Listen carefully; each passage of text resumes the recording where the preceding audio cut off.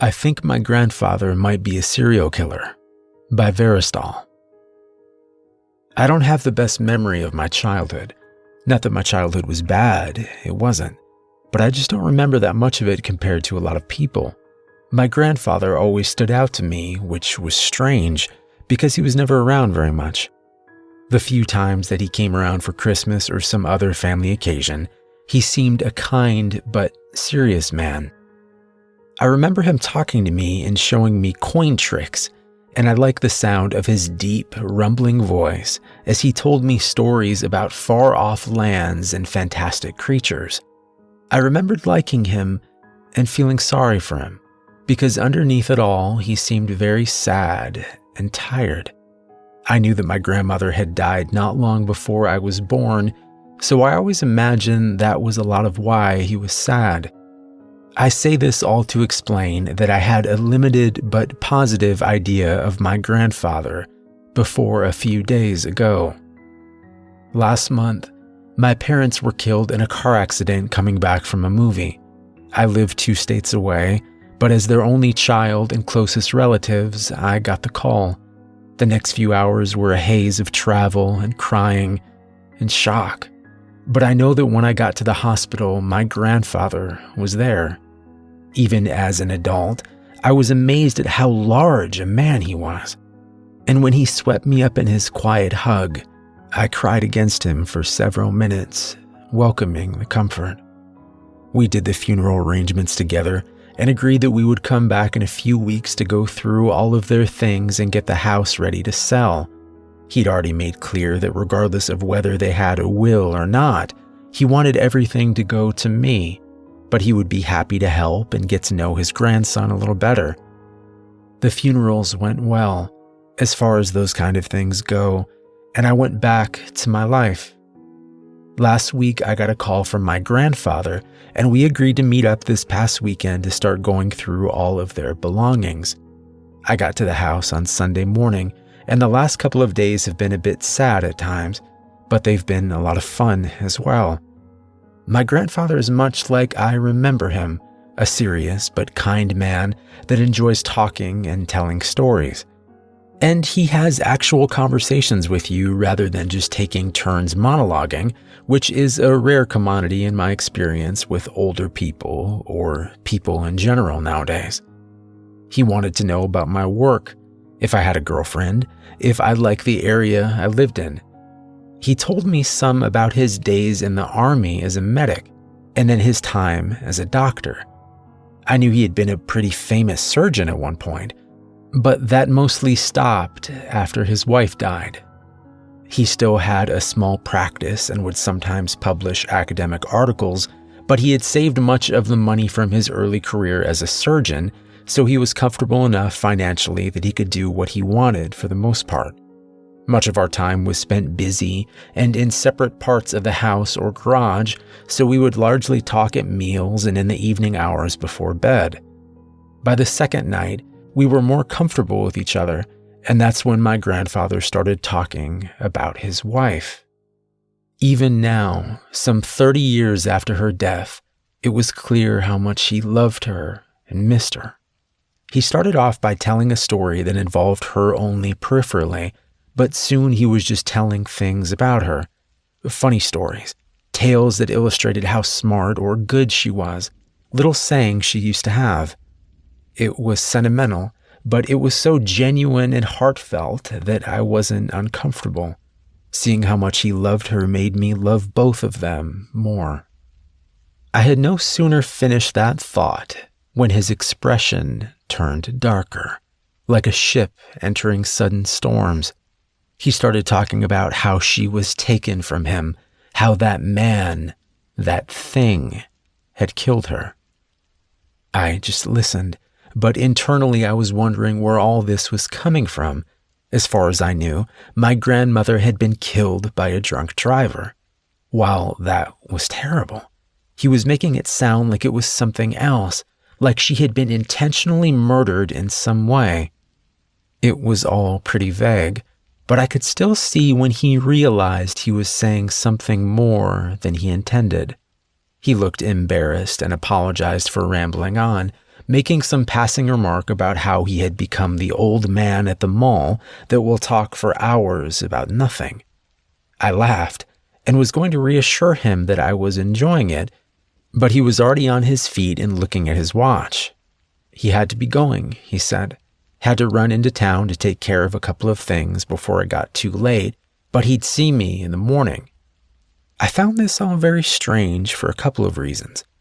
First, we had just gone to town earlier that day and bought supplies and groceries to last at least a couple more days. Second, it was nearing 10 o'clock, and aside from a gas station or bar, I doubted much would be open in the closest town, which was relatively small and a good 30 minutes away.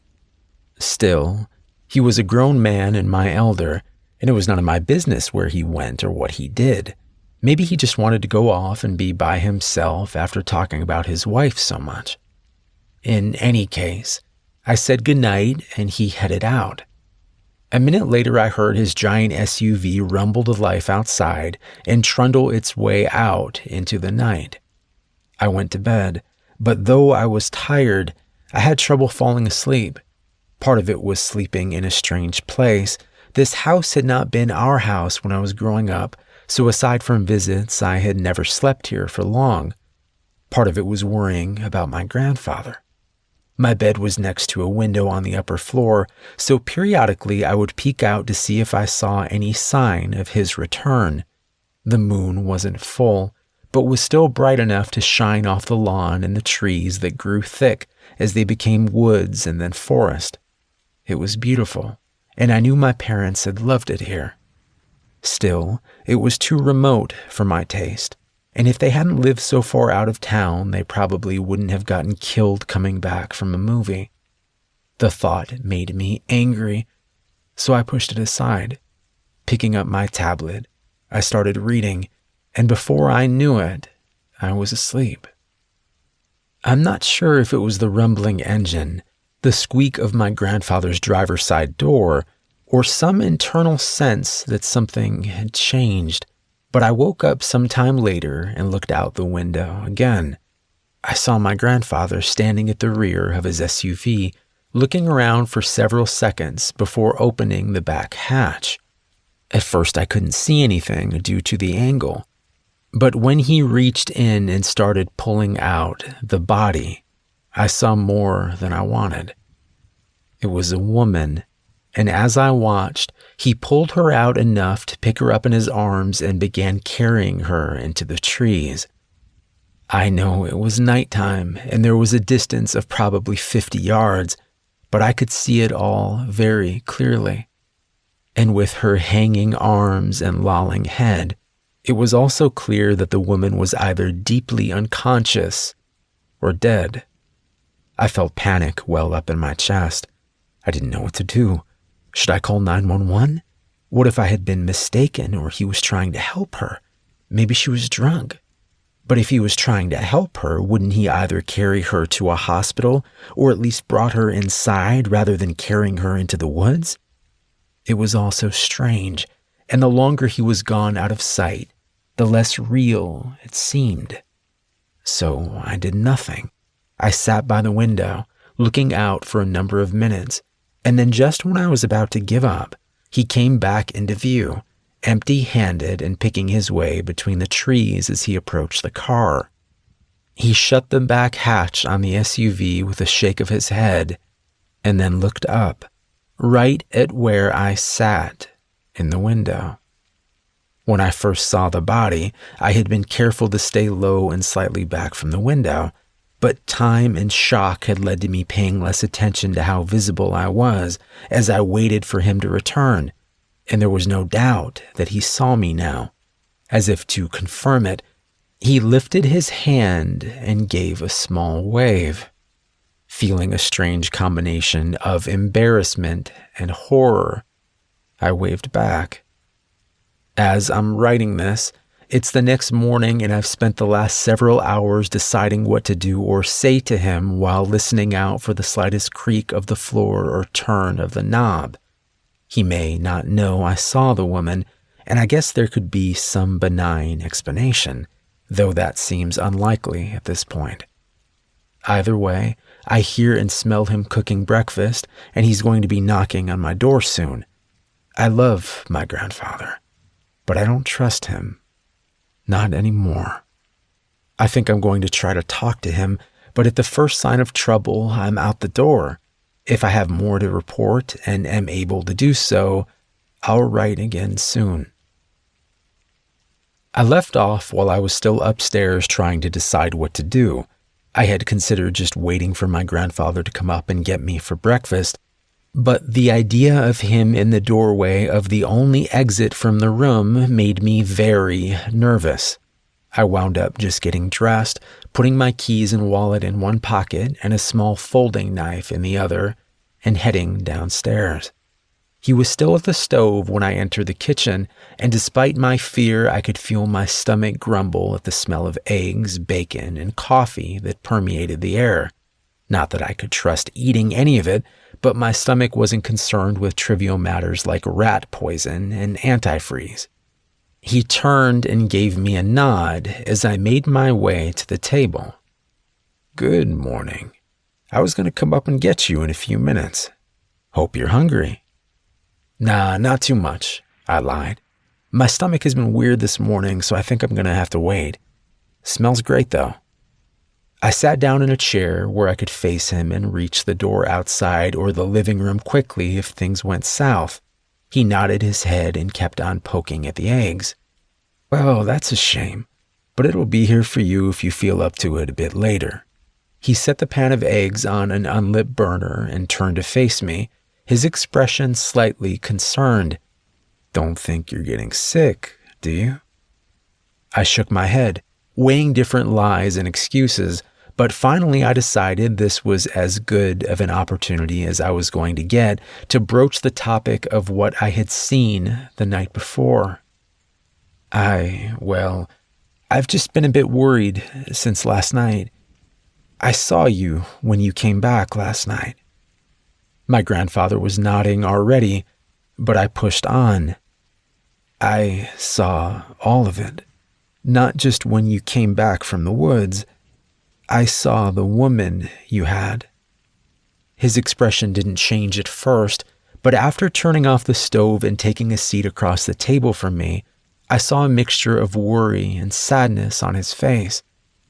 "I thought you most likely had, and I know how something like that must look. I didn't want to frighten you by approaching you about it, and if I'm honest, I was hoping you had missed the first part. Not the way I wanted you to find out about all this." He rubbed his mouth and gave a nervous smile.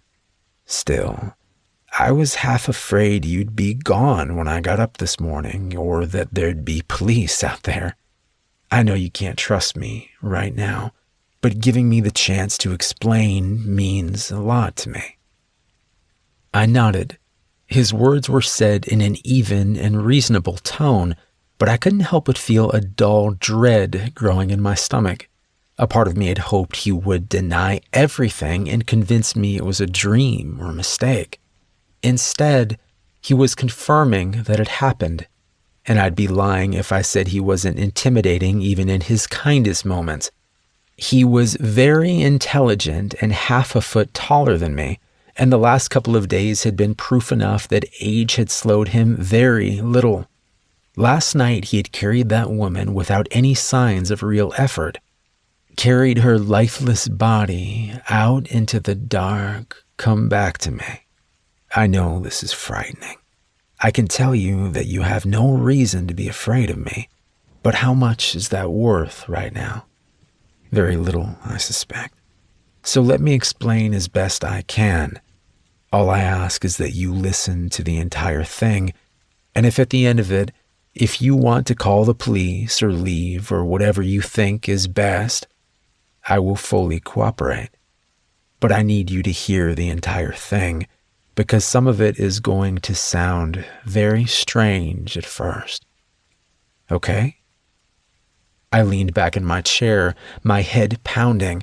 This was the point where I had to make a decision to give him a chance or not, whether to risk myself even more or not. On the one hand, I could run and call the cops. On the other, I could hear him out, and in theory still do that if I didn't like or believe what he told me. Still, where did we put the tape? When he raised an eyebrow, I shrugged. I'll hear you out, but I want you taped to that chair before we start. I can't risk this being a trick or you deciding it's not going your way and you want to attack me. I could see the hurt in his eyes, but I pushed past it. I want to believe you, to trust you, but you know it's the smart thing to do on my end. He nodded. It is. I'm proud of you for thinking of it. I just hate it comes to that. But that's my fault, not yours. It's in the living room. I think on the table by the sofa. Standing up slowly, I backed into the living room and grabbed the tape, fearful for the 5 seconds he was out of sight. But he was waiting in the same spot when I came back in, and he sat still while I put layers of tape around his chest and arms, securing him firmly to the back of the wooden chair he sat in.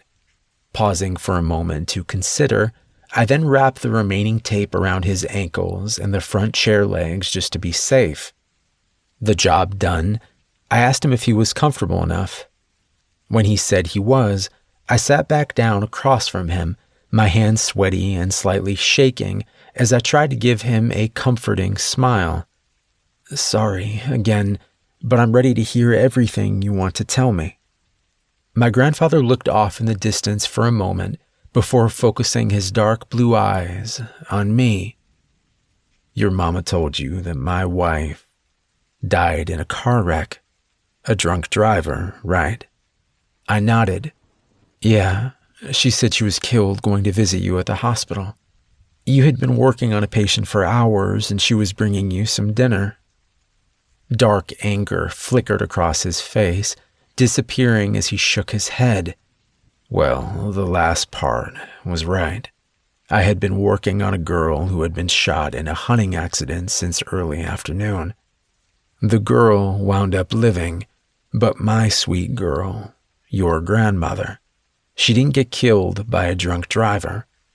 She was taken as she was getting out of her car at the hospital, brutalized and torn apart, with what was left of her being found in a field 10 miles away. His voice grew rough and crackled with emotion as he spoke. I didn't even know anything was wrong at first, but someone found the covered dish she was bringing me in the parking lot, dropped and broken. They figured out it was her car, and then they came to me. I had just finished the surgery an hour earlier, but still had another 5 hours on my shift. So I went to take a nap, thinking she would wake me up when she got there. Instead, it was one of the admins asking if I had seen my wife that evening. He spread his hands out on the table, long-fingered and steady even at his age. Staring at them, he continued, Your grandmother was a smart woman, a good woman. Sure, things were safer back then than they are now, but it wasn't like no one ever got hurt or killed. Even in a smaller town like we lived in, it happened. But she had no real enemies, and she was always careful when she traveled anywhere. My point is that no one would have easily gotten a jump on her.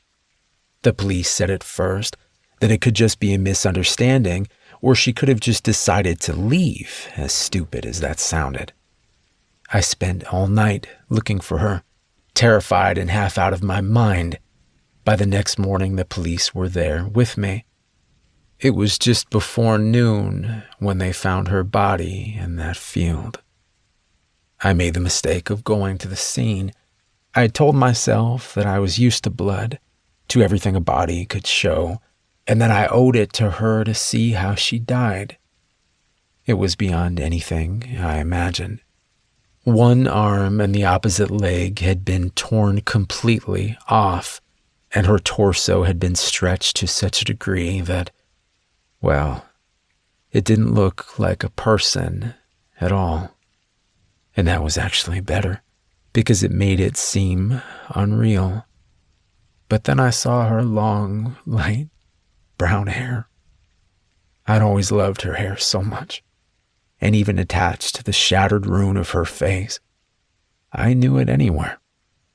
It was remarkably clean compared to the rest, as though someone or something had taken great care not to mess up or soil that pretty hair. That thought is what broke me, I think. I don't remember much for the few days that followed. I know I was at her funeral, but I couldn't tell you anything about it. When I finally resurfaced from whatever stupor I was in, I was sitting at home with my brother and his wife. They were trying to keep me company. We were watching TV, I think. I wanted to scream at them, to yell and make them understand that this was all pointless now, that my life was over, that everything was over. So why were they trying to prolong things? Instead, I just told them that I appreciated their help and attention, but that I knew they needed to be getting back home and I needed time to myself.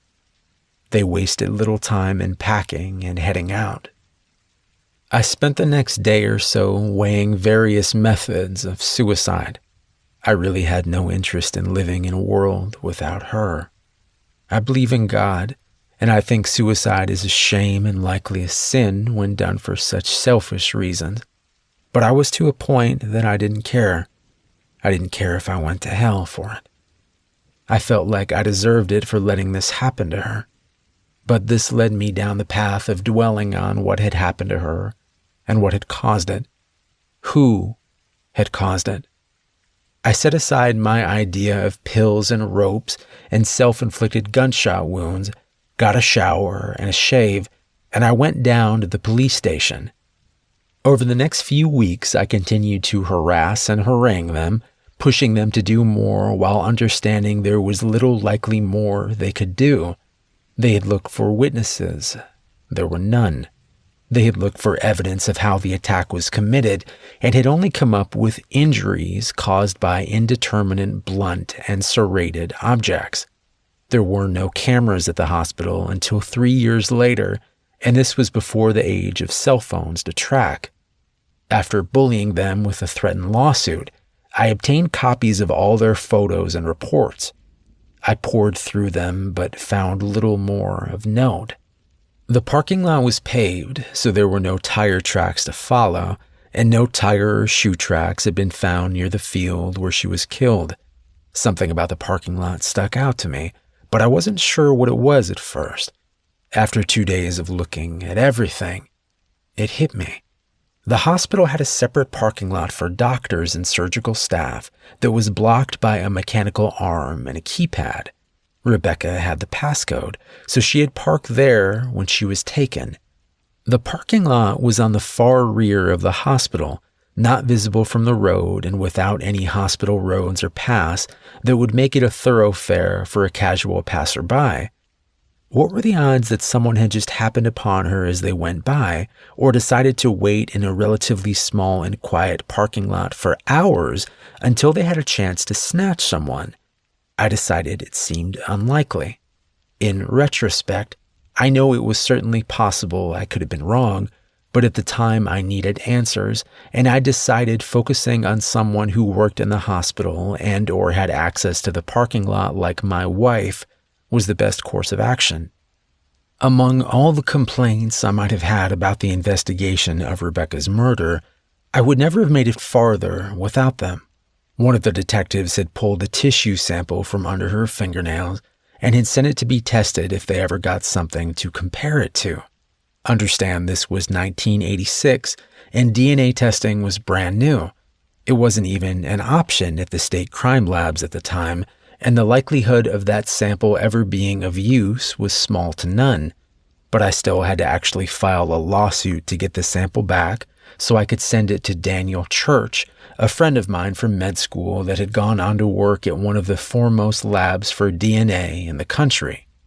He couldn't do tests for me officially, but he knew what I was going through and agreed to help as much as he could in an unofficial capacity. The main thing that he needed was viable samples from a suspect for comparison. Fortunately, that was the easy part. Hospital policy required all operating room doctors and staff to have semi-annual blood work both as a check for any substance abuse issues, as well as a screening mechanism for any potential infectious disease. After testing, the remainder of those samples were stored until the next round of tests 6 months later. The tests weren't all done at once, of course, but at any given time there were 23 samples cooling in a fridge in the serology lab. So I pulled some from each of them and sent them to church. He called me 2 days later, his tone grave. He asked where I'd gotten so many samples so quickly, and what I was getting him into. I told him I wasn't getting him into anything. At most, he was running some DNA tests with no indication of who was being tested or why. And if anyone ever asked me, I hadn't seen or heard of him since we graduated 15 years earlier. I could tell he was still troubled, but after a long silence, he agreed to run the test. The next 5 weeks were excruciating. DNA testing was much slower back then, and I understood he was having to go slower than normal to do it in a clandestine manner. Still, every day I was constantly waiting for the phone to ring, and when it finally did, I could hardly hear church over the frantic thudding of my own heart. I asked him to repeat what he had said. The tissue you first sent is a match to sample 17. It's from that person or their identical twin. I thanked him and hung up the phone. I had sent him numbers instead of names on the samples, but I knew whose was whose by heart at this point. Sample 17 belonged to an orthopedic surgeon at the hospital, Marcus Salk. He was a chubby, middle-aged man that was always telling jokes and had a reputation as a good doctor. I didn't know him well, but I had always gotten along with him fine. Why would he do this?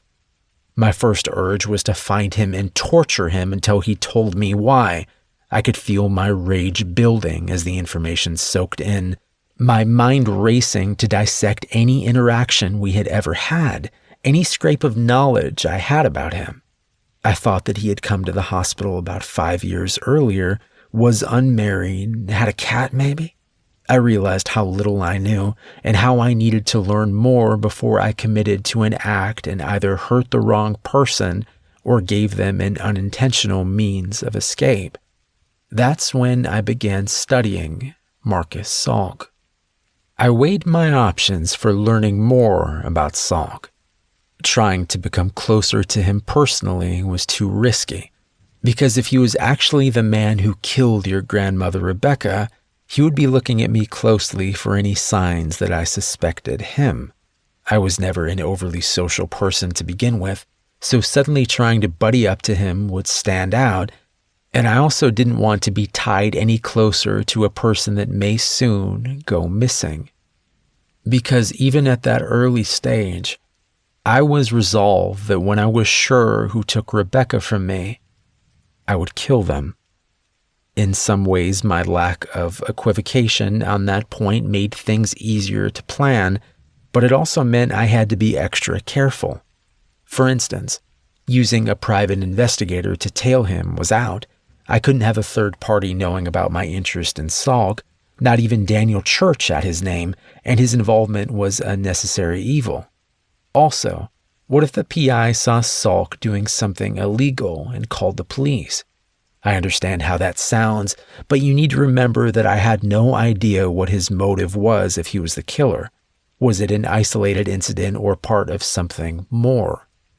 The brutality in the transporting of the body to the field pointed towards someone who had possibly killed before, but the inherent risk in taking someone from the place you work, even in a small and isolated parking lot like that, made me wonder if he was either an amateur or at very least impulsive.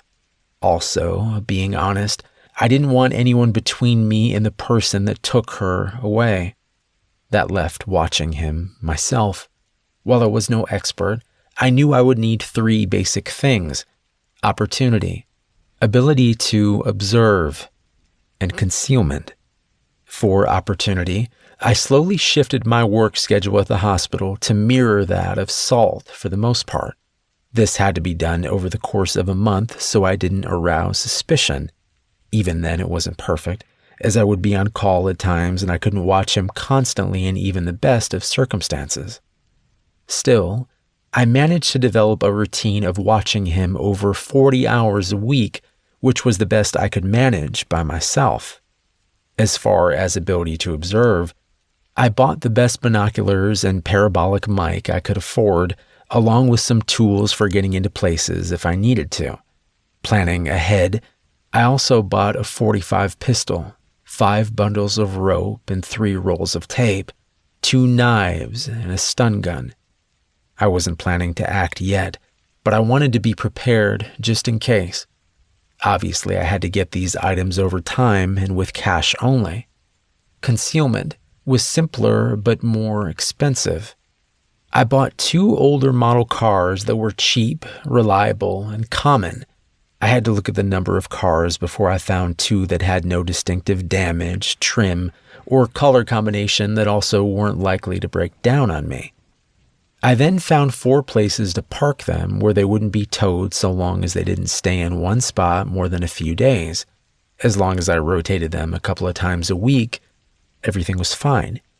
I considered disguises, but I saw too many pitfalls. If I got pulled over, it would look suspicious. If Salk saw and recognized me in some getup, it would alert him right away when coincidence might explain us intersecting otherwise. I also wanted to keep up with any similar killings that might have occurred, and this was before the World Wide Web, so that meant newspapers. I got a dozen subscriptions from a roughly 500-mile radius around and began pouring through them looking for murders and disappearances. By the time everything was in place, 2 months had passed from when I got the DNA results. The first night I set up down the street from Salk's house, I felt a stir of excitement mixed with my constant sadness and rage. The preparations of the last few weeks had preoccupied my thoughts somewhat, but it had done nothing to ease my sorrow or cool my anger. Sitting in the shadows on that quiet neighborhood street, I strained at every sound and movement like a racehorse waiting for the gate to drop. Just let me have something to confirm what this man had done so I could set to tearing him apart. But of course nothing happened that first night or the nights that followed. I would trail him from his home to the store, to the movies, to a coffee shop, where a bored girl 20 years younger than him tried to gamely fend off his awkward flirtations. Between the binoculars and the mic, I could see and hear a surprising amount, and as time went on, I got better at positioning myself at the best angles while hopefully staying inconspicuous. 3 weeks in, and I felt like I knew Salk fairly well. He seemed to be a lonely but harmless man that did nothing out of the ordinary. But, of course, that was outside Salk. I needed to see what inside Salk looked like. I had explored the exterior of Salk's house one day when I knew he wasn't there a month ago, and the safest place to enter seemed to be the back door. I had ordered a pick set and the same model lock as he had, a cheap 4-pin lock with no security pins. I had actually read a book on lockpicking when I was a kid, but I had been reading more lately in preparation for this. I practiced on the duplicate lock for hours, mainly using a small tension tool at the bottom along with a rake pick to trigger the pins. I knew the real lock would be keyed differently, of course, but with practice I could unlock the dupe in less than 30 seconds. I picked a rare night that he was working and I was not, and then I went to his house. Parking 2 streets over, I cut through backyards quietly, wincing at the bark of a nearby dog. As I crept across his yard and onto his back porch, I had an image of him popping out of the door with a shotgun lowered at his chest. I shook off the thought and crouched down at the door to begin picking. Every scrape of metal sounded enormous in the still night air, and I soaked my shirt with sweat in the 2 minutes it took me to open the lock. Without hesitating, I swung open the door and eased inside. The air inside was stale and cool, with a faint smell of cleaning agents and paint the only notable aromas. I was entering through the kitchen, which was very clean but also completely bare. No food, no furniture, not even appliances aside from an oven that looked rarely used. I knew the house should be unoccupied, but I still moved quietly and made sure that my small flashlight stayed well below any windows. Moving farther into the house, I found empty room after empty room. No furniture or boxes or decorations.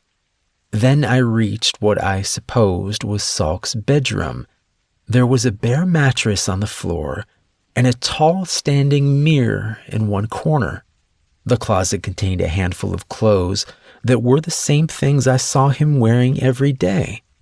I saw something on the mirror, and I went back to it. It was a picture of Salk, 10 years younger and 50 pounds lighter. He was at the beach with a woman, and they were in some kind of joking volleyball jock pose. He looked like he was really happy in the picture, and it lit his... I heard the front door click and froze. It was unlikely it could be anyone other than him, and regardless, I didn't need to be caught in his house. I went to the second closet in the room, fearing I would find it full with items he regularly used. Thankfully, it was empty, and I eased the door closed a moment before he entered. I could see some through the levered closet door, the wooden slats providing the little slashes of vision as he moved around. My heart pounded as he opened the other closet and hung up his jacket before changing clothes. I found out later he had asked for a half shift at the last minute, which explained how he was home 6 hours early. Apparently he had decided to make the most of his evening because he was dressing to go back out. In blue jeans and a t-shirt, he looked almost normal, except for when you saw his face. It was completely devoid of expression as he silently moved around the room. After putting on different shoes, he stood in front of the mirror, staring at himself, motionless, for several minutes. His stillness was almost mesmerizing. When he finally moved, I almost jumped. He was reaching for the picture, holding it closer and studying it before studying his own face again. His eyes went back and forth, as a facsimile of the smile in the picture took form on his face. Watching the expression's slow birth across his lips was weirdly grotesque, but worse was the realization that came with it. He was practicing. He was practicing how he should look when he smiled. As I watched Salk study himself in the mirror, I kept waiting for some sign he knew I was there. A glance in my direction or some indication he was preparing for a fight. But there was none. He continued to practice smiling for a few more moments, and then he replaced the photo on the mirror and left the room. When I heard the front door open and shut again, I assumed he'd left.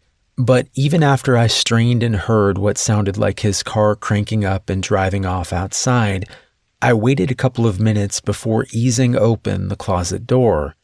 I was tight with tension, with every creak of the floor sounding like a gunshot in my ears.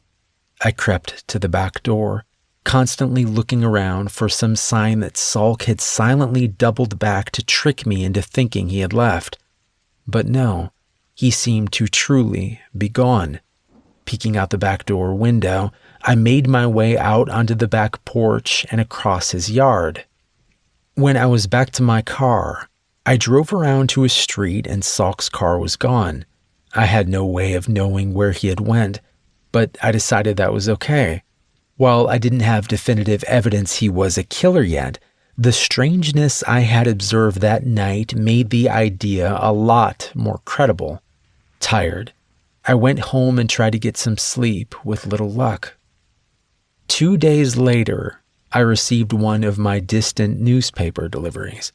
A 20-year-old girl had gone missing the night I had been in Salk's house, and he had left for parts unknown. It was nearly 200 miles away from here, but based on the timeline of when she was last seen, he would have had plenty of time to get there if it was him. Even not knowing if he were to blame, I felt terrible, responsible. If I had done better, been smarter, I could have stopped him already, or at least tracked him so I would know if he had gone to the girl's town or not. As it was, I was left with continuing to observe. That and trying to find out more about Marcus Salk from his past. I pulled his file in the admin office at the hospital and found that prior to coming to our town, he had been at a hospital outside of Olathe, Kansas for a number of years. Not much other information behind his curriculum vitae, which contained nothing out of the ordinary for an orthopedic surgeon.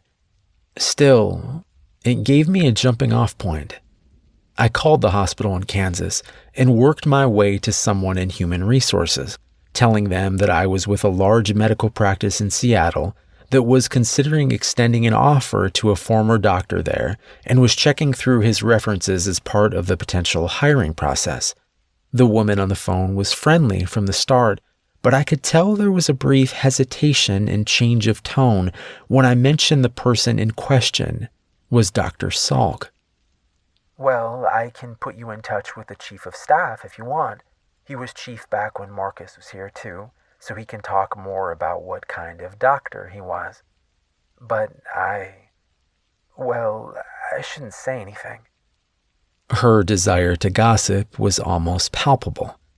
I understand, and I'm not trying to put you in a bad spot, but I don't want to make the wrong choice on the guy either, so anything you could tell me would be off the record.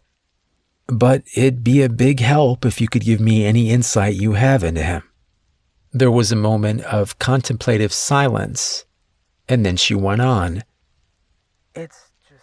Look, Marcus was a nice guy when he first came here, right? Joked around a lot, patients loved him. He had a sweet wife and he fit right in. Then him and his wife go on vacation to Europe one summer. This was 6 or 7 years ago now. And when they got back, he was different somehow. Different how?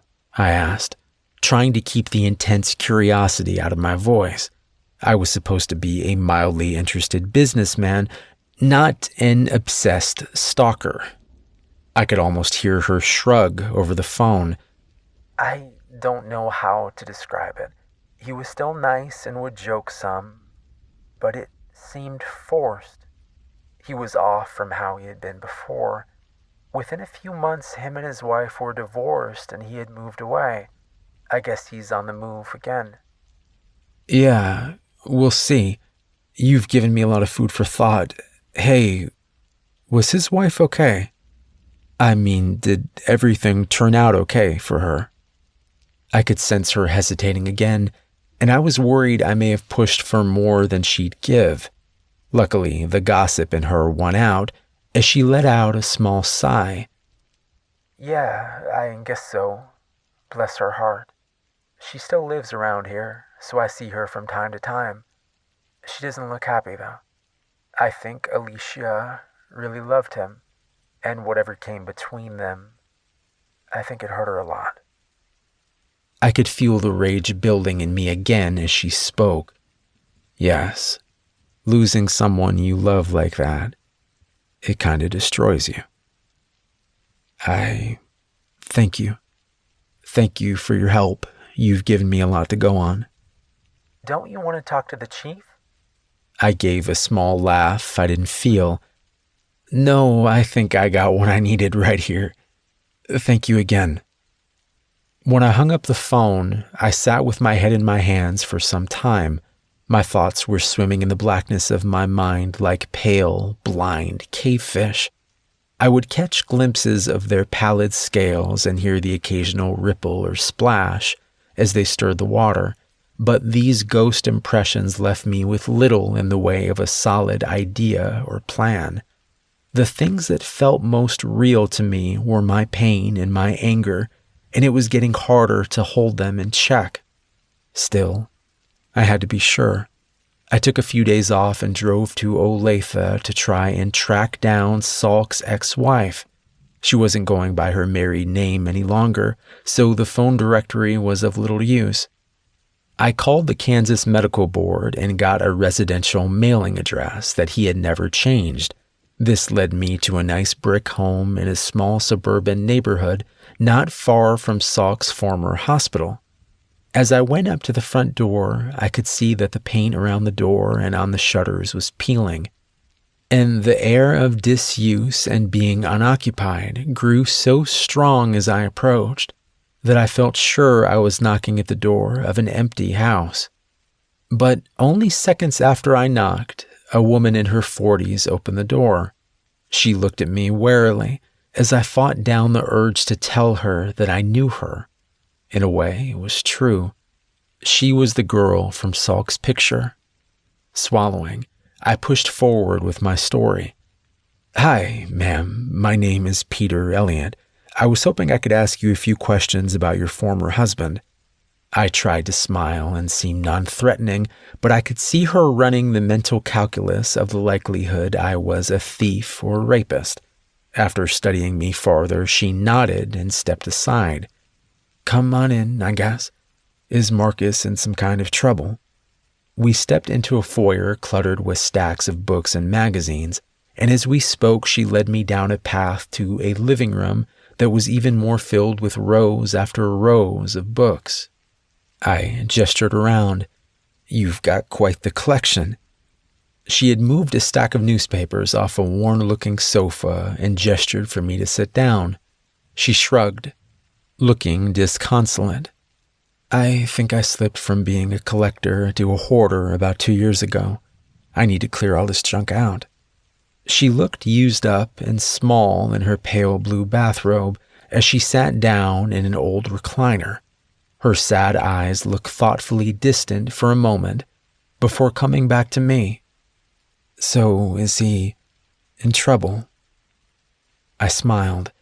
"I don't know yet, honestly. I'm just looking for him for an interested party, and my understanding is that the two of you were together for years."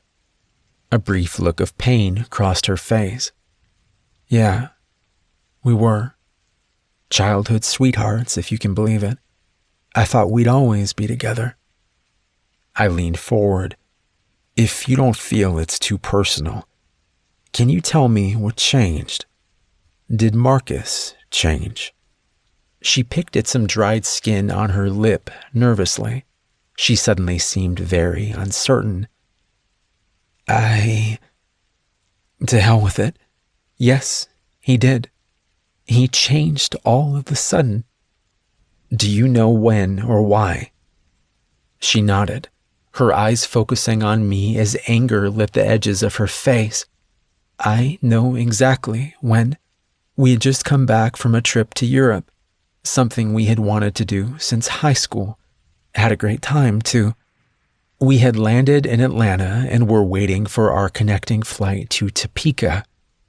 That's when he got sick." "Got sick?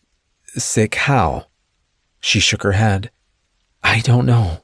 He had gone to the bathroom near the terminal, and when he came back, he said he didn't feel well. His head and neck were hurting a lot. He felt nauseous. By the time we landed in Kansas, he said that it had passed, but..." She sighed. "This is pointless. You won't believe anything I'm going to tell you anyway." I grimaced slightly. "I will. Please. I can't go into detail, but this is really important, and I'll listen to anything you tell me with an open mind." She looked at me for several minutes, again weighing. Finally, she nodded and went on. "He was different from then on. At first I thought he was just sick or jet-lagged. Then I thought he was stressed or having a midlife crisis. But those were all just excuses, really. Because I was thinking it from the night we got home from the airport." "Thinking what?" "That it wasn't Marcus anymore." She held up a hand. "I know how that sounds, believe me. But I knew that man. I had known him and loved him since I was 10. It was like whatever happened between us landing in Atlanta and taking back off, it swallowed him up.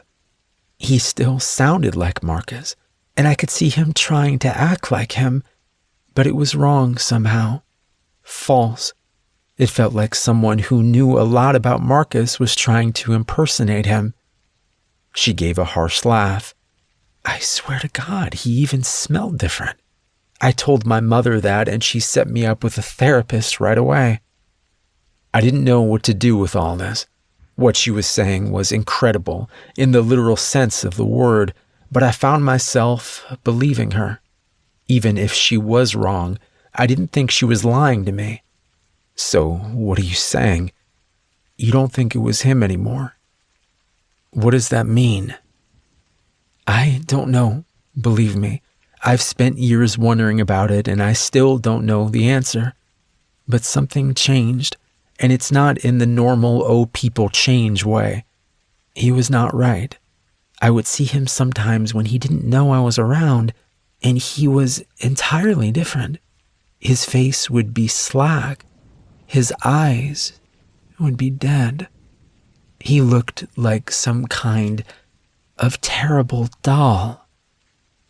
I thought about the night in the closet and suppressed a shudder.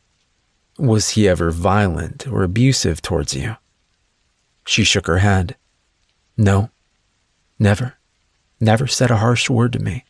Actually had less of a temper than he had before, but he'd always been sweet back when he was himself, too. She rubbed at her eyes for a moment before continuing. But it didn't matter. I tried talking to him about it at first, tried to see if I could help, but when I finally accepted that it wasn't him anymore, I found myself just getting more and more withdrawn, more and more afraid of him. What made you afraid of him?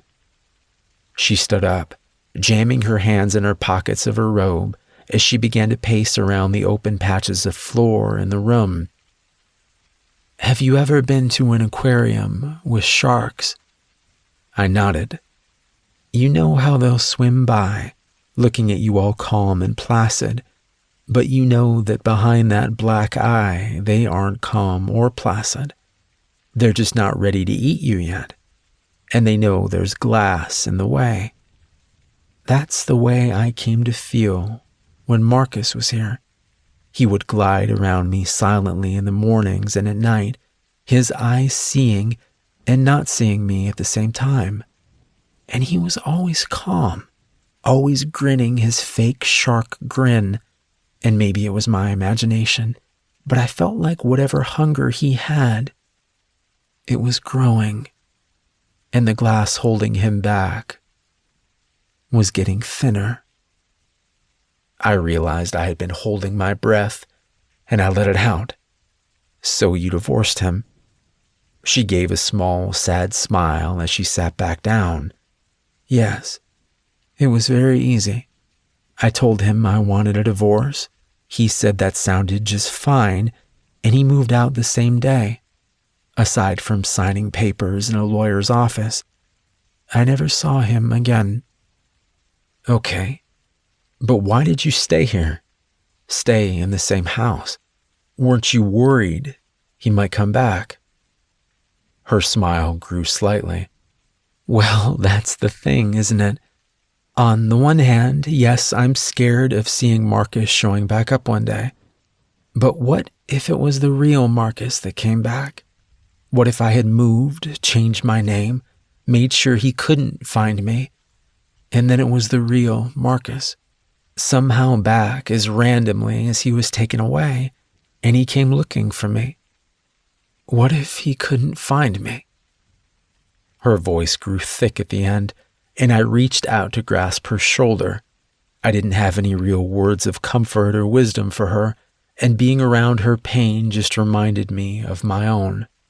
Standing, I looked down at the girl that had once been Alicia Salk. It made me hate Marcus even more to see what he had done to her. I don't have any easy answers for you, Alicia. I don't think that Marcus, your Marcus, is coming back. I don't know if that helps or hurts you, but maybe it'll make it easier for you to move on." She looked up, her expression bitter. "It doesn't help, and I know you mean well, but I'd like you to leave." I nodded and headed outside.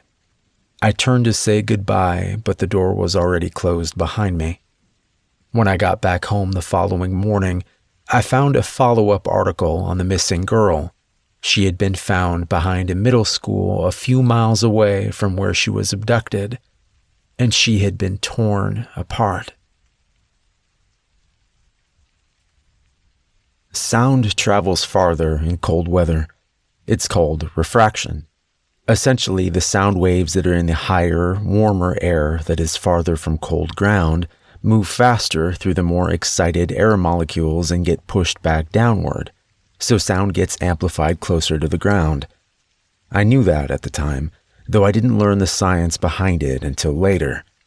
That night, I was just wondering how far away the screams of the little boy were coming from. It had been 5 weeks since I'd returned from Olathe, and in that time I had found out little new beyond some information about the last girl who had been killed. A pretty blonde girl in her sophomore year of college. She had 2 parents and a brother that the newspapers bled for grief and drama for a couple of weeks before moving on to the next tragedy. But it wasn't over for them. It would never be over for any of us. It would have been an easy thing to add their imagined pain to my own and use it all as the justification I needed to end this now, to end him now. But for all my circumstantial evidence, I had nothing definitive. Even the DNA from your grandmother's nails, while compelling, didn't eliminate any other explanation. And given what I intended on doing to him, I needed to be sure. I had stayed busy in the intervening weeks, both in surveilling Salk and my work, as well as in more fully preparing for when I finally took him, if it came to that. I purchased, again, slowly and with great discretion, a variety of medical supplies and tools. I found an old moving truck from a defunct company that I got cheap with cash. The container body of that truck is where I set up Salk's room. I bolted a table to the floor and attached straps and chains to it. I attached lights to the interior corners of the container and added a row of shelves and a chair to one side. I even welded an IV stand to the wall so I could keep him fed with whatever cocktail of saline and drugs I needed to keep him alive. I planned on torturing him for a long time, and I didn't want him dying from shock or infection. I told myself I was going to do all these things to get information, to get answers to the hows and whys of what he had done, but that was only partially true. In my heart of hearts, I knew I was going to do it whether he gave me answers or not. I hated that part of myself, but if I was going to control it, I had to accept it. So I prepared the room Salk would slowly die in, while salving my conscience with the knowledge that I was being thorough and fair before I took him. Of course, that's not how things played out. One night, the night of the screams and so much more, I was watching Salk's house with the dull-eyed enthusiasm of a sentry who always guards the same post. I had been there for close to 8 hours and was close to packing it up to go get some rest when Salk suddenly came out of his house and got in his car. This was strange for him. It was nearly 8 in the evening, and he never left the house after 6 except for the time I had been in the closet, the night the girl was taken. Feeling my pulse pounding in my head, I waited until he was almost out of sight, and then I pulled out and began to follow him. We drove for well over an hour, and despite the darkness of the hour and the other cars on the road, I couldn't help but feel conspicuous. I hung back as much as I dared, but I couldn't risk losing him again. After going through town and traveling up the interstate over 80 miles, he got off at an exit full of rundown shopping centers and closed restaurants. At first, I thought he had a particular place he was headed, but he just turned into the first large parking lot and began cruising through it at a low speed, even circling around the backside of what looked to be a defunct electronics store and a couple of clothing outlets. After he had made a complete circuit, he moved on to the next one, and then the next. Once I understood what he was doing, it made it easier for me to hang back and observe. I would stay up near the street and park, waiting for him to finish looking for whatever or whoever he was looking for before easing back behind him and into the next lot. It was nearly 10 now, and many of the places were closed, but there were still enough cars around that I should have been hard to notice at such a distance. That distance was a mistake. We were in the fourth parking lot, and as I waited for him to come back around from driving the backside of the grocery store and smaller stores that made up this latest decaying shopping center, I realized I was taking too long. I put the car back in drive and eased around to the back, mimicking the direction he had gone. As I turned the corner, in the distance I saw him shoving a boy of around 10 into the car. I began to speed up, but he was fast and far away. By the time I reached where the boy had been taken, Salk was already pulling out onto some back road that led away from the lot. I followed, abandoning any pretense of stealth now. I worried that me chasing him could cause him to hurt the boy sooner rather than later, but I had to take the chance. If Salk got away, the boy was going to die.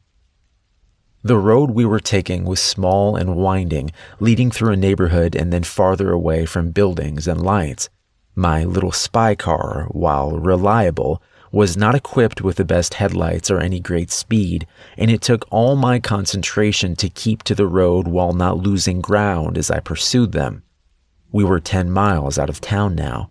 Fields of lightly frosted farmland reflecting the ghost glow of winter moonlight as we threaded our way through the darkness. We passed a home that was brightly lit with twinkling colored lights and molded plastic reindeer, and it occurred to me that Christmas had been the week before and I hadn't noticed. Farmland began to give way to woods, and I noticed with rising panic that I was running low on gas. Enough to get back to town, to get the boy help, but just barely. This needed to end now. I stomped the pedal as far down as it would go, and the car jumped forward with a protesting whine. I wasn't sure how long I could maintain this speed without wrecking or the engine blowing up, but I didn't need long. Gripping the wheel tightly, I readied myself as the nose of my car reached within a foot of Salk's back bumper. At the next curve, I moved into the left lane long enough to gain half a length more, then swung the front fender of my car into his back tire. The effect was immediate. He began to spin out, but then so did I. I tried to regain control of the car, but it was too late. I jumped the shallow ditch on the right side of the road, and then everything went dark. When I woke up, my car was somehow still running, its hood crumpled from going head-on into a medium-sized maple tree. Judging by the car clock, only a few minutes had passed, but that was more than enough time for Salk to get away. I tried to look out my window, but it was fogged up beyond any visibility, so I just opened the door and slowly got out. My head was swimmy, and I had a small gash where I'd hit my head on the steering wheel, but otherwise I seemed okay. Steadying myself against the car, I looked around and saw Salk's car wrecked in the far deeper left ditch 50 feet down the road. The front doors to the car were open, and there was no sign of anyone.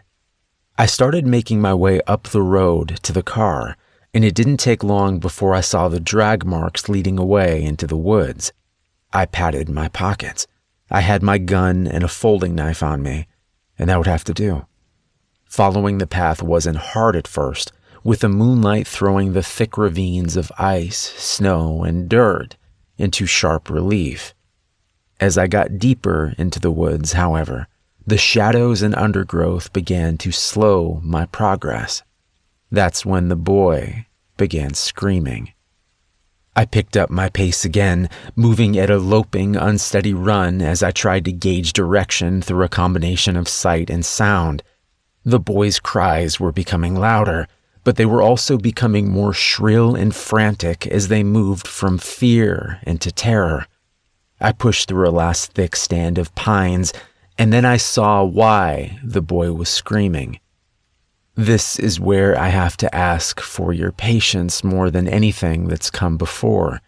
I understand I'm giving you a great deal of detail to explain everything fully, but despite the strangeness of much of it, I don't know that anything so far has fallen entirely outside of what you understand as possible. This next part, I will do my best to describe it, but you need to understand that I will fail to really do it justice, and it will sound unbelievable. Just try to bear with me as best you can. I pushed through those trees and stumbled into a small clearing, the cold white moonlight shining down like a spotlight over the scene. The boy, he looked closer to 8 now that I was closer, was down on his back and trying to scramble away from the thing towering over him. Salk was nowhere to be seen. As for the thing itself, it stood on 2 legs and was half again as big as a man. From behind, I could see its legs were digitigrade, like the legs of a dog or cat, though they reminded me more of rat legs. It had no tail, I could see, but just relatively small hips that swiftly expanded into a large, muscular torso. The back of the torso was largely covered with matted gray hair, though it became patchy and seemed to transition into some kind of black chitin as it moved towards the head. I took all of this in quickly and while still moving forward slowly. Then it turned to face me. Its head was a strange mix of reptile and insect, reminding me of a cross between a large beetle and a snake. A hard black shell hooded a long face set with burning yellow eyes and a mouth full of long, curved teeth. The strangest thing about it was its arms. They were different from each other. One was heavy and thick, made out of that same black material and shaped like some kind of savage club that tapered to a spiky lump at the end. The other was a slender, furry hand with fingers that were long and almost graceful looking, each tip punctuated by a hooked claw. As it regarded me, I involuntarily took a step back. My mind was having trouble reconciling what it was seeing. How was I supposed to deal with something like this? Still, I had to try. I fumbled and pulled the gun from my coat pocket, leveled it at the creature, and fired. I saw the round strike just before hearing the wet thudding sound it made. The creature seemed unfazed. I fired again and again. I emptied 13 rounds into that thing, and it didn't stagger, didn't bleed. It just took it without complaint. Then I realized it was making a sound after all. It was low at first, and I couldn't identify it. When I did, I felt my bowels loosen. It was laughing. The sound was terrible, like wet meat and rocks being tumbled in an old dryer, but I could tell that's what it was. Whatever this thing was, it was laughing at me. I looked back to the child who had been transfixed by all of this, and I yelled for him to run. I still don't know if that is what killed him, and I try to tell myself he was going to die regardless, but as I yelled, the creature turned back to him and brought its massive club arm down on his stomach. The boy, well, he burst open. The arm was brought down a second and a third time, but he was well dead before then. The force from the blow shattering his bones and sending jets of blood and ruined flesh shooting off in streams from the point of impact. The thing turned back to me, still laughing its awful laugh, and I swear I could see that mouth of knives smiling at me. So I ran. My mind was half gone at this point, and I can't say that I was even headed back towards the road. Over the sound of blood in my ears, I could hear the terrible thudding crash of the monster pursuing me. I tried to go faster, but my vision was beginning to swim, and I found myself struggling to keep my feet. I felt more than heard its hot, ragged breath on my back, and I was turning to try to fight it off, but suddenly I was flying through the air. Pain flared through my neck and shoulders as I struck something hard, and then I was out again. When I came to, I was in a room of some kind. It looked like a basement, with cinder block walls and the musty air of disuse. The room was fairly large, stretching out into a darkness that was not illuminated by the single pool of light the overhead bulb afforded. I was tied in a chair, ropes at my wrists and ankles, bungee cord around my chest. I tried to rock the chair, but it was either very heavy or secured somehow, because it didn't budge. Next, I tried to listen for any sign of noise, any clue as to where I was or who might be around. Nothing. Finally, I went back to studying my surroundings, peering into the dark for any farther information I could find. That's when I saw his eyes. Salk's eyes were reflecting the light from the overhead bulb, and as I stared into the blackness, I could slowly make out his still form. He said nothing, but after another few seconds of studying me, he stepped forward into the light, his eyes still fixed upon me. He was smiling, and it looked very genuine. "The reason you're alive, in case you were wondering, is I need to know what you know and who you've told." Salk's voice had lost any forced jocularity that I was used to hearing the times we intersected at the hospital. He stood in front of me, hands on his waist and the unpleasant smile still on his lips, as though he was getting ready to punish an unruly child and savored the idea. "I understand you can lie, and I understand that torture is not foolproof. But I have to try, don't I?" I looked up at him, fear and rage warring in my heart. "I know you're a murderer. I know you killed Rebecca." Salk gave me a fake wince as I said her name. "Yeah, that was not my best choice.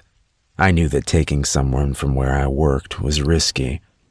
But I needed someone, and she was just there. Like a gift. It was easy at the time, but hindsight is a bitch. If I had known you were going to be a super sleuth, I would have tried to hold off." He smiled again, and I was reminded of Alicia comparing him to a shark. It was apt. But let's move past that. What do you really know? I felt my jaw clenching as anger won out. "Go to hell. I've told you the only thing that's important." The expression fell off Salk's face like rotten meat off a bone. Dead-eyed and silent, he bent down and began pulling off my right shoe. I tried to struggle briefly, but I didn't budge. I needed to save my energy for when I could make it count. My left wrist seemed to be slightly looser. Salk reached back into the pool of darkness surrounding us, and I heard the sound of metal being dragged across concrete a moment before the hammer came into view. He brought the hammer up to my face for a moment, but he didn't ask another question. Instead, he brought the head of the hammer down on my right pinky toe with enough force to burst the flesh and pulverize the bone. I know I screamed, but I don't remember it. I was too concerned with the bomb going off in my head as the pain reached my brain. I felt myself slip towards blackness, and then back out again. My head was spinning as I gasped for breath, and I realized I was flailing involuntarily, as though my body had decided it was time to escape regardless of any plan I might have. With great effort, I slowed my breathing and movement. It was hard to think about anything but the pain, but I had to try and hold on. I couldn't see my foot, but I could tell from the force and the spray of blood that had shot across the floor into the dark that the toe was crushed, if not torn off completely. That meant I would be slower if I had to run, but it might possibly make my foot easier to slip free if I didn't black out. Of course, that was always assuming he ever left me alone long enough for me to try before he had broken me too badly for it to matter. Sulk was snapping his fingers in front of my face, his expression still blank, but his voice cold and angry. Pay attention. This is your next chance. What else do you know? I knew I needed to cooperate at least partially to minimize any danger and slow things down. Through clenched teeth, I muttered, I know you give things to that monster to kill. Or you are a monster. I don't see how you could be, but who knows? That's what else I know. He nodded. So you don't know much, it sounds like. If you're telling the truth, which you probably aren't, but still a good start. He suddenly slammed the hammer down again on my foot a bit farther in. My world exploded into red and black, and this time I heard myself screaming for a moment before I blacked out. When I came to, Sulk was just standing there, arms by his side, bloody hammer in his left hand. His eyes rolled towards me when I opened mine, but he didn't move yet, just stood there, statue-like, watching me for a while as I tried to get my thoughts together. When he spoke, his voice was still flat, but sounded lighter, as though he was happier than he had been before. Glad to see you're back. You're down 3 toes now, I'm afraid. In my expert opinion, they're beyond saving. His gaze flicked down to my feet for a moment. 2 of them are pretty much not there anymore, if I'm honest, but hopefully this is making my point. This is how much I hurt you when you cooperate. Imagine how much worse it'll be if you don't. I know how to break nearly every bone in your body without you dying from it quickly. And while I'm ill-equipped to keep you alive long-term here, I can certainly break you enough that the rot and infection that slowly kills you down in this hole will make this. He waved the hammer towards my feet like the scepter of a bored king. Seem like a pleasure. I was barely listening to what he was saying. I was too focused on trying not to look at his bloody finger. I had been watching him closely since I first woke here, and I hadn't seen any signs of him being faster or stronger than I would expect. If he typically hid some preternatural strength or agility, it seemed unlikely he would hide it now, particularly when he was trying so hard to frighten me. But it wasn't much hope by itself. Even normal Marcus Sulk was perfectly capable of torturing and killing me as he was, to say nothing of that monster I had seen, whether it was tied to Sulk or somehow sprang from the man himself. But then, when I woke up, as he gave his best intimidating monologue and waved his hammer around, I saw it. His right index finger was bleeding. That was the hand he was using to hold my foot when he hit it. That told me 2 things. First, he wasn't especially coordinated.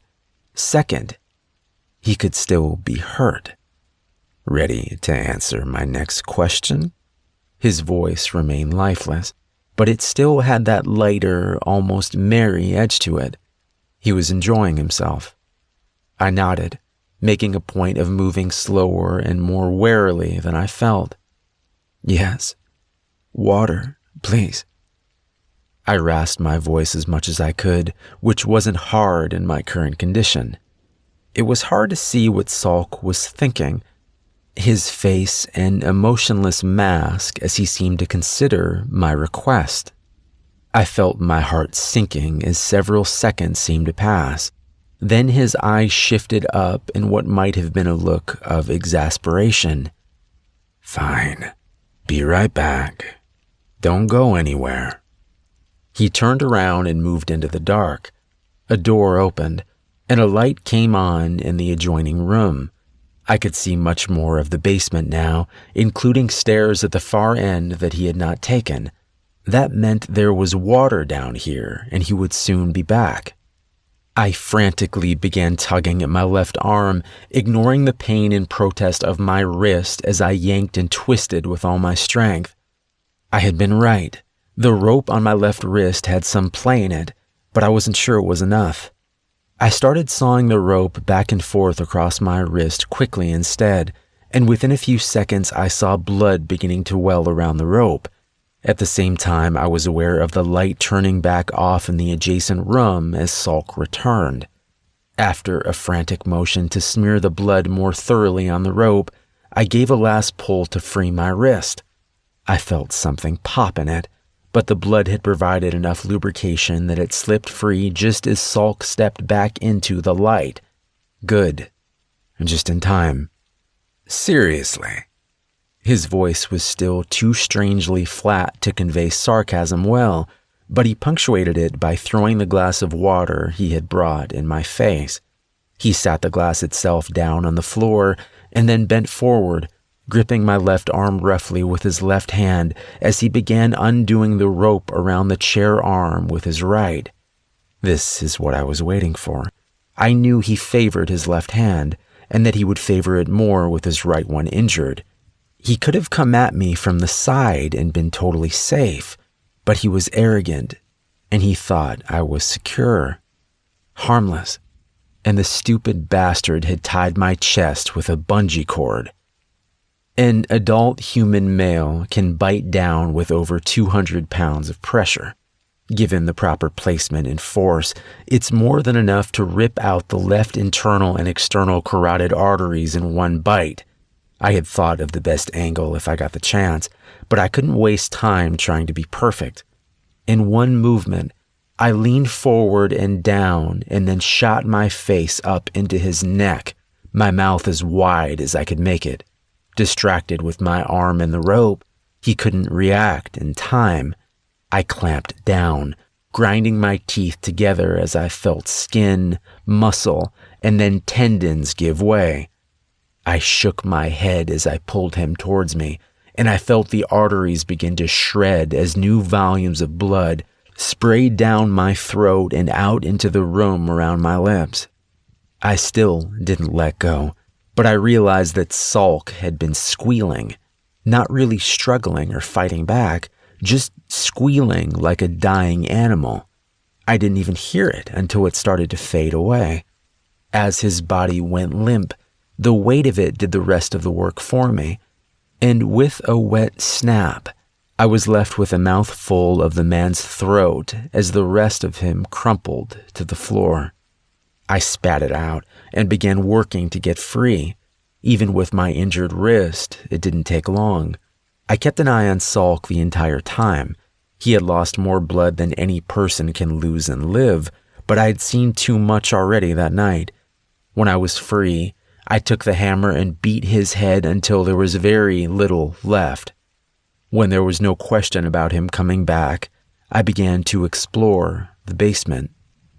The room next door was actually a full living space, with a cot, a small kitchenette, and a bathroom. I found some bandages and antiseptic, doing the best I could to protect my foot in the short term. Salk had been telling the truth. The last 2 toes on my right foot were gone. After I was done with first aid, I began looking for any information that Salk could have left behind, any clues about what was actually going on, what that creature was, but there was nothing that I could find. I felt my strength waning as the adrenaline started to wear off, so I got to work getting out of there. I quickly pilfered his pockets and found his keys as well as my own. Moving up the basement stairs, I found the door at the top was locked, but after a tense moment, I found the key on Salk's keyring. I tried to move quietly as I went upstairs, images of that terrible creature in the woods filling my head as I hobbled along. I was in a small ranch house, and when I opened the exterior door, I saw my battered little spy car outside. Apparently, Salk had been forced to take it when his was wrecked, and by some miracle it had actually made it this far. I hoped it could make it a bit farther. Standing in the doorway looking out, I saw I was out in the middle of nowhere. There was a dirt road leading away into the distance, but no sign of other lights from houses or cars. I could tell that the sky was starting to lighten as dawn approached, but it was of little comfort at this moment. Aside from the terrible pain, I also felt exposed in this strange place where anything could be lurking about. I quickly went back inside to spread around the contents of a gas can I had found in the basement, making sure to saturate anywhere I had traveled and Salk's body as I went. Going back outside, I tried my car and it cranked up with a groaning whine. So far, so good. I had actually forgotten to find something to light the gasoline in my addled state, but the cigarette lighter from the car and a scrounged up piece of paper from my floorboard did the trick, and in a few minutes I was driving away. Having no clue where I was, I saw the tracks on the dirt road seemed to show Salk had come from the right, so that's the direction I headed back in. Driving was awkward, as the car had no cruise control and I couldn't use my right foot to accelerate. Thankfully, it was an automatic, and while it wasn't comfortable, that inconvenience was the least of my worries. More troublesome was my consciousness, which was dipping in and out as I drove. Gritting my teeth, I bumped my right foot against the interior of the car lightly, the surge of pain making me groan but bringing me back for the moment. I had a panic thought and looked down at the gas gauge, remembering how low I had been before the wreck. Apparently, Salk had to stop and get gas to get me all the way out here, because now there was over half a tank. I had the unironic thought that it was a lucky break, and then I started crying. Not just a little, but blinding, body-racking sobs to the point that I had to pull over. I sat there in my dingy little spy car for some time weeping. Part of it was the physical and emotional toll of the last few hours, but most of it was because it was over. Salk was finally dead. And that night, as I sat tied to his chair and said that him killing Rebecca was the only thing that was important, I had meant it. The monster, the mystery, none of that mattered. He had taken my life from me, my sweet, wonderful baby, and now I had ended him. But while that was a relief in one way, it terrified me in another. For months I had been preoccupied with studying Salk, with preparing my revenge. Now that it was done, I found myself standing at the edge of my black despair, the ground weakening under my feet as the new reality set in. I had nothing left to do, nothing left to live for. Salk had taken my gun and knife, but there was still a box cutter in the glove compartment. I took it out and held it for a while, testing its feel in my palm and the accompanying idea in my mind. It was tempting, but I kept thinking of what Rebecca would want me to do, and of that terrified little boy in the moments before he died. I wasn't done. I couldn't even say whether or not killing Salk had killed the monster, or if it was still out there, and I hadn't come this far to quit on any of it, myself included. I cranked back up and drove on, hitting pavement and in a small town with a hospital nearly 3 hours from home. Hold up, I said, cutting my grandfather off mid-sentence. Just stop. He frowned and nodded. We had been sitting here for over 2 hours, and as the old man talked, I had felt my anxiety grow into a kind of strange, angry fear.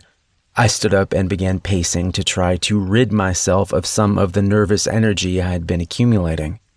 So, to summarize, you killed this guy Salk, who killed your wife, and he either was this terrible beetle rat monster thing, or he was working with him, Is that the short version?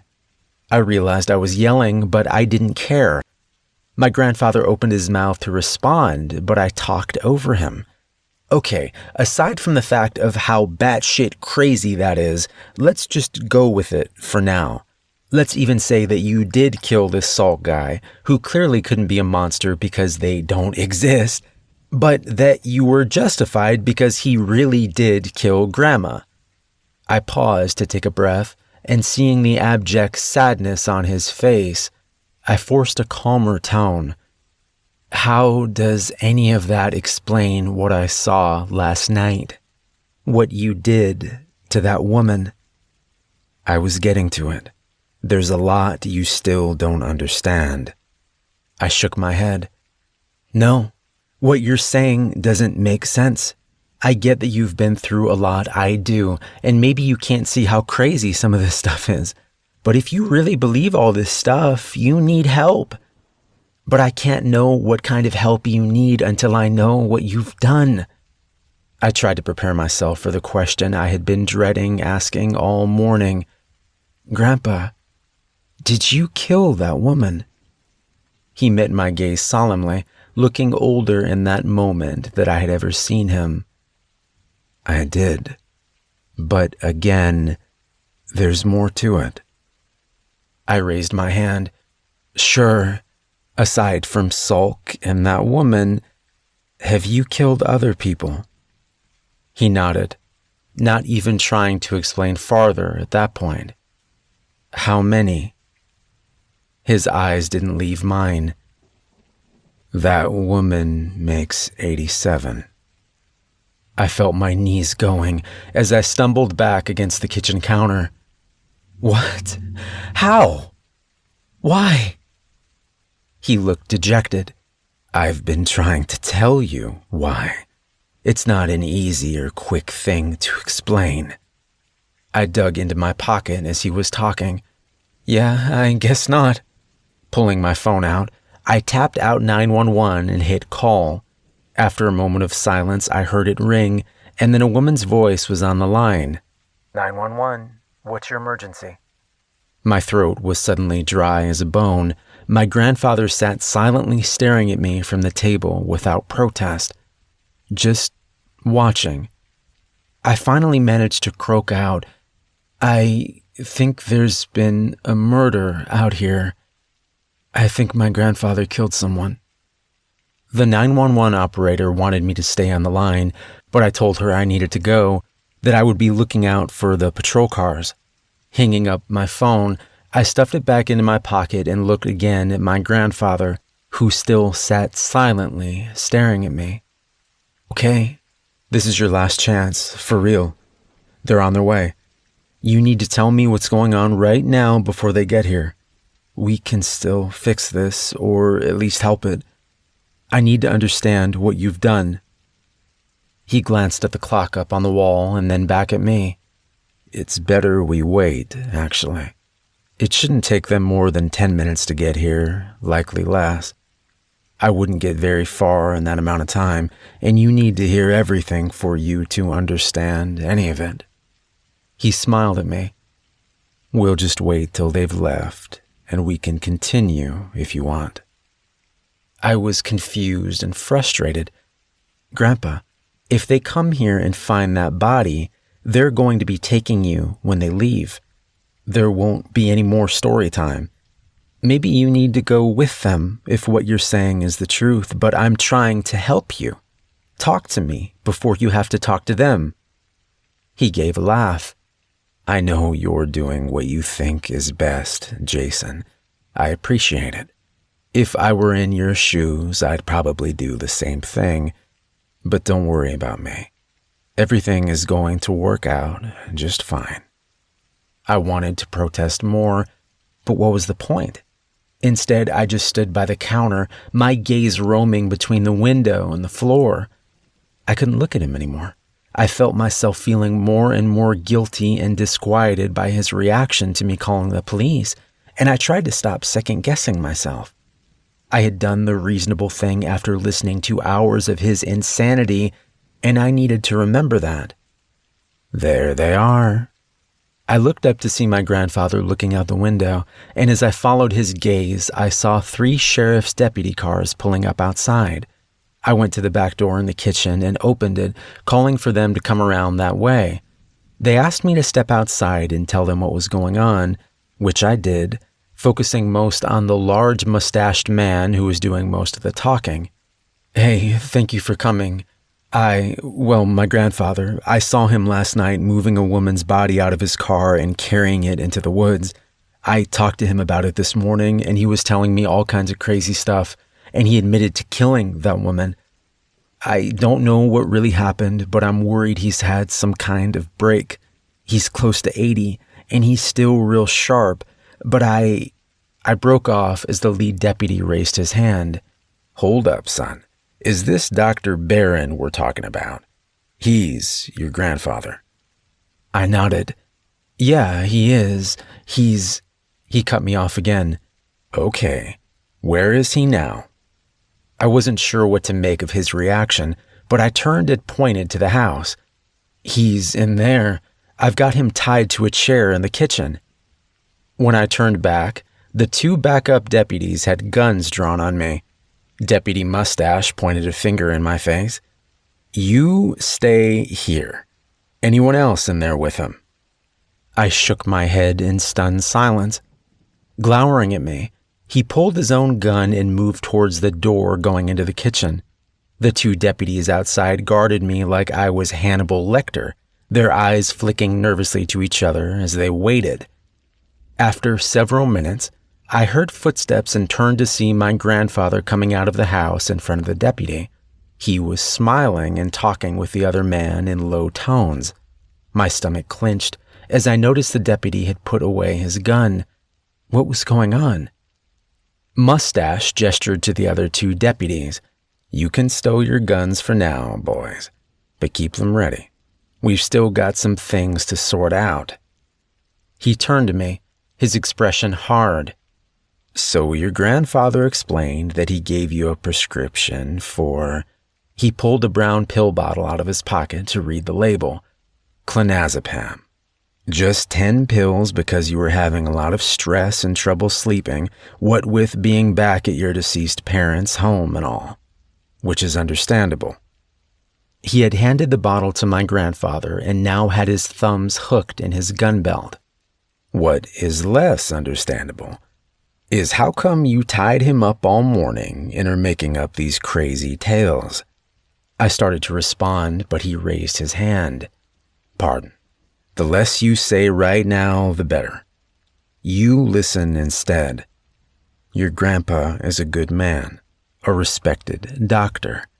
Ever since your parents moved to the area, he's made a point of coming around and helping out this community as he could, even though he lives hours away. And that's good for you," he said, pointing his finger at me again, "because he's convinced me to not lock you up today if you act right.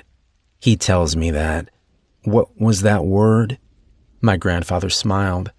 "Benzodiazepines," he supplied helpfully. Mustache nodded. "Yeah, that.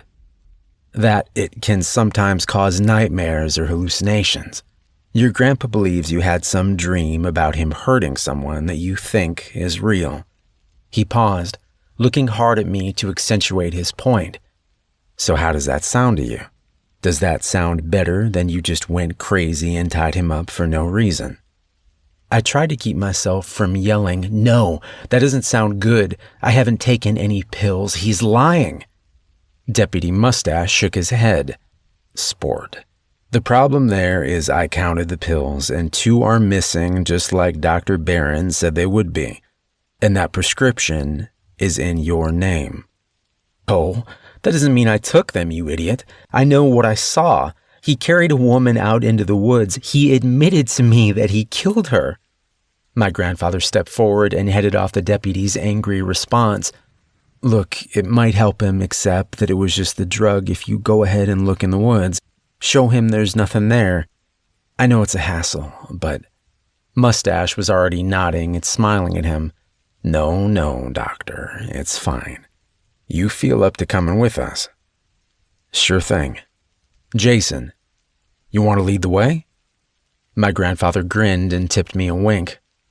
I led the deputies in the direction he had carried the woman, walking as far from my grandfather as I could. I kept imagining him suddenly attacking one of the deputies and getting his gun or bolting off into the woods, but he strolled along, as calm and pleasant as if we were on a midday stroll.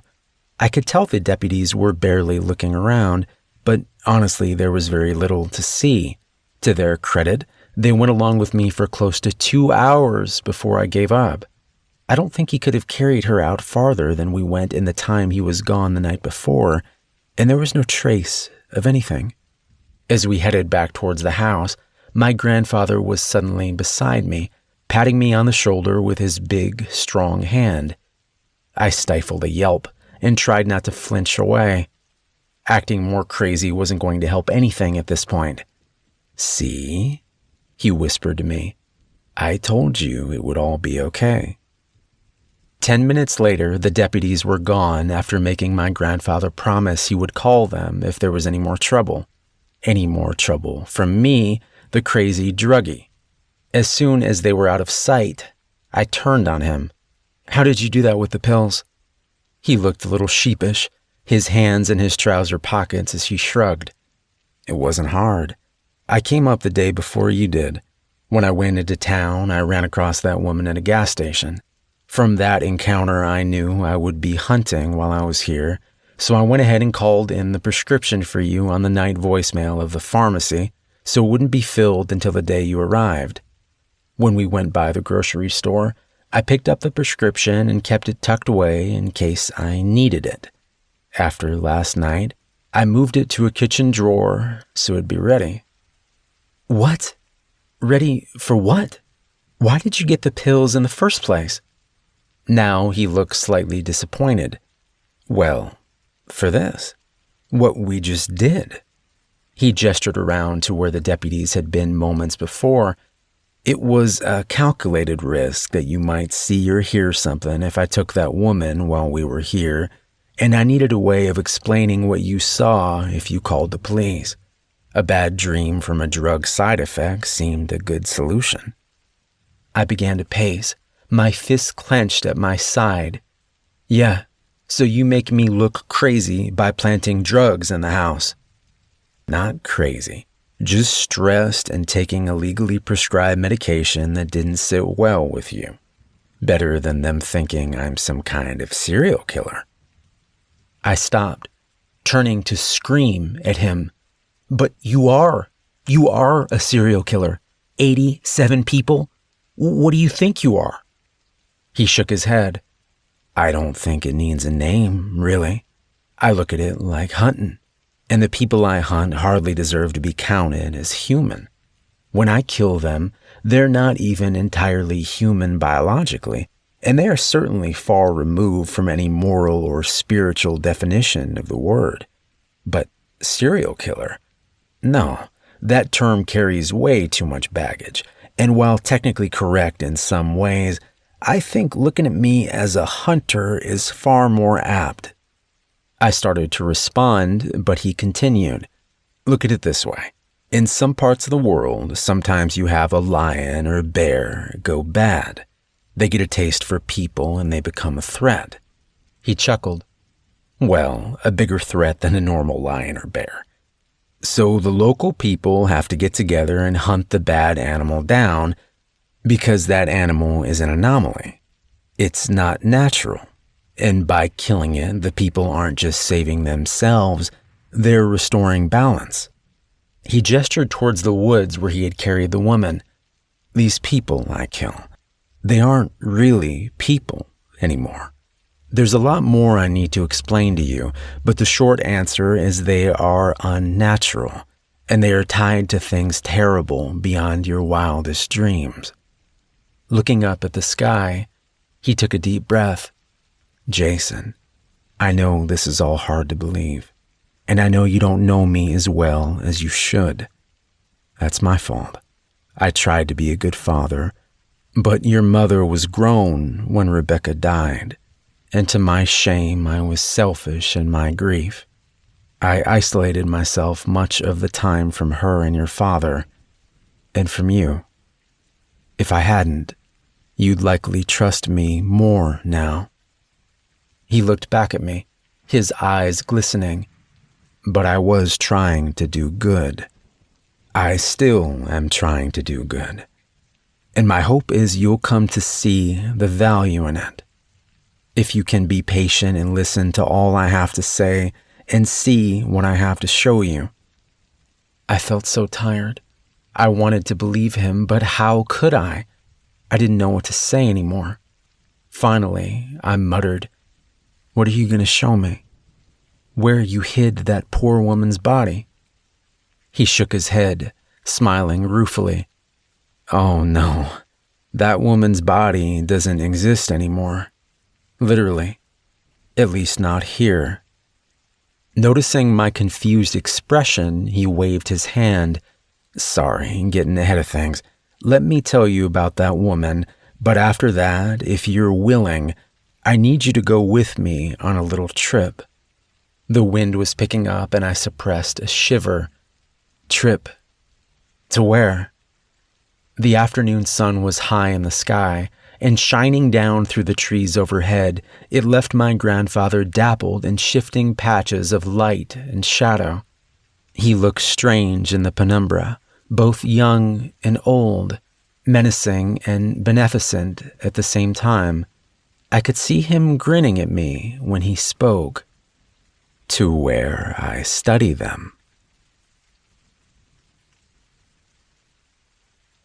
Like I was telling you outside, I first ran into that woman you saw me toting into the woods at a gas station in town. That was the afternoon before you got here. Bear in mind, I'm trying to focus in on the past few days and wait to tell you all the rest when I can show you things as well. But there are some things I need to explain as we go so it will make more sense.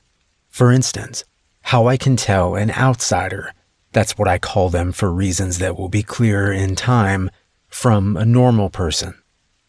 When I bit out Salk's throat, I must have swallowed close to a quart of his blood in the process. I didn't think about it at the time, but it's the best explanation I have for what happened next. I went for nearly 2 months after killing him without reading about any strange murders or having any indication that the creature I had seen was still out in the world. I was starting to think that it was either truly over and some things would just remain a mystery, or at the very least my ability to intervene had ended with my lead on Salk. Then one day I was walking down a hallway at the hospital when I passed an old man. He appeared to be there visiting someone and was coming out from the downstairs cafeteria as I was about to go in. There was nothing remarkable about him at all, and as our eyes met at a distance, he gave me a polite nod and kept moving forward. But within 2 more steps of him, I was hit with a painful wave of nausea. My first thought was that I was just sick and the first symptoms were hitting, but then moments later I felt fine again, and I looked to see the man had moved past me by a little more than the distance that we had been when I first felt sick. I pondered it for a moment, and then decided to follow him. He had meandered into the nearby gift shop to peruse the handful of magazines and crossword puzzle books on offer amid the stuffed animals and overpriced snacks. I waited a few seconds and then entered behind him, careful to stay out of his line of sight. I edged closer. Again, when I got within about 5 feet of him, I was struck with nausea. Not nearly as strong this time, but very distinct and unpleasant. I tested it several times, moving back and forth out of the invisible demarcation between well and unwell. It was as regular and reliable as flipping a switch. Something in Salk's blood had stayed with me and become a huge asset in my work. Whenever I get close to one of those things, these outsiders, I feel that same familiar, sick feeling. The range varies, but it's definitely grown over time to an average of about 20 feet. The first time is always bad, though I've grown accustomed to it enough that it isn't incapacitating.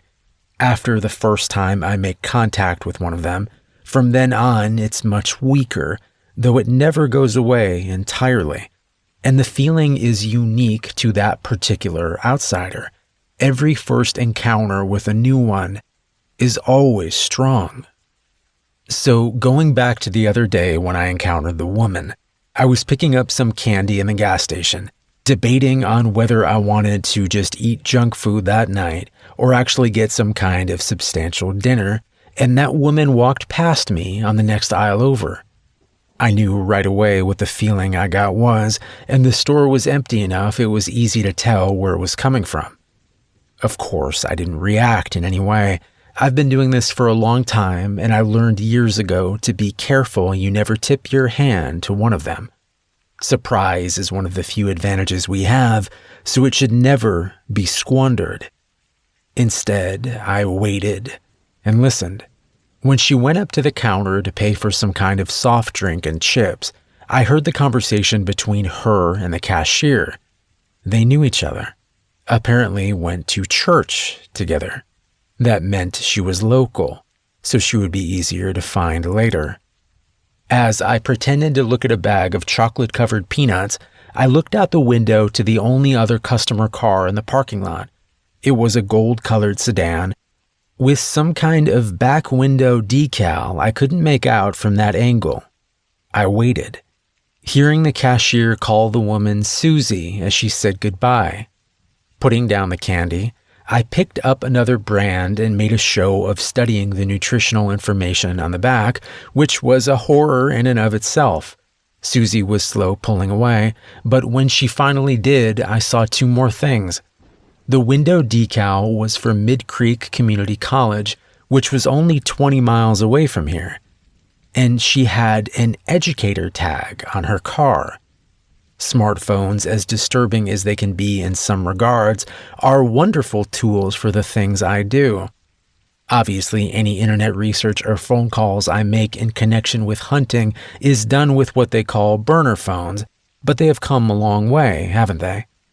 Before I left the gas station, I had already found her, picture and all, Susie Averetti, Associate Professor of Economics at Mid Creek Community College.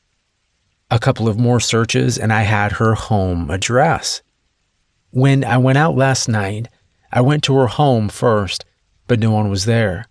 Next, I drove by the college, but there was no sign of her car there either.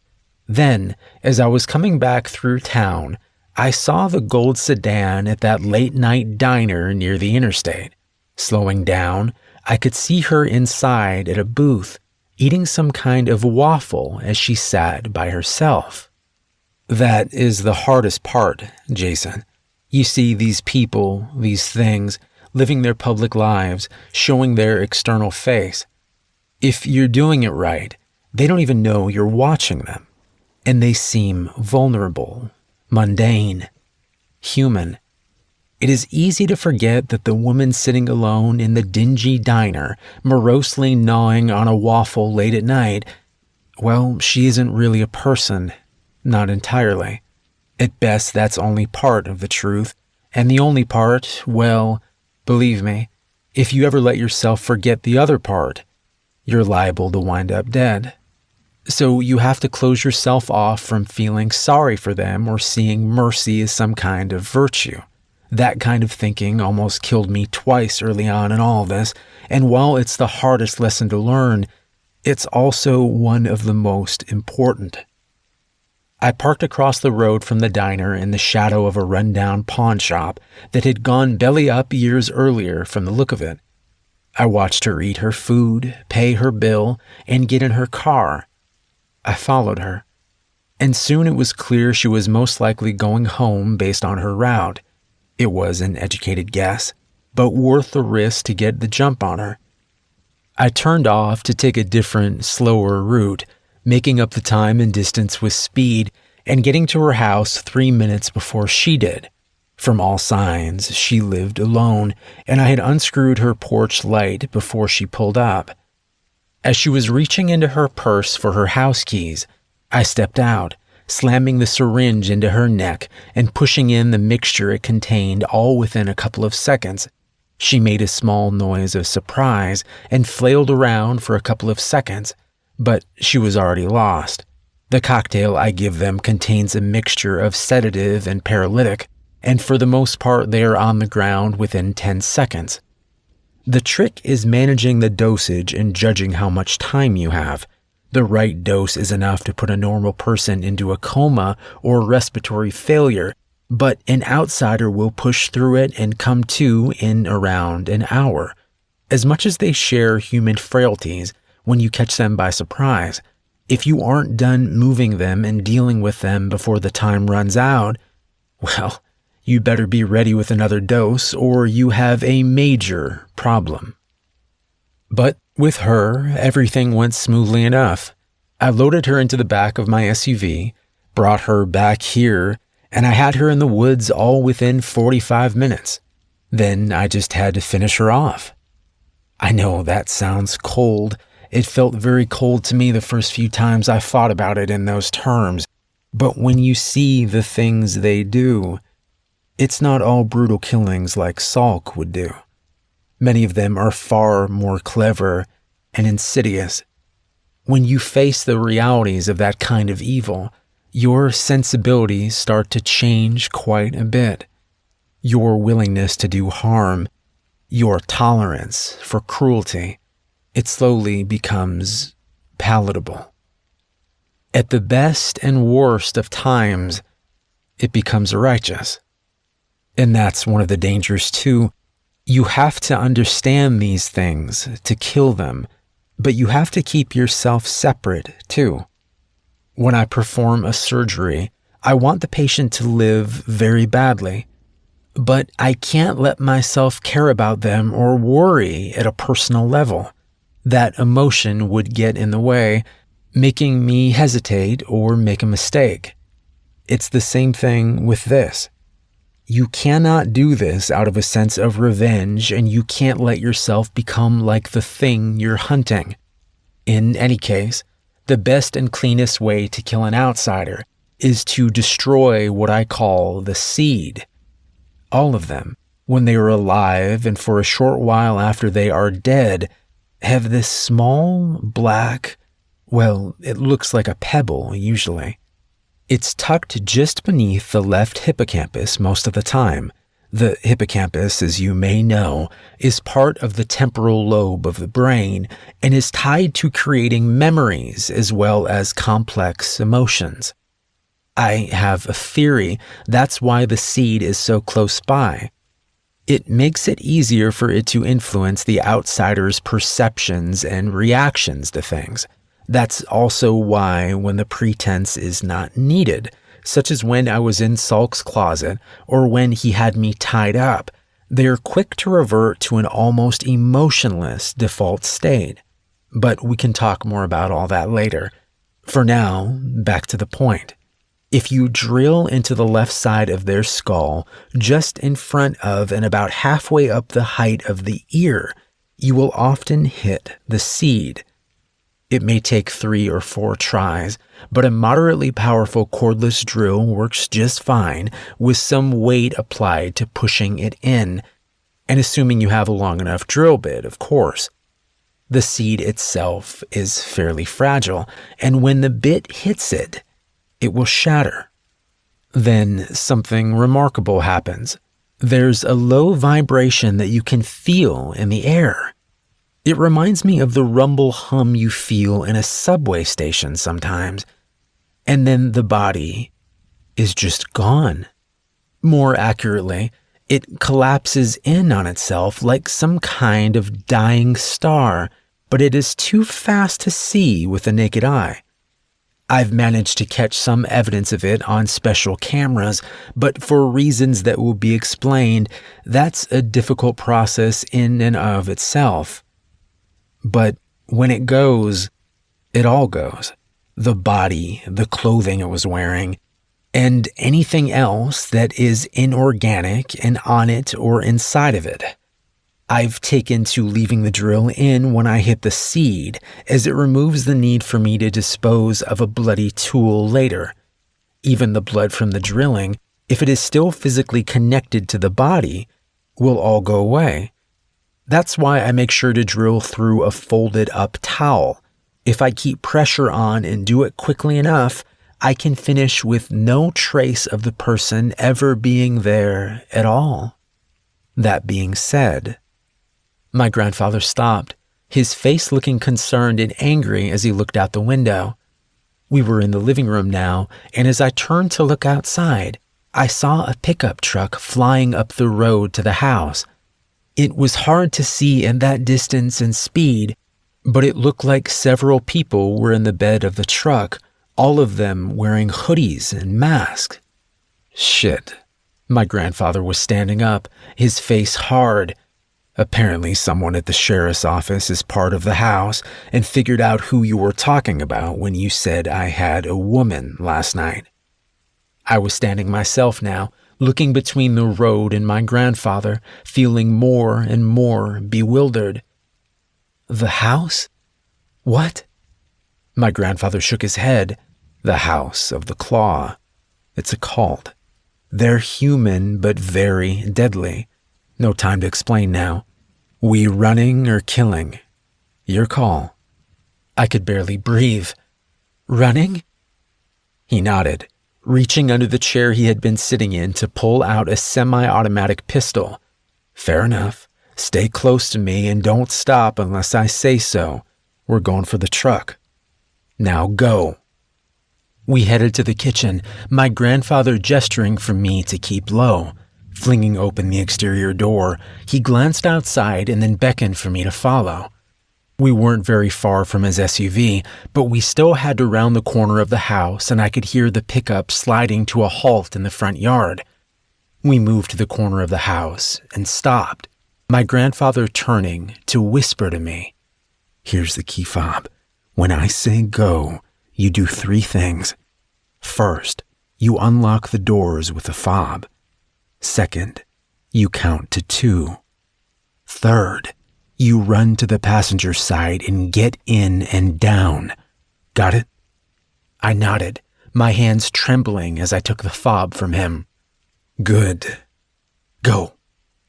I unlocked the car, wincing internally at the loud honk it gave as the locks disengaged. But then I realized no one was going to pay much attention to it with my grandfather shooting at them. It occurred to me that I wasn't counting, so I bolted after what felt like 2 seconds and made it around to the passenger side. I felt a moment of sharp panic as my hand fumbled at the door latch before getting the door open. Once inside, I tried to bawl into the floorboard as much as possible. I had just enough time to take in the smells of the SUV, a mixture of my grandfather, some kind of oil, and a metallic scent, before he was opening the driver's door and getting in. Without saying anything, he punched the ignition button and threw the SUV into gear. I heard 2 more gunshots and something made a loud pinging on the outside of the car, but we kept going. And as I eased up into the seat, I saw that we were clear of the yard and headed down the road. Looking back, I saw 3 of the 4 men clustered around a 4th that was on the ground but still moving.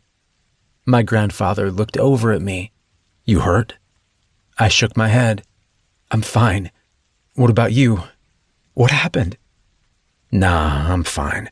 I think I got a couple of pellets of buckshot in my leg, but it was from a ricochet. Nothing major." He gave me a tight smile. "As for what happened, I shot 2 of them, 1 in the arm and 1 in the leg. Can't risk killing them at your parents' house or anywhere they can be linked back to us." "What? Why? They already know who we are." He took a turn down a sandy dirt road and gave me a shrug. "They do, but they're likely the only ones that do." Turning to glance behind my seat, he nodded to himself. "Look, while we talk, I need you to do a couple things. Grab the box of stuff behind your seat. You should also see a small blue bag behind mine. Get both of them up here with you if you can." I did as he asked, pulling a medium-sized cardboard box up to find it contained 6 glass jars with sealable lids. The jars were all full of nails and ball bearings. I thought about asking questions, but I knew there was no time. He'd tell me what I needed to know. I found the blue bag where he said it would be. It contained a variety of items, and as I looked through them, he told me what to use. There were little rolls of taped-up face towels in the bag, and following his instructions, I unwrapped 3 of them to find small glass vials with rubber stoppers in the middle. The vials contained some kind of fluid, but he told me to be careful not to open the vials. Instead, I was to slide them gently into the middle of the nails and bearings in 3 of the jars. After I did so, he told me to take a specific plastic bottle from the blue bag and squirt it on the metal in the jar until the 3 prep jars were 2/3 full of the liquid too. Then I had to screw the sealed lids back on. When I was done, he gave me a grin. "Congratulations. You've just made nail bombs. Now be very careful with them. Don't drop one and try not to tip them over. We'll need them in a few minutes." His cautions made me feel queasy. "Why will we need them? Because you think they're going to track us down?" He nodded. "Oh yeah, they better. That's why I didn't try to kill any of them. These cultists, they are very dangerous, but sometimes they lose their stomach when they see a buddy get killed. Weekend warrior types, I guess. And we need them to follow us." He looked up at the odometer. "We're about 10 miles away now. Need to be at least 10 more. Anyway, back to what I was explaining earlier. This cult, the House of the Claw, I didn't know they existed at first. Looking back on it, there were signs of their influence. That little boy that Salk picked up and killed, for instance. What was he doing out that late?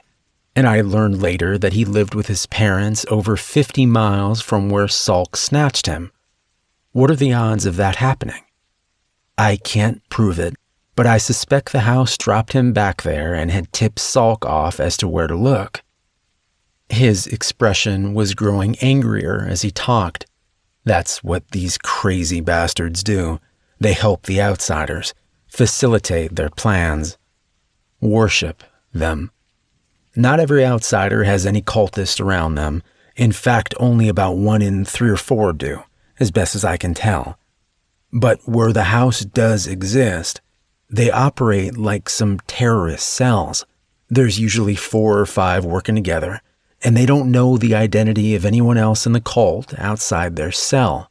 Of course, those higher up in the chain know who are in the cells, so they can send directives down as needed.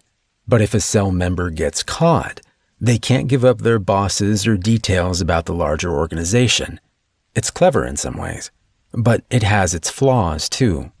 He looked over at me, his face stony. For instance, these men that are after us, they have no way of telling people outside of their group who we are unless they get contacted by their bosses.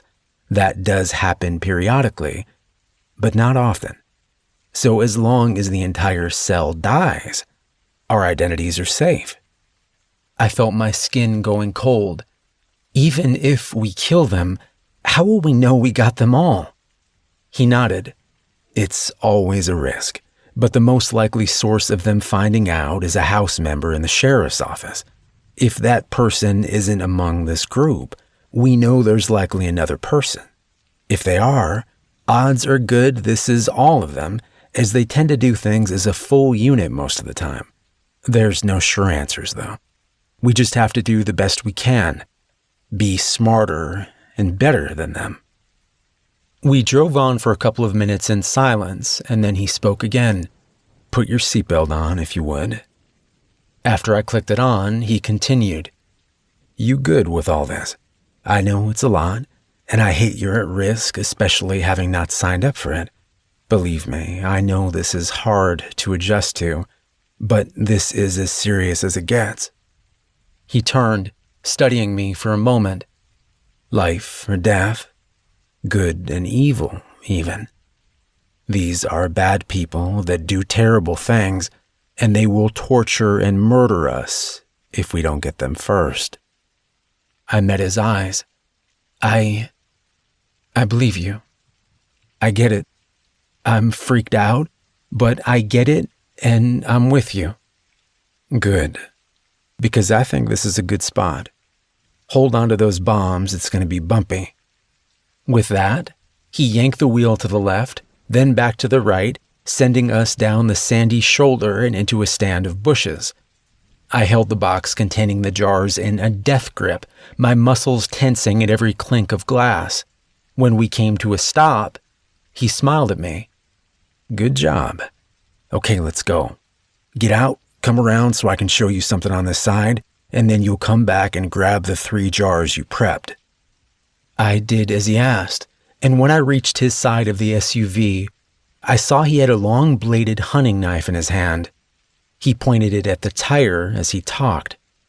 Now, as you may have figured out, we're trying to make it look like we wrecked. We took this sandy road because even if they're idiots, they should be able to track us on it. But just because they aren't all brilliant doesn't mean you should underestimate the least of them, and some of them are very capable. Either way, we need a visible reason why we should have wrecked here. He took the knife and slammed it into the crevice between 2 tire treads. When he pulled it free, I could immediately hear the angry hiss of air escaping. My grandfather tapped the outer wall of the tire. It's easier to flatten a tire on this side. The rubber's weaker, but it's also very obvious that it was cut. So when you need it to look like a blowout instead of a cut tire, you have to hide the cut in the treads. If they saw a cut tire, they might suspect an ambush. Now, hopefully they'll just think we had bad luck. He patted my shoulder and laughed. Lots of teachable moments today, I guess. Now go get those bombs. He guessed we had about 3 minutes left before they should be on us. In that time, he grabbed a scoped rifle out of the back of the SUV and got me into a position across the road with my 3 nail bombs and some final advice. The way these things work is that they have to hit something hard enough that the vial inside breaks. When its contents mix with what's in the outer part of the jar, you get an explosion filled with metal and glass shrapnel. So what that means is this. First, you throw it against something hard or hard enough it will break on landing. The jars at this point should weigh about 7 or 8 pounds.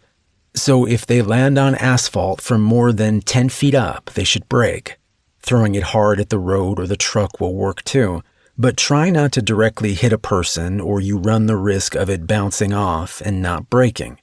And above all else, do not throw it where it goes off close to you, or you'll be caught in the shrapnel too. He had me positioned in an elevated spot behind some bushes, about 20 feet from the road. You're far enough away here and in good position, and hopefully they will be focused on the wrecked SUV for a bit. But wait until they start to get out or the pickup will protect them a good bit. Take your time and aim, and when your third one is thrown, you slowly work your way farther into the woods. Do not wait for me, and keep going straight back from the road. I'll find you when I'm done with them. He seemed to be debating something internally, and after a moment he pulled out the semi-automatic and handed it to me. Have you fired one of these before? I nodded. A couple of times in college.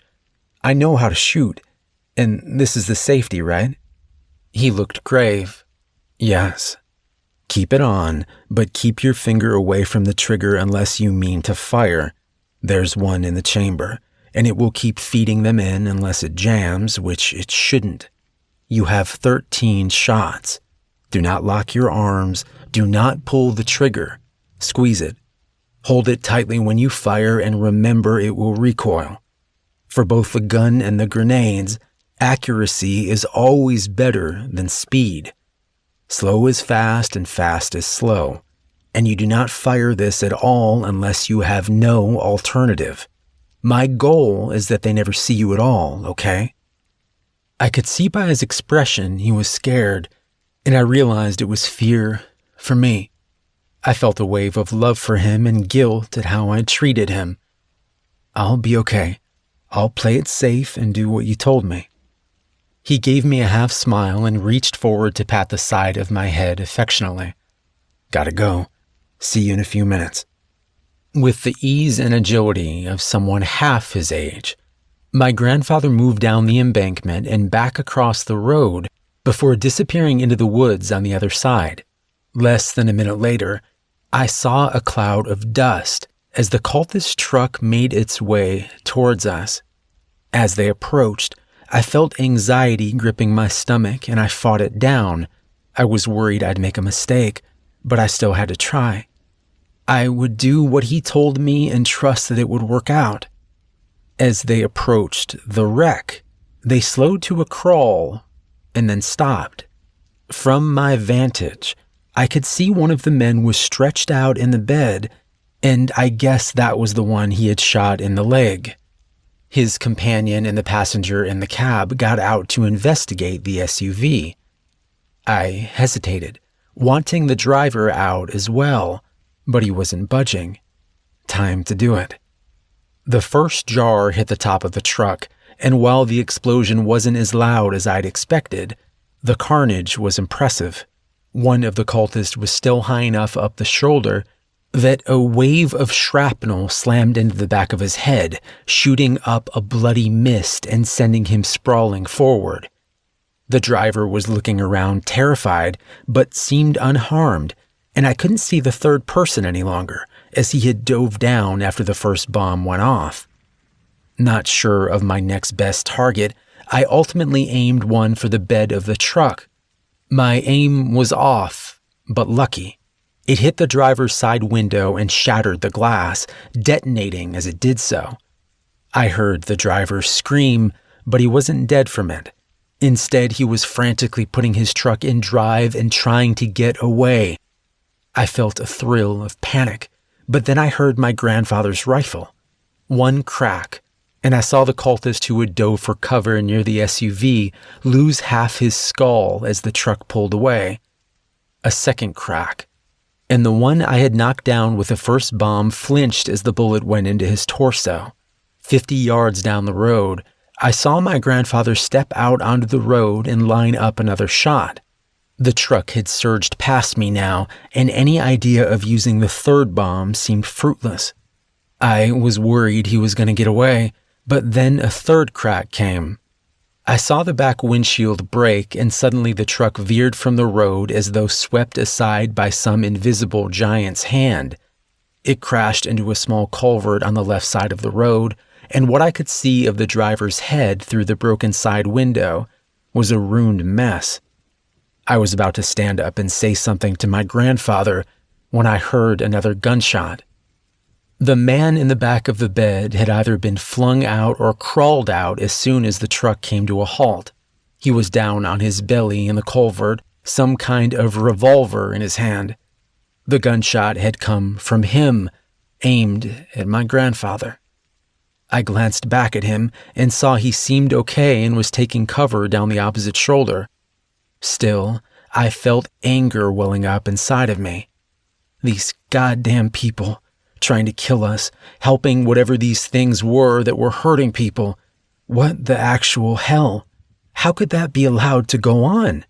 And now this piece of shit was shooting at Grandpa? No. Hell no. I stood up, throwing the remaining bomb at him. My aim was too good that time, and it pelted him in the shoulder, bouncing off him without detonating. I kept moving towards him, shifting the pistol to my dominant hand and taking aim. The first shot went wild, so did the next two, and by then he had gotten over being struck and figured out where the new shots were coming from. I saw him turning and aiming towards me and forced myself to slow down. I lined up a shot on his chest and squeezed the trigger. He fired a second before me, but it went wide. Mine didn't, and I saw him jerk as the shot took him in the shoulder close to where the jar had struck. He dropped the gun with a shriek, but I kept firing, emptying the clip into him. I looked around to see my grandfather approaching. He looked at the bullet-riddled body and then at me. "Looks like you got him. You okay?" I nodded silently, trying to keep my hands from shaking in front of him. My grandfather moved past to check the driver before coming back to me. They're all dead. I don't know if any of them are tied to the sheriff's office or not, but we may get lucky and be able to find that out. Believe it or not, these guys carry their wallets on them most of the time when they do this stuff. I guess they're worried about getting a ticket. He gave me a serious smile and squeezed my shoulder. I know what we just did wasn't easy, and you're still in shock now. That's okay. But I need you with me. Can you change out our flat tire for the spare while I check their bodies, get rid of that last bomb, and get our shell casings? I smiled weakly and said I could. 20 minutes later, we were back on the road and headed away from the carnage. My grandfather had found wallets on 3 of the 4 men, and one of those men had an ID card identifying him as a dispatcher for the sheriff's office. It was a small comfort, and it wasn't a guarantee that the House of the Claw wouldn't still be after us, but it was something. I asked him where we were going, and he hesitated. It's time I take you to where I do my real work. I need to tell you more, and there are things you need to see. He paused as though picking his next words carefully. Some of it is going to be hard to hear and hard to look at. I think we may be past you not believing me or trusting me, and that's great. But it also makes it harder when I have to show you things you aren't going to want to believe. I felt fear creeping back in past the staticky shell of shock and adrenaline. What do you mean? Just that there's more to all of this. And it's a lot worse than some random monsters occasionally killing people for fun, as though that wasn't bad enough. I'm not trying to spook you, just prepare you. For now, try to rest some. We've got a ways to go. What troubled me more than his words was the way he said them and the haunted look in his eyes as he studied the road. For all that had happened, he had never really seemed rattled or afraid, aside from worrying about me. But whatever he was thinking about now, I could tell he was shaken. I don't know my grandfather well, but I know him much better now than I did just a day ago, and whatever is able to truly worry or scare that man, well, it terrifies me. We rode silently for some time, with my initial assumption being that we were going back to his hometown for him to tell me the rest. As we drove, however, I began to realize that we were going north rather than east, taking the highway for 2 hours before he turned off onto a small paved road that later led to a gravel one. Another few miles and we turned onto a concrete driveway that led up to a metal gate and a chain-link fence, topped by razor wire and several surveillance cameras. A sign next to the gate read, Jagger Solutions Incorporated. I looked over at my grandfather, perplexed. What is this place? Why are we here? He smiled at me as he tapped a remote attached to his visor and the metal gate began to open. We're at the Batcave. I couldn't do research and other things related to all this close to home, so I bought this place.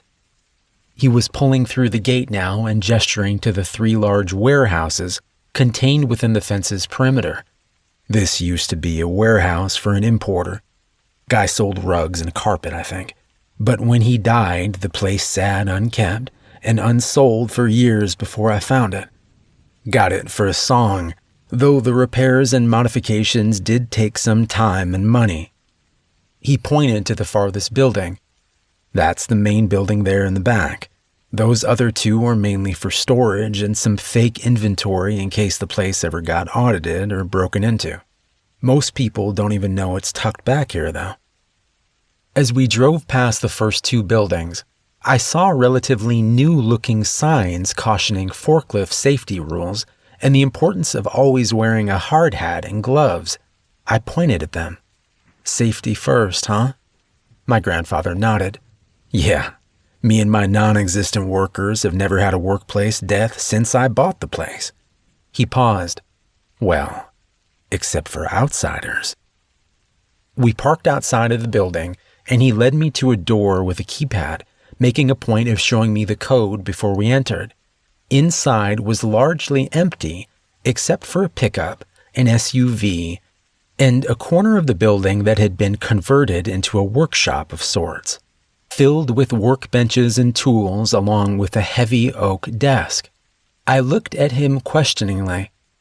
"The Batcave?" He let out a chuckle. "No, not this." He walked over to a far corner that was largely in shadow, and as I drew closer, I saw that it contained a stack of what looked like corrugated roofing tin. He went to a spot at the edge of the tin and stepped on it with his foot. With a loud hiss, a portion of the tin lifted up to reveal a growing slit of amber light. As it expanded, I realized that a large hydraulic hatch had been camouflaged by the pile of scrap and was now opening to reveal a set of concrete steps leading down into the ground. My grandfather pointed at it proudly. "Batcave." He led me downstairs, which consisted of a short hallway with a small living area, including a shower, sink, and toilet on one side, and a larger room that was clearly a lab of some kind on the other. At the end of the hall was what looked like the door of an old bank vault. When I mentioned that to my grandfather, he nodded. "That's because that's exactly what it is. As you can imagine, after I got this place, I had to have all this underneath added in. I convinced the contractor I was some kind of doomsday prepper. He was into that stuff too, so he actually gave me a discount. But it was still ungodly expensive." He pointed to the vault door. "But this I actually got for free. Kind of." He took 2 large metal keys from his pocket and stuck them in the door. They turned with a large metallic thunk that made me think of bank robbery movies I had seen. He then gripped the wheel in the center of the door and gave it 2 full turns before tugging the door open. Lights came on inside as the door swung aside, and looking inside, I could see he had more than just a vault door. He had an entire vault. Safety deposit boxes lined the walls, and in the center, a heavy metal table had been bolted to the floor, with several smaller tables on rollers surrounding it. Some were filled with medical supplies or tools. Others were filled with items you would find in a garage. Drills, pruning shears, hammers, knives. Along several places on the wall, I saw what looked like metal mesh cages that seemed to contain something, possibly cameras. Everything was immaculately clean, but it did little to make the room seem less sinister. "It looks like a cross between an operating room and a torture chamber." Speaking the thought before I realized it and looking quickly at my grandfather, afraid I'd hurt his feelings, but he was nodding as he looked into the room before meeting my gaze ruefully. "That's pretty much what it is, if I'm honest. I got this vault from a defunct bank in Arkansas after I had started work on this place. The bank building was being converted into a restaurant of some sort, and they just wanted the vault gone. So I had to pay for the removal and transport, which was quite a bit even 20 years ago when I got it, but it was worth it."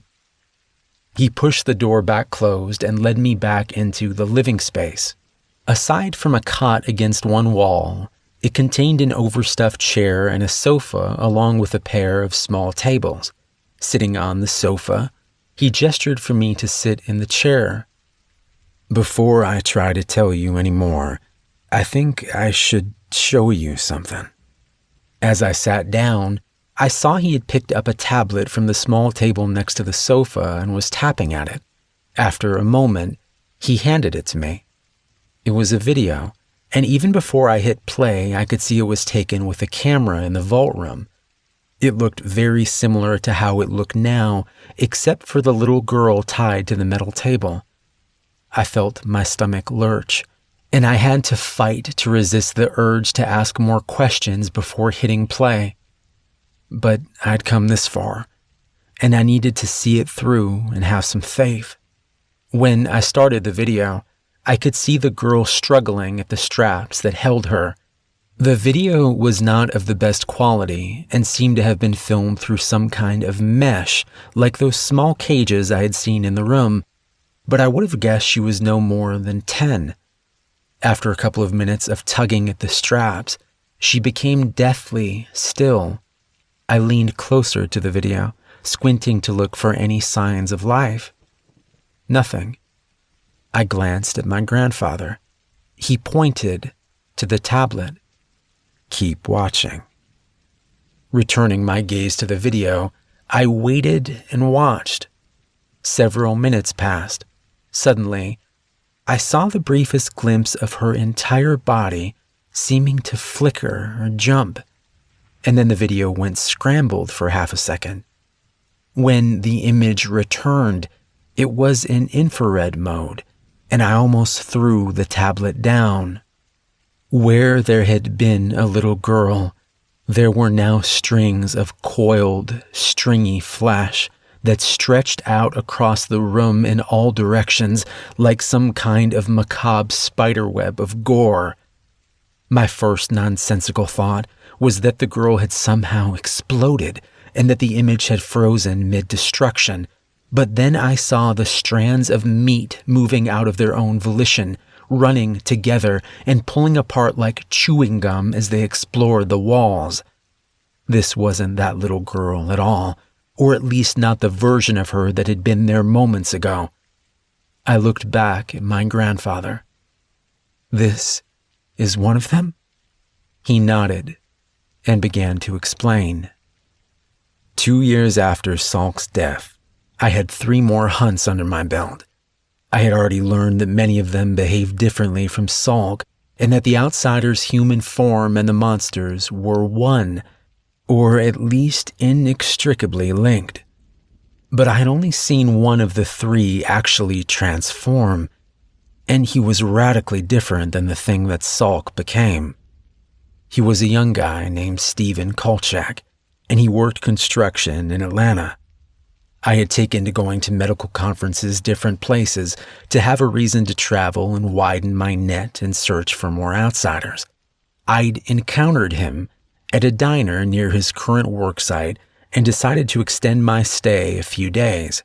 I trailed him back to work and found he was working on a high-rise apartment building that was going up nearby. He knocked off at 4 that afternoon, and I kept up with him all the way out of Atlanta proper and into one of the suburbs where he lived with his parents. I followed him for the next 3 days and nights as best I could, and on the 3rd night he left home and headed back into the city. At first, I thought he might just be going out somewhere, but he headed right back to the worksite. He didn't seem to have a key to the gate, but he scaled the fence nimbly and ducked into the shadows of the partially constructed tower. I went down the fence a couple 100 yards and followed suit. It took me a couple of minutes to find him in the dark, but then I saw him in the dim illumination of a distant streetlight, standing just inside what would one day be the lobby of the building. He was looking up at one of the walls as though trying to decide something. His face half hidden in shadow, but the portion I could see was as blank and emotionless as Salk's had been. Then he changed. In the blink of an eye, where Stephen Kolchak had stood, there was a much smaller creature. 2 feet tall or thereabouts, it had a barrel of a torso with 2 arms and legs all covered in something that looked more like bluish moss than any kind of hair, and a flat, thick head that looked like a snapping turtle, except for having 6 eyes on each side of its long, sharply beaked snout. It gave out a small, contemplative clicking noise as it shuffled back and forth, still looking up at the wall. Suddenly, it leapt up 10 feet and clung to the spot it had been considering. As I watched, it began to lick the wall with a long black tongue, each lash leaving a blue-gray trail of slime on the spot that quickly blended in with the concrete. I had no idea what he was doing, but I knew it was nothing good. Still, I remembered shooting at the thing that I now felt sure had been Salk, and the bullets doing nothing. so I waited in the shadows for him to finish his work. It took close to 2 hours. He moved from place to place throughout the outer shell that had been constructed so far, and I felt guilty for not moving against him, trying to stop whatever it was doing. It was too great a risk without knowing more about what, if anything, might hurt or kill him in this form. When the creature was finished, it climbed back down to the ground, and just as quick, the young man was standing there again, fully clothed, no sign of having just turned into a monster. This was food for thought, but now wasn't the time for theorizing. Trying to move quietly, I left the shadows to intercept him from behind as he went to leave the building. I had a collapsible baton that I carried with me from the car, and I brought it down hard on the back of his head. Or that was the plan. Unfortunately, he turned at the last second and it glanced off his shoulder, eliciting little more than a grunt of pain as he dodged to the side. I was already reaching into my jacket pocket for my stun gun, but when I pulled it out and hit the button, it was dead. This was strange because it had been fully charged and working when I got out to follow him over the fence. But again, no time to wonder. There was another flash of movement and the man was replaced with the creature. Without missing a beat, it leapt at me, slamming me to the ground. I managed to get the baton up in time to catch its sharp mouth diving for my face. With the iron bar of the baton wedged into the creature's maw, I felt like I was just delaying my death rather than preventing it. It was surprisingly heavy on my chest, and its hands and feet ended in hard claws that were already digging into my clothes and flesh, pushing my arms down and minimizing any leverage I had to push the baton and the creature farther away from me. Then I noticed it was stopping. It pulled its head away swiftly, and I thought at first it was going for another lunge, but then it jumped off me, shaking its head. I rolled to my feet, ready for the next attack, and saw that it was glaring at me. Light gray smoke coming from the edges of its mouth. I could see the yellow-brown of its beak blackening slightly where the smoke touched. I could tell it was considering its options, looking at the baton in my hand and then myself. It was afraid of it more than me. It suddenly leapt into the shadows, and for a moment I thought it might be retreating. But then I heard the scrabble of claws behind me. I spun around with a blind swing and managed to catch it right before it landed on me, knocking me back down. The baton had hit it in the side and done remarkably good damage, caving in part of its torso and causing it to immediately begin trying to roll crawl away. But I was quicker this time, getting back up on my knees and bringing the weapon down again and again until I was certain it was dead. I found out later I survived because dumb luck. Some of these things are very weak to iron, unnaturally so. If it had been made of steel, I would have died that night. And there was a time later on where my reliance on iron nearly did me in. There are rules to these things, but you can never assume they will always apply. There are always exceptions, and you always have to remember that they have most of the advantages.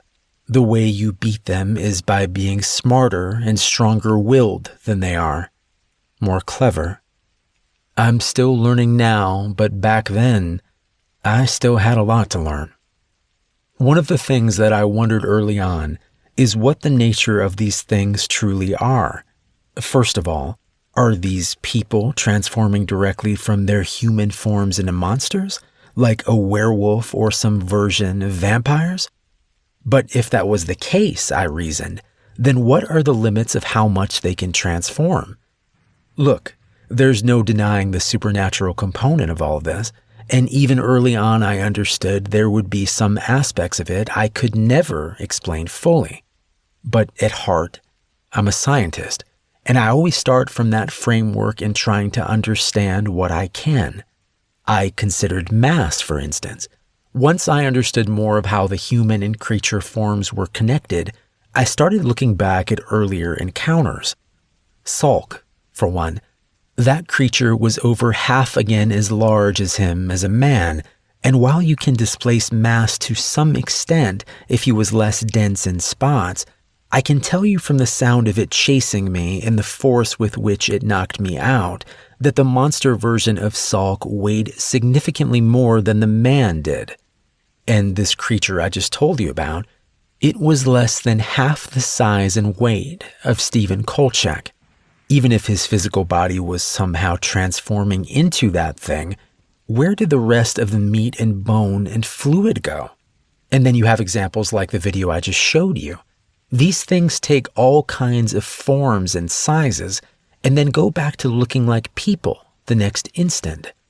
But the biggest sign was the clothes. They weren't shucking off clothes or ripping them apart as they changed. They would turn back into being human with hardly a wrinkle or smudge. So they aren't transforming. They're swapping places. It was a theory at the time, but since then I've managed to get some footage slowed down enough that you can see the transition happen, if just barely. It's similar to when you drill through the seed, though it happens even quicker. One moment the person, next moment the monster, or to be more accurate, they are both the monster, just with different strengths and weaknesses inherent to each form. Both are capable of doing a great deal of harm, and I've seen more than a few that seem to rarely change at all to their other form. Their goals don't require it, I guess. When I had this place set up, I redoubled my efforts to learn more about them and those goals. I have a very secure closed-circuit filtration system running into that room so I can control if there's air or not, and pump in gas to sedate or kill if I need to. The system has no ties to the other ventilation down there, so even if one of those things turned into a mist, it couldn't get out once the room is sealed. Though I doubt that's a possibility in any case. One of the consistencies I have found between all these outsiders is that their non-human form is always at least semi-solid and is never so small that it can't house the seed. The seeds do show up on MRIs if you know what to look for, but for obvious reasons, I've never been able to scan one in creature form. But I believe the seed is the key. It acts like a gateway between this reality and wherever those things come from. What looks like a transformation is actually a swapping of sorts. But if you destroy the seed, you destroy the gateway. And if you kill the human body, the seed will dissolve approximately 37 minutes after brain death. That's by design, I think, just like most of this is by design. As he had talked, my grandfather had been animated telling about his encounter with Kolchak, but that life had drained away as he talked about all he had learned. Now he was silent a moment, staring off with a melancholy expression, before looking back to me and forcing a smile. He leaned forward and tapped the table. "Did you notice the wire mesh in front of the camera in the video? Did you see those wire boxes in the vault?" I nodded, and he went on. "When I first captured one and put it in the vault, I set up 2 camcorders to record what happened. I didn't think there was any real risk of it getting out, and I had gas ready if I needed to knock it out or kill it, at least assuming that gas would work, because again, you can never assume anything is certain with these things. In any case, I lock it in, it wakes up, it transforms for a while and tries to get out. I can hear it beating against the door. Then it tries swapping back to the person, a pretty woman who ran a wedding boutique in Memphis, and I can just barely hear her screaming and crying as sympathetically as she could muster through the wall. I hit the gas, go in and deal with her, and then I check the video. The videos were blank, and the cameras were fried. I figured out that whenever the swap happens, it sends out a short but very strong electromagnetic pulse, kills electronics and lights in about a 40-foot radius around it. That's why my stun gun had died fighting Kolchak, and that's why my cameras got toasted. I nodded. So you built Faraday cages around cameras to shield them?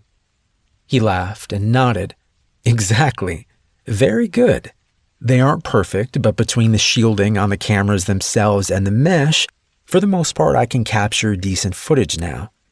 His expression was lighter for a moment, but my next question brought back the look I had feared since we left our fight with the house earlier in the day. So you talked about them having goals. Have you figured out what the point of what they're doing actually is, or is it just random? He frowned, looking thoughtful for a moment and seeming to consider his next words carefully. I don't know what the overarching plan is, no, though I could guess it is a stage of some larger campaign to encroach upon or infect our world with their malignity. But that there is a plan, and intelligent design is hard to deny at this point. He leaned forward, tapping his fingers individually as he made his points. First, the seeds are designed to take over people and also provide an extremely efficient method of bringing over this other form, all while appearing to bridge and share consciousness between the two forms. Could that be naturally occurring through some evolutionary process? Possible, but unlikely, given the supernatural component and how perfectly it aligns with their apparent goals of infiltrating this world without notice and creating pain and death. Second, consider that this all occurs without altering the DNA or most biological processes of the human form. There was no indication in Salk's tissue samples that he was other than human. And while his blood unquestionably has some unique properties, it was nothing that raised red flags during routine testing at the hospital. And I can tell you that I have run exhaustive tests on these things over the years and never found any trace of anything abnormal other than the seed itself, which somehow manages to self-destruct less than an hour after death, leaving no trace that it was ever there. He sighed and looked away for a second. I could see he was on the verge of crying, but he held it in check, looking back at me with his iron gaze as he spoke. Third, look at who they target to take over. I have encountered close to 100 of these outsiders in just over 30 years. My guess is that there are at most a few thousand of them in the world right now, maybe less. But without fail, to the extent I can figure out what an outsider's individual goal is, the person they have taken is in a good position to accomplish it. It's not random. It's part of some broader plan. He rubbed his mouth and went on. I also know that they have to be able to control and plan precisely who gets a seed. It's not like an infection or a bomb. It's selective. I frowned. What he was saying made a lot of sense, but it was still assuming a lot. How do you know that for sure? What aren't you telling me? He looked down, his mouth trembling slightly. I know it because of the odds. Say there are 3,000 of these things out there. Out of over 6 billion people, what are the odds that a specific person would have a seed? Extremely low. But of all those people, against all those odds, I've got one in me. I jerked involuntarily forward, blood rushing in my ears. What? You have what? I had to have heard him wrong. He looked back up at me, tears now welling at the corners of his eyes. They put a seed in me. I know it comes as a shock. And yes, I'm sure I really do have one in me. Let me explain. I'm 77 years old, and I've been at this since I was 45. It's a long time to do anything, but much less something this dangerous. And like I've told you, the key to being successful is in being smart and careful. If you're having to actually fight an outsider, even in human form, you've already made one or more serious mistakes. Just because they aren't physically enhanced when they look like the people they've overtaken doesn't mean that they aren't dangerous. Just like a normal human, they can hurt and they can kill you. And bear in mind that the mind powering that body isn't the same mind as the person it inhabits. These beings aren't perfect. They can be tricked. They can make mistakes, and they can be outsmarted. But they are very intelligent and very ruthless.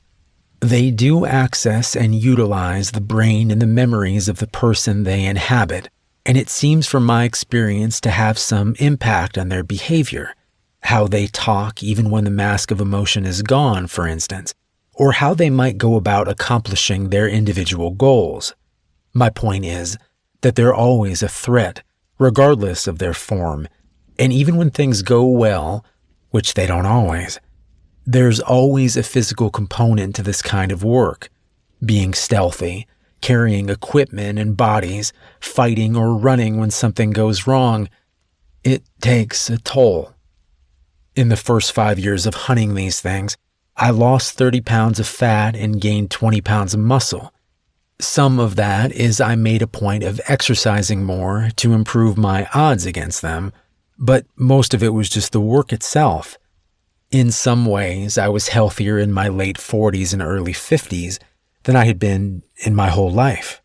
But by the time I hit my early 60s, I could feel things starting to slide back the other way. I would get out of breath easier, and I could feel myself getting a little weaker over time. If I got hurt, it took longer for me to come back from it, and my joints weren't as limber anymore. Now, I'd estimate I was still well above average for someone that age, but most people weren't doing the kinds of things I was doing either. And while it concerned me some, it wasn't unexpected. All I could do was mitigate the effects of aging as best I could and keep working on improving how I did my work. Then, one day, I got sick all of a sudden. I was in a grocery store and I felt a wave of nausea and dizziness overcome me.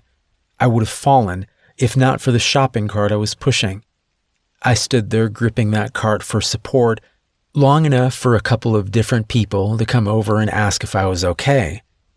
I was able to reassure them and eventually got moving again, but I had to give up shopping and head to the car. By the time I was cranking up, it had faded somewhat. I still felt bad, but I was okay to drive. So I drove home, drank some water, and went to bed. I woke up 12 hours later, and my first thought was to get a feel for how I was doing. Was there any sign of weakness or nausea, of fever? But no, not only did I not feel bad any longer, I felt great. I got out of bed easily, and as I cautiously tested myself, I could tell that I had none of the aches and pains that I would have normally expected after being in bed so long. Over the next few days, the feeling of wellness and strength only grew. My endurance was better than it had ever been, and I could lift as much as when I was 25. I knew this was all abnormal from the start, and I considered that a seed could have been implanted from an early stage, but you have to understand that I was trying to be cautious. I was monitoring myself very closely, and so far I wasn't seeing any negative side effects or indications of anything usurping my control. Plus, seeds didn't make outsiders physically stronger or better in their human form. When I began to worry more about the possibility I had one implanted in me, that was the fact that I could always return to as a way of assuaging my fears, or rationalizing them away. Because I admit I didn't want it to be a seed, and I didn't want the way I felt to go away.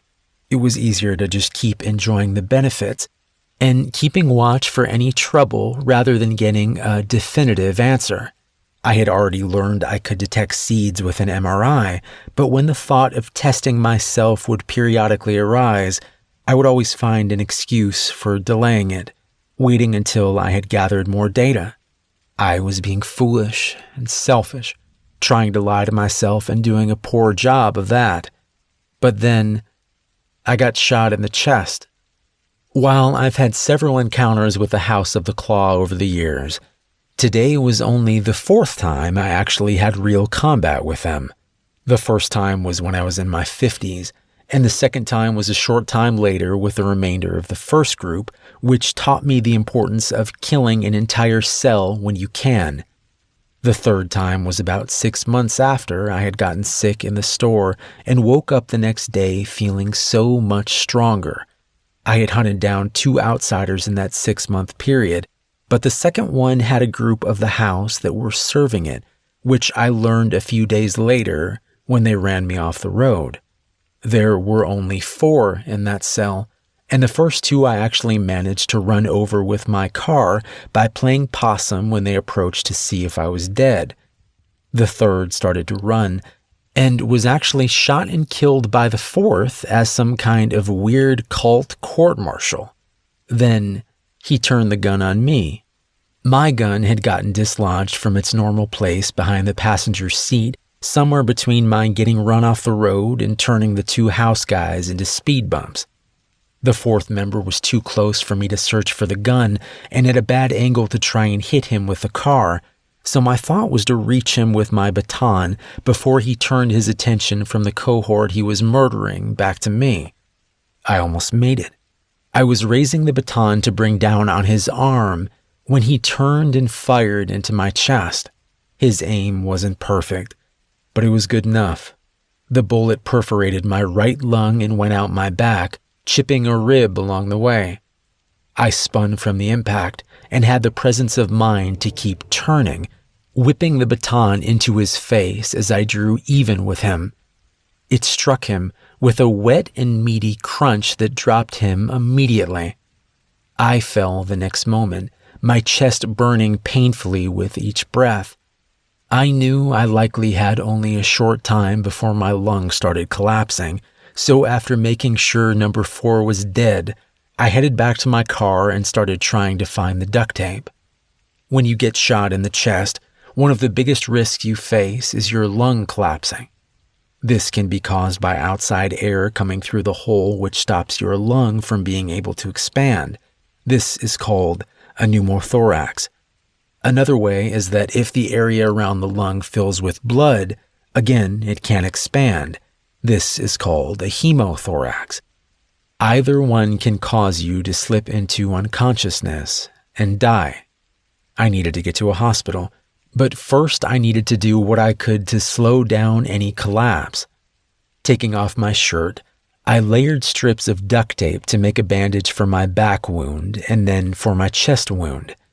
After applying the back bandage with some difficulty, I took an empty ballpoint pen barrel and inserted it into the bullet hole on my chest before sealing and securing it with the remaining strips of tape.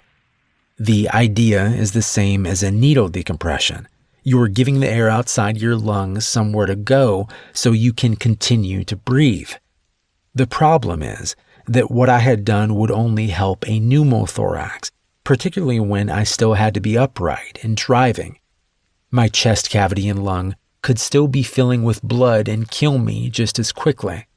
I started towards the nearest hospital, but I knew it was over 20 minutes away even if I drove fast, which I wasn't capable of doing. I could feel myself getting weaker and every breath was painful, to say nothing of the gunshot wound itself. I kept driving as I tried to think of better alternatives to my current plan, and as I went, I realized I was feeling better. At first, I thought it was my imagination or the onset of physical shock, but as the minutes passed, I could see tangible improvements. The pain was fading, and I wasn't having problems with my breathing. Finally, I pulled over and carefully removed the pen barrel and tape from my chest. The hole actually looked smaller and wasn't bleeding anymore. I gingerly reached back to where the bullet had exited and peeled away the tape. When I probed with my fingers, I found tender but untorn flesh. I started driving again, still headed towards the hospital at this point. My mind was swimming, and I was already chastising myself for not having looked into what was happening to me more. for not finding out if I had been compromised by a seed or some other outside influence. I promised myself that if I survived this, I wouldn't turn a blind eye for convenience's sake ever again. When I reached the hospital parking lot, I looked at my chest again. It was completely healed. I had no pain or problems that I could tell. Instead of going in, I went to my own office and ran tests. I had just started leasing an MRI machine the year before, both for my medical work and my after-hours studies, and it didn't take long for me to find the dark speck lodged in the deep folds of my left temporal lobe. I could have done a lot of different things at that point, killed myself, or tried to have removed it, being two obvious choices. I struggled with the decision and what it meant if I stayed alive and left the seed where it was. My reasoning was ultimately based on a few assumptions. First, it seemed clear that I had been targeted for a seed because, as we discussed before, the odds are far too great to make it likely I got selected for one by chance. But that would mean that they know about me to some extent. Yet I've never had someone assault me at work or home or track me down other than in response to specific actions I took, such as killing an outsider associated with a house sale. Attacks against me seemed to always be about what I had done, not some greater knowledge of who I was or what I had done in the past. Now, that was still a guess. They could have reasons for not attacking me at times while knowing everything about me, but my suspicion was that they targeted people by some means independent of knowing a name or specific address. My experience since then has continued to bear that out. It's almost instinctual, I think, though that instinct is propelled by intellect and purpose. Second, I knew that my newfound strength and resiliency wasn't normal for those that received a seed, setting aside the possibility of getting a different kind of seed than most, or having some unique property in and of myself that changed the seed's effects, both of which seemed unlikely, all things considered. I found the most likely answer was Salk's blood. Even if they had invaded thousands of people, the odds of any of those having ingested and been altered by an outsider's blood prior to receiving the seed was very unlikely. I couldn't question that Salk's blood had irrevocably changed me. Even long after his blood should have faded from my system, I retained and even farther developed my ability to sense outsiders. It seemed likely that, however it permanently changed my body, also afforded me some level of protection from the seed and granted other benefits as well. Third, I assumed that the outsiders themselves, or whoever they call master, did not realize this would happen. I saw little benefit for them in making someone like myself stronger and harder to kill.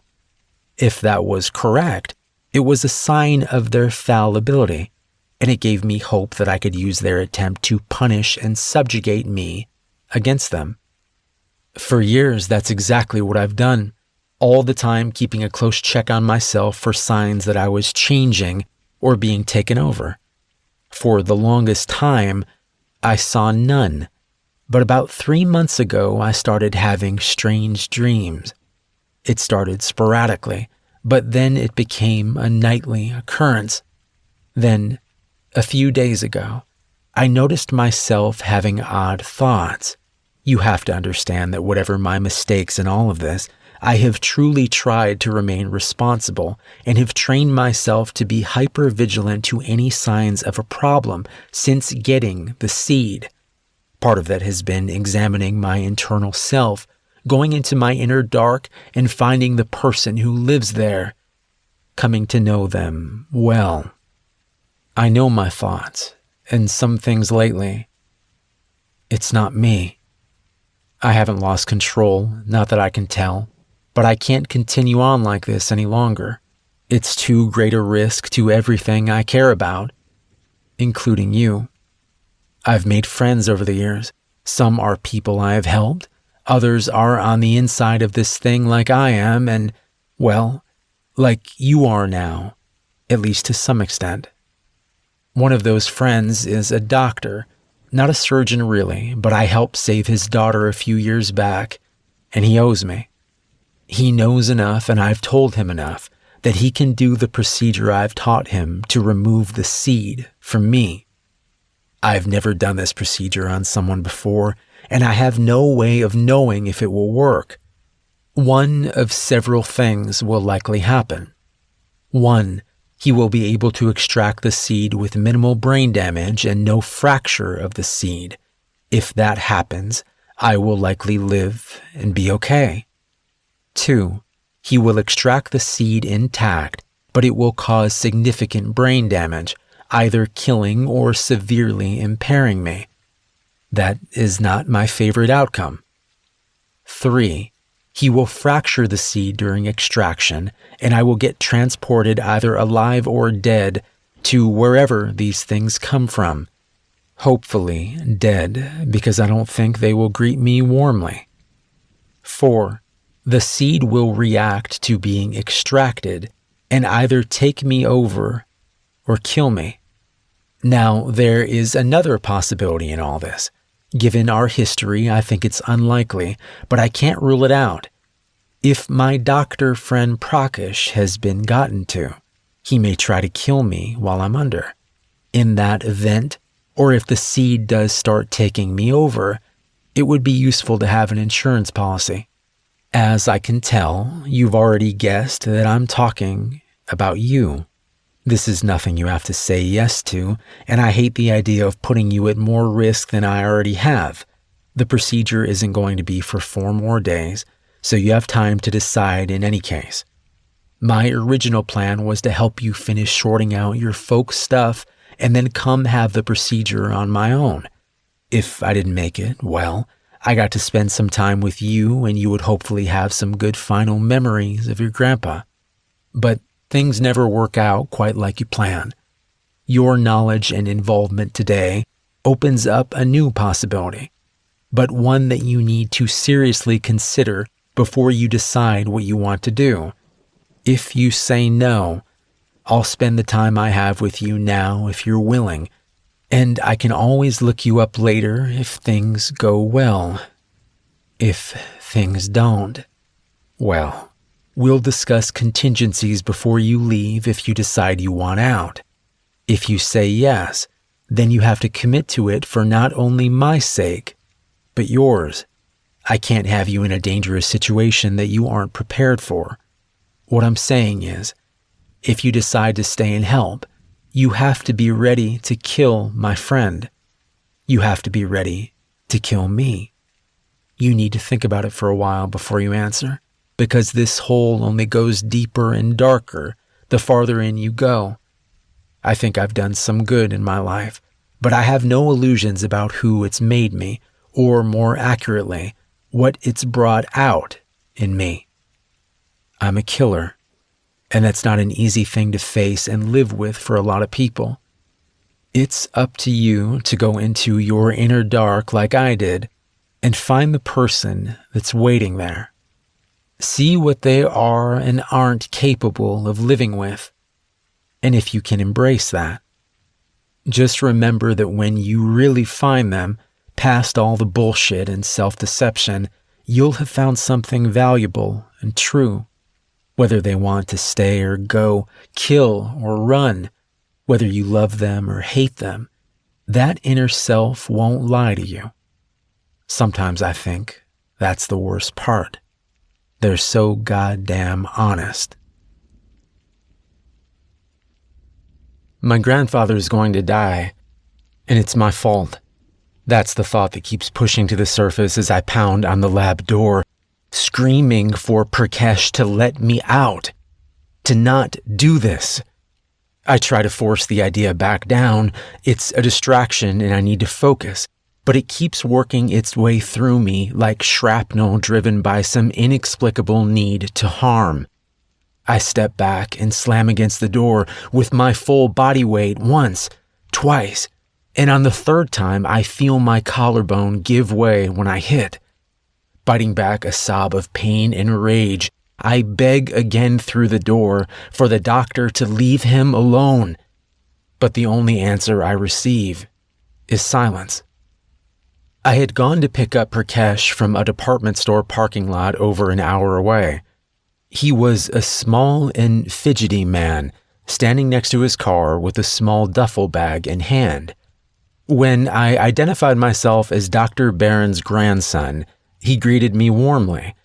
And when I handed him the black sack to put over his head and asked him to get in the back so he wouldn't be seen, he nodded without complaint or any sign of surprise. Whether that was because my grandfather had already told him he couldn't know the location of where he was going, or because he was just that compliant, I wasn't sure. I looked through his duffel bag, but it was just a collection of medicines, syringes, and a few other medical supplies that I supposed he brought in case my grandfather had forgotten something that was needed for the procedure. We drove in silence for the most part, other than me periodically asking if he was comfortable enough. And when we arrived back at Jagger Solutions, I carefully led him inside the warehouse where my grandfather was waiting. After patting him on the back and thanking him again for his help, my grandfather led Prakash down to the lower level before finally removing the black sack from the man's head. Prakash had looked dazedly around at the bright lights and new surroundings before focusing on us and smiling. He said he was ready to begin whenever we were, and in less than an hour, my grandfather was in the vault and under anesthesia, strapped down to the same metal table where so many outsiders had lain. I didn't like the look of him on that table. In a hospital gown, asleep and tied down, he looked so vulnerable. As he had instructed, I was standing at the open door to the hatch, gun ready in a holster at the back of my belt. I knew that Prakash had seen the gun, and I had made no attempt to hide it, figuring its presence might serve as a deterrent if he was up to something nefarious after all. But I thought my grandfather was right. Prakash seemed to be a good man who genuinely liked my grandfather and deeply appreciated him saving Prakash's daughter years before.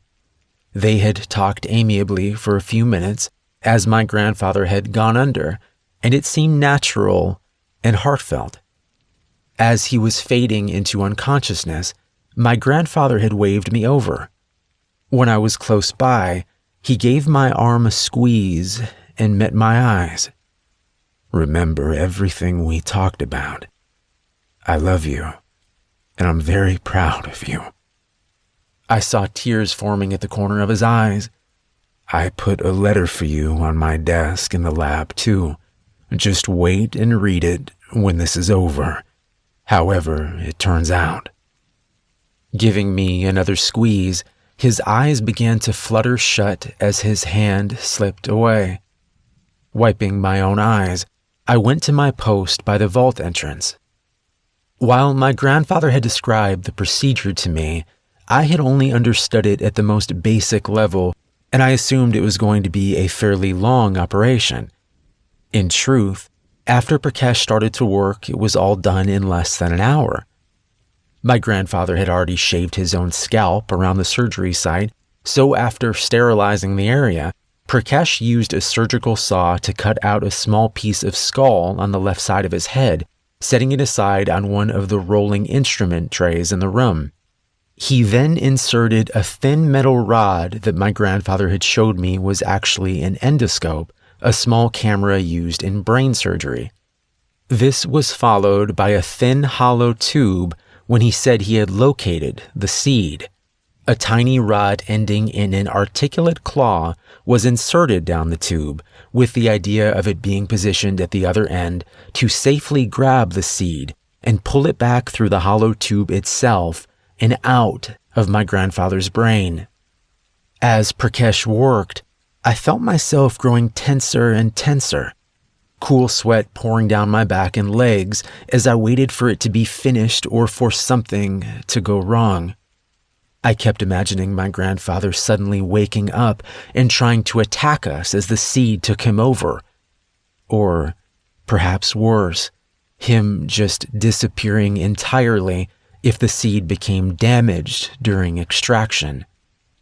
But nothing like that happened, and when Prakash finally removed the extraction rod, I saw the small metal claw at the end held something small and black. Is he okay?" I blurted out, instantly regretting any distraction I might be causing while surgery was still going on. Prakash didn't turn, but nodded.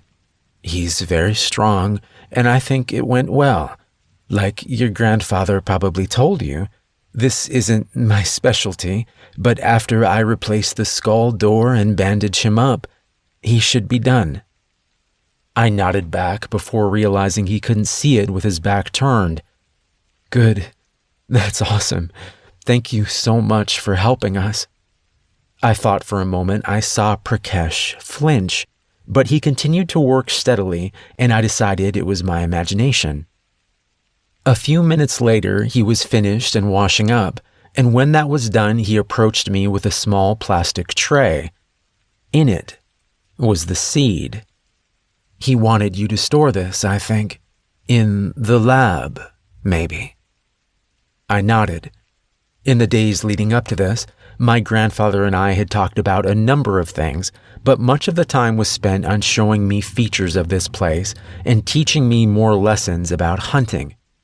Most of it would come out casually in the way of a story about this or that, but I knew he was trying to prepare me for if I decided to stay and help him, or if he didn't make it, prepare me if I decided to carry on his work. I wasn't sure I knew the answer to any of the longer-term questions, but as the surgery day drew closer, I knew that at the very least, I was going to see him through it and make sure he was safe. And what Prakash was saying was true.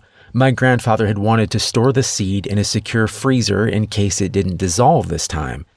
He theorized it was possible since it was being extracted rather than disappearing from a corpse, and if it did stay, he wanted it safely confined and available for study. Seeing it held out to me in that plastic tray, it seemed like a physical manifestation of my relief that it was safely out of my grandfather. I smiled at Prakash, fighting the urge to give him a hug and reaching for the seed instead. I left the vault and went to the door of the lab, Prakash following behind. He was saying something about how impressed he was with my grandfather's setup down here, but I was hardly paying attention. Holding the seed, even in a tray, felt something akin to holding a poisonous snake, and as I carefully walked it into the lab, my eyes never left it. This was likely why it was so easy for Prakash to reach forward, yanking the gun out of my belt, holster and all, while shoving me forward with the other hand. I stumbled forward, my first panic thought of not dropping the seed, which rolled dangerously close to the edge of the tray's raised lip before setting back into the bottom. It then struck me what had actually just happened, and I turned to see Prakash slamming the door shut, his face looking sad as the slab of metal swung in and obscured him from view. I cursed and sat down the tray gingerly before running to the door. It was designed to lock from the outside in case there was ever a problem in the lab, and I knew of no other way out. I beat on the door with my fist, screaming for Prakash to let me out, but there was no response. I tried to calm down, searching the door for any signs of weakness I was overlooking. It was a sturdy metal door, and the hinges were on the outside as well. I looked around the lab for something I could possibly pry the door open with, but there was nothing I could see that would make a dent in the job. Finally, I went back to yelling and pounding on the door, slamming against it hard enough to break my collarbone. At this point, as I lay defeated and weeping at the bottom of the door, I knew at least 15 minutes had passed. Prakash could have easily killed him already or something even worse. He could be carrying him off to be tortured right now, and it was all because I thought it was over and let my guard down. I failed in the one thing my grandfather asked of me, to keep him safe. I beat my head with my fist as I cried harder. I could feel myself slipping closer to some dark nadir of self-loathing and despair, and I forced myself to stop. Now was not the time for this weak bullshit. I needed to think, to try and be more like him. I needed to be smarter and better. Wiping my face, I stood up and started looking for anything that I might have missed or that might be useful. I saw my cell phone on one of the counters, but it was useless at the moment. My grandfather had turned on a series of cell phone jammers before I arrived with Prakash to keep him from being able to communicate with the outside world while he was with us, and the controls for them were in the living quarters, not the lab. I jammed the phone into my pocket and kept looking. When I reached his desk, I saw the envelope he had left me sitting at its center. I hadn't even noticed it when I was looking for a pry tool for the door, but now it was hard to take my eyes away from it. I knew my time was limited, but I felt some dim hope that it would contain some solution for our predicament. That, like so many times before, my grandfather had outthought his opposition before they even knew he was there. I tore into the letter and saw it was written out in his deliberate but messy handwriting. Jason, you're a good man. You deserve to have a happy life, and you need to have your own reasons for what you do and how you live. I've asked a lot of you, and for the last few days I've been preparing you for this kind of life, but that's wrong and selfish of me. I won't ask you to sacrifice your happiness to continue my work after I'm gone. If you ever decide you want to, this place is yours, but I honestly hope that you don't. Hunting these outsiders is an important cause, but it's a very lonely life. I started out of pain and revenge, out of not caring if I lived or died. I've come to realize those aren't good reasons, or at least not good enough.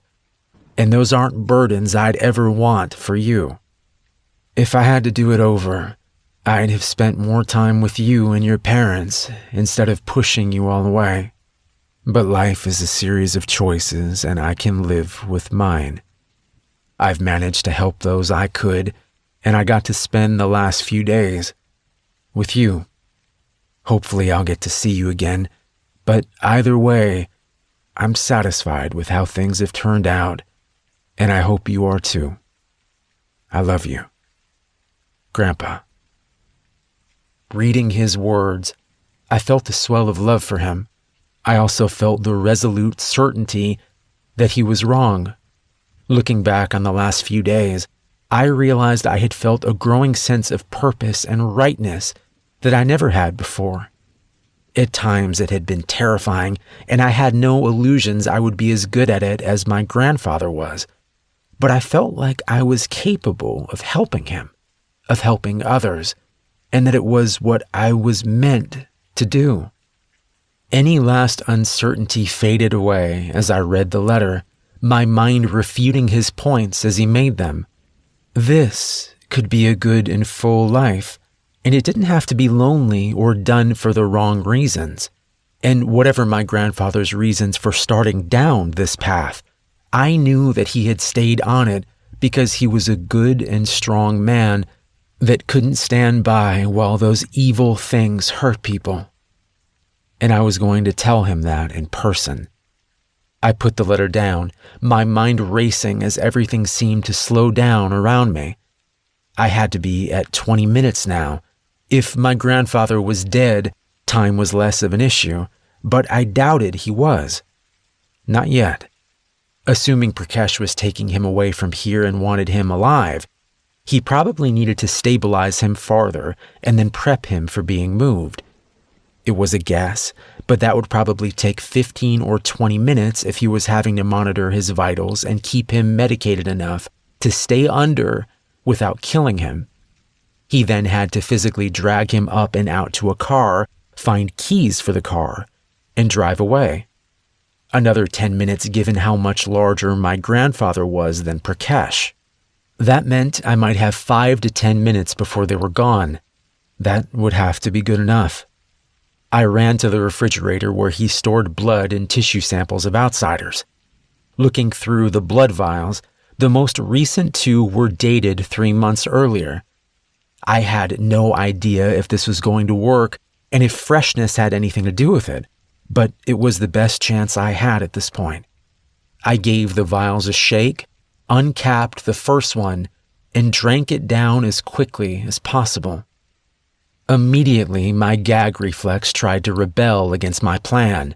Punching my leg, I fought down the urge to vomit through gritted teeth and then uncap the second vial.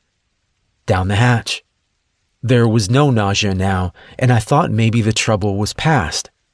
Then my midsection flamed into white-hot pain that dropped me to my knees. I would have screamed if I was able to, but there was no air left in my lungs, or in the world at all, it seemed. I fell onto my side, clutching my stomach with both hands as the pain rolled upward into my chest. I felt myself spasm once, twice, and then the pain was suddenly gone. God, I said, ragged breath slowly coming back to me. Okay. Part 1 done. Ideally, I would have waited longer before the next step to ensure that the blood had time to take, if it was going to take at all. But there was no time, and I was just going to have to hope for the best. Leveraging myself back to a semi-standing position, I used the counter to shuffle around to where the plastic tray sat. I swallowed my revulsion at the sight of the seed sitting there, its black surface reminding me of the dark surface of a spider's abdomen as it sat hunkered down and quietly dangerous. Not giving myself more time to think about it, I picked the seed up and swallowed it quickly, like the world's bitterest pill. It had almost no taste, other than being faintly salty, and I suspected that taste was coming from the bits of brain fluid clinging to its surface. I held onto the counter and waited, my worry building that ingesting it would either do nothing or just make it easier for it to take me over, blood or no blood. After a minute with no change, I walked slowly back over to the door and put my ear up to it, trying to hear any signs of what Prakash was doing or if my grandfather was still alive. At first, I heard nothing. Then I realized I was hearing something after all, a small popping sound, but it wasn't coming through the door, and as I turned and looked around the lab, I couldn't find its source there either. That's when I realized it was my collarbone knitting back together. Within a couple of seconds, the pain in my shoulder was entirely gone, and as I slammed my fist into the door again, I could feel the change immediately. My arms felt stronger, more solid, and with each blow, I felt the door starting to give way more and more. When I felt the first hinge pop loose on the other side, I shifted to kicking the door. 3 kicks later, it was down, and I was out. I looked around, but I saw no sign of anyone in the hall or across in the living quarters. Heading into the vault, I was terrified I'd find my grandfather's dead body laying on the metal table, but it was thankfully empty. That left outside. I ran upstairs and was heading outside to see if the cars were still there when I caught movement in the corner of my eye. I turned back to see Prakash hunting for a set of keys at the little corner workshop my grandfather had set up in the above-ground warehouse. When he heard me approaching, he spun around, his eyes wide. You stay back. I'm warning you, I'll shoot you." He glanced down, and I could tell by his expression that he had left my gun in the car. "It doesn't look like you will. Where's my grandfather?" His eyes darted towards the cars outside, but he was already shaking his head. "I have to take him. They found me. They found my family. If I don't take him to them, they're going to take my wife, my baby girl. I raised my hand. "Stop. Shut up. Who took them?" "The cult. The House of the Claw. I think they had been looking for us since my daughter got away from them, but shut up again. Your daughter was part of the cult. He nodded weakly. She was brainwashed, fell in with them through a college boyfriend, and when she wanted to leave, they wouldn't let her. She sent me a text asking for help after almost a year, but I had no way to find her. Tears were mingling with the sweat on his cheeks now. I love your grandfather. He tracked her down somehow and got her out of there. Got my girl back to me. She's so much better now. So happy. I can't lose her again. I felt anger flooding my chest as I advanced closer across the warehouse floor. You dumb asshole. Did it ever occur to you that she never really left, or that she fell back in with them? That she's how you got tracked down? He was shaking his head as I spoke. No, that's not possible. She would never. How did they know you were doing surgery on him? Who did you tell? I saw his eyes widen, and it was all the answer I needed. In the back of my mind, I knew that this rage I was feeling was more than I had ever known, more than I could ever really comprehend, but I didn't care. This stupid man and his daughter were trying to kill us. The house was trying to kill us. The outsiders were trying to kill us. And they were all gonna pay. As I reached the first workbench and started around it, Prakash tried to dart away around the other side, but he was far too slow. I snatched him back and threw him against a table, several wrenches and screwdrivers falling off their hooks and clattering to the wood below. Gripping his throat, I fought back the urge to squeeze harder as I brought his face up to mine. No more bullshit. Where's my grandfather? His nose was running with snot now, and it seemed to physically pain him to say the words when he spoke. In the pickup out there, passenger seat. He's sedated, but alive. I nodded. Good. Now when and where were you supposed to take him? He tried to shake his head again, and I gave his throat a hard squeeze. He croaked out, I can't tell you. I let go of his throat and grabbed his wrist, holding his left hand down to the table as I picked up one of the screwdrivers that had fell there. An hour ago, I couldn't have imagined ramming a screwdriver through a man's hand, but now it was surprisingly easy. After his hand was pinned, I slapped him hard across the mouth to stop his screaming. He gave out a wet sob and then told me he was supposed to be meeting them in a motel a couple of hours away at 10 o'clock that night. He told me the name of it and said he already had a room key in his pocket. I took it out and saw from the plastic keychain it was the room 609 at the Sunset Motor Lodge, just like he had said. Look, I've told you everything I know. Please let me go. Let me get my family to safety. I stared at him for a moment, weighing my options. I felt the stirrings of what felt like sympathy for him, but I knew better. I had spent so much of my life confusing weakness and uncertainty with mercy and consideration. It was easy to do living a mundane life where the stakes were low and very little mattered. I was finding out now that when things really mattered, the right thing to do was usually the hard thing, but it was also the easiest to see. Sorry, but I'm not done with you yet. After I quickly gagged and bound Prakash and secured him back down in the vault, I ran to the pickup truck to check on my grandfather. He was just as the man had said, slumped over and heavily sedated, but still very much alive. Reaching under the driver's seat, I pulled the key free from where it was taped and started up the truck. To be safe, I drove an hour away to a hospital where I told them that my grandfather had been attacked by some unknown assailant prior to my arriving to meet him for lunch at a local restaurant. Luckily, I'd had the foresight to drive in the direction of his actual hometown, which the hospital was over 45 miles from. And I had Googled restaurants so I could name a real place. The local police were still called, of course, and I gave them an earnest but unhelpful statement.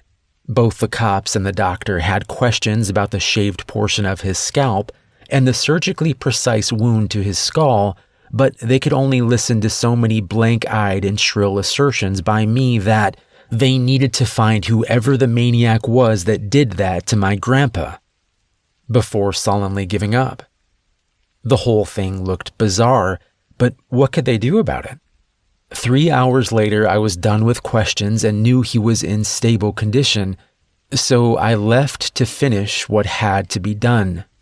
By 8 o'clock, I was in room 609 waiting, and the evil cultists were punctual, if nothing else. At 9:59, there was a heavy knock on the door. Looking out the peephole, I saw 3 figures, meaning there was at least 1 or 2 more out there somewhere. I opened the door, staying behind it, figuring they would come on in and be distracted when they saw what was inside. It worked well. As the light from the parking lot security lights spilled across the room, 2 figures tied to motel chairs were illuminated, their forms and features a patchwork of amber light and shadow as the men entered the room in confusion. The first figure was Prakash. He was clearly dead, his arms broken and held at odd angles, and his throat cut almost to the point of decapitation. The second was Prakash's 30-year-old daughter, Gabrielle. Or as one of the cultists called her, "Gabby, baby, what are you doing here?" The man was rushing forward to kneel at her side, trying to pull the gag off her tear-streaked face. Her eyes had gone to him immediately when the door opened, but now they were back on me, the shadow behind the door. She tried to scream a warning through the gag as it was yanked down, but it was too late. I slammed the door shut behind them, driving a knife into the neck of the closest one as the third started turning towards me. He started fumbling for a gun, but he was slow, and by the time he started to raise it, I had already removed the knife from his friend and slashed it across his eyes, banishing any idea of attack from him forever. He clutched his face as he began to yell, but it was all short-lived. 5 fast stabs into his torso, and he slumped to the floor as his life seeped out onto the dirty orange carpet. By this point, Gabby's voice was free, and she was yelling for Keith to kill me. Keith had different ideas, as he had abandoned trying to free her and was running for the bathroom. They were all going to die. I was going to pursue Keith, but then the front door crashed open as the remaining members of the cell came barreling in. I jammed my knife into the smaller one's thigh, but my hand slipped off the blood-soaked handle, even as the larger of the 2 brought a ham-sized fist down across my face. I felt something give as my jaw shattered and the world went gray. I was only out for a couple of moments, but it was enough time for the pair of them to hit me again and for courageous Keith to come back in and start trying to explain to Gabby baby the merits of a strategic retreat. I acted as though I was nearly unconscious, taking the hits while trying to propel myself back to the front door. It had slammed back closed after their entry, and while the latch was broken, it seemed wedged shut pretty tight. I assumed they noticed it too, or they wouldn't have let me fall against it in the first place, laughing bitterly about how they were going to kill me for what I had done to their friends. They looked confused as I pushed myself up the door slowly and looked at them, my eyes clear. My face felt swollen and lopsided, and I could feel my jaw itching. Keith looked at the other 2, the smaller of which was sitting on the floor now trying to tie a belt around his leg. What the hell is he saying?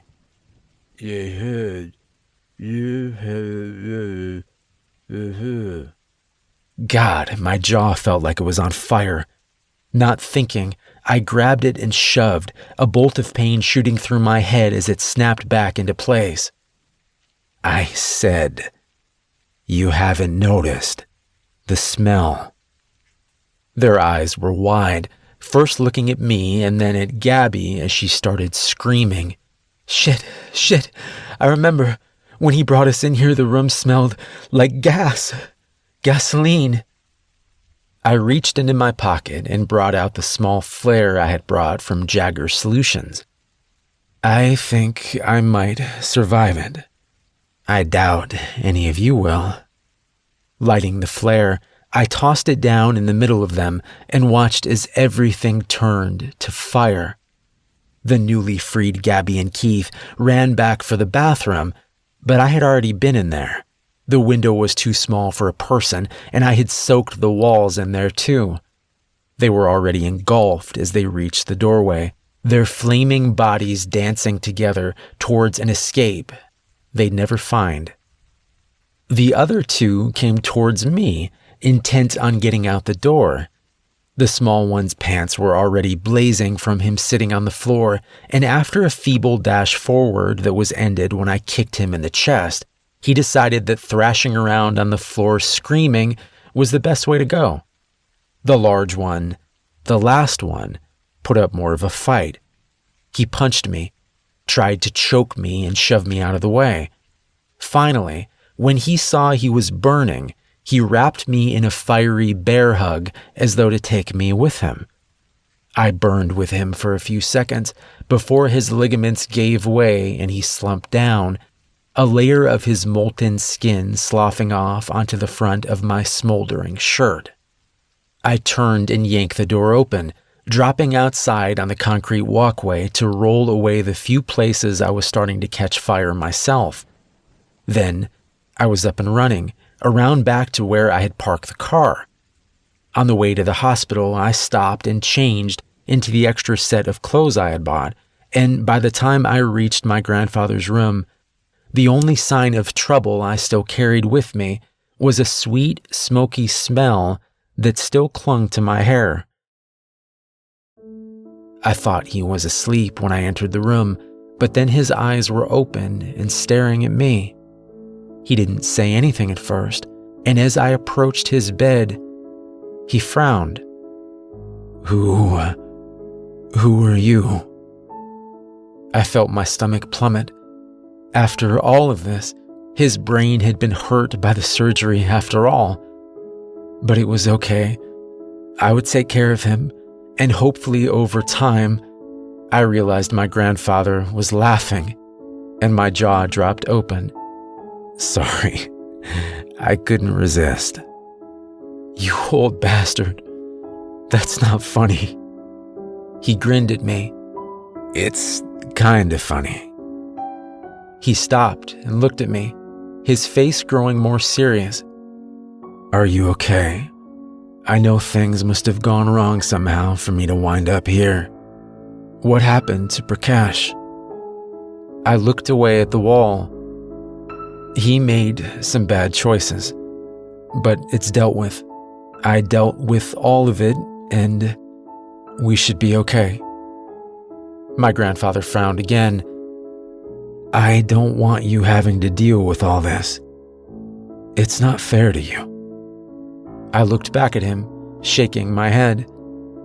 "It's my choice. I want to help you, and I want you to teach me. We can do more together." I paused, and neither of us will have to be alone anymore. He studied me for several seconds before clearing his throat and nodding. I like the sound of that."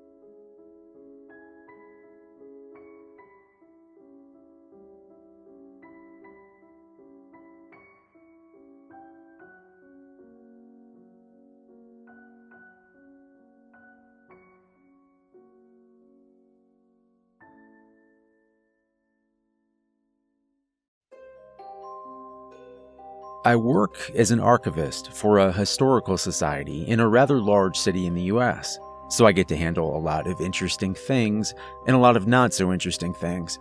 There are a lot of items that have been donated or bought, but the backlog is extensive and some items have been sitting for decades, untouched and unexamined. I found this particular document hidden in a false bottom of an early colonial chest.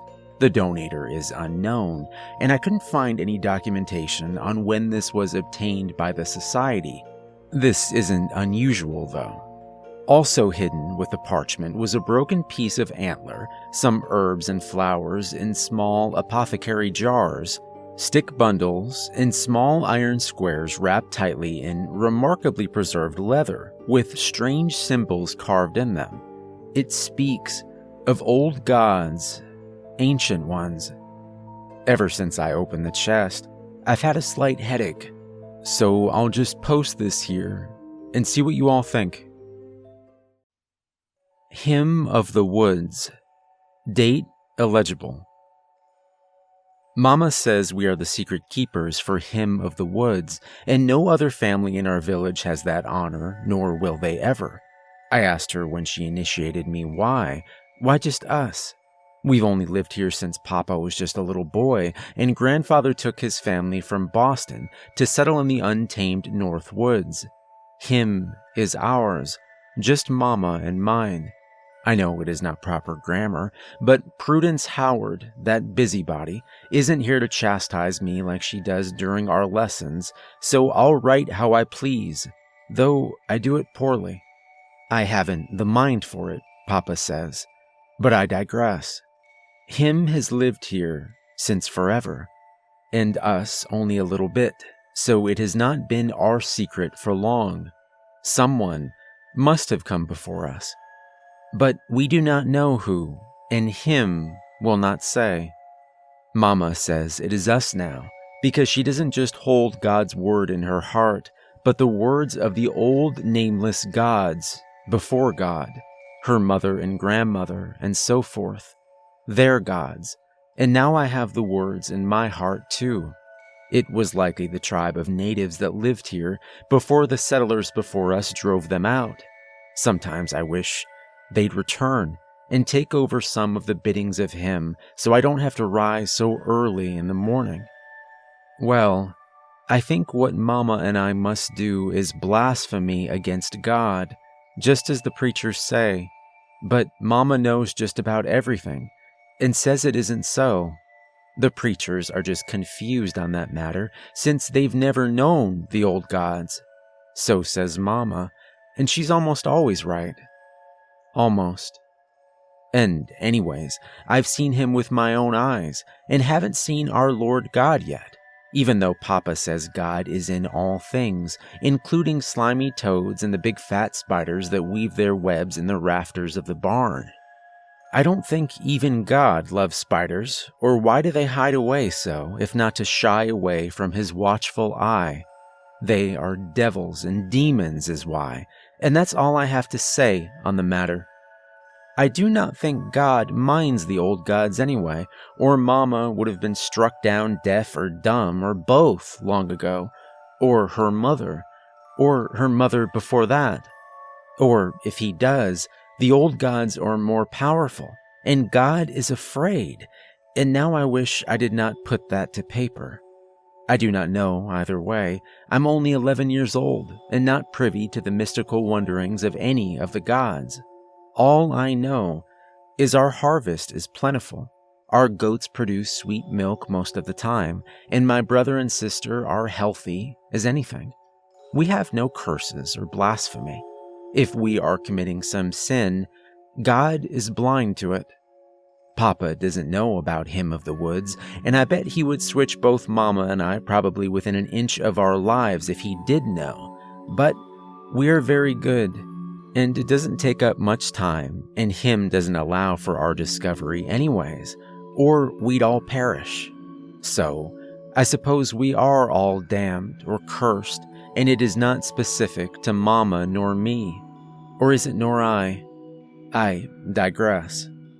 We aren't witches, if that's what you're thinking. So get that out of your head, because it isn't so.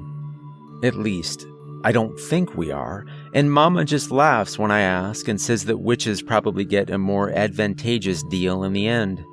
We have signed no book, nor exchanged our souls or left newborn babies as sacrifices to dance naked with Satan or his messengers. Though we do sometimes dance in the woods, but only to our own voices, and certainly never naked. And him is not there, and he doesn't like us to linger long.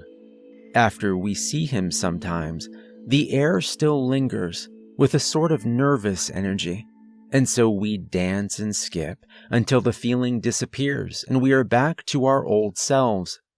Still, I will hide this little letter well in my trunk and guard it with my life, for I must tell someone of my secrets, even if it is just scratched onto parchment, or I fear I will burst.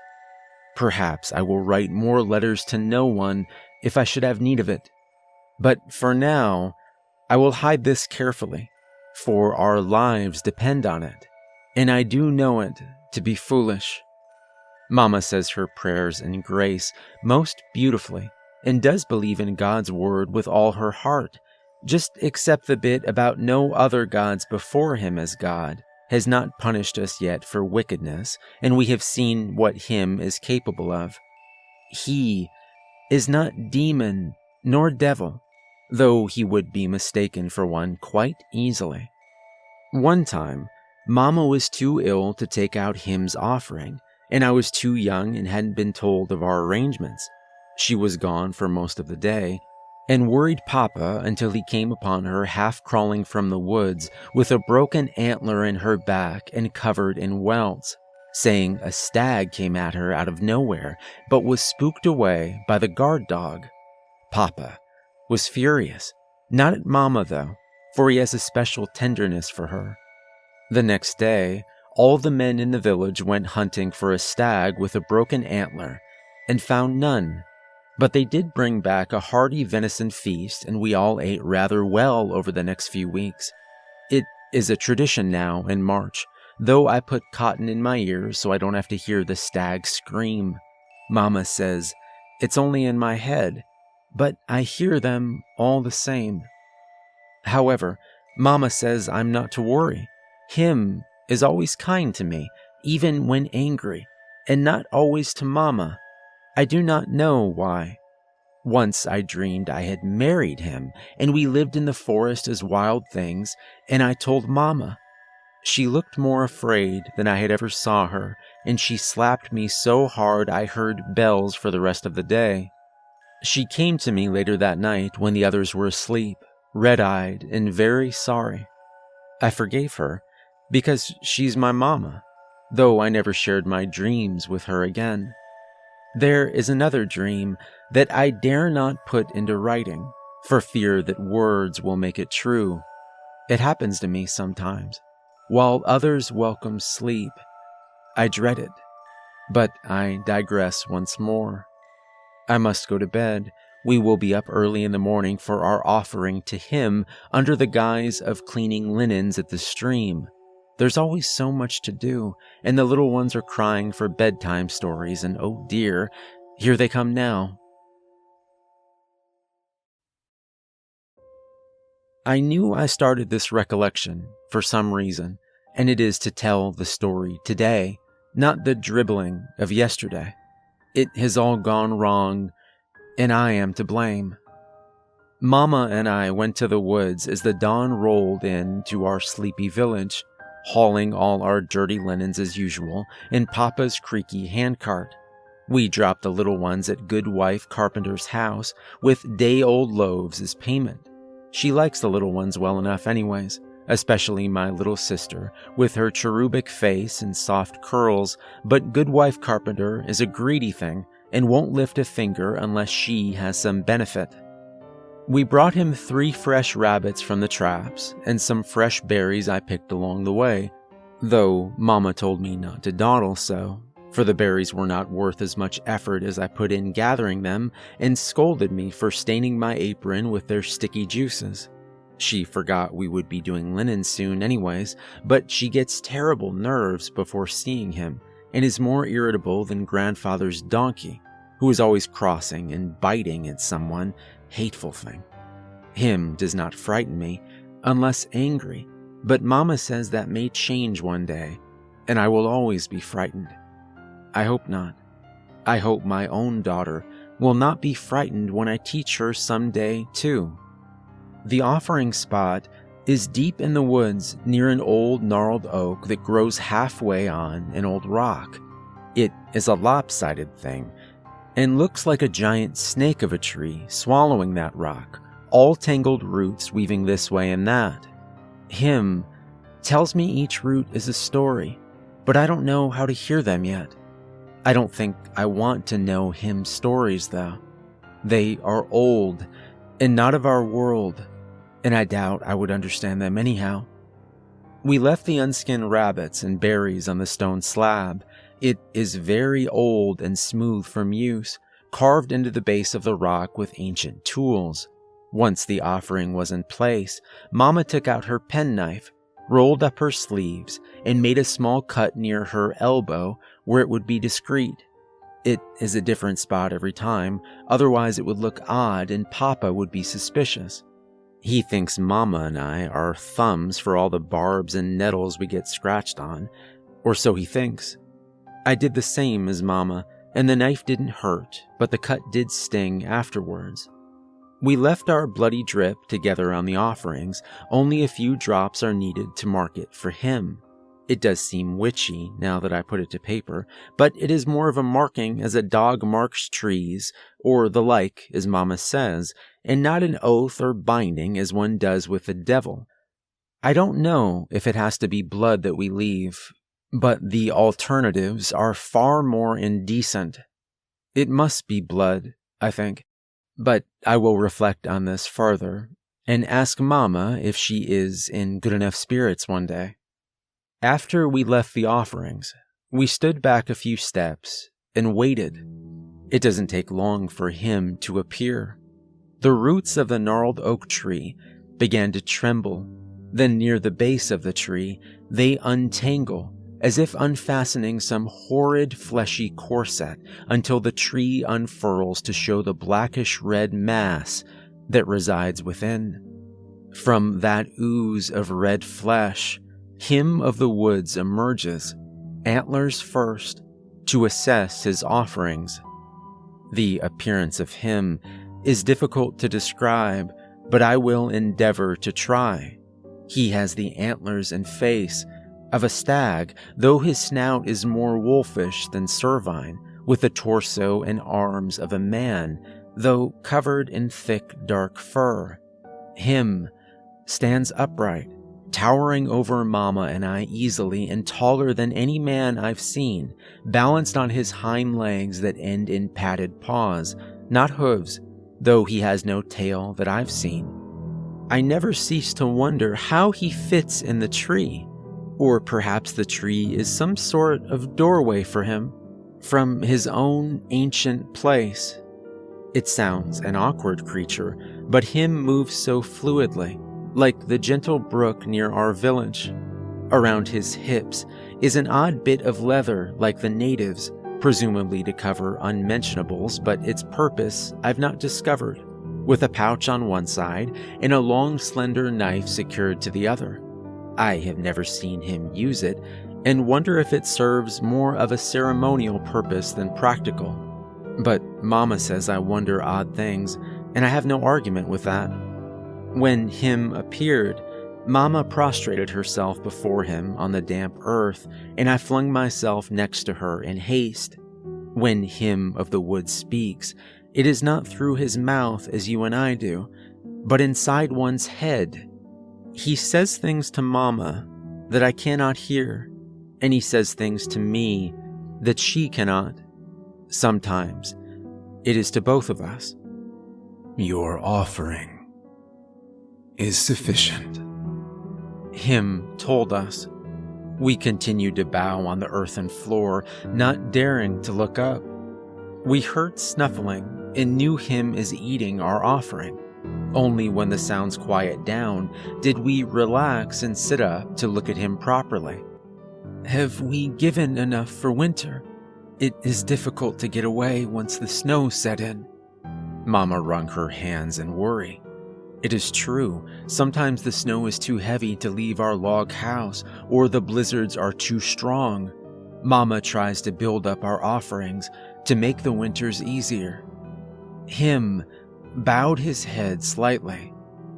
I hear distant chimes when he is near, though I don't know the source. Perhaps he has invisible bells in his antlers, ones I cannot see, but can only hear. Nearly. Twice more, in a creature larger than rabbit. Then you will rest in winter. I will stave off the darkness with what you have brought me. We exhaled in relief and exchanged a satisfied glance. Our exchanges are usually brief, though Mama goes without me sometimes to convene with him. I felt his eyes searching me curiously, and my cheeks felt flush. Him asked how I fare, and I answer healthy and well. Him appeared satisfied with my answer and moved toward his great oak. But, alas, a twig snapped nearby, and him disappeared so quickly, all I felt is wind flurrying my bonnet. We strayed frozen in place, not daring to move. I heard a struggle nearby, with crunching leaves and branches, and a muffled cry. I eyed Mama, and pray it is not the little ones, or Father come to look for us. They will die if they do. When him returned, he clutched a struggling child with bulging, scared eyes. Mama exhaled in relief. It was not my mischievous brother nor my sister. But, alas, it was Prudence Howard, the nosy busybody. Had I condemned her by writing her name yesterday at nightfall? My dreams, my thoughts, what I write. Sometimes I feel I conjure things or make them happen by giving them name. She is a curious thing, always wandering off where she shouldn't go, but we were deep in the woods, where she shouldn't be. Where's her mother? Is this yours? Mama shook her head. Prudence met my eye, confused and scared. Her eyes burned with something else, too. Anger, I think. Recognition, perhaps as well. She once called me a witch when I refused to share a maple sweet with her several years back, and I slapped her in return. I suppose she thought in those moments that perhaps she was right after all, even if accidentally so. Something drips from her foot, and I worry it is blood, but she had wet herself in fear. Him of the woods tightened his grip on her neck until it snapped with an awful crunch, and she dropped lifeless to the ground. Her body sounded like a sack of flour hitting the ground, a gentle thud to the soft earth. Her eyes were frozen wide in terror, even in death, and a little blood trickles from her nose. I held back tears, and him speaks to me, to only me. Do not be afraid. She would be your ruin. You would die from the words she tells your others. This I saw in her heart. I nod. I suppose he can see all. Do we put our blood on her? I asked Mama. She looked up at him with fear in her eyes, and after a moment, she shakes her head. He does not consume our kind, she said. I thought it a pity, as it would save us another trip later on, but then felt guilty when I see Prudence's scared, dead eyes staring back at me. She was my age, though a great deal smaller, as she was a sickly child. She is sickly no more, I suppose. Him of the woods reached into his satchel and handed me a bundle of small twigs wrapped in dried squirrel gut. At least I think it was Squirrel. I thank him, though I didn't want it, nor understood what it is. A talisman, Mama tells me later, that will bring me extra protection and no ill dreams for a little while. Him watched us a moment longer, and I am unsure if he spoke to Mama, but she said nothing. He turned and disappeared back into the oak tree, the roots closing after him like 1,000 spiders' legs. I shuddered. Prudence is still there, dead, and after a moment I turned my head and retched over and over until my belly ached. Mama tried to soothe me, but I didn't hear her words, nor did I want to. She was just as afraid, I think, and I didn't want her to think I won't be able to take over for her when she is too old or too sick.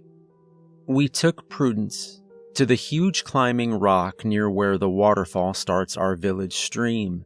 It was still too early for children to be playing there. They were still sleeping or finishing morning chores, and we kept a careful watch for anyone else, but we see no one. Perhaps my talisman was at work. After we finished our horrible task, we swept into the woods again to begin our farce. It will look like a terrible accident, and Prudence was known for wandering where she shouldn't be. A high ledge in this case, to make the broken neck believable. Mama procured our linens from our hiding spot and placed them into our handcart. We emerged from the woods after checking our other traps back near the village and had a decent haul of a few rabbits, 1 pheasant, and a half basket of berries. I skinned and dressed our boon while Mama beat the linen in the frigid water. Her eyes were half mad and her cheeks red as she swung at the linen, and I wondered what she was thinking of. Likely, I do not wish to know. She continued her abuse of our bedsheets when cries of alarm are raised, sobbing and screams in the distance. The body was found, broken and bruised from our terrible deed. Mama continued beating the linen, deaf the world, until I shouted her to stop. We must go help the others, or it will look strange, I told her. She looked at me with hollow eyes. I wonder if my eyes will look the same when I am her age. I wonder if I will look much older than my true age from the weight of our secret and the burden it brings. My daughter will share the same burden, and her daughter too. That is the way of him. It is not questioned. They would not call us witches if they knew our secret is not just him of the woods, but what him is protecting us from. That is the true burden, and it weighs heavy with the lives of hundreds, thousands even. Would they stone us and burn us as witches if they knew we were saving them? The cats keep us safe. Today, I don't have an artifact to share, but something about the archive itself, the cats who live here. The internet loves cats, so here I deliver. There are 4 of them, and no one knows where they came from. My boss is the head curator, Agatha Tremble. Pseudonym, but the spirit is still the same. She is a quirky and endearing woman in her 40s or 50s, with a wild sense of fashion. For instance, today's theme is peacock, which includes a lot of real peacock feather jewelry and a matching pillbox hat. Seriously. Miss Tremble is about as mysterious as the archive. I know very little about her personal life, but I imagine that she lives in an old Victorian house filled with weird books, taxidermy animals, and at least a few ghosts that she probably has regular conversations with. But anyways, this is all to say that even Miss Tremble doesn't know where the cats come from, but her motto is, don't ask, you probably don't want to know anyways. We hear that a lot. The cats, like I said, we don't know where they came from, but there's always 4 of them. Some of the older volunteers remember different cats, so I think we can rule out immortality as a trait, but always 4 of them. Miss Tremble leaves food and water out, but to everyone's horror, there's no litter box to be found. And yet, there's never been an issue. No one talks about it, but it's just weird. Where do they go? Don't ask. You don't want to know. First, there's Henry VIII, called Henry, or 8 for short. He's a big fat ginger cat, thus so named after the English king, not for any divorced, beheaded, or dead wives, but simply because he's tubby and ginger, and the regality that cats generally seem to have. Henry lords over the reading room and is the only cat that the public sees. He loves being pet, being fed, and generally just hangs around his basket or cozy-looking documents, waiting for treats. He's a sweetie. No one usually has the heart to push him off whatever they're trying to read, but he'll move in due time when he feels like it. Good old Henry. He seems useless, but he's great for morale. He's always been known to chase off any member of the public with sticky fingers, sweating coffee cups, or any other offensive thing that might damage documents. That's the only time you'll see him hustle or in a bad mood. Don't damage the goods, and Henry's your best friend. Shere Khan is our little champ. She's a sleek tortoiseshell that can be found stalking the halls at night. She doesn't keep to one area, like most of the cats do. We have the museum floor and the reading room, which are both accessible to the public, some small offices and staff areas, and then several levels of archives, accessible only to staff or volunteers with the proper clearance, depending on the archive. She's the only one that's ever seen interacting with the other cats, and even then, it's fairly cordial, almost businesslike. Cher is the little hunter. If you find a dead mouse or the dreaded moss lying in a doorway, it was her. She keeps the riffraff down. We rarely, if ever, have pest troubles. It's an old building, so she's a busy girl. She doesn't like to be touched for the most part, but she's been known to curl around your ankles for a rare pet. When I'm alone in the building, I know she's near, even if I can't see her. It's kind of nice. She has spotted some of our more unusual activity often before we do. Our canary, when needed. There's the white one. No one can remember its name, but we all have a different name for it. No one remembers what color its eyes are, or whether it's a boy or girl, or even how big it is, or where it usually haunts, or where it guards, or. Lastly, there's Bast.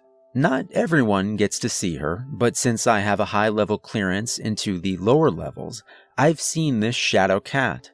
Bast is the one that frightens me. She is big, larger than a normal house cat, but not as large as the panther she resembles a little too much. It's the ears and the amber eyes. You can see them, even in the blackest dark. I'll be in the blue room, which houses the more rare or delicate unlisted objects, locating some secret thing for some high-up person, and Bast will be there. 2 glittering green eyes in the dark, watching me from the sturdy upper shelves. There's artifacts and files up there that no one can access. Not that anyone wants to, with Bast up there. The other odd thing is, the blue room is always locked. She lives in there, behind a locked door. No food, no water. That I can see, anyway. She guards the red room, too. No one goes into the red room. I don't even know why it's called the red room, except the door is red. The blue room has beautiful blue wallpaper, the old kind you can't find in any hardware store, with a blue door, so I guess we all assume the red room is red inside. I don't think Miss Tremble goes in the red room, and she's the head of the archive. She's rarely ever afraid of anything, and we've had plenty to be afraid of. Stories for another time, and she's afraid of the red room. There's chains on the door to the red room, multiple heavy-duty chains. New ones, old ones, ancient ones. Locks, too. There's sounds that come from the red room, quiet sounds, whispers, muffled sounds, gentle tapping, moans, groans, wails.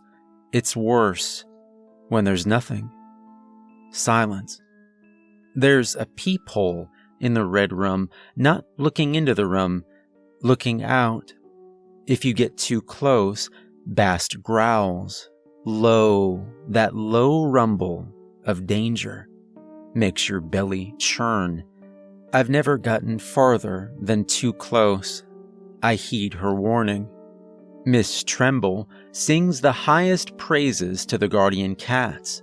They keep us safe. I don't ask, because I don't want to know the answer. God save us, or the devil. The following are letters that were donated by a couple who found these in the attic of an old house they'd inherited. The curator's notes simply indicate the couple wished to burn them at first, but instead brought them to the archives in case they held some sort of historical value. We've not been able to locate any information about the contents of the letters, except to confirm an unusual amount of disappearances in the town mentioned in the letter, redacted for safety purposes. March 7th, 1872. Dearest Mary, fine fiddle, it is a somber day for a somber occasion. We laid grandfather's weary bones to rest yesterday, and today we are all in foul moods. We are all in the big old house together now, dear Mama and Papa, George, the dreaded Harrison, Molly and Oliver the twins, who are just 6 as of last week. They say they miss you the most, and I allow it, but really it is me who misses you most. June, lovely June, has been sent away to Auntie Harriet's, for she is too wild of a young lady, and Auntie Harriet will tame her with that wretched etiquette school. Do you remember balancing books? Yours were always perfect. I had to pin my hair so that the thing stayed on my head. Though the house is big, it's too full of things and people and noises. I thought grandfather came to Missouri with just the clothes on his back.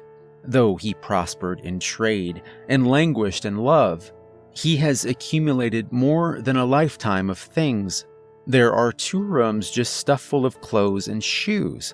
It is no wonder that we were only allowed in the parlor and dining room. Mama is going through them to see what can be donated. There are so many poor after the war, and good shoes are hard to come by. Papa says there are more rooms that we cannot even see for excess of things. Can you imagine? I hope you are living fat and well as a married young woman, dear sister. I miss when we would lay under the covers at night and whisper the names of our future loves into seashells in hopes that someday the sea would bring us them. I am glad that yours came true. I fear I am too old now, though 23 is not so old, says George. Harrison says I might as well jump off Piccadilly Bridge, and I hold my tongue that it is far more tempting to push him off it. His moods grow fouler, and he stinks of drink. It is lucky he isn't the eldest son, or Papa would have him locked away in shame. Now that we have the means, he may do just that. The other day, he pinched me so hard under my arm for being a sass that it drew blood. I ran and cried to Papa, and it started a thunderstorm of shouting. Anyways, you don't want to hear all of that in your happy newlywed home. I hope California treats you well, and it should if the stories of gold-paved roads are true. Forever your sister, and always your friend, Paulette. April 28th, 1872. Darling Mary, how well you sound in your last letter. I've laughed so hard I cried when you told of the fiasco at the hotel. I can't imagine whose bloomers those must have been in that poor donkey. Imagine. I have news of this house. We have cleared so many things, and still there is more. Trinkets of all kinds, jewelry, none of it particularly fine, watches with inscriptions and pipes strewn about. Mama wondered if perhaps soldiers lived here for a spell, perhaps after the war, but none of us can remember any mention of it. The neighbors are miles away and only saw Grandpapa here occasionally with drifters passing through doing labor for chores. Perhaps these are their payment in exchange for food and board. Next to the barn is a slaughtering shed hidden behind piles of lumber. Foul thing. There are no cows or pigs anymore, but Papa has a mind to purchase some and build us a nice flock. Papa, who can barely remember to feed himself, let alone animals. It will be Mama's work, as always, from Papa's ideas. We are having a poor time finding help. Mama has sent inquiries all over town, and no locals are up to the task. She has given up and put in an advert in the redacted paper, and Auntie Harriet is sending over a girl or two that she deems suitable. The rest of the family is fine, except for Harrison, of course. He refuses to sleep in the house, saying it has bad bones. It does not. The timber is the finest that can be found. He said he has half a mind to live elsewhere, so do not answer any of his letters or you'll soon find his own foul spirit haunting your halls. I'm certain he is the one who spat in all the bonnets. Foul thing. Oh, Mary. Halfway through writing this letter, a terrible scream shook the house. We all went running. My hand is trembling still. And after yelling and yelling to find the source, we located Mama dragging the twins out of a little half door in one of the bedrooms she's been clearing out. They were covered head to toe in soot and dust, and little Ollie was holding a skull in his hand. A human skull, painted a deep red. Oh, it is a horrible-looking thing, but curious as well. The skull has golden teeth and sockets painted white. The lower jaw is sewn onto the upper one with twine laced through its teeth. The top is removed so that it appears to be some sort of bowl or chalice, though all that was in there, says Ollie, was a dead mouse. Harrison took it from Mama while she went to go clean the children up and began chasing me with the horrible thing until dear Papa intervened. Hateful, young man. I asked Papa to hide it away. I can't stand looking at it.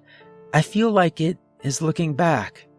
What wretched findings. Why on earth would Grandfather have such a thing? Your horrified sister, Paulette. May 7th, 1872. Sister Mary. All are ill. The twins first, then the rest of us. If we aren't running to the privy, we are sequestered in our rooms, clutching buckets and chamber pots. Mama thinks it is in the water, and it all must be boiled. A hard task, carrying water to the house. Harrison refuses to come into the house and care for us, the foul beast. He leaves us water buckets on the porch, though, a small comfort. I do not think it is the water. It must be the food. Something has turned. We have scoured the pantry, in between dashing to buckets. No one can eat a morsel without becoming ill. It is a misery to pick up this pen, but write you I must. I will beg Harrison to mail my letter and send for a doctor if we are not well by tomorrow. I hope you are well. Much love, so much love. Paulette. May 9th, 1872. Mary. The doctor will not come. He told Harrison he fears it to be cholera and sent some remedies to administer, which he left on the porch. I watched him go to the fields with a shovel and spade and begin tilling the fields. Does he dig our graves? He may never send these letters, if so. Paulette. P.S. I write this hours later. The twins are dead. Perhaps Harrison is wiser than I give him credit for. I love you. May 21st, 1872. Mary, I am well enough to write again. We are saved, and we are in hell. It was the sight of little Ollie that set Papa's mind in motion. The skull, he kept saying. It's the skull. He placed it above the mantel and put a candle in the horrible thing, then lit a fire in the fireplace beneath it. He spoke to the fire, but I heard no replies. It should have frightened me, but I don't feel fear anymore, just an empty sort of numbness. George was running half naked through the hallways like an animal, snarling and scratching at the walls. Mama has been crying and pulling out her hair in the room with the little half door, wailing for her babies, then trying to eat the big clumps of hair. I tried to stop her at first, but it is no matter. We are all mad now, I suppose. I burned all the food in the pantry. It's useless to us now.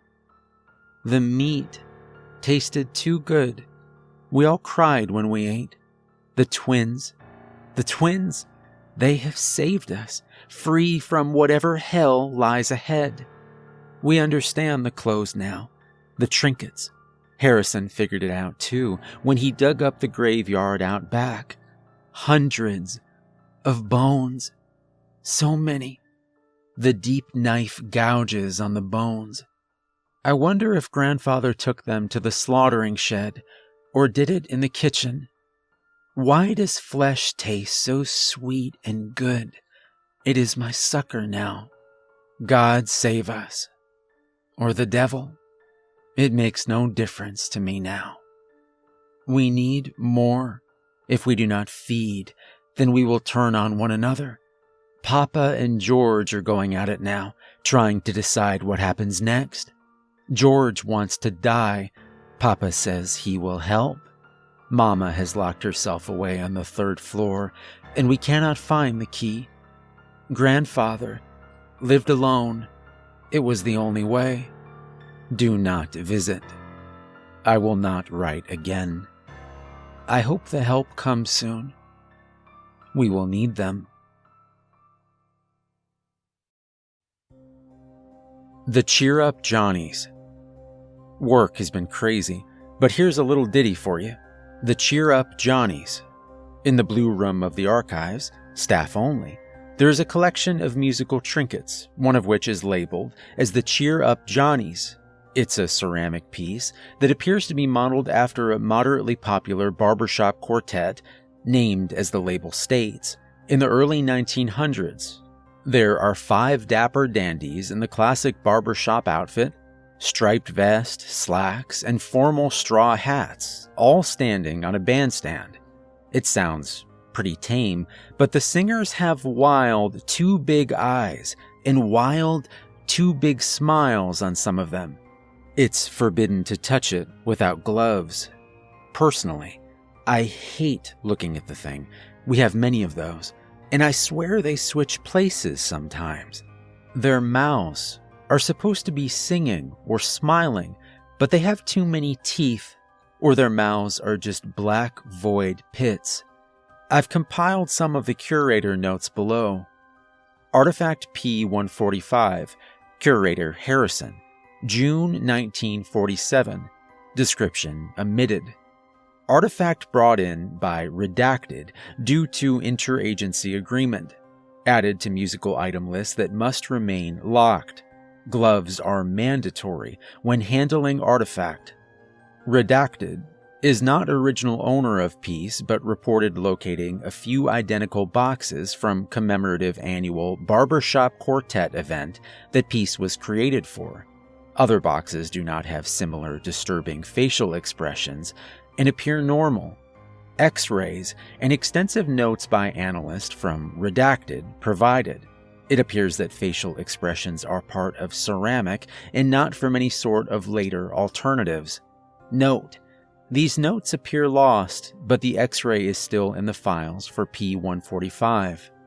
When key is turned, the musical tune that plays is similar to Buffalo Gals with an altered bridge. Unlike most other music boxes or toys, music starts slow, then speeds up until music is indiscernible, then stops abruptly. Redacted cautioned against listening to music box and recommended welding key so it cannot be turned. Great caution is advised. Object will be kept under lock and key with strict orders not to disturb or handle except by curator permission. Curator Harrison, August 1948. P-145 has caused some disturbance, so adding some notes to document the events. First observation is P-145 attracts those in low spirits or moods. When someone is feeling a bit blue, they hang around the blue room unironically and can get quite unruly when forced away. Redacted. Had to be taken out by force only days after returning from the birth of her child. When dusting the objects in P-145's cabinet over the weekend, staff member bumped P-145 into P-16, which caused a hairline fracture in the fifth quadrant of P-145. Staff member reported feeling extreme melancholy and an urge to listen to P-145, and did so despite strict orders not to turn the key. Staff member was still found standing at the cabinet Monday morning, still listening to the music box and laughing hysterically. After forced removal of P-145 from their hands, staff member collapsed in exhaustion and was rushed to a local hospital. Staff member had clearly soiled themselves standing at the cabinet over the entire weekend. Blue room is to be thoroughly cleaned and sanitized. Cabinet was only half dusted, but I will finish it myself. Hairline fracture will be examined and, if possible, fixed. P-16 was undamaged by the event, as expected, and looked very proud of itself. Moving P-16 to separate case, since it always bloody has it out for other artifacts. Evening. Hairline fracture fixed by restorationalist on staff under my close supervision. Both of us reported feeling extremely giddy during procedure, almost to the point of being unable to complete fix because of an overwhelming desire to sing and dance around the room. Curator Harrison, December 1948. Restorationalist over P-145 hairline fracture, reports still feeling residual giddiness from time to time. I myself have occasionally locked my office door to dance about and must contain urge to sing from time to time, although it's less frequent now. May need to start putting items on danger scale. Redacted mentioned another agency does this, but might raise too many eyebrows here. Curator Harrison, February 1950. Some depressive numbskull, now fired, took P-145 from case into public reading room and played it over and over. Only 4 members of public and 2 staff, excluding numbskull, were in reading room at the time, but by the time I came back from lunch, they were all in there, laughing hysterically and dancing around the tables like a bunch of buffoons. Only Redacted was spared, because I suspect he is mostly deaf, although he did have a ludicrous grin the whole time I was questioning him. I wonder if whatever resides in this artifact is related to that dancing event in 1518. In Alsace, some village or other had an outbreak where residents could not stop dancing. Now diagnosed as mass hysteria, I can't help but think there was some bauble like this involved to ignite the fire. Scheduling welding of key tonight. I've prolonged it this far to try and preserve artifact, but proves too dangerous. Had to call Redacted to come by and take care of members of public so they would only recall a very boring, uneventful trip to the museum. Still, they all will feel quite overjoyed for the next few months at least. Might be good for donations, at least. Curator Olmsted, May 1968. Night crew in for cleaning reports that the figures have changed around, the short fat one moving around. Confirm this to be true after observation. One night crew forgot glove protocol and touched bare ceramic. Slowly after, they could not stop laughing.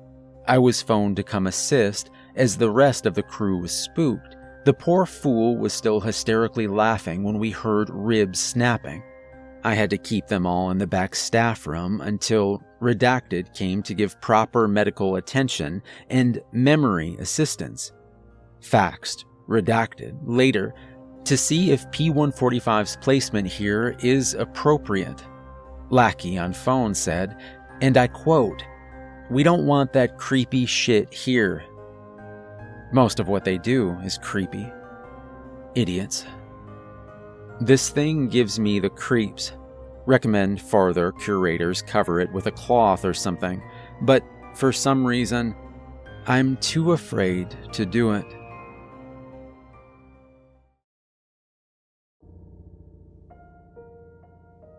The Sailor's Talisman. There's an artifact in one of the lower levels of the archive rooms. Just for full disclosure, there are many artifact rooms, but all the main ones were built in a sort of basement over 100 years ago or so and wallpapered in different colors. Each room has a different clearance for staff and volunteers. Volunteers may only go into the green room. Green for go. Green meaning easy. Green means safe. Artifacts from the green room may be examined, but not taken by members of the public. Upon request, of course, and they must know what they're looking for in order to ask to examine it. The Sailor's Talisman is in the purple room, accessible only to staff and certain high-up people, influential types like authors or big-bucks donors. The talisman is a funny little thing, a sort of mermaid-looking thing carved from wood, perhaps old driftwood. It's a woman with a fishtail, but it's forked off into 4 fins at the end, not 2 like your typical mermaid. Her eyes are perfect circles, and her mouth is open slightly, with long strands of seaweed slithering down her body. The seaweed covers her breast, but in between them, in the sternum area, is a symbol, sort of a cross between an ankh and a sulfur cross, a rounded top cross, like an ankh, sitting on top of a triangle. It's very light to carry, but she is always damp. Not damp, now that I think about it, but water actually seems to leak from the talisman itself. She is kept in a specially built box in a shallow pool of water. She used to be kept next to a dehumidifier until the power went out once.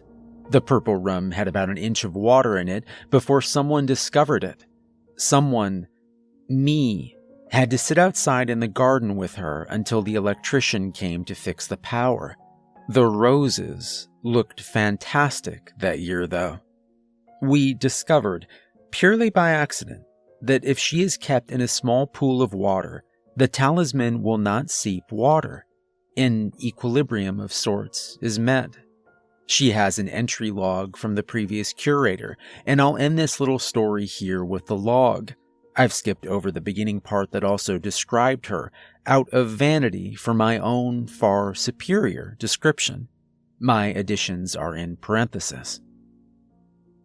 Artifact P-174. Curator Olmsted, April 1967. Artifact donated by Boston Area Historical Society, who wishes to remain anonymous. States that they are unable to house the object anymore due to damage of property, rotting wood, and flooding. They claimed caused by object, called the Sailor's Talisman. Donor describes P-174 was thought of as lost for decades, but later found washed up on coast near Maine. Exchanged many hands until donor eventually received it. Origins unknown, but earliest mentions can be found in Things of the Deep by Randall Carter, a collection of legends and myths surrounding ships and seafaring. Note, I've not been able to locate copies of this book yet, not for lack of trying. According to legend, there were numerous of these talismans around on the eastern coast of the United States, traced back as far as the early colonial days, possibly further. Ship captains, according to legend, commissioned their creation by a handful of artisans who had been blessed by some sort of priest. The text is unclear, naming them sea priests, Although I have not been able to corroborate what these priests were, there is no mention of them in historical writings from the coastal towns at the time, and it is unknown from exactly what areas these come from. It is created from driftwood, so the origin is difficult to ascertain. It is fascinating that this is the one surviving talisman. No others have been confirmed.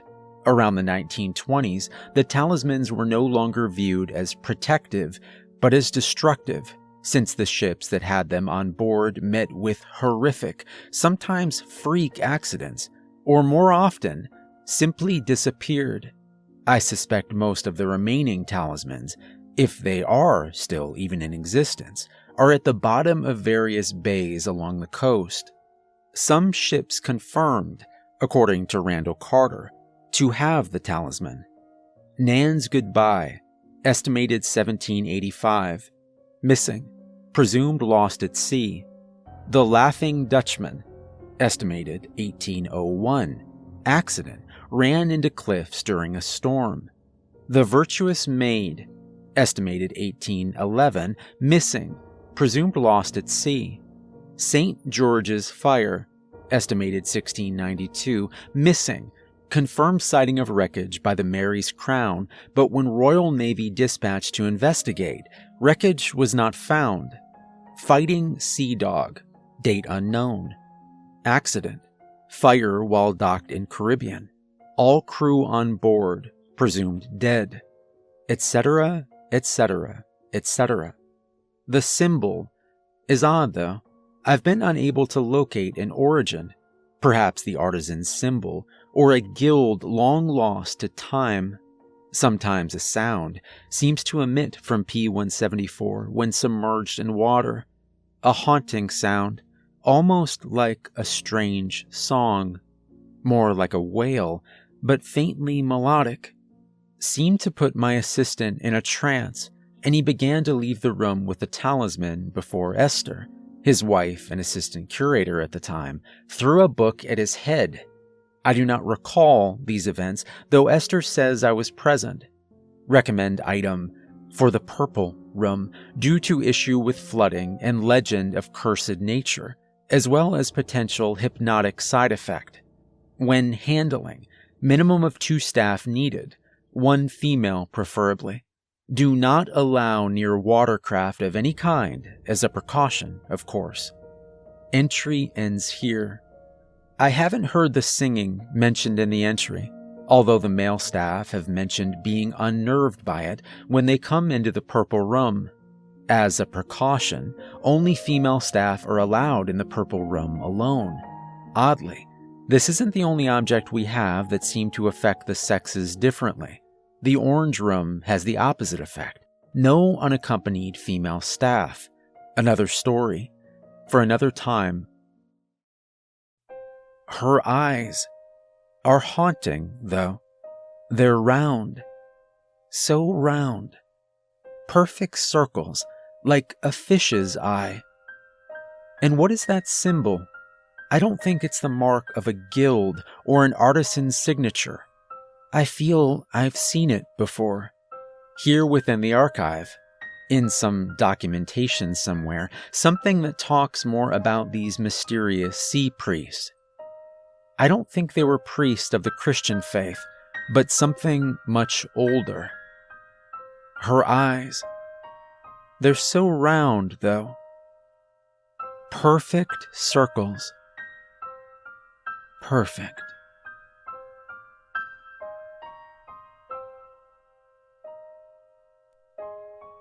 Hey everyone, remember to like and subscribe if you enjoyed today's video. I've been very fortunate to find some really well-written longer stories recently, and I'm going to continue posting a longer story every Sunday. If you'd like to support me further, there's a link to my Patreon in the description, and I hope you have a wonderful beginning to 2021. Thanks for listening.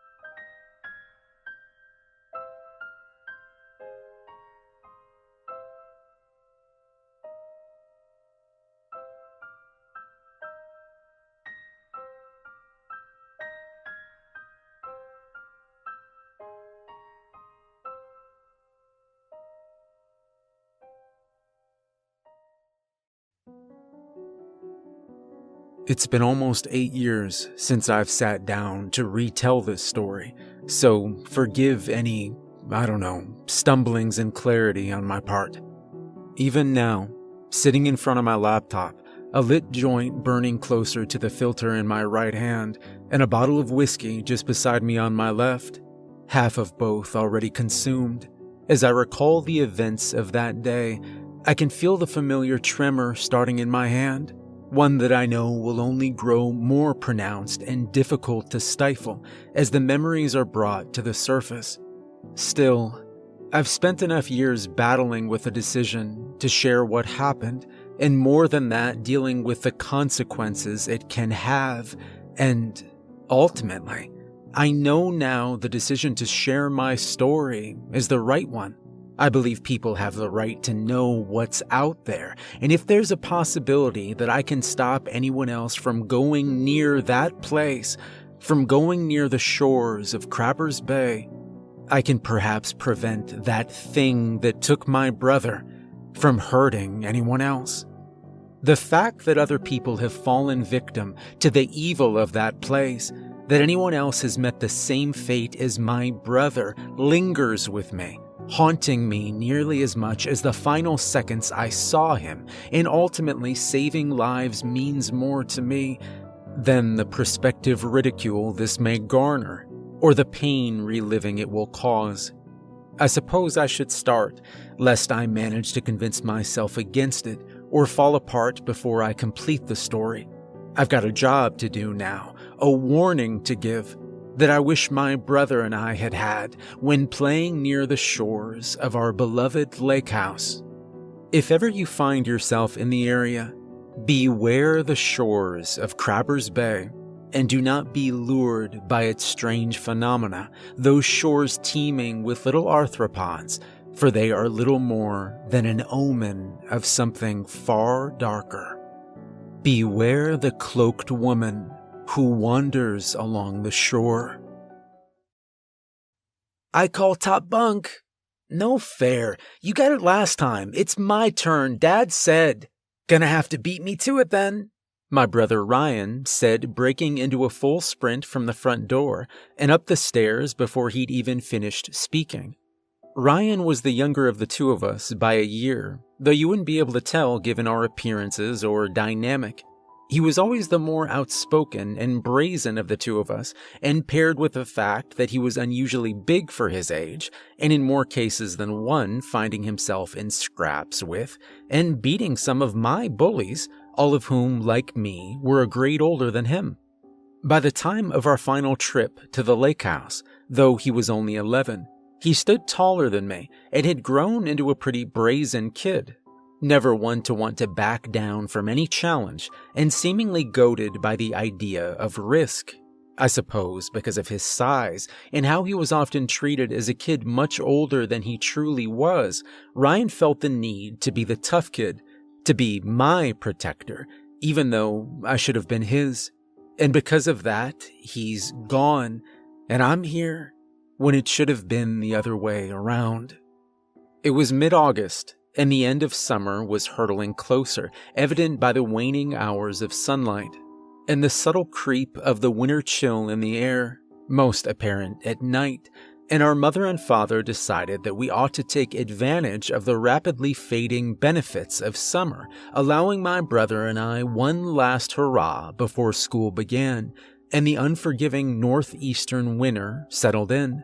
My brother and I had thrown our bags together, practically loading the car ourselves when our parents told us that we would be departing that night for our last lake house visit of the summer. The beach house had been in our family for generations, constructed by our great-grandfather, who was also the first person to settle on the shores, the first member of the very community in which it sat, which became Fiddler's Grove. A small but wealthy little village built behind the cover of a thick northeastern forest that entirely hid the several acres of discreet, private shore that would come to be known as Crabbers Bay. The reason for the name was simple. Crabbers Bay had a unique quirk, a phenomenon really, that made it quite unlike any other, and was responsible for the community that had grown around it. When the sun sets, the shores of Crabber's Bay become teeming with creatures of all shapes and sizes, utterly unlike anything you've ever seen. It was something of a tradition of our families, ever since our grandfather had died, to make the drive out to the house that our father had grown up in, within Fiddler's Grove, and appreciate the environment in a way he never had growing up. For my brother and I, it was a time represented by one thing and one thing only: the beach. Our father had grown up with a father who was a kind man, but demanded respect, and maintained one rule with which he was oddly strict: that our father was not to be found anywhere near the shores of the bay, especially near sunset, due to it being dangerous. Reportedly, our grandfather's warm and personable attitude would grow unrecognizably dark the few times my father was caught sneaking out to play near the shores when he was our age, and the punishment that would follow was uncharacteristic. I suppose that's partly why he made such a point of allowing us that joy, and we did find such joy in it. By the time we were passing the city limits of the small coastal town nearest the little village where the beach house was, my brother and I were practically buzzing with excited energy. The scent of sea salt was growing more pronounced, stoking the flames of our excitement even more as the wind whipped in through my brother's side window, opened only halfway at our parents' request, our mom not wanting us to catch something, due to the very present chill in the air. As we neared the house, the sight of the shore ahead and the large gray expanse of water beyond it disappeared behind the trees, and within minutes we'd driven up the long winding driveway that coiled up the hill towards the house like a great stone serpent, and into the shadow, the massive old colonial mansion, parking the car under the archway extending between the house and garage. Within minutes, my brother and I had practically tumbled out of the car, and after taking in a breath of salty seaside air mixed with the sweet smell of forest greenery that served as the signature scent of the area, we sped into the house, falling right back into the same argument we had every time we arrived as my brother sped ahead to that bedroom that had once belonged to my grandfather and now served as our guest room. The old house seemed to groan its welcome as our arguing voices and racing footsteps across the old wooden floors and up the winding staircase echoed through those halls, which still felt so cavernous as a child, inundating the sleepy, creaky old colonial on a hillside by the shore with a life it hadn't had since our last visit. My brother raced ahead of me, speeding past hopelessly, taking full advantage of his greater height and athleticism, nodding up the spiral staircase and down the stairs overhead, showering me with dust from the old light fixtures swaying under his footfalls. I cried out another complaint to the air he'd previously occupied, quickening my pace while trying not to lose my footing, scrambling up the stairs, backpack in hand. I raced through the upstairs hall, making such a sharp left into the first open door that I narrowly avoided running into the doorframe. The room was just as we left it, with perhaps a bit more dust, and the addition of my brother's stuff somehow already scattered messily around. Ryan sat atop the bunk bed nearest the wall, and the massive window with a view of the gray shores below, a smug grin of satisfaction prominent on his face as I trudged across the room, making certain hand gestures at him as I threw my bag onto the lower bunk. Ryan leaned over the side of the bed, holding himself up with one hand, gripping the window frame, clicking open the two locks on either side of the window, and sliding it open with a grunt. A cloud of dust wafted from the sides as the window groaned its protest at being opened for the first time in months. The familiar and ever-present sense of salt water and morning dew rolled in on a breeze, transforming the thin white curtains on either side of the window into bedsheet ghost and filling the room. I caught my brother's eye, the same thought occurring to both of us as we breathed in the scent, a swell of nostalgia and excitement rising within us. The beachfront. From our childhood, the portion of shoreline behind our house has been my brother and I's playground on many a summer night, and the setting of many of our best memories together as a child. During the day, it would transform into an imaginary battleground as we fended off legions of pretend pirates docking ships with massive black flags looming overhead all along the shore. And during the evenings, when the peculiarities of that particular beach became apparent, and the sands became covered in legions of moving black things that seemed to reflect the light off of slick shells, blank crabs scuttling across it, emerging from under rocks and shells and fallen branches, and out of the water seemingly claiming dominion over the beach. My brother and I could always be found out in our beach attire with sand buckets at our sides, collecting and subsequently freeing the strange land spiders. Looking back through the always clear lens of hindsight, I suppose the strange phenomena of our property should have been more daunting to us. I've never seen anywhere as abundant with the creatures as our property would become when the sun began to set, with so many of them so abnormally large, if ever any one of us had chosen to dig deeper, to peel back the layers of what we had so readily accepted as normal, and understand just what it was that made these shores different.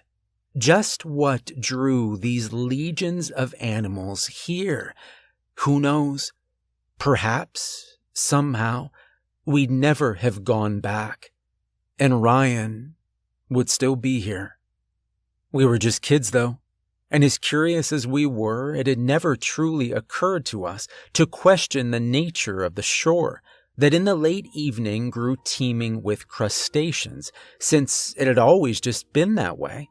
It became ordinary to us, and it wasn't until the events of that final trip that we would be forced to face the horrifying reality.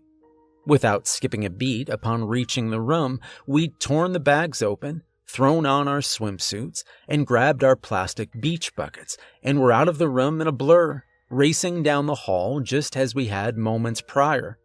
Ryan, running out to the lead as usual, narrowly missed colliding into our father, arriving with his and mother's luggage at the top of the stairs as we sped by.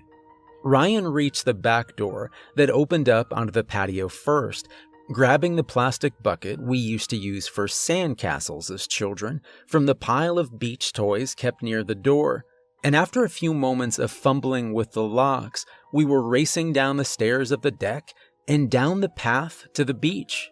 The sound of my brother and I clambering down the wooden porch steps and our excited chatter filled the air, along with the continuous whooshing sounds of the water against the shore as it approached and receded. The beach was clear of any wildlife at this point, with the exception of the lone seagull flitting through the sand or circling overhead, not quite yet the time of day at which the namesake peculiarity of Crabber's Bay became apparent. At that point in the day, with the late afternoon sun still setting high above in the sky, the beach was just like any other private beach in a quiet community, and while we waited for the shores to fill with their namesake creatures, the beach was ours, and we would enjoy it as was typical for kids, racing to see who could swim farthest out without passing the buoys, flinging balls of mud and sand at one another, and building, and subsequently destroying each other's sandcastles. That was how we spent the next hour, watching the sun disappearing beneath the horizon, painting the sky wondrous hues of yellow and orange until the time drew near. I glanced at the sky, taking note of the approaching darkness. It was almost time, that time in the late evening during which the odd phenomena of Crabber's Bay became apparent. Behind me, Ryan splashed about in the water, trying to catch some small fish that had wandered too close to shore by hand, as I scanned the beachfront and the sandy hills leading up to the greenery spilling forth from the forest above, searching for even the slightest sign of movement in the sand.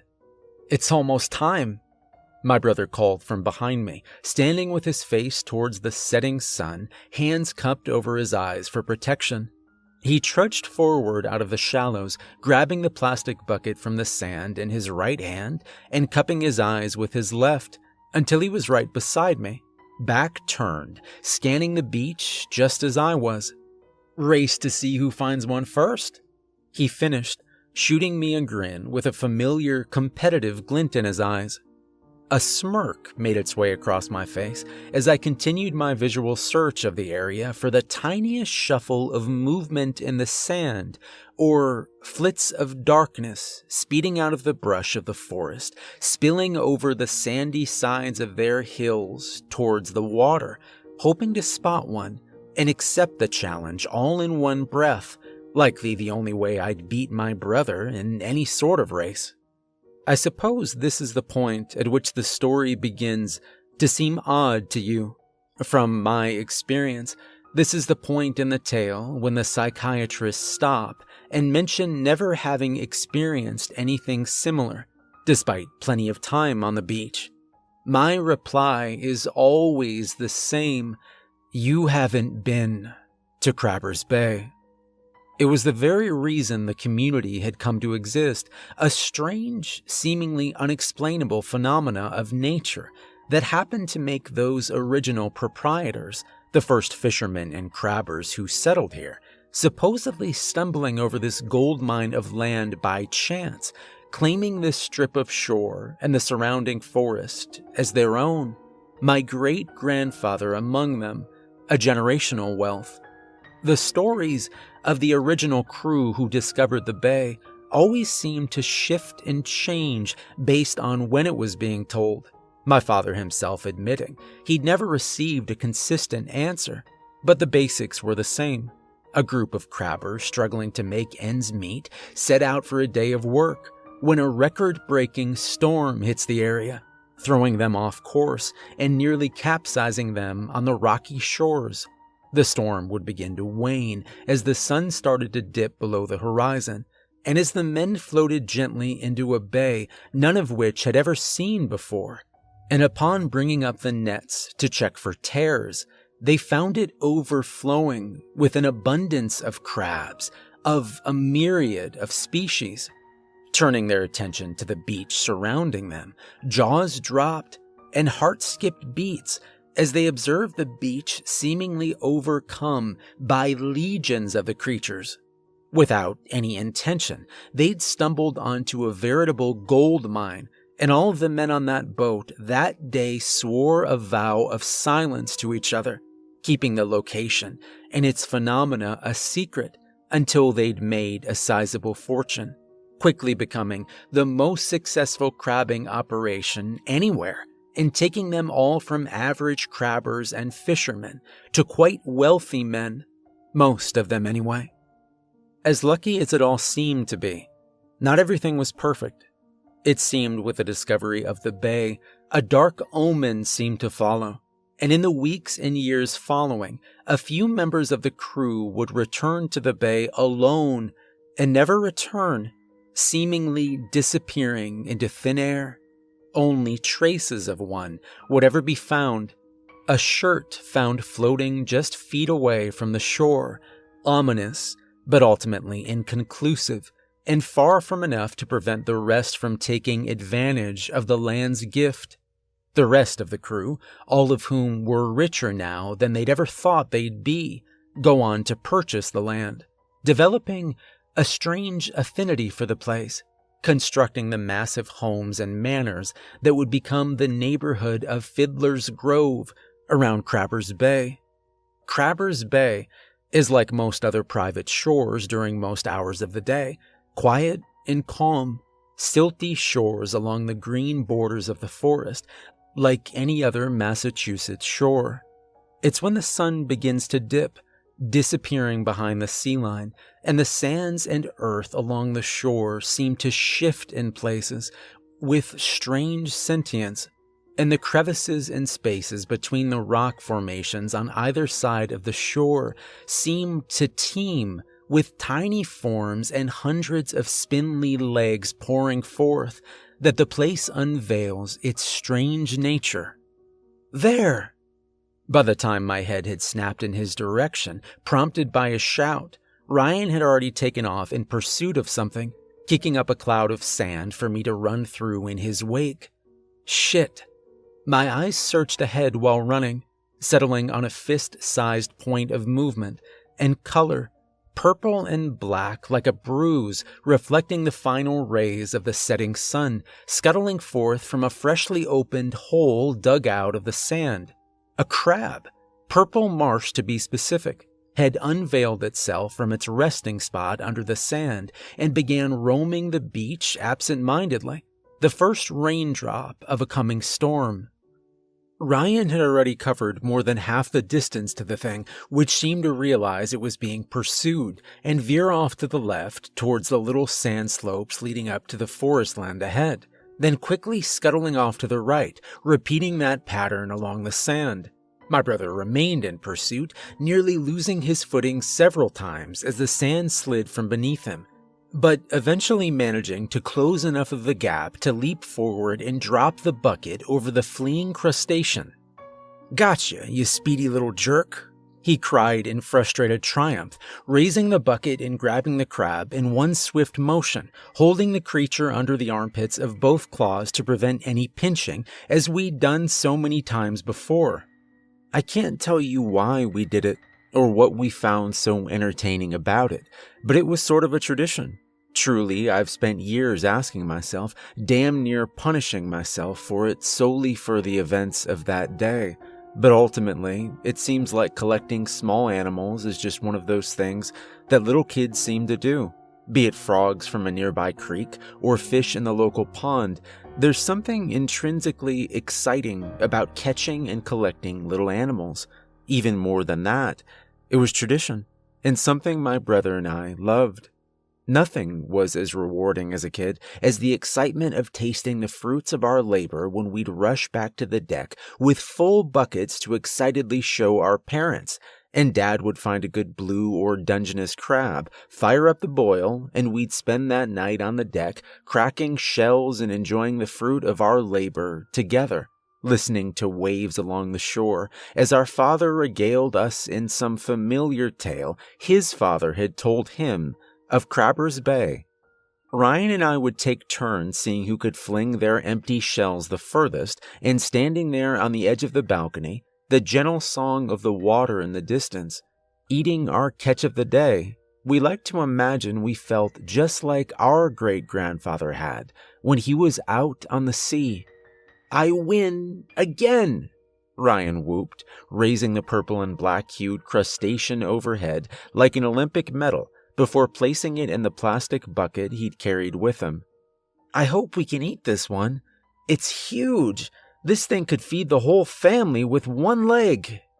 The creature seemed to wriggle its legs with a mechanical slowness in protest before it was deposited into the buckets dismissively.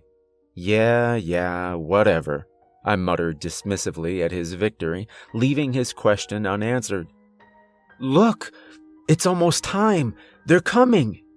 Ryan followed my gaze to the tide rolling over the shore, the water seeming to ripple and shudder with movement and disturbance beneath the shore as the waves recede into the sea, leaving the sand, which was usually clear save for the occasional dregs of seaweed, broken seashells, and rocks that would wash ashore, was now littered with jagged shells and shapes from the deep. At first glance, it would appear that the tide had washed in a great heap of sea trash, empty shells, rocks, and general ocean garbage. But the longer one looks, they'll quickly notice that the empty shells and rocks are making strange, jerky movements. They'll spot the myriad of spider-like appendages that extend from beneath them, and watch as they scuttle away from the water with a speed and insectoid jiltedness, for lack of a better word, in their movement pattern that's inherently disconcerting as they begin their ritual invasion of the beach, quickly overwhelmed by their presence. At the mouth of the bay, small fist-sized portions of mud and sand began to move, seemingly autonomously, at first pulsing slightly, with some minor signs of disturbance, as though something was set to burst forth, the points of motion quickly growing more pronounced and obvious as small clawed pincers of various types emerged from the earth, shoveling away the mud and sand with a practiced quickness in a way that always reminded me of something out of a zombie movie. All around us, what appeared to be hundreds of small stones left by the tide shifted, the drift border of the water depositing more and more of the little six-legged creatures on the beach, and small clusters of mud and sand parted to reveal all the Atlantic blue and purple marsh crabs that had embedded themselves into the earth around us. "Come on, let's go! I've never seen some of these before!" Ryan cried out, sprinting along the water, dancing around the occasional crustacean emerging from the wet ground, bucket held out beside him to avoid swinging around its occupant. He stopped, kneeling beside a particularly large purple marsh digging itself from its cover on a portion of the beach usually dry that was now affected by the rising waters of high tide. All 6 of its legs splayed out to either side, wriggling with a strange, labored sort of motion, jerky and odd, as though it were mechanical or some poorly piloted marionette. My skin crawled, and a shudder ran down my back. As interesting as I'd always found the creatures, and enjoyed catching them, I could never shake just how alien and inhuman they looked up close. It was to be expected, though. My grandfather had always said the creatures were from another world, evolving to survive both on land and life in the darkest depths of the oceans, in conditions almost otherworldly comparatively. Watching as the tiny pincer-like mouth of the crab splayed open and shut, its stalked eyes searching for escape, I could almost believe it was really from another world. "Wow! Look at that one!" Ryan dropped the purple marsh into the bucket and pointed a bit further down the shore at another crab, scurrying forth from the edge of the water.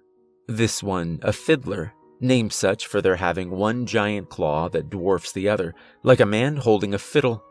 The poor thing seemed to hesitate for a moment, as if truly taking a second to take in its new environment on land, until quickly taking note of my brother's approach as he barreled down on it, and attempting to make a hasty retreat, which was encumbered by the sheer size of its claw, which it had no choice but to drag at its side. All around us, the shore that had once appeared untouched from a distance was covered in the creatures, sand, and dirt shifting under every movement of hundreds of emerging shells and legs scuttling forth from wherever they'd emerged, crowding the beach like a flock of birds on their strange, inexplicable schedule. This was the phenomena of Crabber's Bay, the magic of the land, as my dad said our great-grandfather used to call it, the very reason for Fiddler's Grove's existence, and the reason for the fortunes of the families who'd called it home. Even for us, having grown up in the city, outsiders of the community and ignorant to both the depths of their beliefs and the true nature of the phenomena, there was a strange sort of reverence in which you held the place, a feeling that there was something more at play there. A strange, otherworldly sort of atmosphere reminiscent of the way one felt standing outside in those quiet hours before morning, when the world adopts an uncanny silence. Perhaps it was a result of how silent the shore was usually. The canopy of the forest surrounding the bay, muffling any outside noise, leaving nothing but the sound of the waves most hours. Though, when the sun began to set, and the beach came alive with all the faint shuffling and movements of hundreds of moving legs, it grew to something of a strange natural cacophony, like the summer song of cicadas. The hunt was on. I wouldn't begin to realize it until the initial excitement of returning to the beach for the first time that year had stirred in me, drowning out my other senses, had faded, that I felt it.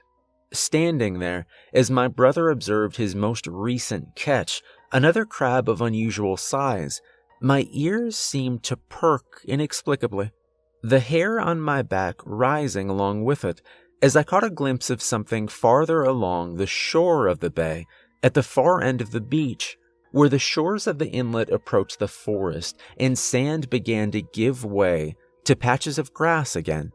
I furrowed my brow, squinting in hopes of better viewing the notably large shape on the other end of the shore, something I was sure hadn't been there when we'd arrived on the beach. My heart skipped a beat. For reasons I couldn't explain, something about seeing the unexpected shape sending a ripple of discomfort through me. At first, I took what I saw to be a massive deposit of seaweed and other detritus of the sea, given its strange shape and color, perhaps washing up along with the crabs on the receding tide, as it wasn't unheard of to have some trash wash ashore from the various bodies of waters that emptied into the surrounding ocean. But even with that thought in my mind, the chill I felt almost as soon as I laid eyes on it seemed to linger stubbornly. My gaze brought back constantly to the dark shape at the far end of the beach.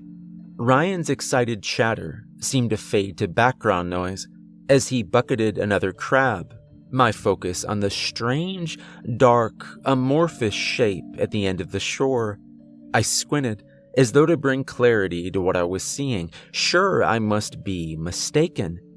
It seemed to be moving, rising steadily in its place.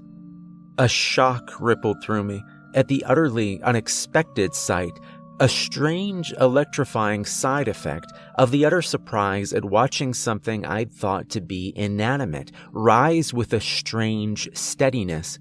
Of the immediate flood of explanations and expletives that tore through my mind in that instant, I began to settle in on the idea that it must have been the wind blowing what had to be a massive tangle of seaweed wrapped around something in a way that almost appeared to make the mass seem alive. Something in my mind unwilling to accept that the oddity at the end of the shore was anything to worry about. Unwilling to be distracted from my brother and I's fun on the beach. Yet the longer I looked, utterly unable to break my gaze from the unidentifiable mass, the greater the cold, eerie sensation in me began to grow like the swelling tide, and as it began its glacial approach, my belief in the wind theory was destroyed as quickly as it had been formed. Ryan?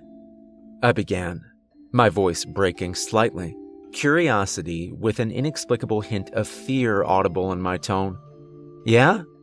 He breathed, sand all over his hands and his left cheek as he turned to face me, one eyebrow raised, as if to ask why I wasn't digging through the sand with him. My stomach turned as the shape seemed to shuffle forward, its movement slow, methodical, and uneven. I could practically feel the gears turning in my head as my mind threw out suggestion after suggestion to identify just what I was seeing, all of which seemed to fall flat, only furthering the cold-feeling energies within me. Ryan picked up on the hesitancy in my response, his face shifting from excitement to a look of bewilderment and confusion, until he followed my gaze along the shore. His expression shifted quickly, utter confusion giving way to curiosity and bewilderment in an instant. "What the hell?" he muttered, rising to his feet, brushing off the remaining sand from his knees. "What is that?" His question made something drop within me, plummeting into a strange pit opening in my chest. Something about hearing what I was seeing confirmed, eerily disturbing. I nearly jumped out of my skin as I felt something brush along the top of my bare foot, then again against my legs, letting out a yelp of surprise as I leaped back, finding what felt like the one clear patch of sand in the area as I fell, narrowly avoiding stepping on the briny shell of a massive blue crab underfoot, just one of a slow but noticeable trail of crustaceans flowing towards the opposite side of the shore. From such a distance, the shape of the thing approaching was indiscernible, and my mind shot forth a myriad of suggestions, convinced of each for only the couple of seconds it took to realize it was false, shifting from a large dog somehow emerging from the water to a pile of sea debris carried strangely along with the breeze. None of the suggestions my mind threw forth seemed to stick, each theory as to what I was looking at having some glaring issue before settling on the only thing that made sense, though for whatever reason, it still felt off. I think it's one of the neighbors. You know how weird they get around here? I offered, though I couldn't tell how much of that I believed, and the tremble in my voice signaled the doubt I felt. Yeah, Ryan began, eyes narrowed as he watched the slowly approaching figure. There are a lot of weirdos around here, but still, don't they usually avoid us? I knew he was right. Call it another quirk of this place, but the community of Fiddler's Grove has always been a rather insular one, likely a result of the days when the original Fishers elected to keep it a secret, morphing into an odd insular attitude and apparent unwillingness to even socialize with outsiders, which I guess we were. They always seemed to watch us from a distance, an unreadable but surely unwelcoming expression on their face, as if they knew something we didn't. It was far from uncommon for us to catch sight of a neighbor eyeing my brother and me playing on the beach from their porch or balcony, a practically uniform frown carved into their expression, who would respond to our friendly waves by turning their backs and disappearing into their home. Now, here we were, apparently watching one of those people shuffle towards us in such a way that made my skin crawl and raised my hairs on end. Whoever it was at the end of the beach, they were shambling closer. At that point, any doubt I had about whether or not what I was seeing was just some pile of seaweed or trash held together and swayed by the wind faded, as with every second it continued its approach, moving with obvious intent. Let's just ignore them. If they say anything or stuff gets weird, we can go inside. The suggestion seemed to satisfy Ryan, who gave the thing a final sideways glance before shrugging and turning his attention to a fiddler crab who'd been moving to join the strange trail of crabs moving down the beach, giving chase as it broke away to avoid him. A cold chill ran down my back, and I could all but feel the person from the other end of the beach's approach, an uneasy guardedness welling up in me, as if any second a hand would clasp my shoulder. That sensation grew until I could practically feel the clammy breath of someone at the back of my neck, growing unbearable until eventually I turned, my eyes looking back on whoever it was, now halfway across the beach from us. A strong breeze rolled across the water and onto land, forcing me to shield my eyes from the sand it kicked up. I could see the fabric, whatever it was the person was wearing, appearing from this distance to be a cloak of some sort, with grass and seaweed and other plant life clung to it, as it moved with the breeze, creating an even eerie, phantom-like sort of appearance. There's something about someone making a slow approach towards you that is deeply disturbing. Something about their feeling no need to move with any sense of haste or secrecy, trudging forward uncaring of whether or not they're seen, that can make you break into a cold sweat. I tried to return my attention to my brother and our crab catch, but the unshakable feeling of being watched and someone drawing ever closer was unshakable, and I found myself muttering half-hearted responses to my brother's questions as I continued peering down the beach. The person, as shaky as that description felt for what I was seeing, began to go from an unidentifiable shape in the distance and gain some recognizable form, making it possible to make out certain aspects of their body beneath that unshakably odd cloak.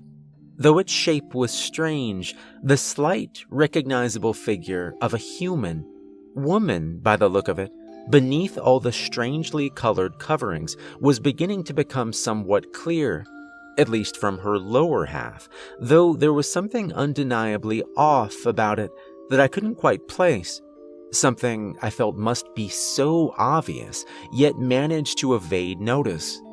There was one strange detail I noticed, as it was impossible to miss, and likely the reason I'd misidentified them as something else to begin with. A hunch caused by something large and unwieldy on their back, like a book bag beneath the cloak.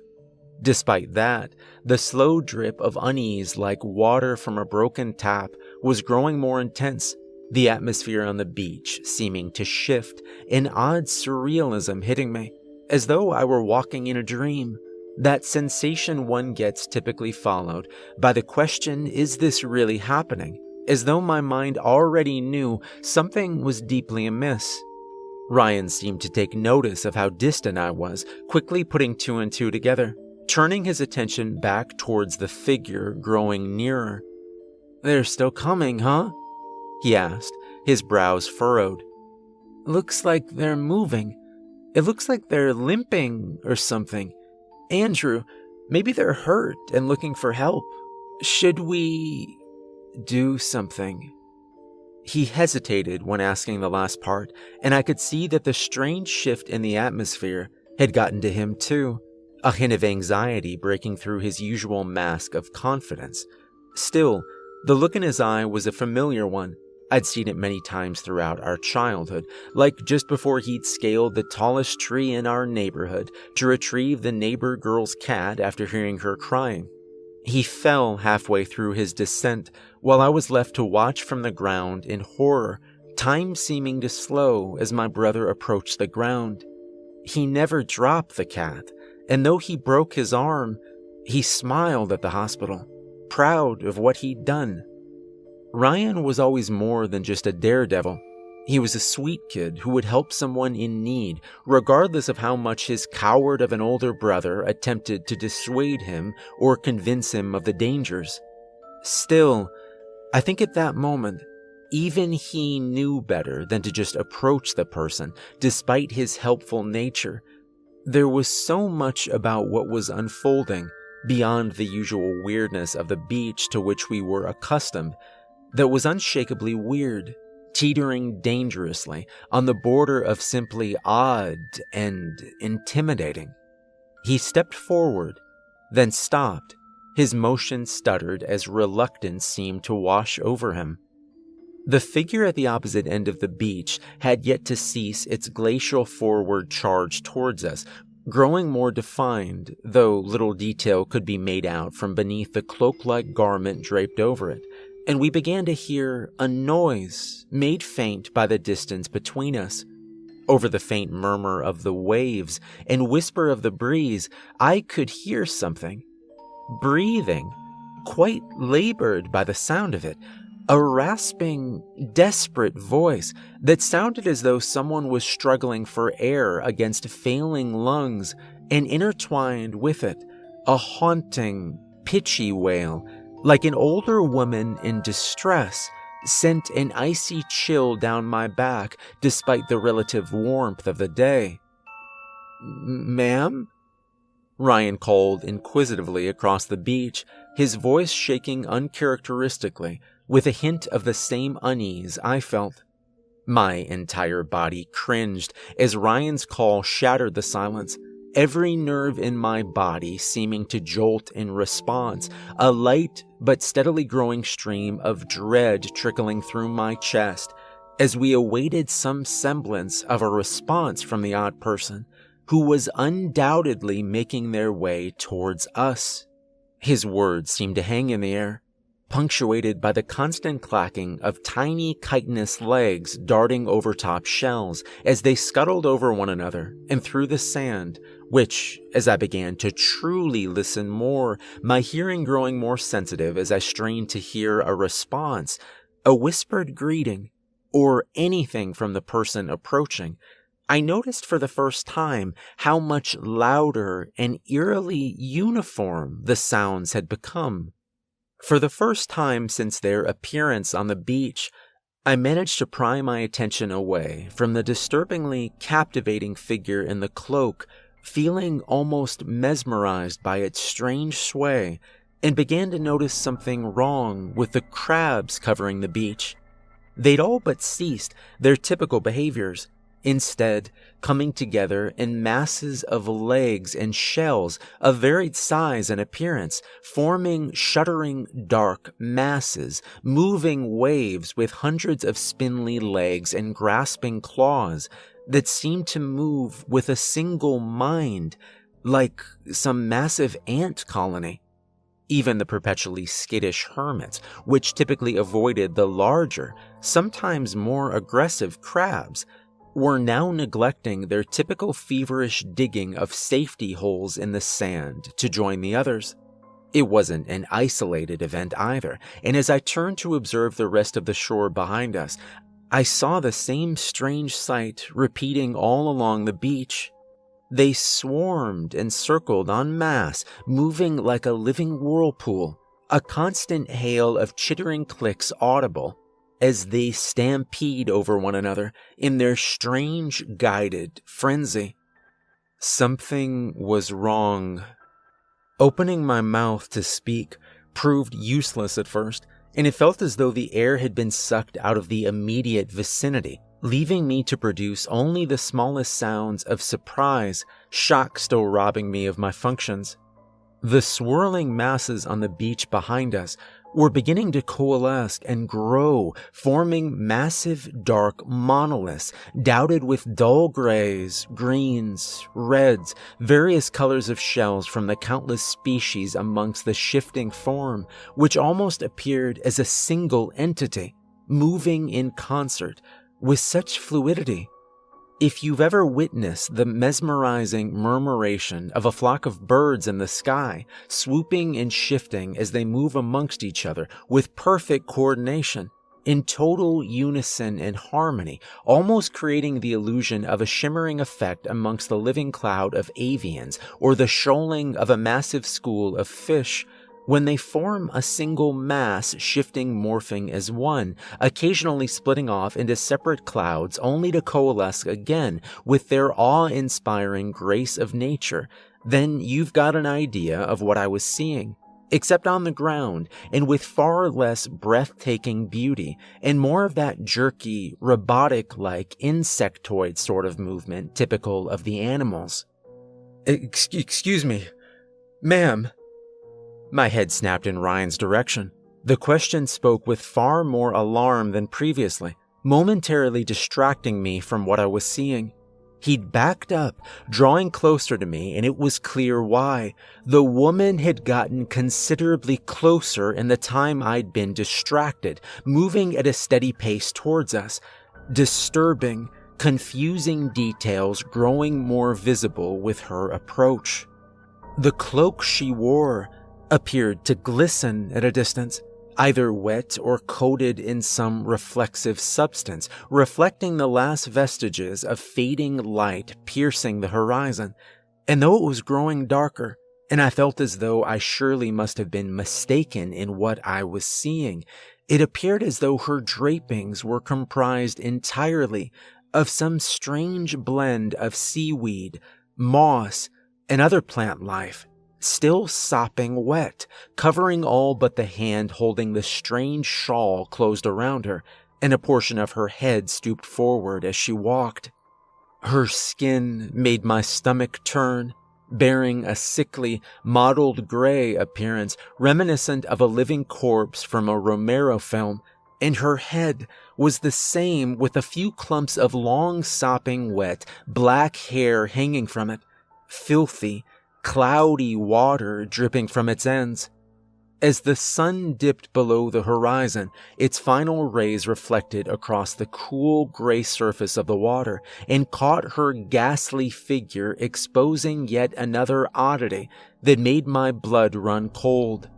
All throughout her strange garment, almost imperceivable due to natural camouflage, shells embedded like strange decorative gems. They were crabs. The thought that they were dead passed my mind momentarily, my frightened mind's loose attempt at rationalizing a clearly irrational situation.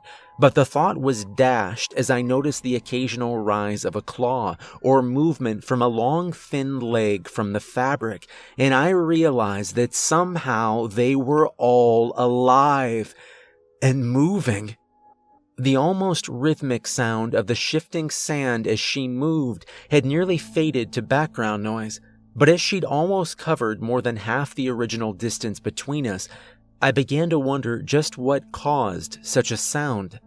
A moan, low and gravelly, as if coming from a voice that hadn't been used in years, rose above the sounds of the beach, barely audible above the steady crackle of the teeming legions of crabs behind us, thousands of legs and shells swarming over each other, that made my skin crawl.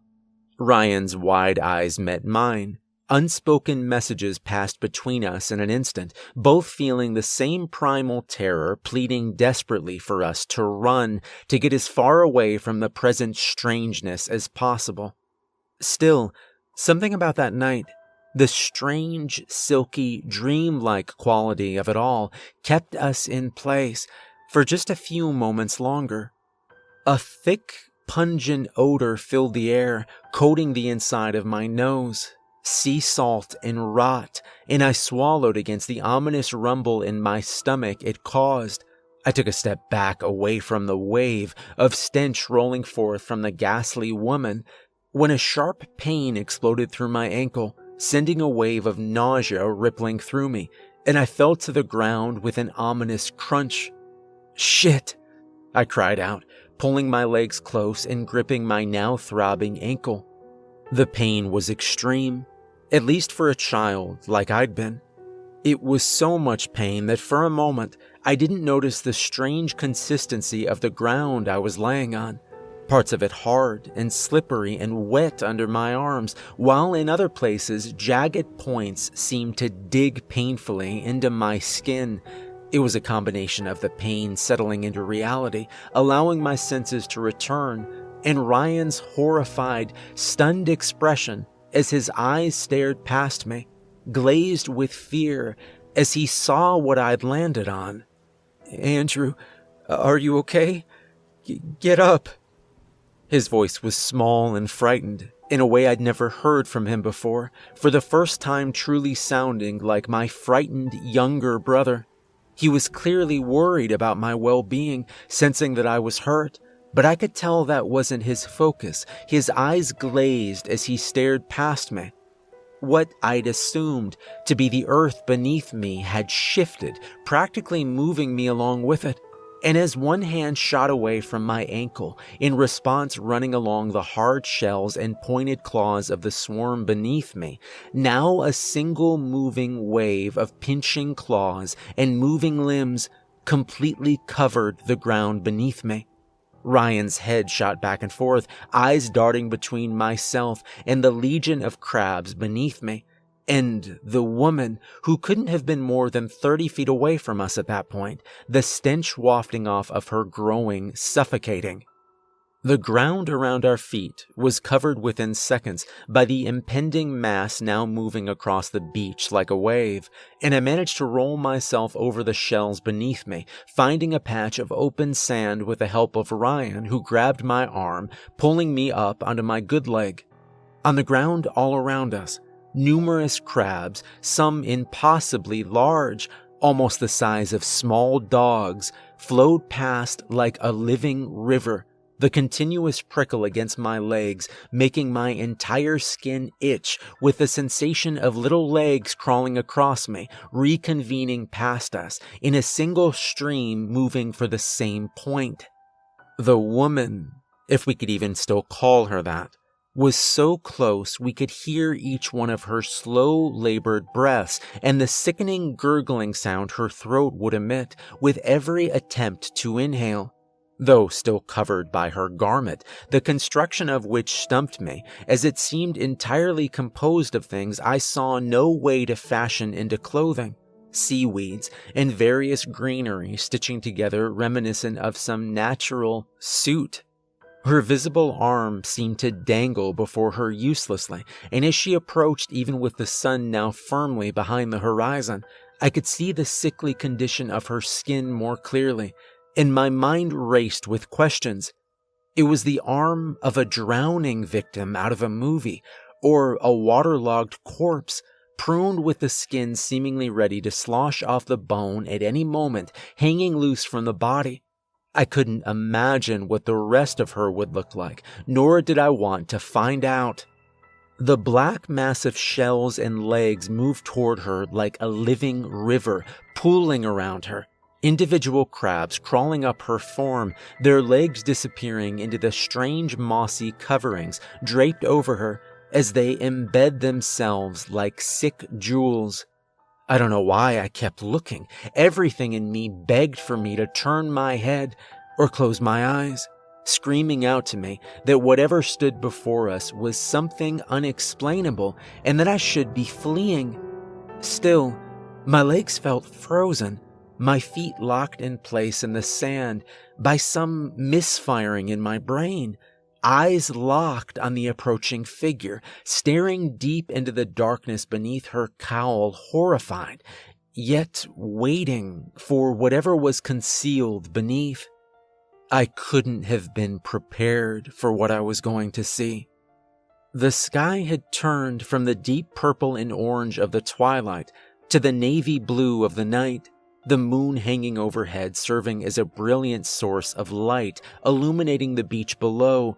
As she shuffled forward, barely a few feet away from me at this point, the face concealed beneath her hood became visible, a morbid blend of humanity and something else I struggled to comprehend.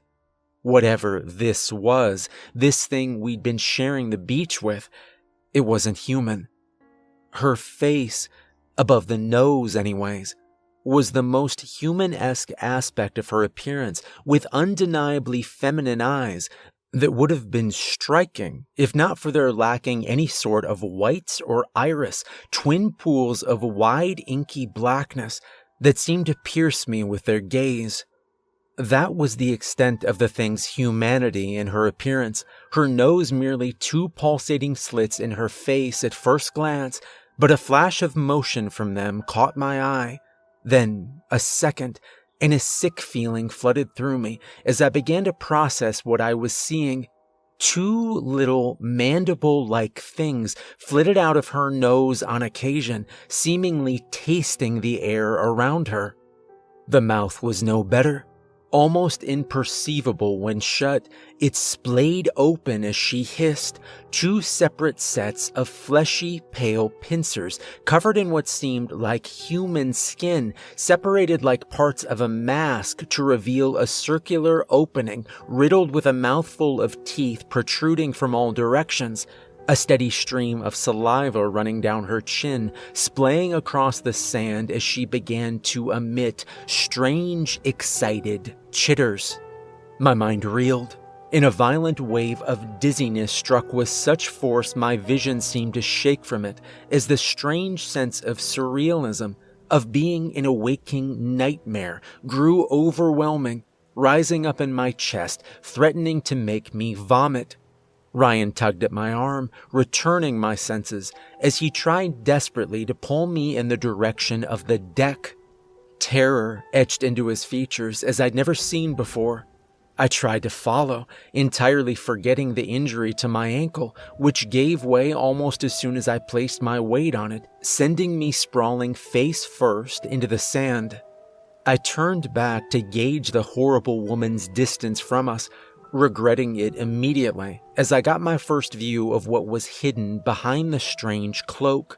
For one, what looked like a cloak from a distance was actually net, a standard fishing net entangled with a variety of ocean plant life, like some makeshift suit, serving as home to a dozen small crabs that seemed to have made a home in the thing.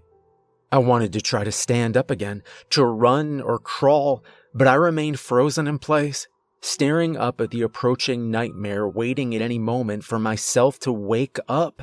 But there would be no jarring moment of shooting up from my bed, realizing it was all just a dream, and with each passing second, the horror I felt seemingly threatened to burst my heart.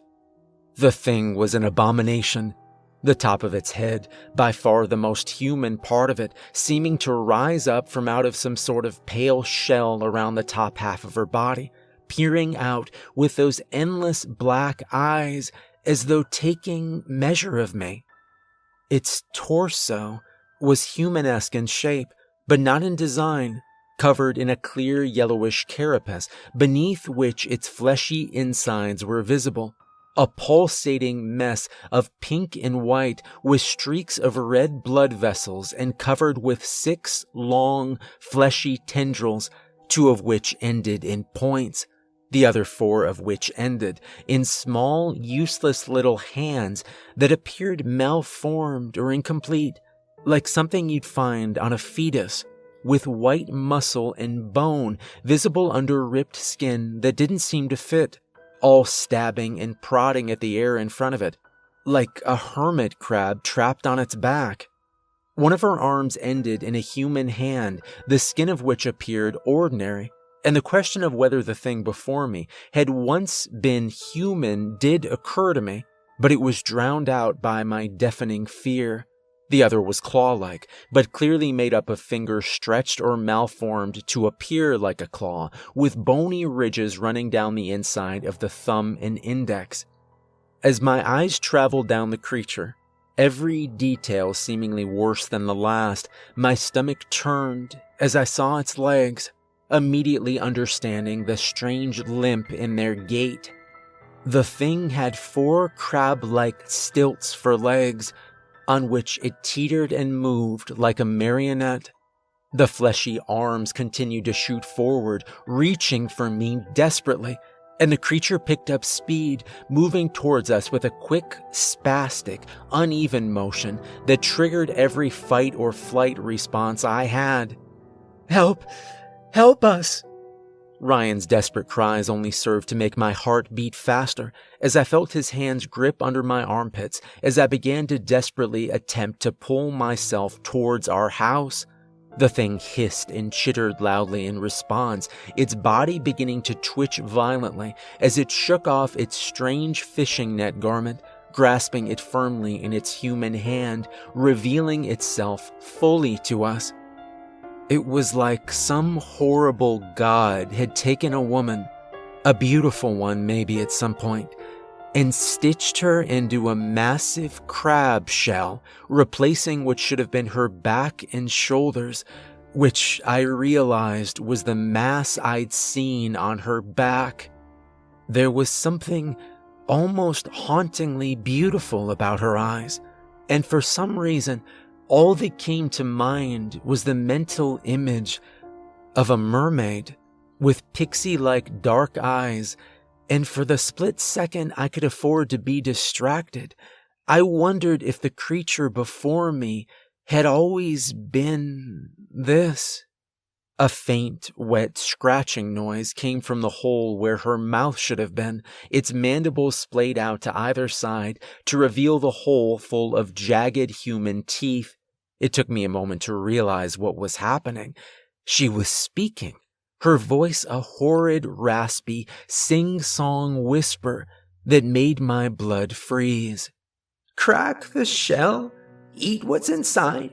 Crack the shell, suck out the meat.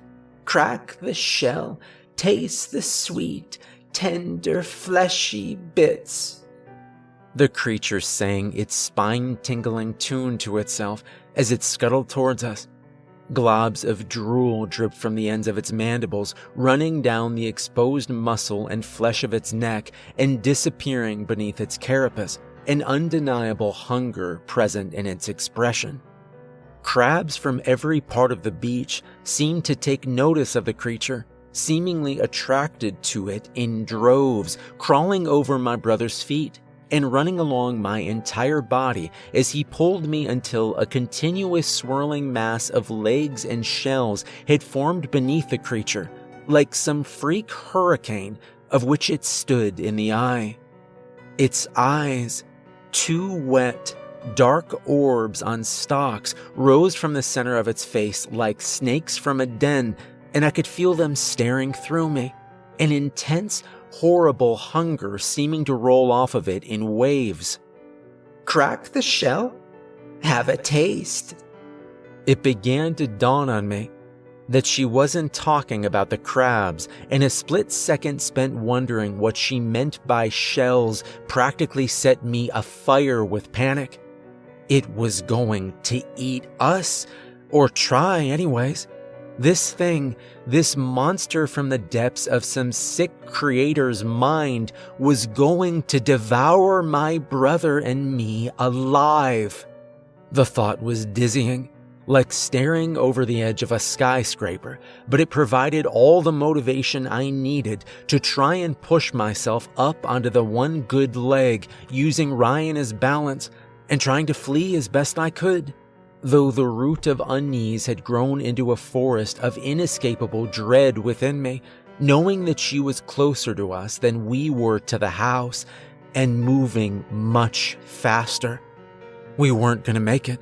We were going to die on this beach that we've loved all our lives at the hands of something I couldn't even understand.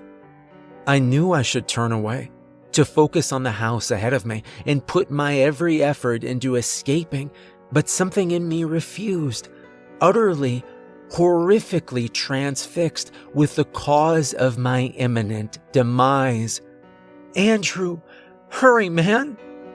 Ryan pleaded from ahead of me as I lagged behind, my injured ankle screaming out with a red-hot pain that radiated through my entire leg, pulsing like a heartbeat. He'd stopped running several feet ahead, staring back between myself and our pursuer with an unreadable expression. From behind me, I heard the awful croon of the thing grow nearer, along with the almost rhythmic sounds of its massive crab-like legs slamming into the earth as it scuttled forth. I tried to stand and collapsed again into the sand beneath me, shouting out in pain and frustration as I'd never felt before as my leg gave up on me once again. "Just go. Please, go get Mom and Dad," I cried out to him. My face fell into the sand, a dejectedness spreading through me like nothing I'd ever felt, as the fact of my imminent demise weighed on my young mind.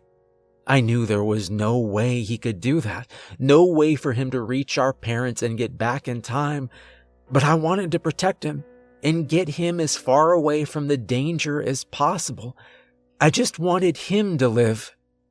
But Ryan was always the brave one. The sound of continued footsteps in the sand brought a surge of relief, overwhelmed almost immediately by a shockwave of dread as I realized they were approaching. My head shot up, and my heart fell as I confirmed what I'd heard. "No, go!" I shouted at my brother, barreling towards me. Tears streamed down his face, yet his expression was one of rage and determination. "He's going to try and drag you back, and neither of you will make it." The thought almost killed me itself as I begged for my brother to turn back and to leave me. "You can't carry me fast enough. It'll get us both," I said. Ryan was strong, stronger than me at least, and like I said, he was a big kid, but even he wouldn't be able to drag me back faster than the horror behind us was approaching. Its sickening croon was almost sing-song now, though the voice was a horrid mix between a deep, wet gurgle and something reminiscent of a grandmother singing to her loved ones. My brother turned to me. "I know," he said, his response unusually firm, with a finality that made my blood run ice cold. "Get up and go as fast as you can," Ryan said, running past me. He ran towards the nightmare of a being that had emerged from Crabber's Bay. I heard someone call his name, a horrible, sorrowful shriek. I realized the voice was my own as I watched him grow closer and closer to the ever-thrashing, vestigial hands of the woman on their long, fleshy, crab-like arms, reaching out desperately for my brother. I can't imagine what he hoped to do. I suppose he thought he was going to grab the thing and overpower it, battling it heroically, leaving me the time to crawl to safety. Perhaps he thought he could even escape the thing and we'd both make it back. Neither was the case. I watched on in horror as my younger brother came within reach of the longest of the creature's grasping arms. Time seemed to slow as it found hold of my brother, digging into the exposed flesh of his shoulder with a wet sound. Everything seemed to stop for a moment as small drops of blood began to trickle down Ryan's back from where the creature's claws were dug in, leaving pale trails of red in their wake. Then, with the quickness of a striking spider, the rest of her limbs followed suit, all finding purchase in my brother's skin, the large clawed arm grasping his own with obvious brutality. A few of the thinner, more insectoid limbs reaching around to plunge into his back, pulling him into something of an awful hug. The chitinous outer shell creaked with effort as the thing pulled him nearer. I opened my mouth, but found no words as she pulled him closer, an awful, excited moan rising from her as Ryan fought and struggled against her, kicking up sand as he tried desperately to pull himself free. Stop, he began to plead. All of the bravery once present in his voice was now gone. He sounded like the kid he was, just a scared 11-year-old. His pleas were cut short by another round of excited chittering from the creature as it raised its head, opening its mouth, gnashing hungrily with rows of human teeth, the mandibles extended out from either side of it, viscous drool running down their ends. She pulled Ryan into her, pressing him against her exposed chest, cold and hard where the shell covered it, seemingly wet and fleshy where the strange human components remained exposed. By the steady streams of blood running down his arms and back, I could tell her grip was strong and only getting stronger. The pointed hooks and small prying fingers at the ends of her arms were deep in Ryan's flesh, making sure there was no way he was going to escape her grasp without leaving a significant chunk of himself behind. The being affixed my brother with a look, her eyes blazing with a hunger I couldn't comprehend, before glaring over his shoulder at me. It's impossible to be sure with a mouth like that, but I swear she smiled at me before she spoke. Crack the shell, taste the meat inside. Her voice was a whisper of death over the breeze, the only audible sound, it seemed, besides the wind and water and nonstop clatter of crabs over each other, and her words rang with an audible finality. Then, with a final haunting shriek, she reared back and bit, her mandibles gripping him on either side of his head, pulling him close. The sounds in those following few moments have remained with me, haunting my thoughts like a phantom for years. I hear them ringing out from the darkness in my worst nightmares and awake in a frozen chill with them echoing throughout my mind for hours to come. A sickening crunch rang out across the sand, starting a hurricane in my stomach as my lunch rushed up my throat, threatening resurgence, followed by an equally gruesome, cracking squelch like the sound of someone biting through a soft apple. Ryan, his body rather, began to convulse, a shower of red erupting from the center of his head as that damn thing reared its head back again, chewing noisily, its mandibles capturing and shoveling what loose bits of meat fell right back into its mouth. Its body shuddered with an undeniable pleasure, its beady eyes shutting for a moment in an alien expression of pure bliss, and its many arms clattering like teeth in the cold as it ate a part of him, a part of Ryan, of my little brother, right in front of me. The feeling of powerlessness that spread through me like a cancer hurt far greater than any physical pain I was in. I'd like to believe that it killed him instantly, saving him from whatever else it had in store for him. An injury like that should have been fatal. But the way he moved, the way he seemed to struggle against the vice grip that demon around him had, I don't know. Its grip never seemed to loosen. Quite the opposite. Its spasm of excitement seemingly causing those awful little almost human hands to dig in hungrily, disappearing into Ryan's back, arms, and wherever else they'd made contact, as if merging with him. My sight grew blurry almost instantly. Maybe it was the tears, maybe it was the dizziness, probably both. I tried to crawl forward, any concerns for my own pain, safety, or survival turning to dust with the sight of Ryan, my only thoughts of getting to him, of reaching my little brother and holding him, of making everything okay. It seemed aware of my intentions, scuttling back away from me, dragging his feet in the sand, leaving a trail from the pool of blood beneath where he'd been that was quickly swarmed by some of the crabs, who seemed to fight over it and whatever else fell, uneaten by the creature. I don't know how far I made it when my vision began to go, orbs of darkness burning their way into the picture like damaged movie film, growing until the dark was almost all I could see. The world around me and the scene in front of me disappearing into an ever-shrinking pinprick as my subconscious waned.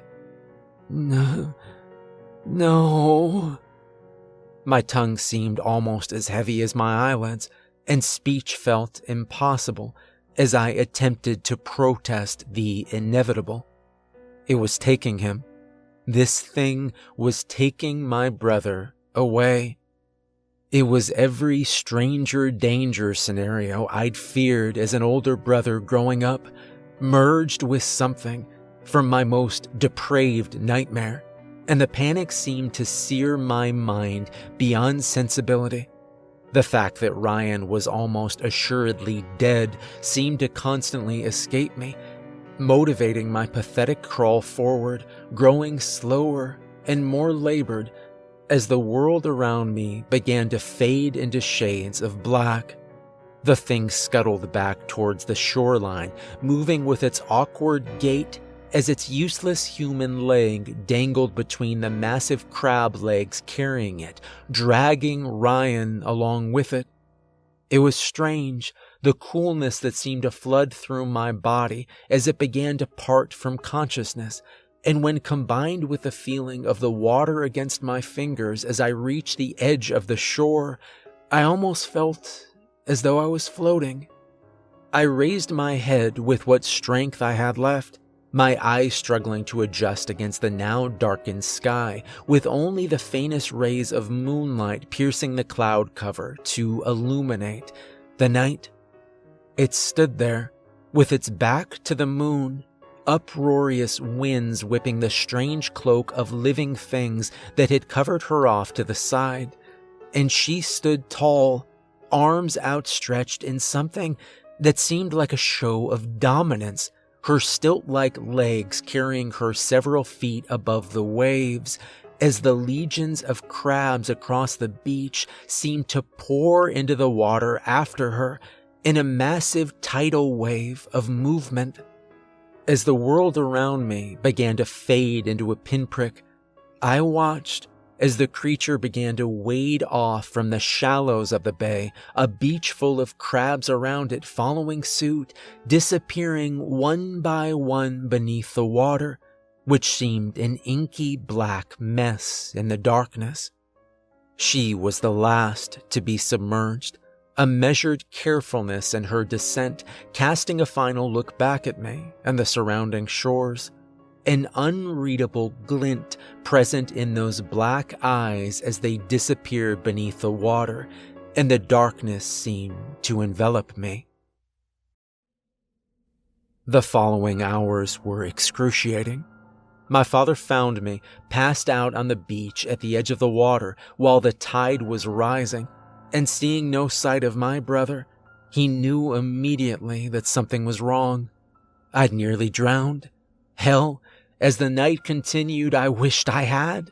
I told them everything I knew, everything that happened from start to finish, my brother and I seeing something strange at the moving end of the beach and thinking it must be a neighbor, all the way to the strange behavior of the crabs and how they seemed to respond to the thing. I suppose I don't have to tell you how well that went. Grief is a powerful, awful thing. It can warp the way you think, crack the lenses through which you view the world, and utterly transform a person. It certainly did for my father. I don't think he truly believed I had anything to do with Ryan's disappearance. We were best friends, and a part of me has to believe my father knows I never hurt him, that he was just a grieving father beyond his wits' end, and I was the only one on a beach where my brother's blood was found.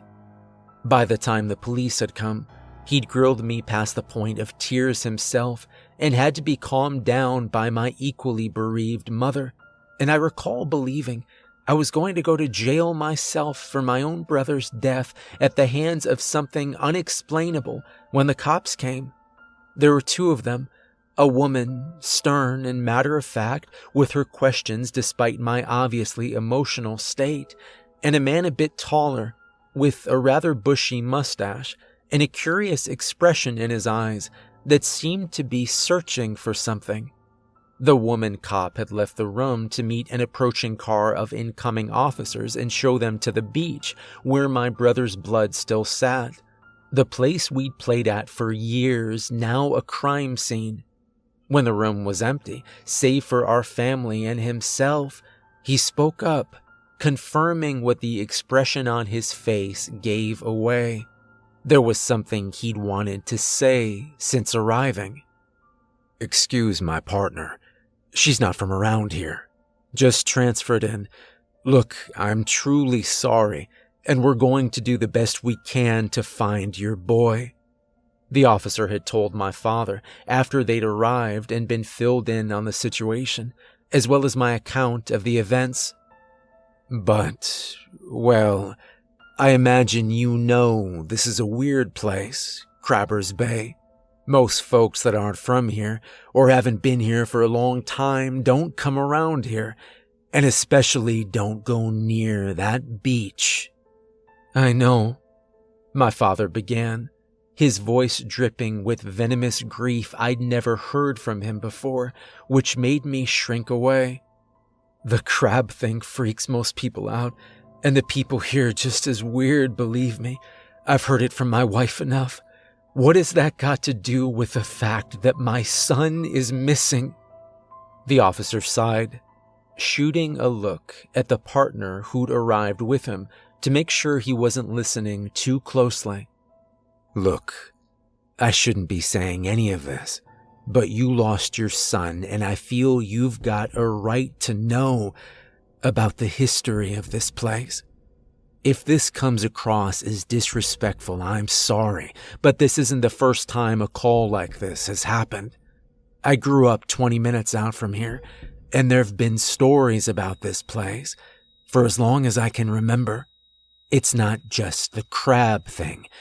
People go missing sometimes on that beach and are never seen or heard from again. It's happened for as long as that first group of crabbers settled here. You'd get local kids going to visit the weird crab beach in that creepy rich neighborhood, only for one of them to never return, and the ones who did come back, well, they came back with stories. Wild, impossible stories about things coming from that stretch of shore.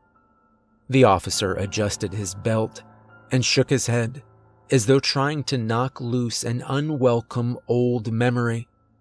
My old man used to blame it on the first people to move there, used to say they made a pact with something dark, that something, I don't know, gives birth to all those damn things, or makes that place like that.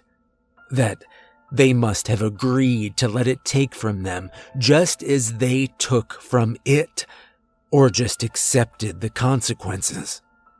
He paused for a moment, seeming to consider what he was saying. I don't know. It's all just ghost stories, and this state is full of them. But if I were you, I'd want to know. I can't say for sure what happened to your son, and like I said, I know we'll do our best to find him, but don't be too hard on your son there, he said, casting a glance at me. There may be something to that story of his. We never returned to that house. And despite my parents' best efforts and constant fruitless attempts at gathering a rescue party of the unwilling neighbors to go search for him, Ryan, or his body, was never recovered. I've been content to try and handle this trauma as best I can over these years, doing my best to forget that place and come to terms with my brother's demise in a way that didn't make me feel insane. That was until recently, when a headline caught my eye while scrolling Facebook, shared by a family friend who'd grown up in one of those towns near Fiddler's Grove, that sent my heart plummeting into familiar depths. Divers discover human remains in hidden underwater cave system with infamous Crabbers Bay. The article was short, and I finished it in minutes, a strange sensation, as though the weight of gravity had changed around me, flooding through me in those moments. It was a short piece, but it left a weight like nothing I'd read before. The disappearance of a 14-year-old from a small coastal town had become a frenzy in the local news after he and his friends planned a beach day on the shores of a rather infamous local beach. It was the last time anyone ever saw him, and each of the boys who'd been with him returned with similar stories, all of which shared key details that made the whole thing seem quite suspicious. The Coast Guard was brought in soon after, and a team of divers was dispatched to scour the bay for signs of a body. What they discovered instead was an intricate system of caves carved directly beneath the shores of Crabbers Bay. Caves that, if they didn't know better, almost seemed intelligently designed. Within these strange tunnels beneath the shore, the divers found the human remains, the scattered skulls and broken bones of several bodies, some of which dated back for several years. Most disturbing of all was the fact that many of the skulls appeared cracked from blunt force trauma and had come to serve as impromptu homes for some of the shell-seeking species of crab found on that anomalous beach. Morbid shells made from repurposed human. I felt something in me for the first time in years as I processed what I was reading, what it must mean about that place. I wondered if my brother's remains were among those found, serving as little more than a boneyard for sea insects to build homes in. That thought hurts more than I think I care to express in this story. At least now, I know I'm not crazy. Sometimes, when sleep gives way to nightmares, and I sink into the darkest depths of my mind, I can still hear that awful crooning voice mocking me, and that stomach-wrenching crack like a shell being broken, as if those sounds are burned forever into my psyche. On those nights, I dream of a cloaked woman and the brother I couldn't save.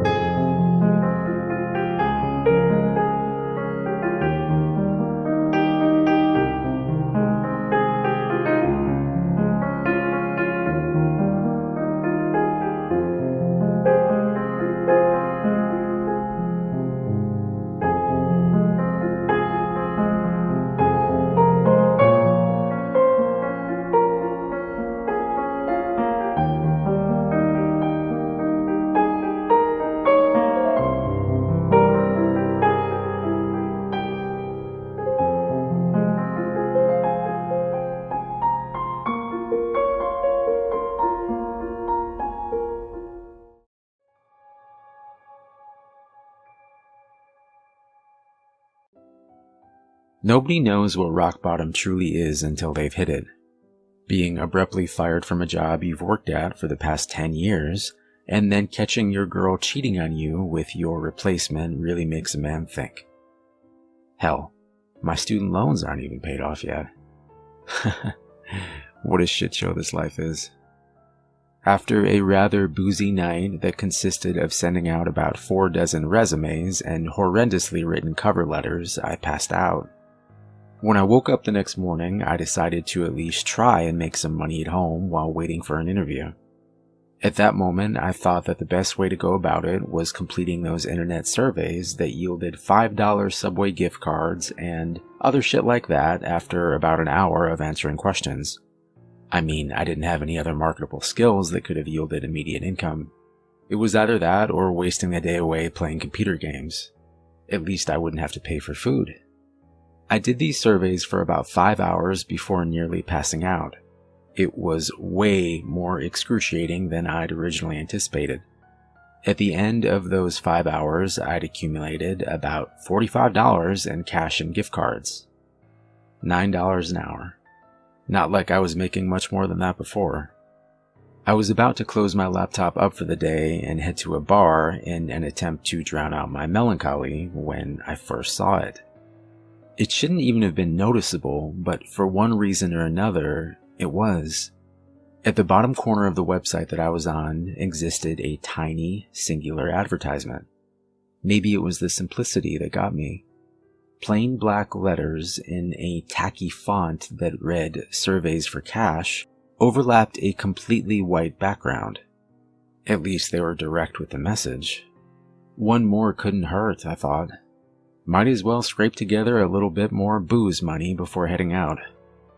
I sat back down, clicked on the picture link, and prepared myself to grind through some more painstaking inquiries.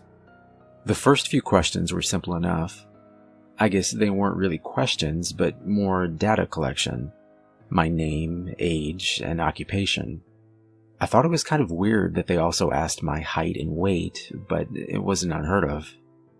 The first real question was a different story, though. I must have stared at it, eyes wide and mouth agape, for God knows how long. What the actual hell? In plain English, this is what popped up on my screen. How strong is your urge to currently look behind you? There were 5 options below, ranging from not at all to overwhelming. There was no feasible reason why I should have been afraid at that moment, but I was. I tightened my breathing, trying to make out any subtle noises behind me. There were none. After maybe about 5 minutes, I worked up the courage to look. There was nothing. I sighed in relief and scoffed at myself at the same time. This must have been some kind of joke. However, I decided to entertain it, answering neutral and clicking on to the next question. This is what it read. Why would you look behind you? I smirked. Funny. Before simply typing in a "I don't know" in the response box and once again clicking next. This was the third question. You're on a plane. Apart from you, there is only one passenger who is sitting somewhere behind you. At some point, you get up to go to the washroom and find that the man is gone.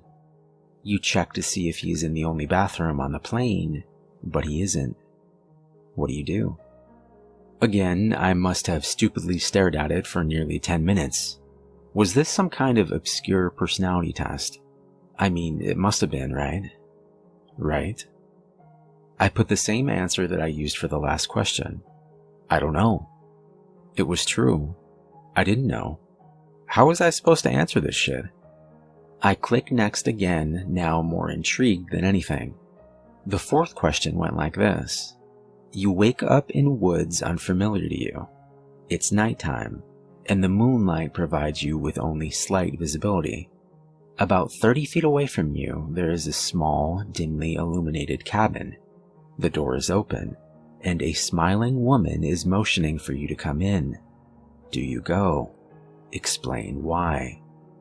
The question wasn't necessarily weirder than the last one, so my conjecture that this was some kind of odd personality test was still feasible. I actually made an attempt to answer this one, something along the lines of going into the cabin because there's simply nowhere else to go. Once again, I click next. Probably shouldn't have. The questions started getting really messed up.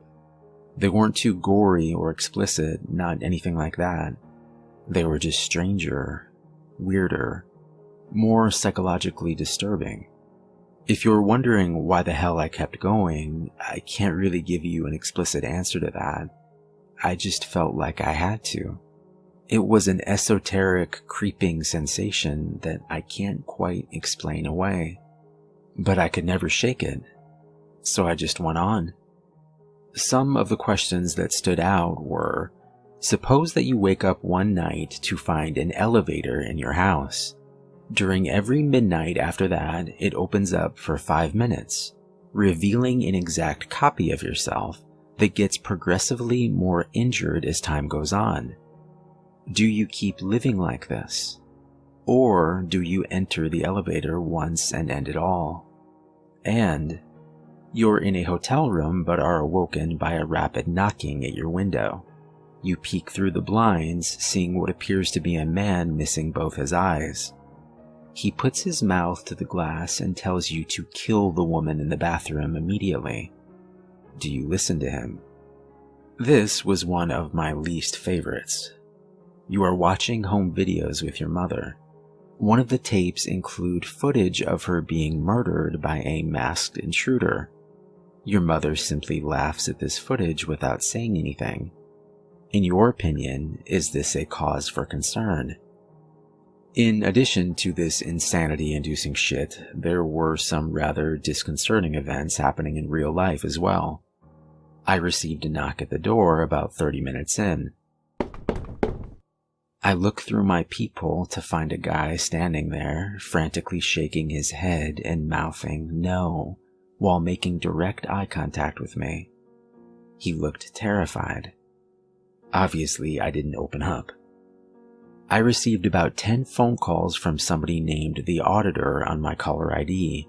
They left a message every time, but each one was just a recording that consisted of somebody saying numbers through heavy static. Actually, it sounded more like screaming now that I think about it. About an hour into this thing, I was on the verge of a mental breakdown. I was petrified of looking behind me, even though there was no indication that anything should have been there.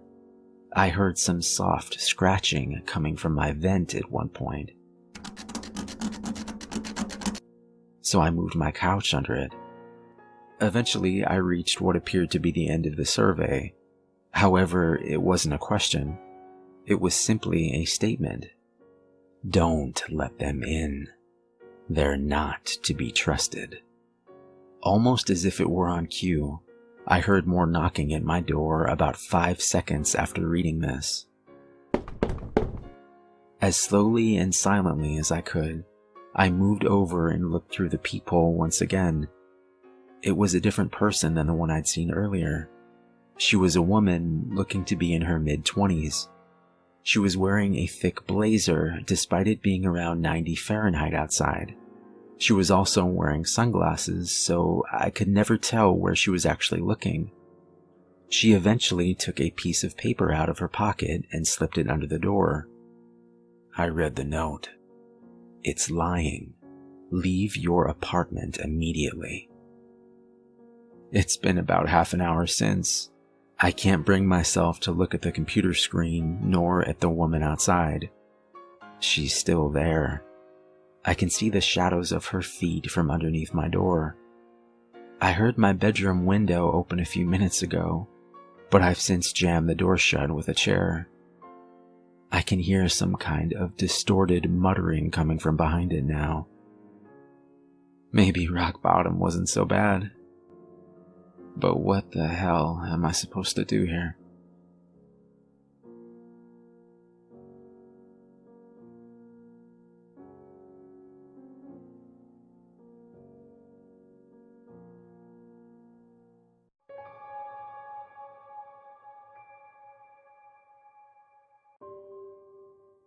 When I was 12, my grandmother came to live with us. She wasn't ill, but at 89, my mother didn't want her living alone anymore. My mom worked, so she had a caretaker help during the day, and on Saturday afternoons, when my mom did her shopping, I would watch my grandma. She was a kind and cheerful lady, and she would often tell me stories about her childhood. During this particular week, I had taken a book out of the library called Tales of Terror. That Saturday afternoon, we were in the living room folding a basket of clean clothes, and I happened to ask her, "What's the scariest thing you can remember?" She paused and sat back in her chair. "Well," she said, "when I was a girl, a little older than you, we lived in a small village. The only thing remarkable about it was the Abbey. About 4 miles outside the town, up on a hill. No one knew exactly how old it was, but it looked like it had been there forever. An order of nuns had taken up residence there, and with the help of workmen from the village, they had begun a restoration.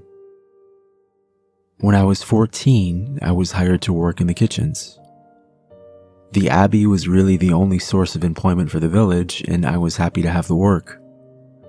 My job was to clear the tables after meals, do the dishes, and sweep and mop the floors. Most days, I would quickly finish the dishes and use my sweeping as a reason to explore.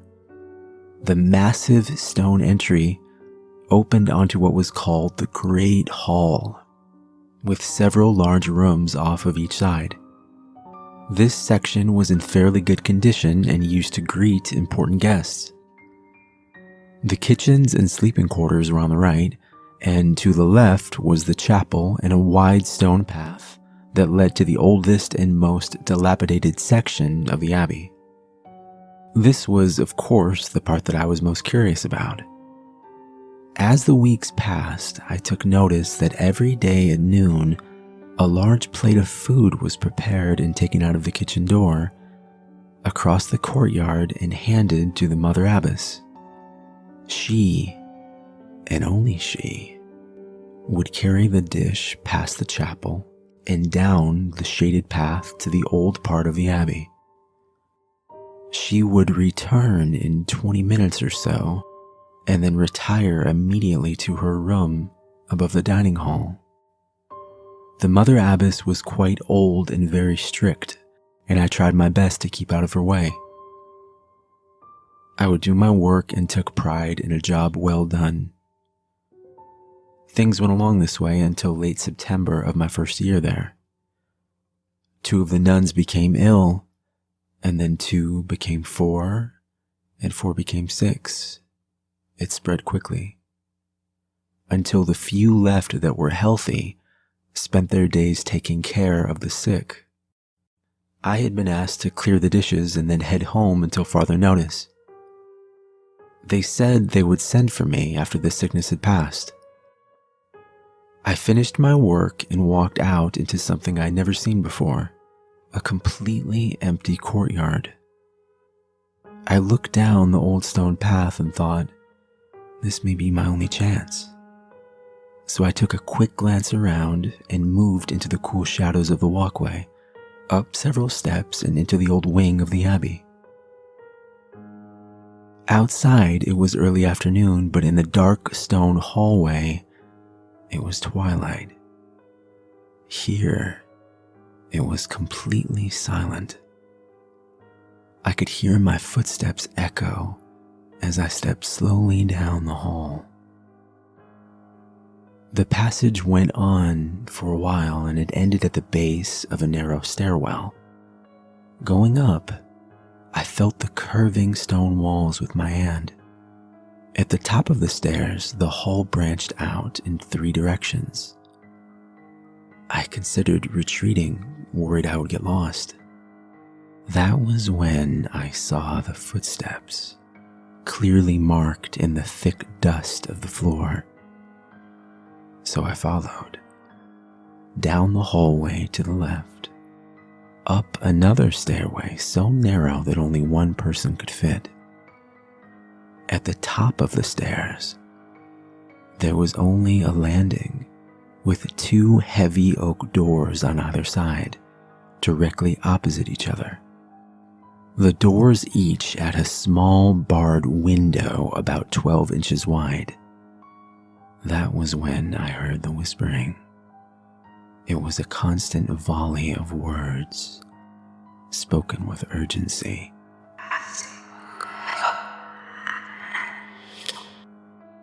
I crept closer to the door to see if I could understand, but the words seemed to connect together, making some other language foreign to me. I don't know what possessed me, but I inched toward the bars. I had to see what was inside. Peeking through them, I saw only darkness. As my eyes adjusted, though, I saw the outline of a small figure. A woman. She was turned away from me. Her long hair was matted and unkempt, and she was whispering at a feverish pitch. It was then that something soft brushed against my ankle and I fell back against the door with a scream. Something black jumped away from me. I saw that it was just the Abbey cat. He must have followed me from the kitchen looking for something to eat. Standing back up, I brushed the dust from my clothes, and then I noticed the whispering had stopped. I turned around slowly and saw her face was just inches from mine. Her eyes were solid white, and I was so close that I could see tiny red veins running through them. She must have been blind, but it wasn't just her eyes. Before I fainted, I saw that she was grinning at me, and I heard her whisper 3 words.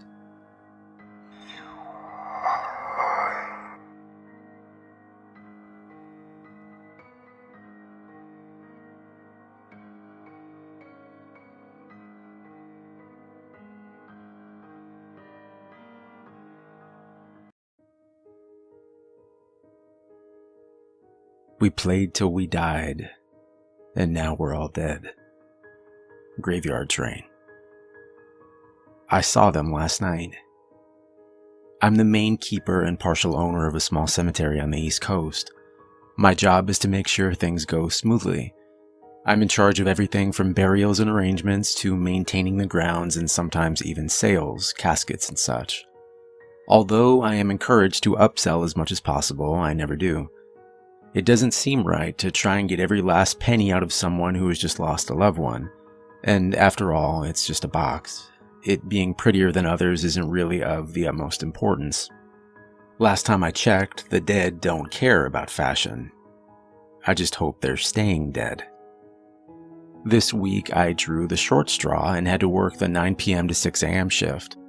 We usually have a security guard, but he had called in due to a family emergency. There had been some strange happenings occurring on site recently, and we all thought that a group of local kids might be vandalizing the property at night. I set up in our main office, which was located in the dead center of our 40.6 acres of property. There was an old VCR in the lounge that had been there for years, and when I pressed play, I was surprised to see Abbott and Costello meet Frankenstein in old-fashioned lettering. Frankenstein was just about to grab the main character when I heard what sounded like a small explosion outside. And then another, and another. Grabbing my flashlight, I wondered if the local kids had broken in and set off some unused fireworks from the 4th of July. The idea of calling the cops immediately passed through my mind, but I thought better of it. It was probably just some kids after all. If they didn't know anyone was there besides them, perhaps I could even give them a scare. Liking that idea, I shut the flashlight off and crept out the back entrance. Quickly running across to the edge of the cemetery, my body was now concealed in thick shadows as I made my way closer to the explosions. There was a 4th and then 5th boom, and then silence. Suddenly, I saw the outline of 5 figures standing together around the water of a large pond we maintain. Gotcha, I thought, a wide smile spreading across my face. Thinking over the best way to scare them off, I decided on the old police routine. Running over behind the largest gravestone in sight, I slid down and realized I was now only 20 or so feet away. I was filled with a mixture of excitement and nervousness, and for a moment I thought better of the whole plan, but excitement won out. "Freeze, you sons of bitches! It's the police!" I yelled, running out towards them and making as much noise as possible. Now, the thought had never occurred to me that they might actually freeze, and as I made my way closer, fear took over. The 5 figures hadn't even flinched at my screaming. In fact, they weren't moving at all. My running slowed to a crawl as I now stood only 6 or 7 feet away. A few moments of silence passed by, and still the figures didn't move. I took 1 step closer and turned on my flashlight. It flickered for a moment and then held heavy on the backs of 5 individuals. And then it hit me. They weren't kids, they were adults, and they were all dressed as they had been buried. I even recognized some of them. There was a tall man of 50 that had suffered a heart attack just days ago, and there was a woman standing at the edge that had been 93 years old. I remembered because the obituary had said she had died the very day of her birthday. Fear was indeed taking over now, and I forced myself to say the only thing that would pop into my head. "Hello?" I called out tentatively. They showed no sign of having noticed me and only stood together staring into the dark water of the pond. I ran back into the office and called 911. Even in my shocked state, I was aware enough to realize that explaining that the dead had risen from their graves probably wouldn't be the best idea. I told the operator that a few adults had broken into the cemetery. Within 15 minutes, a single police car arrived and 2 young men stepped out of the vehicle. They drove around for a short while and then walked the rest of the hills on foot, finding nothing, of course. When they arrived back at the main office, they explained that there was no trace of anyone. They did, however, admit to seeing more than 1 trail of dirt leading down to the pond. The next morning, I started to tell the other workers about what I had seen, and then thought better of it. Seeing 5 recently dead figures staring at their reflection in the middle of the night? I'll keep that to myself. I've thought of something better. I work the night shift again tonight. I'm going to grab a shovel and see for myself if those 5 are still where they should be.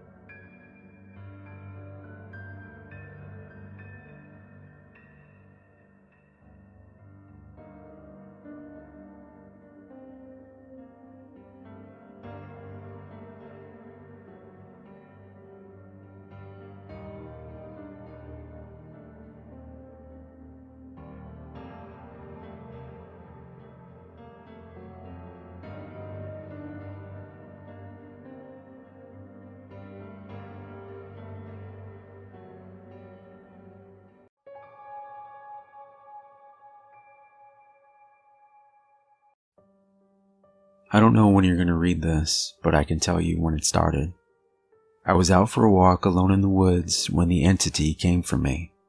It was beyond a blur. It was, for lack of a better term, absence of meaning.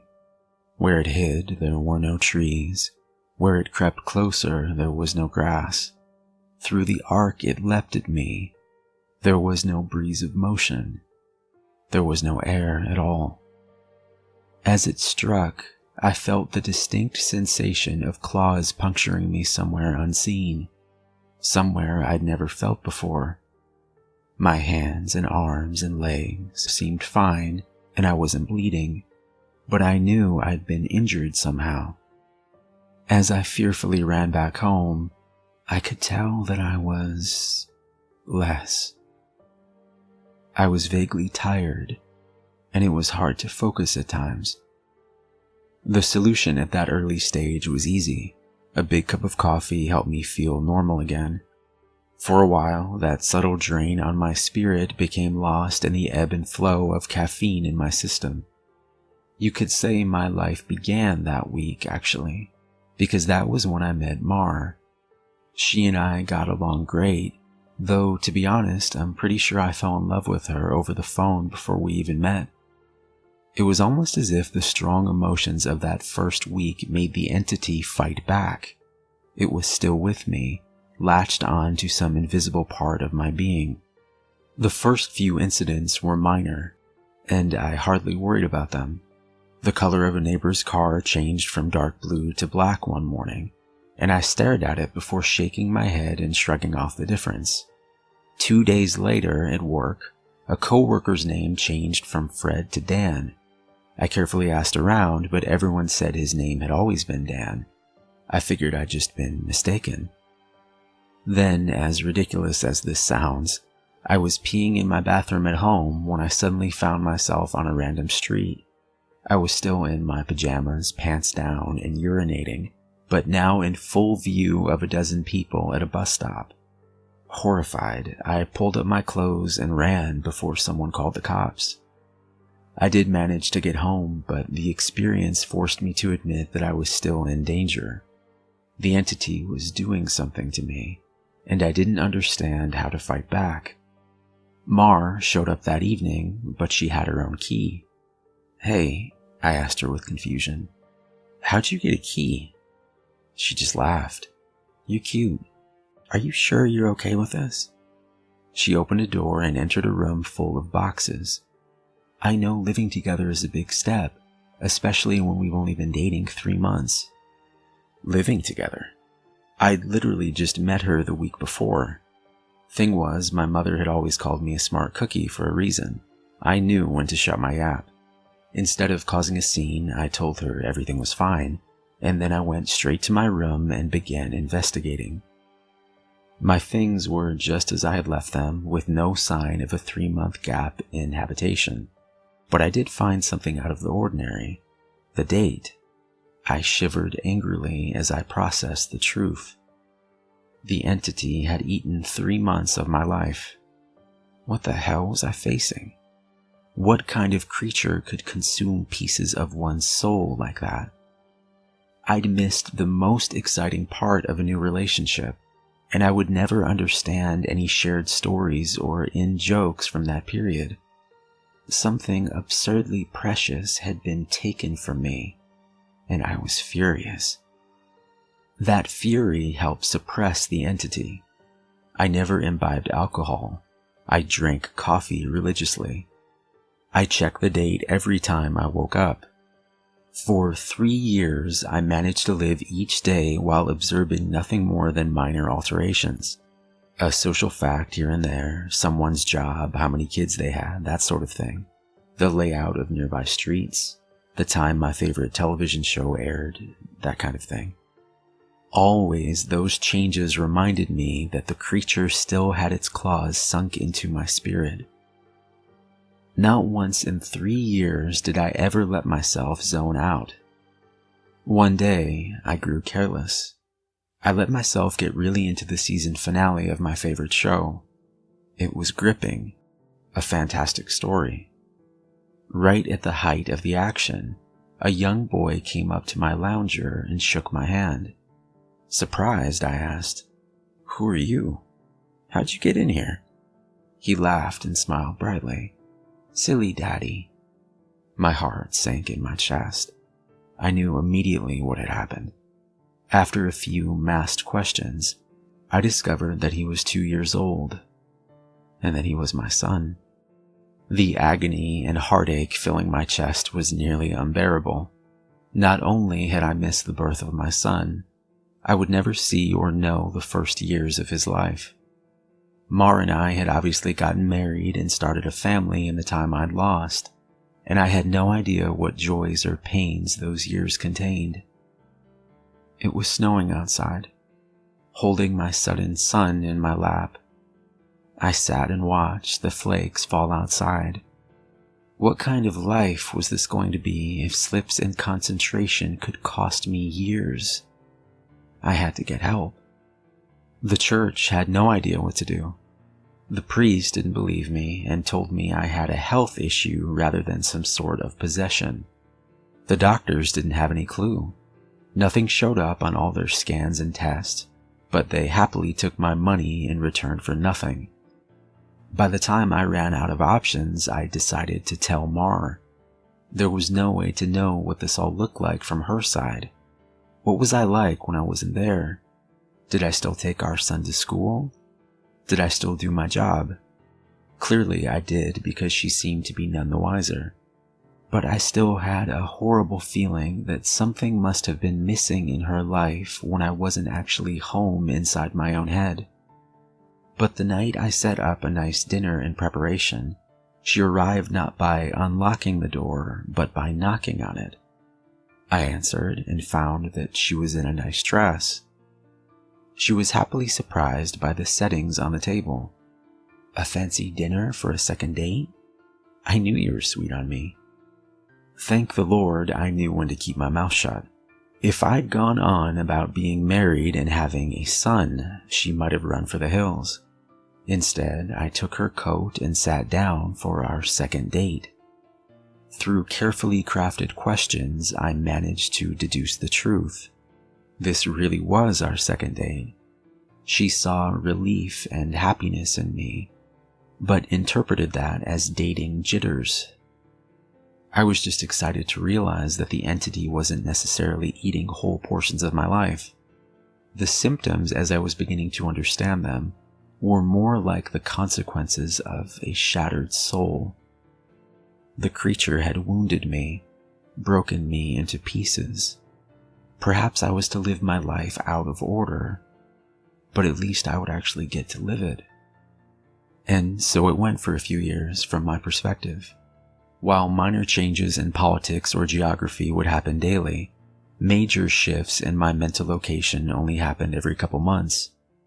When I found myself in a new place and time in my life, I just shut up and listened, making sure to get the lay of the land before doing anything to avoid making mistakes. On the farthest flung leap yet, I met my 6-year-old grandson, and I asked him what he wanted to be when he grew up. He said, "Writer." I told him that was a fine idea. Then I was back in month 2 of my relationship with Mar, and I had the best night with her on the riverfront. When I say the best, I mean the best. Knowing how special she would become to me, I asked her to move in. I got to live through what I'd missed the first go-around, and I came to understand that I was never mentally absent. I would always be there, eventually. When we were moving her boxes in, she stopped for a moment and said she marveled at my great love, as if I'd known her for a lifetime and never once doubted she was the one. That was the first time I truly laughed freely and wholeheartedly since the entity had wounded me. She was right about my love for her, but for exactly the reason she'd considered a silly romantic analogy. I had known her my whole life, and I'd come to terms with my situation and found peace with it. It wasn't so bad to have sneak peeks at all the best parts ahead. But of course I wouldn't be writing this if it hadn't gotten worse. The entity was still with me, It had not wounded me and departed like I'd wanted to believe. The closest I can describe my growing understanding was that the creature was burrowing deeper into my psyche, fracturing it into smaller pieces. Instead of months between major shifts, I began having only weeks. Once I noticed that trend, I feared my ultimate fate would be to jump between times in my life, heartbeat by heartbeat, forever confused, forever lost. Only an instant in each time meant I would never be able to speak with anyone else, never be able to hold a conversation, never express or receive love. As the true depth of that fear came upon me, I sat in an older version of me and watched the snow falling outside. That was the one constant in my life. The weather didn't care who I was or what pains I had to face. Nature was always there. The falling snow was always like a little hook that kept me in a place. The pure emotional peace it brought me was like a panacea on my mental wounds, and I'd never yet shifted while watching the pattern of falling white and thinking of the times I'd gone sledding or built a snow fort as a child. A teenager touched my arm. "Grandpa?" "Huh?" He'd startled me out of my thoughts, so I was less careful than usual. "Who are you?" He half grinned, as if not sure whether I was joking.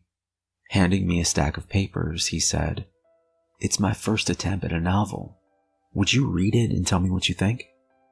Of course. Pursuing that dream of being a writer, I see. He burned bright red. Trying to, anyway. "All right, run off. I'll read this right now."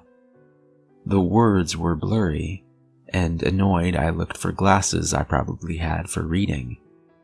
Being old was terrible, and I wanted to leap back into a younger year, but not before I read his book. I found my glasses in a sweater pocket and began leafing through. Mar puttered in and out of the living room, still beautiful, but I had to focus. I didn't know how much time I would have there. It seemed that we had relatives over. Was it Christmas?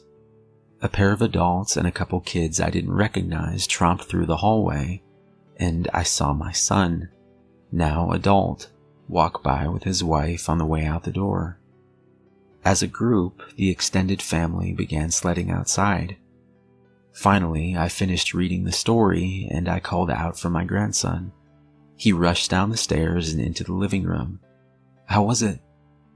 "Well, it's terrible," I told him truthfully. "But it's terrible for all the right reasons. You're still a young man, so your characters behave like young people.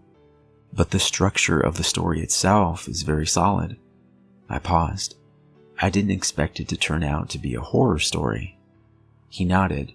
"It's a reflection of the times. Expectations for the future are dismal, not hopeful like they used to be." "You're far too young to be aware like that," I told him. An idea occurred to me. "If you're into horror, do you know anything about strange creatures?" "Sure. I read everything I can. I love it." Warily, I scanned the entrances to the living room. Everyone was busy outside. For the first time, I opened up to someone in my life about what I was experiencing. In hushed tones, I told him about my fragmented consciousness.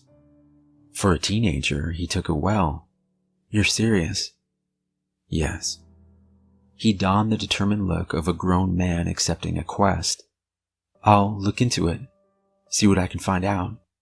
You should start writing down everything you experience, build some data. Maybe we can map your psychic wound." "Wow. Sounds like a plan." I was surprised. That made sense, and I hadn't expected him to have a serious response.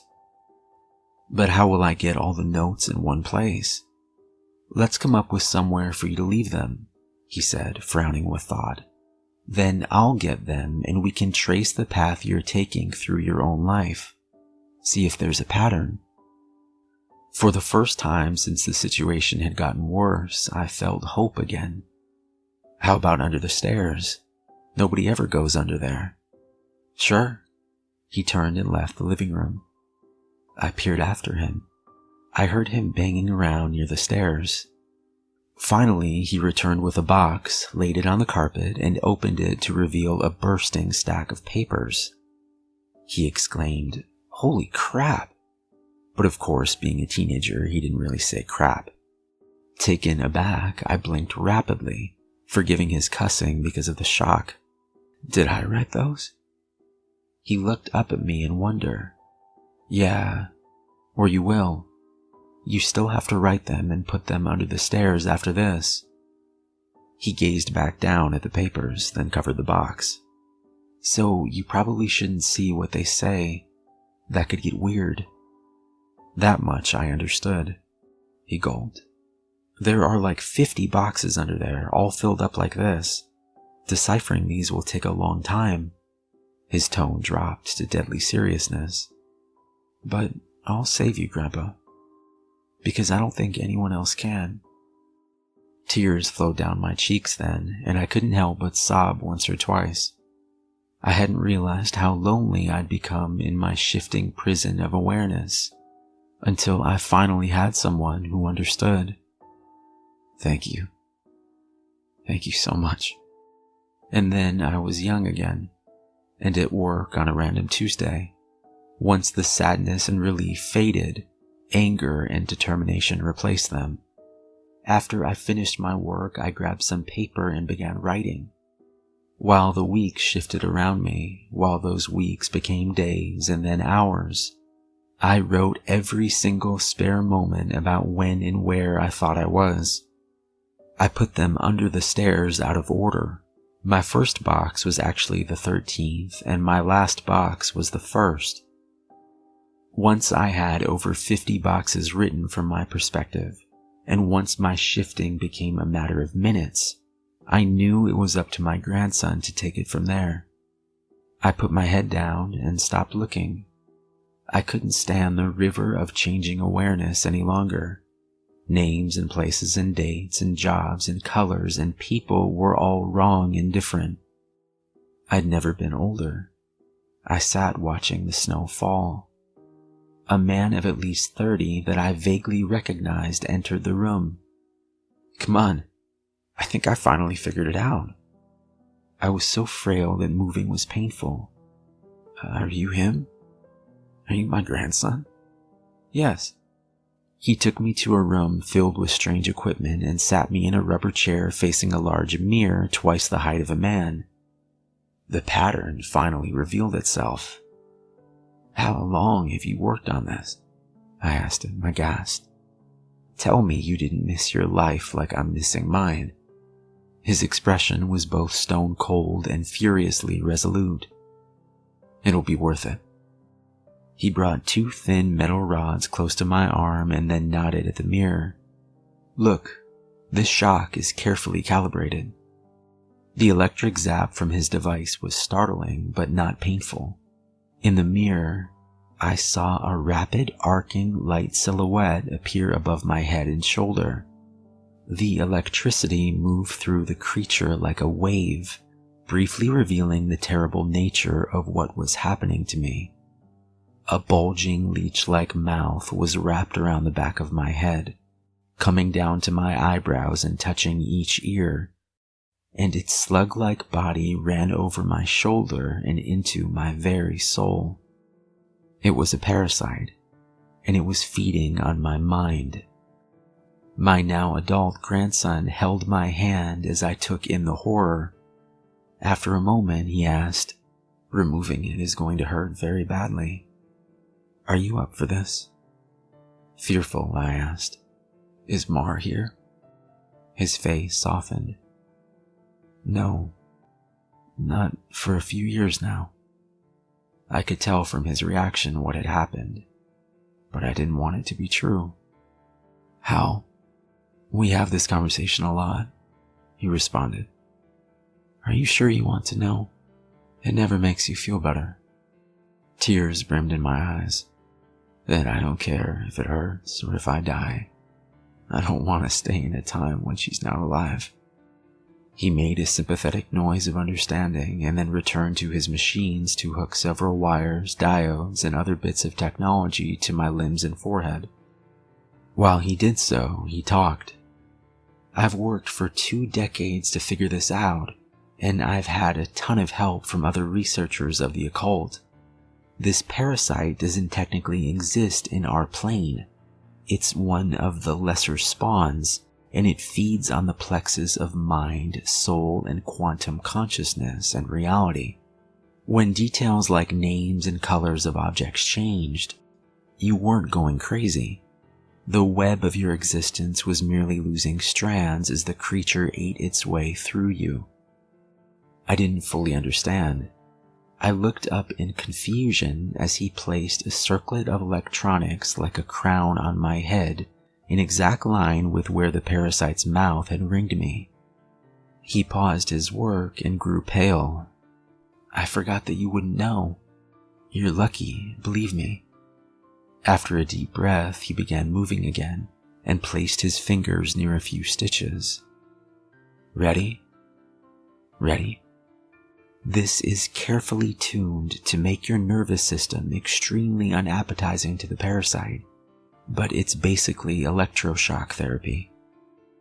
I could still see Mars smile. I'd just been with her moments ago. Do it.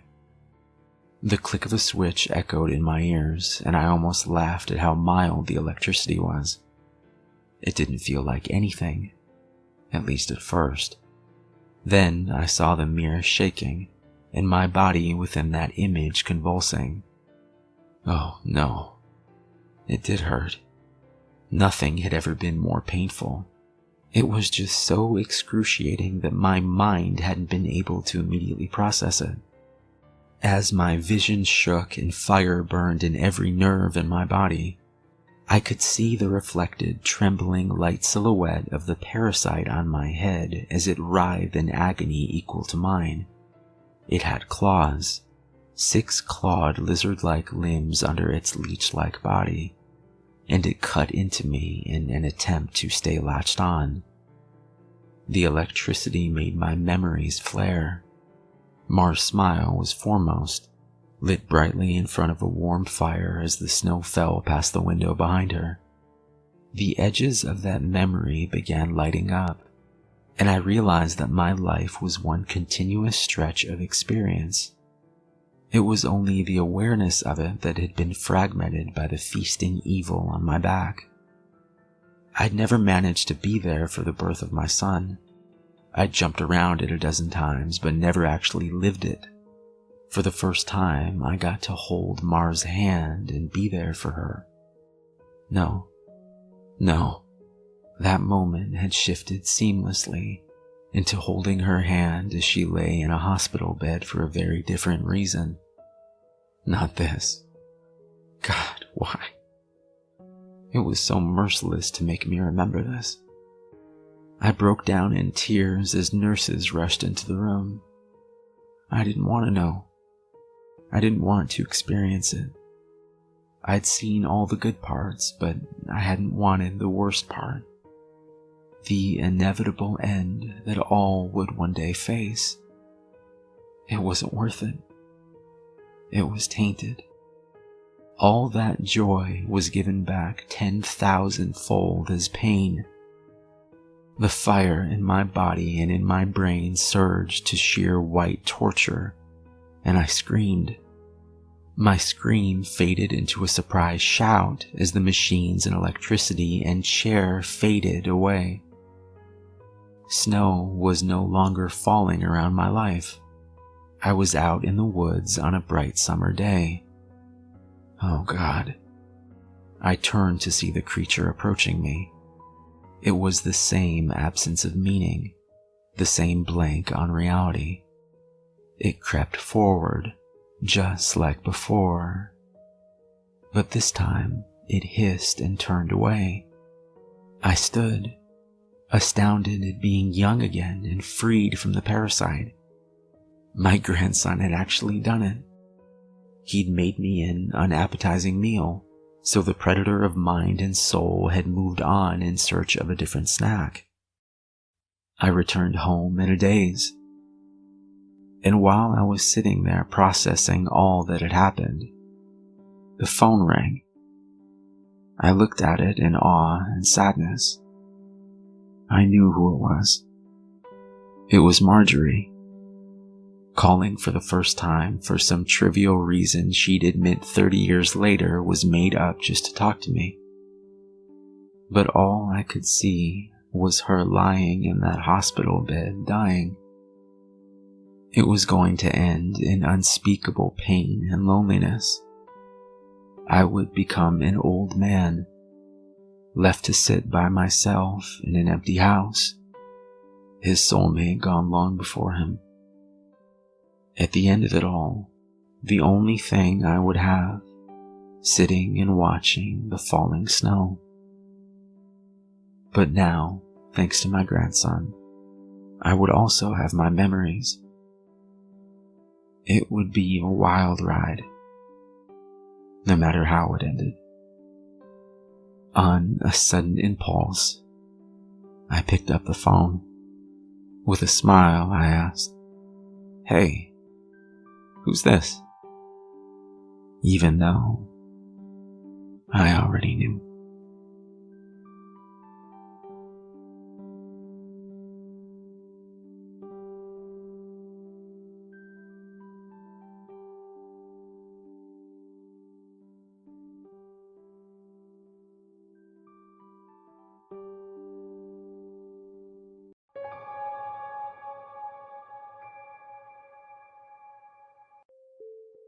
Rumors were rife about the alleyway behind the tavern.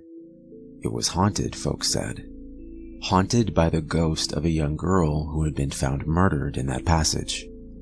People avoided the small street after dark, for the spirit was said to be a vengeful one. Of course, no one could name anyone whom the ghost had actually killed, but the tales were enough to keep people away from the alley at night. Fortunately for the owners of the tavern that backed onto the alley, their front door faced a well-lit road, and so business was not slack. Then, one night, while the tavern was full of drinkers, a nasty character named O'Hare wandered into the bar. Women and children were not safe in his presence, but especially not women. After O'Hare had consumed far too much alcohol, he suddenly announced to the bar that he'd seen a pretty young thing in the alley out back of the tavern. The bartender froze in the middle of polishing a glass. No one said a word, but everyone was thinking about the ghost of the vengeful young girl. Everyone in the bar looked down at his or her glasses as he stumbled to his feet. No one made a move to stop him, and there were quiet whispers of, "He deserves what's coming to him," as O'Hare left the building. It's just too bad that there isn't really a ghost, thought the bartender, setting down the shining glass and picking up another one to polish. O'Hare sorely needed a lesson in human kindness and respect for others. It was at that moment a horrible scream came from the alley. Everyone in the tavern looked up in shock and fear. Had there really been a ghost out there? Or was O'Hare up to his old tricks and now accosting another woman? The men leapt to their feet and raced to the back door of the tavern. Pouring out into the street, they were met by an unnatural cold, and their eyes were dazzled by a blaze of light. The bartender thrust his way to the front of the crowd and saw the body of O'Hare lying in a pool of bright white light. His throat had been torn to pieces, and blood was spilling out in gushes. Above him hovered the semi-transparent figure of a young girl, her eyes gleaming with red fire, her mouth covered with blood. She glared down at O'Hare and then turned to look at the crowd. The specter licked the blood from her lips, her eyes on the bartender's neck. Then she vanished, taking the light with her. At their feet O'Hare gasped out his last breath and died. The local authorities were summoned to deal with the body of O'Hare. They were skeptical, but there were many eyewitnesses.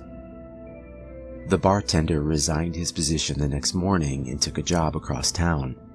The memory of the ghost's hungry stare at his neck, prompting him to look elsewhere for employment.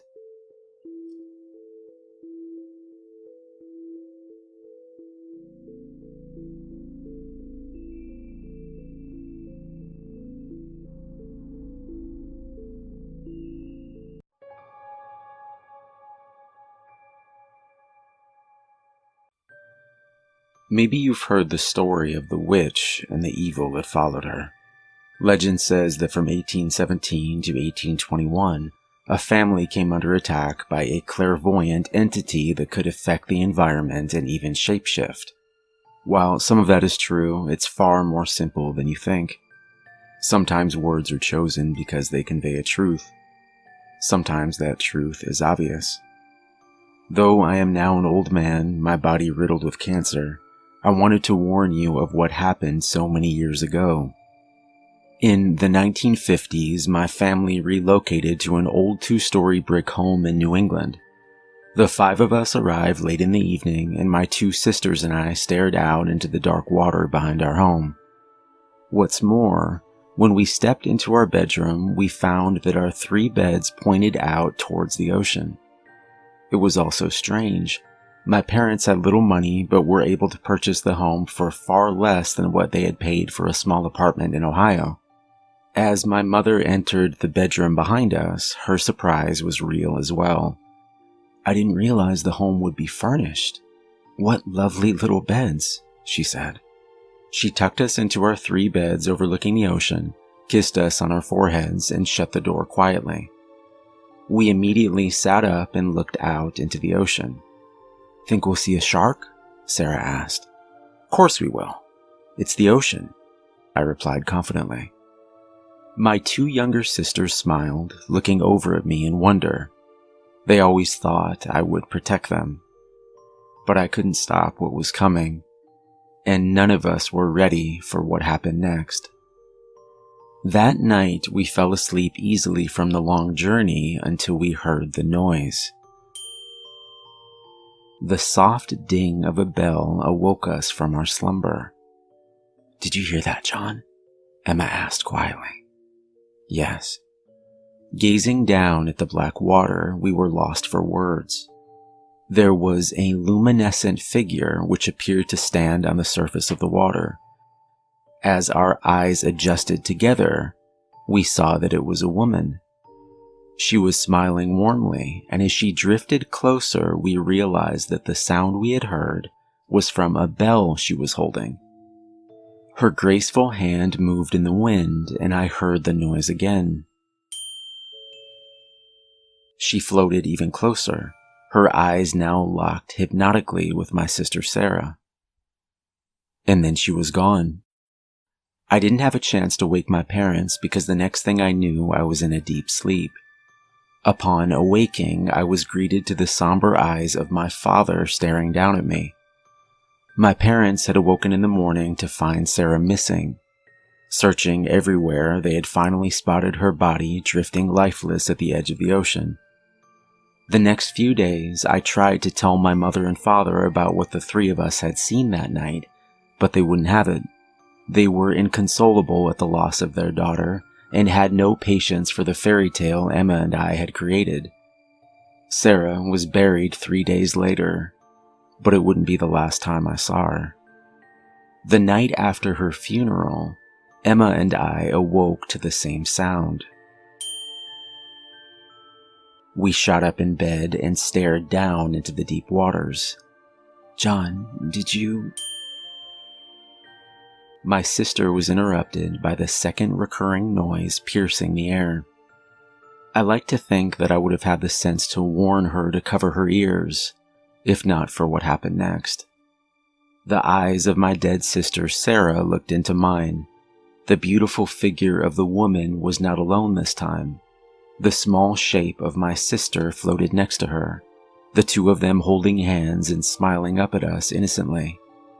Before I could react, I heard the noise for a third time. I fell into a deep sleep. When I awoke in the morning, it was to my mother screaming, "Where's your sister? Where is she?" They found Emma's body 2 hours later, a mile out into the ocean. She was floating face down in the Atlantic. The loss of their second child was more than enough for my parents. Though we weren't able to leave the house for a week's time, my mother and father now ordered me to stay in their room every evening. Their window faced the street and didn't look out into the water. Late that night, I awoke in my parents' room to the faint sound of a bell. In a panic, I covered my ears tightly and remained that way until dawn. We left the house 1 week later. I've never gone back.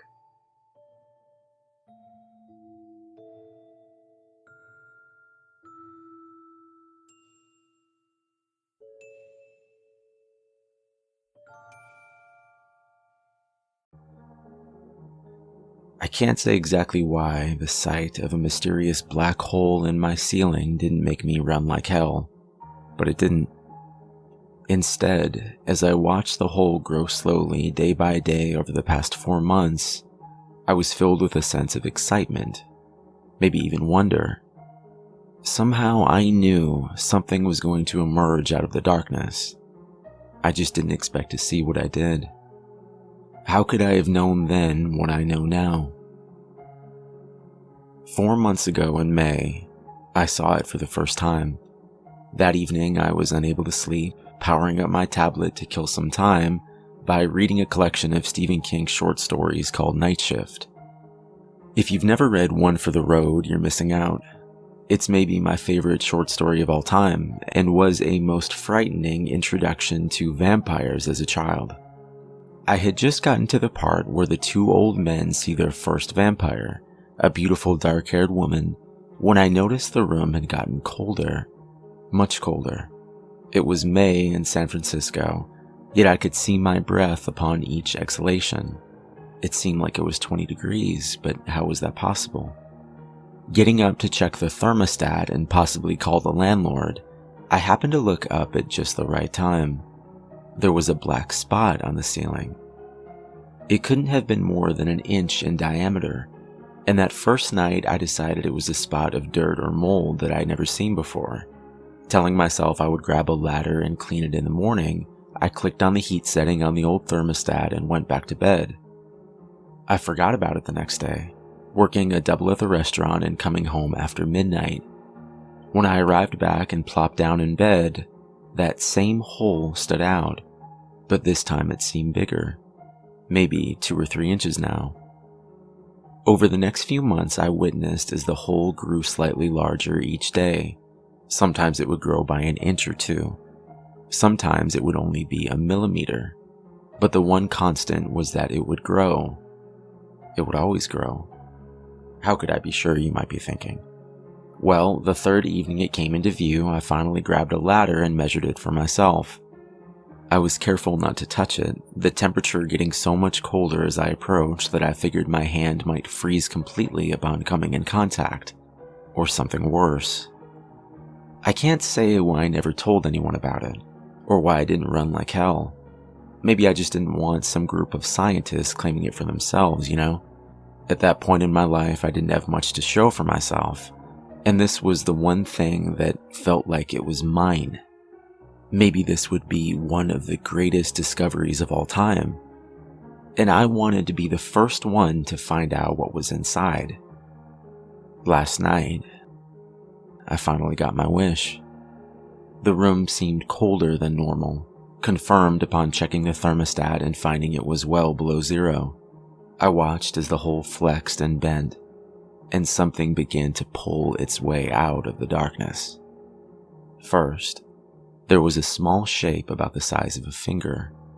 Then, something like a hand emerged, dripping a steady plop of what looked like blood down from the ceiling and onto the icy wooden floor. I held my breath and watched as a dark figure stained and covered with blood pulled its way out of the hole and fell down onto the floor in front of my bed.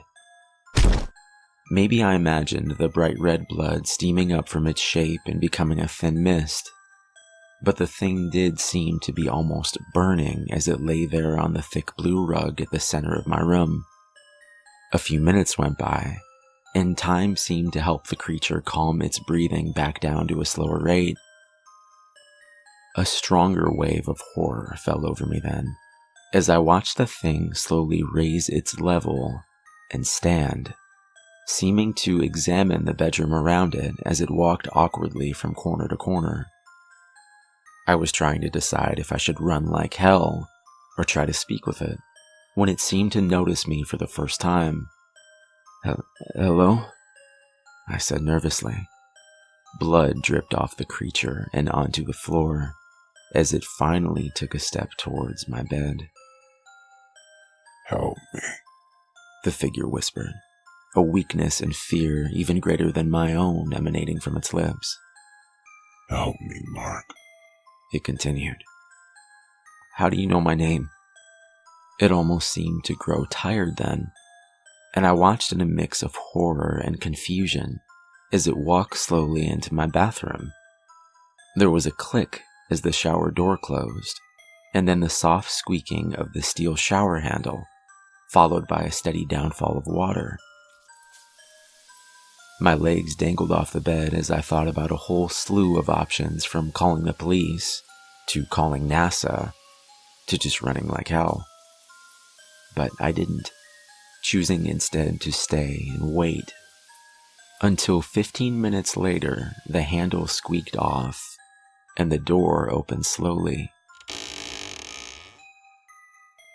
"Close," the thing said weakly. I did as it asked, rushing towards my closet and grabbing the first thing I saw, a black sweater and pair of worn blue jeans. Reaching my arm around the corner of the bathroom door, I half expected to be bitten or something worse, but none of that happened. "Thank you," the voice said as it took the clothes from my hands. You're welcome," I managed to reply, walking over to the kitchen table and sitting down. What else could I do? I grabbed 2 beers and waited. Not long after, the dark shape of what I assume was its head peeked around the corner and stared at me from the bedroom, now wearing the fresh clothes I had given it. The shower had been successful, and the red blood I assume that had covered the creature was now most certainly covering my shower walls and bathroom floor. I shuddered at the thought. "Don't worry, I cleaned it," the voice said, sitting down across from me at the kitchen table. "I remember this," it said. And then the scream started, the thing falling to the floor and clutching its head tightly. "It never stops.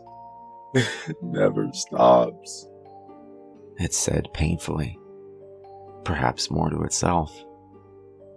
If I've left out the description of the creature, well, that's because at first I couldn't think of the words. It seemed to be absent of color. Completely black would be the best description, I suppose. But don't they say that black holes aren't really black? The figure's absence of color had been a stark contrast to the darkness, even when the lights had been off completely. From its size and shape, it appeared to have the general stature of a man. The clothes above it almost made it appear human. Well, sort of. The clothes I had given it were puffed up as if a man was inside of them. But upon a closer look, they were filled with darkness. After a few moments, the thing stood back up in front of the kitchen table. It had no eyes that I could tell, but I knew it was examining me nonetheless. "It took me so long to escape," the voice said. To escape from where? The thing made up of nothingness shifted across from me, perhaps turning its head. The darkness.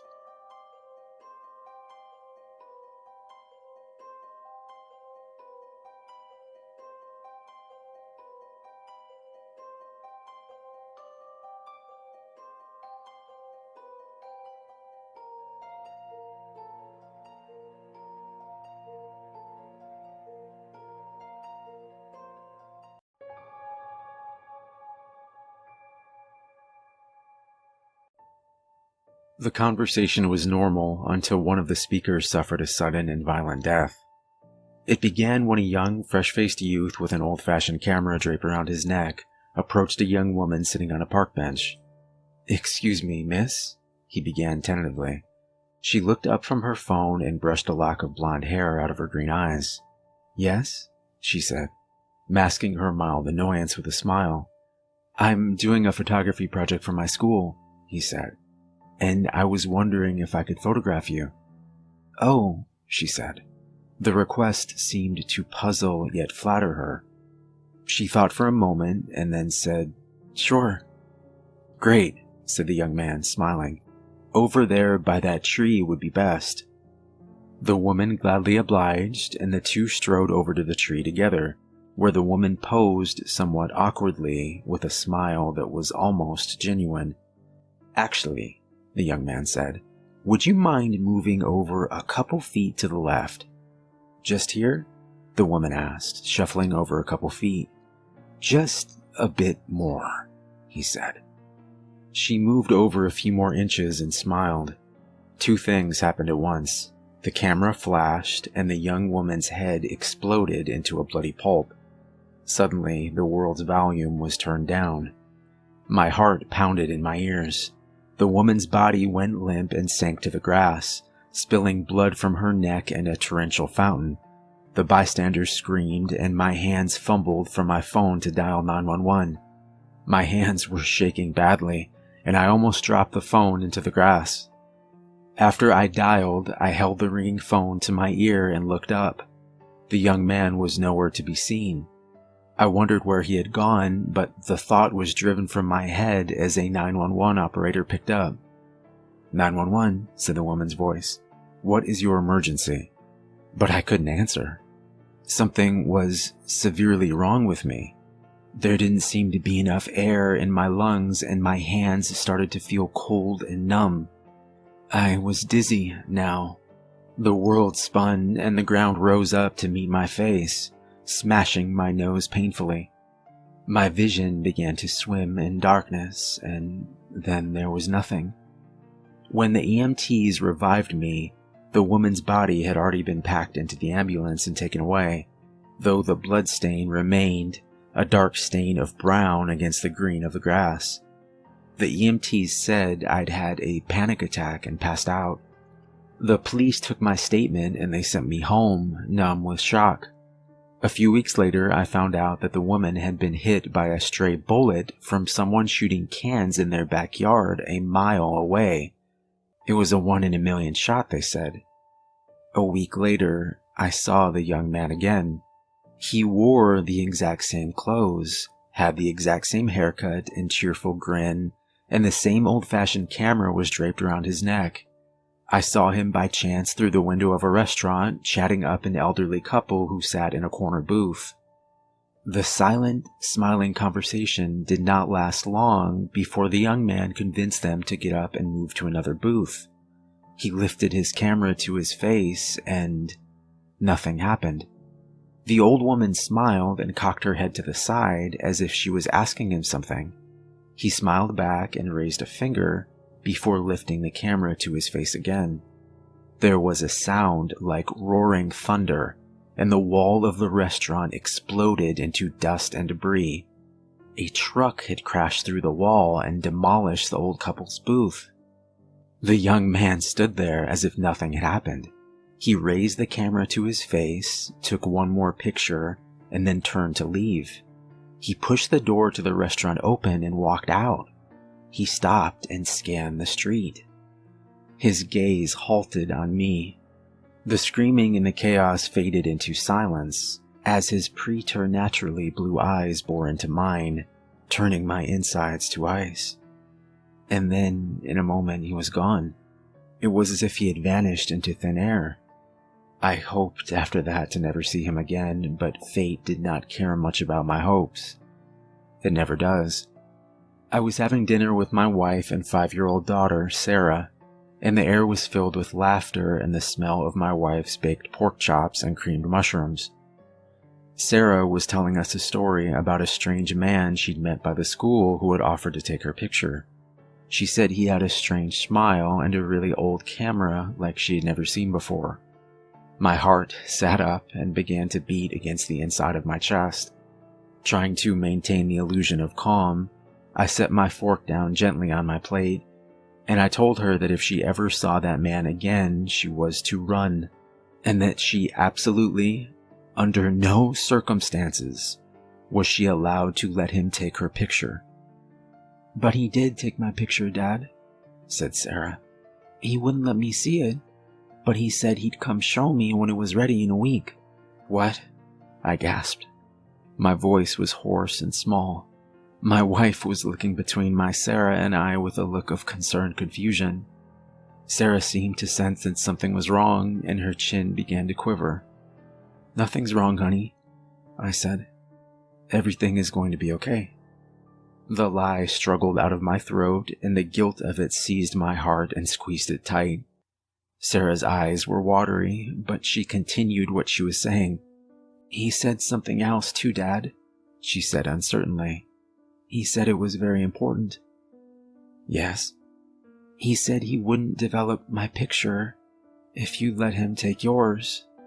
In the park tomorrow at noon." A wave of relief intermingled with sadness washed over me, and a tension I hadn't even noticed dissolved from my shoulders. I could feel the tears starting out in my eyes as I kissed my daughter's head, taking in a huge whiff of her scent. That scent of pure youth that makes the old feel young again.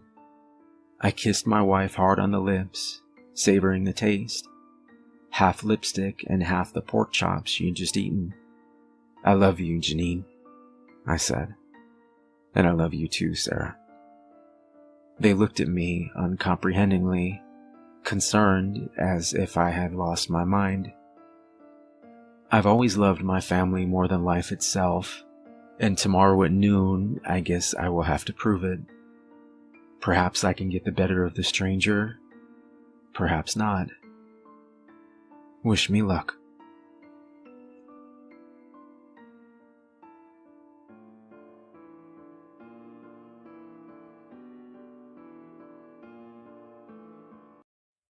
You can run on for a long time. Sooner or later, God will cut you down. Johnny Cash. "I can't stop," Scott yelled over at me, the yellow Mustang screaming down the Pacific Highway and braking 100 miles per hour. He slammed his foot down to the floor again and again. Nothing. It must have cut the lines," he continued, the panic in his eyes increasing. 107. Fuck. I don't want to die like this, man.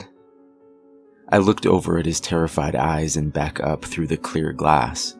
The shocked face of an 8-year-old little boy rushed past us as we continued to pick up speed. 116 miles per hour now. And for the briefest of moments, the pulse of the adrenaline rushing through my body cleared, and a feeling of euphoria washed over me. This felt like a video game, and Scott was pretty damn good at it. An elderly couple, or at least I think they were, in a white van changed lanes without seeing us, and it almost ended for all 4 of us right then and there. "Jesus," Scott said under his breath, managing to pull the wheel to the left and barely avoid them while somehow not flipping the car. 125. The euphoric feeling dissipated and the adrenaline pumped back into my heart. Watching Scott swerve and miraculously avoid every obstacle thrown at him, I couldn't help but feel admiration for my friend. There was an icy focus to his eyes now, and he wasn't about to give up. Despite everything that had happened, there would be no surrender. Not yet, at least. "Hold on," he said, turning the wheel abruptly to the right and speeding up the runaway truck ramp, 118 miles per hour. I think we're slowing down. 95. Yeah, I think so too, I replied, taking a deep breath. 60. 30. The Mustang rolled to a halt as we breathed a collective sigh and exchanged a look of relief. I put my hand on his shoulder. Good thinking. We got lucky again, man, he replied, the terror never leaving his eyes as he stared over at me.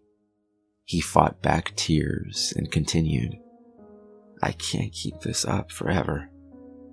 And he was right. He couldn't. The brake lines being cut was just the latest incident since he had seen the film only a short time ago. There had been the house fire. Scott had barely gotten out alive, just happening to wake up at 3 o'clock in the morning for a glass of water. After 911 had been called and the house had been evaluated, the authorities determined it to be caused by faulty wiring and nothing more. He knew better. There was the near electrocution, the jack stand for his car almost crushing him, and the wolves. I'd rather not speak about that one. What should we do? Scott asked me, the adrenaline dying and a blank stare falling across his face as he gazed out of the car window and up into the thick green trees and surrounding hills. I took a moment to gather my thoughts, and then finally replied, we persist. His exhausted body turned towards me as he dug into his left breast pocket and pulled out a cigarette. He nearly dropped it before gripping the steel handle tighter, flicking the flame and taking a slow drag. You're right. We'll figure this out. Scott smiled. Thanks for being here, Dan. If you ever want to leave, I interrupted. I'm here with you till the end, I replied. He nodded. And then he held his hands around his throat, first puzzled and then terrified. I can't breathe. Help me. Help me. His eyes glazed over and he went unconscious. I put my ear against his chest and listened to his respirations, shallow yet still there. His pulse was thready and quickening, yet it continued, and as his breathing slowed, I saw the red flashing lights of an ambulance speeding up the ramp behind us. Someone must have dialed 911. You've got to be kidding me. As a man and woman quickly got out of the ambulance and ran over to us, I readied myself and then exited the car. Help my friend. Scott had been having a terrible time the past few years. His father had died of cancer.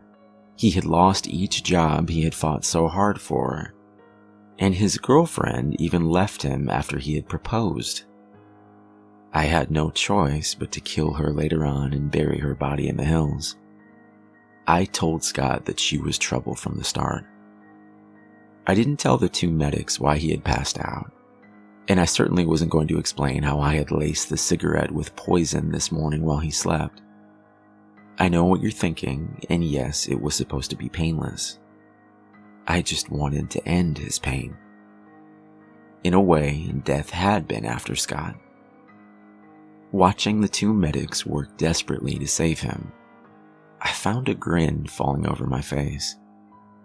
He had never shown this type of resilience before, and it was impressive. Still, he had been through too much, and I didn't want him to struggle anymore. And it wasn't like I was just being selfish. With every attempt at Scott's life, I had been planning to die with him as well. That's what friends are for. Yet, each time he had made it. Sure, he survived the fire and what happened before. Yes, he had gotten lucky after I had cut the brake lines. And maybe he would even be saved by the paramedics in these bright green hills before the poison spread completely through his lungs and then into his heart. But I'll get him one of these days. They say you have to make a goal, and no matter what, persist. Well, there's always tomorrow.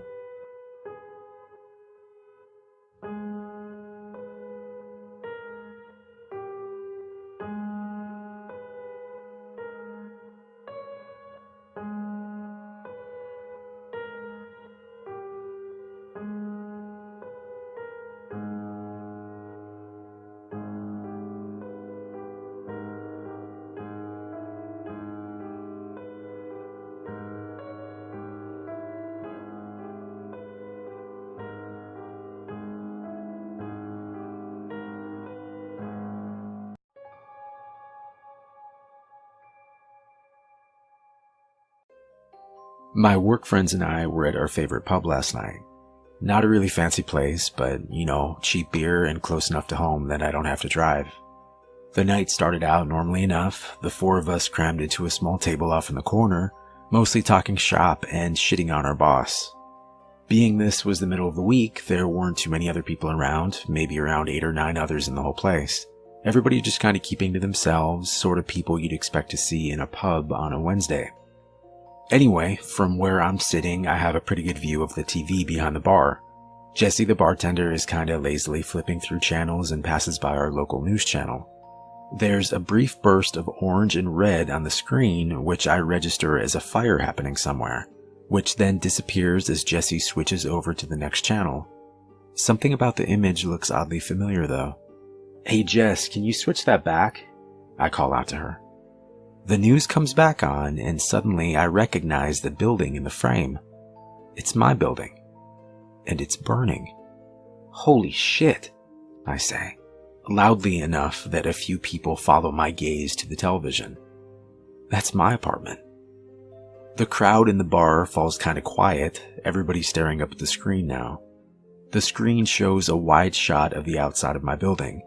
The camera must be set up on the north end of the block because I recognize a lot of shops on the ground floor. Property management, dry cleaner, convenience mart, etc. The top left corner of the building is aflame.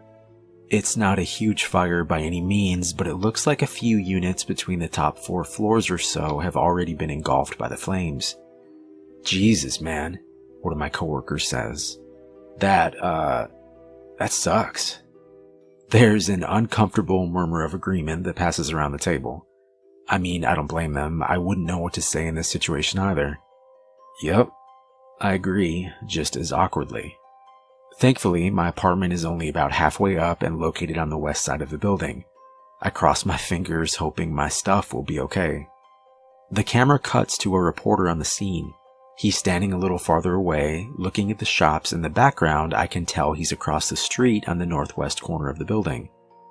"Firefighters are expected on the scene any moment," he's saying, "and hopefully they'll be able to contain this horrible inferno before it spreads any farther."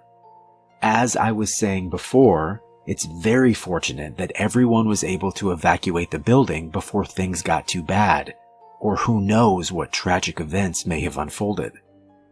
"He's really laying it on thick," my other coworkers joked. I chuckle a bit. All things considered, at the moment, it really didn't seem all that bad. But then, a few moments later, hang on," the reporter on TV says. "We're getting some updated information. It seems, hang on one moment while we readjust the camera." The previously locked down camera starts to shift, the angle focusing on an area of the building about halfway up the west side. All the lights in the building are out except for one. I feel a weird creeping sensation as I start counting the windows from the bottom. 5 up, 2 over. That's my place. I swore I turned that light out, I think at first. Then I see it. There's a person standing in my window. The camera is zoomed out too far to make out any features, but it definitely looks like a man, and it's definitely standing in my apartment. I watch, petrified, as the camera zooms in closer. The reporter babbling on about the overlooked, ill-fated soul still trapped in the blazing such and such. As the image gets closer, I start to make out more details. The person is dancing, or something. I don't really know how to describe it, but he's moving around a lot, and everything he's doing has this bizarre rhythmic quality to it. He starts waving his arms in the air, back and forth, and then he's waving them up and down at his sides. Then he's banging both fists on the glass. Then he's waving his arms over his head again, back and forth. Everything he's doing is to the exact same tempo. 1, 2, 3, 4, 1, 2, 3, 4. He starts jumping up and down, waving his arms over his head like he's trying to get someone's attention from a long distance. But everything is to the exact same rhythm, over and over again. 1, 2, 3, 4, 1, 2, 3, 4. What the fuck? I say, my voice a hoarse whisper. And then the camera gets a little closer, and finally we can make out the person's features. It looks almost exactly like me. It's wearing the exact same clothes that I'm wearing now, clothes I changed into moments before leaving the apartment earlier. Its face looks almost exactly like mine as well, except for its eyes. Its eyes are far too big for a normal person. It also has this almost comical look of horror on its face. I don't even know how to describe it. Imagine if someone were pretending to look scared, but as a joke. It would have almost seemed funny if the circumstances were different, but instead it was just extremely unnerving. No one in the bar is talking now. Everyone is fixed on the TV. The person is still swaying and waving around, beating its hands on the glass or jumping in circles. I almost don't hear the reporter mention the fact that firefighters have rushed into the building and are now heading for my floor.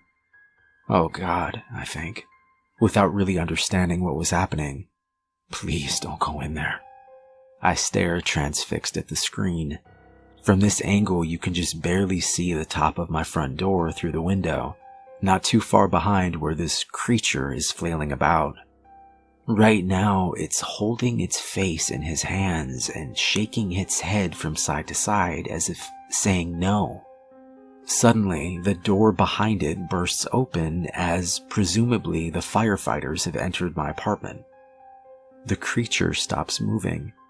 For a second, I see its expression change. The comical look of horror is gone, replaced by a huge smile filled with enormous pointed teeth. Then the lights go out. We all just sat there, staring at the screen as the camera slowly zoomed out from the now dark window. No one says anything as we all quietly pay our bill and leave. I went directly to my sister's place across town and asked to stay with her. I told her there was a fire at my apartment and that's it. When I tried to find footage from the news online later that night, it seemed like they had edited that last part out. I don't know if any of you on the subreddit know what that thing was, but I hope they didn't put out that fire. I hope they let the whole damn place burn to the ground.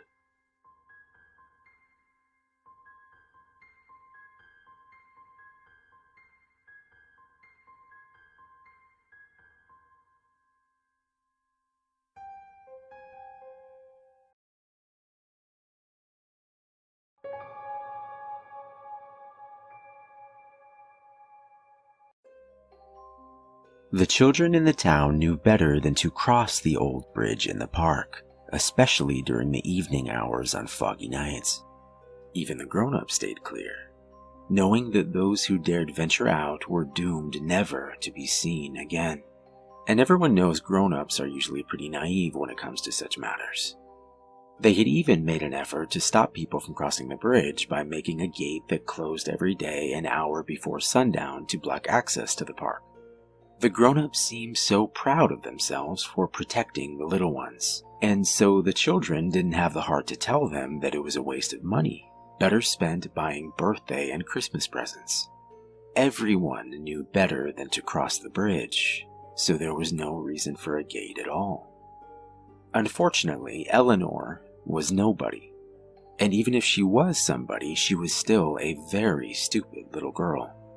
Born and raised in the next town over, little Eleanor had only recently moved when her parents divorced and her father and new stepmother got full custody of her.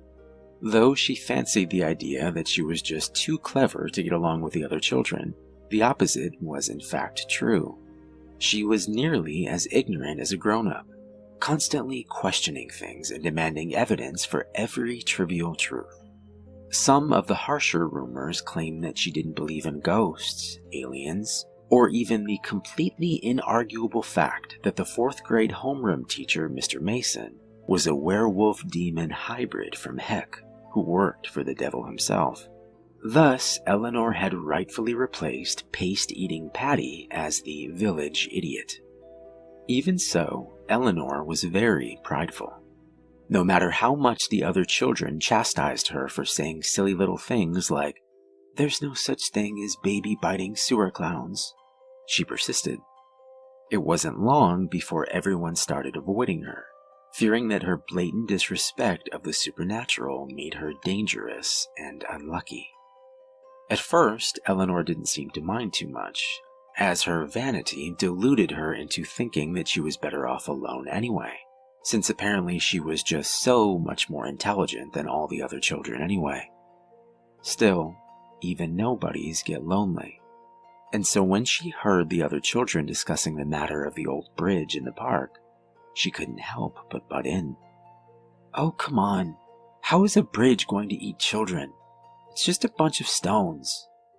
The children had heard her say many strange things, but now she had gone too far.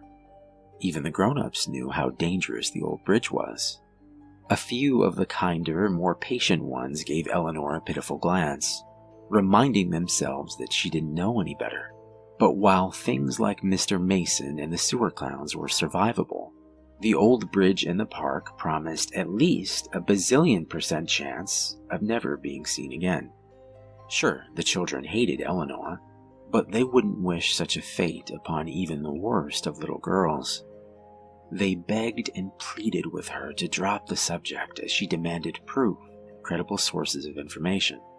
Some were valiant enough to promise to invite Eleanor to their birthday parties if she'd only promise never to cross the bridge. But stubborn little Eleanor wouldn't listen to reason or bribery.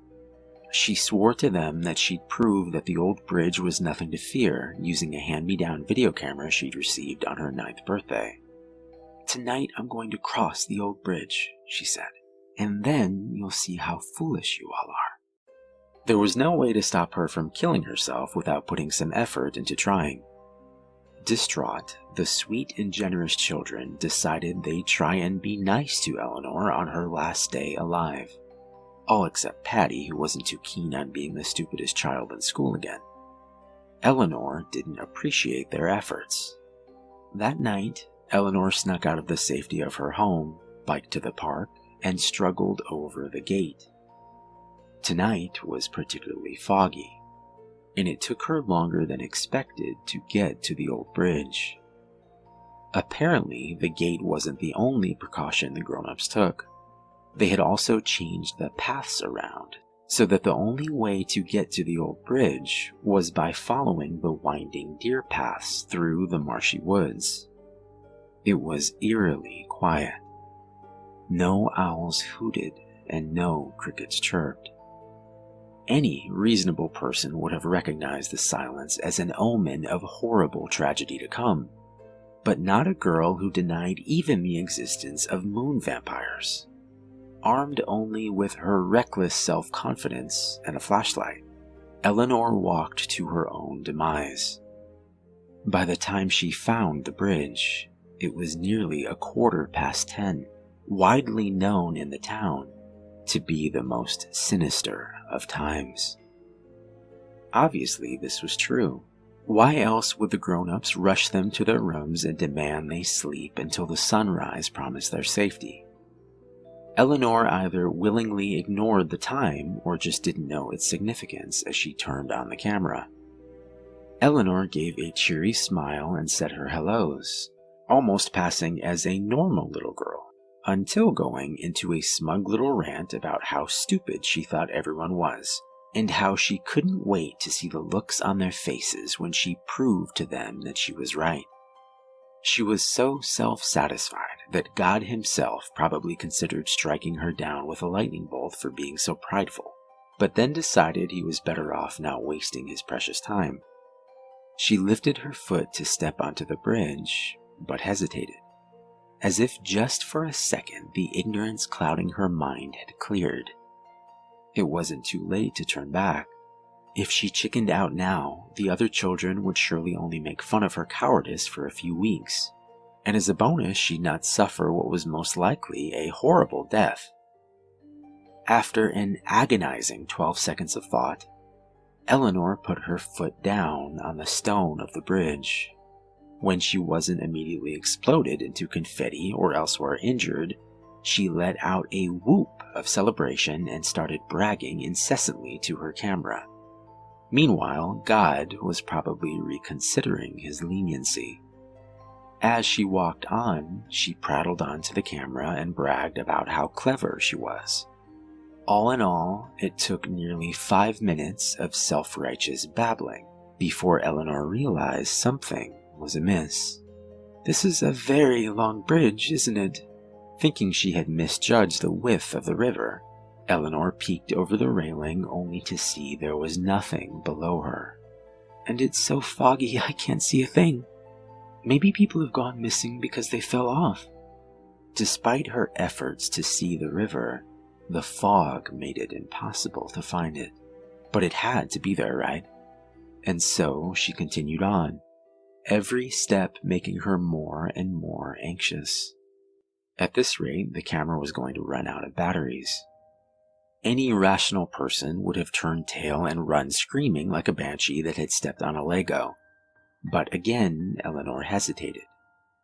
She checked the time on the watch she had borrowed from her stepmother as if it would tick out. "Nope, everything is perfectly normal. Do carry on," in Morse code. "This must be broken. Surely I've not been walking for a whole 30 minutes. Her panic only rose when she checked to see how long the camera had been recording. Eleanor hadn't pressed the button, and all this time she'd been talking to no one like a complete maniac. Before she had time to swear aloud, her flashlight had the nerve to flicker. Not only had she forgot to record this experience, she'd left her spare batteries at home. Eleanor was in trouble, though she didn't yet realize how much trouble she was in. Even now, she thought the worst that would happen is she'd get lost on the way home without any light to guide her way. Her shoulders slumped, and with a pout, she turned around to head back before her batteries died completely. She felt almost as dumb as she was, wandering into the woods so unprepared. Cockiness killed the cat, Eleanor supposed, though by killed, she actually meant non-lethally inconvenienced. Maybe she'd try again tomorrow night. It felt like 3 hours passed, but in reality it was closer to 2.5. Eleanor, patron saint of not believing anything without proof, ignored the very real evidence of her stepmother's watch telling her it was nearly 1 in the morning. Unable to control herself anymore, she burst into a sprint and ran as fast as her little legs could carry her, desperate to see the bank of the river. Her flashlight gave out, and so did her confidence. She screamed as loudly as she could and fell into a heap onto the cool stone of the bridge. What was she supposed to do now? Turning back clearly wasn't any good, and seeing as the park was closed, there was no one around to hear her pitiful cries for help. And so, Eleanor gave up. Instead of running around screaming, she opted to just sit there and wait for the sun to come up. Surely it'd be a waste of energy to do anything more. Hours passed by, slower than maple syrup right out of a too-cold fridge. Eleanor did anything she could think of to pass the time, practice multiplication in her head, figure out what she'd tell her father when he found out she'd been out all night wandering the woods. Anything but acknowledge that maybe she'd never get off this bridge alive. Though instead of fearing monsters, she was still afraid of earthly things like dying of wolves or boredom. To prevent at least one of those things, Eleanor put on her camera, for real this time, and began recording her goodbyes. At the very least, she thought she could delete it if everything turned out alright. As if on cue, a light in her peripheral vision caught her attention. She quickly turned the camera off and got to her feet. Was it the sun already? No, it wasn't the right color, and it was too small. Could it be? Like a moth drawn to a bug zapper, Eleanor scrambled to her feet and darted for the light. "Help me!" "Hello?" The light, or more accurately, the ancient old lady holding the light, responded. "Are you lost, little girl?" Eleanor slowed to a quick jog, tears of relief swelling in her eyes. No child in the entire world had ever been more happy to see a weird stranger on a bridge. "Yes, oh, thank you so much. I was getting worried that I'd never see anyone again." She couldn't yet see that the old woman had no eyes, or that her right arm appeared to be made of solid gold. She didn't see the many rows of bristle-like teeth, or the fingers that seemed to have twice as many bones as they should have. If she had, maybe she'd have stopped herself before running straight into the monster's arms and hugging her close. "Please, will you take me home?" The monster was taken aback. She'd eaten many children, but this was the first to so quickly give itself up to her. This was very fortunate for Eleanor. If the monster were more focused, she'd have unhinged her jaw and swallowed her whole before Eleanor had the chance to look up and realize she was in mortal danger. With a scream, she threw herself off the monster and back the way she came without even looking back to confirm what she saw was real. Skeptic or not, she was more prepared to face the lonely bridge before facing what seemed to be an actual monster. The old woman regained her wits and let out a cackle before chasing after Eleanor. "Don't you want my help anymore?" Her feet pitter-pattered in such a way that it sounded like she had 3 sets of feet. Eleanor had never been an athletic child and was still plump with baby fat and too many Christmas sweets. But there's something about being terrified half to death that really gets the adrenaline pumping. "Slow down, sweetie. It's been too long since I've had a good meal. I can't keep up." Eleanor never listened, but for once it did her some good. Her lungs burned as she took in just enough air to propel her into safety. Though she didn't know it, the other children's carefulness was saving her. The monster was weak enough from hunger that she actually stood a chance of surviving. She was panting too hard to hear that the river was babbling below. Her eyes were too clouded with tears for her to see that the sun was rising and the fog was fading away. The moment the light of morning reached down to the bridge, the monster let out a horrible screech and quickly scurried down into the river. But Eleanor was still running until she was off the bridge and nearly out of the woods. Finally, she slowed to a walk to let her lungs rest. She'd done it. She survived the old bridge. With a start, Eleanor looked at her camera and nearly sobbed with joy. The whole thing had been recorded. There was concrete proof of the horrible monster and her escaping. Heck, she'd only really screamed the one time, so she probably looked pretty brave. The other children would be so impressed with her. Her tearful rejoicing settled into a worried frown. If this was true, then what else? Was Mr. Mason really a demon? Did she really have to worry about sewer clowns and moon vampires and ghosts? Heck, it didn't matter. All that mattered is that she survived. And if she could survive this, she could survive any crazy old thing. Her confidence rose again. No longer was she blind to the world around her. Now she knew better, and she'd use her knowledge for good. Where did that bridge monster come from? Clearly it was weak to sunlight and could only live in darkness. Maybe she could destroy it, but she would need help. The other children knew things, but they were too afraid to fight them.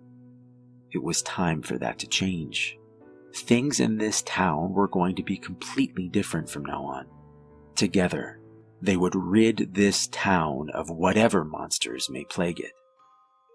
Eleanor sprinted off the bridge and through the woods, breaking out into the road leading back home. The truck had seemingly come out of nowhere, flattening Eleanor before she knew what hit her. Literally. And thus, the first child ever to survive crossing the old bridge died. Not because of the monster that haunted it, but because she was too stupid to look both ways before crossing the street.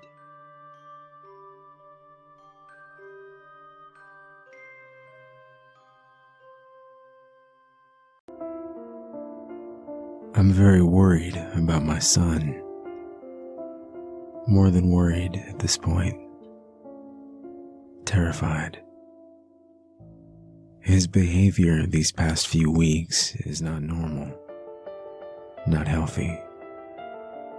It makes me think there's something wrong. At first, he would just come and stand at the doorway. He did this at night, just before I'd be ready to fall asleep. I'd roll over to turn off the lamp, and he'd be standing there in the doorway. I used to try to speak to him. I don't do that anymore. He never has answered me. He just stares. A couple of days ago, he graduated from standing in the doorway to coming in and sitting on the bed. He still doesn't speak. I have asked him what he wants. I've asked him if anything is bothering him. It's not like him to be so quiet. He usually waits until my wife is asleep. That's the part that gets me. She always falls asleep before me, and he has never come in when she's awake. But then, she didn't have a hand in this. If something doesn't change soon, I don't know what I'm gonna do. I'm starting to think that he knows that I'm the one who killed him.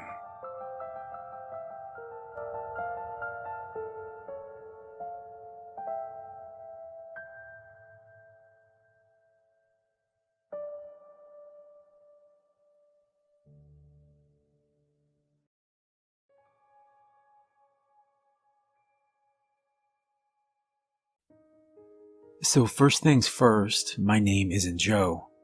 I'll get to that. 2 days ago, I moved into an old Victorian house on the edge of the city. I had gotten an amazing deal due to some type of death having occurred here recently. The realtor didn't want to go into details, but I was fine with that. I wasn't a superstitious man. That might be changing. The house has been great, except for the fact that the lights will flicker from time to time. Last night, they went out completely. I grabbed a flashlight and headed down to the basement. I had been in such a rush to purchase the home at a great price that I realized I didn't even know where the fuse box was. Scanning the basement, I found no sign of it. Then I noticed a wooden closet I hadn't seen before. The thick oak door was locked tightly, but luckily I had a set of keys from the previous owner. After trying a handful of them, the right key clicked into place and I was in business. Opening the door, I saw the fuse box on the wall above an old table. I tried different switches and then suddenly the power came back on. When I pulled the old chain that worked the light bulb above me, what was on the table came into view. It was crowded, but one thing stood out. A dusty Pikachu doll sat staring at me. As I took a step closer, I also noticed a series of papers next to it. Chuckling, I wondered if the previous owners had forgotten the little fella.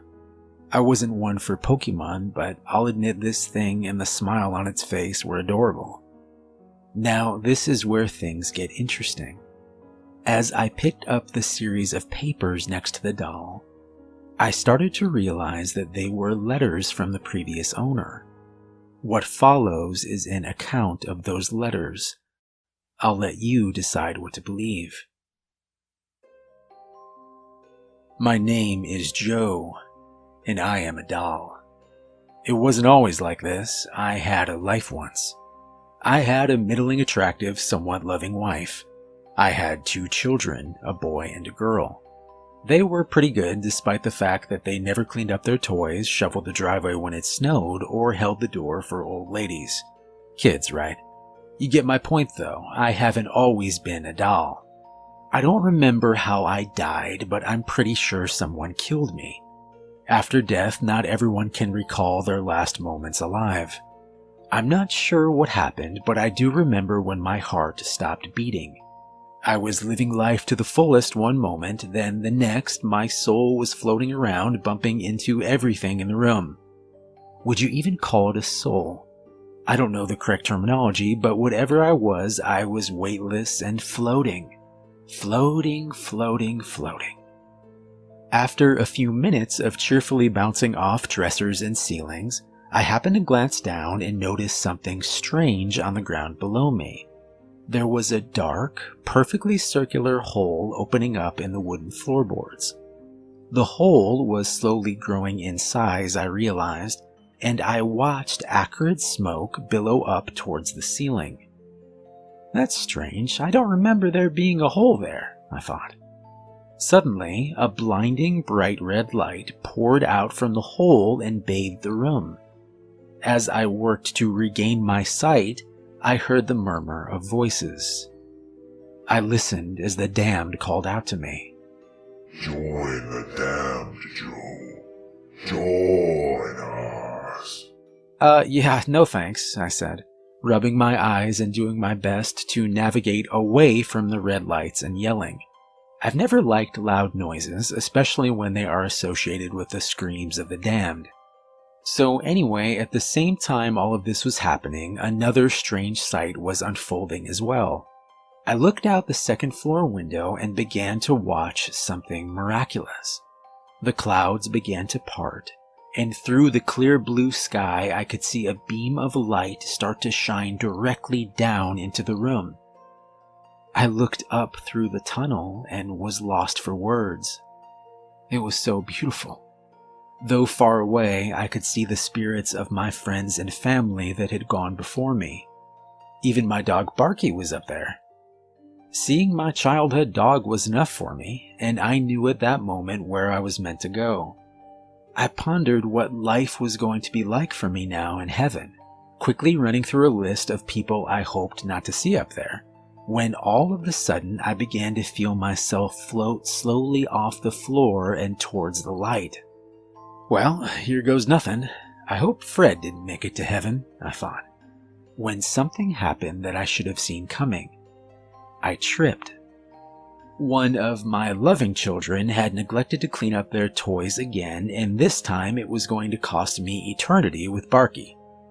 As I began to spin out of control and towards the hellish screams and the hole below, part of me looked forward to explaining to my kids that this time their laziness might literally damn my soul for all eternity. See what happens when you don't pick up your toys? Daddy goes to hell. I looked out and started spinning away from the black hole and towards my daughter's room. Even though I was dead, all this spinning was making me a bit queasy. I was wondering if I was going to throw up ectoplasm or something. Then it happened. I caught a glimpse of the 2 new dolls my 8-year-old daughter had just blackmailed me into buying her the day before. Looking over at me in the department store, she had calmly stated that if I didn't buy her what she wanted, she would scream for exactly 2.5 hours. Maybe it had been the thought of an extra half hour of screaming, but I gave in and succumbed to her demands of terror. The first doll was a strong-looking green Hulk with bulging muscles and a look that he's not to be trifled with. The second was one of those, what do you call them? Pokemen? Yeah, I think that's what they are. Well, all I know is the Pokemen one was bright yellow and had the most ridiculous smile on its face. I was thinking about how stupid it looked when I blacked out.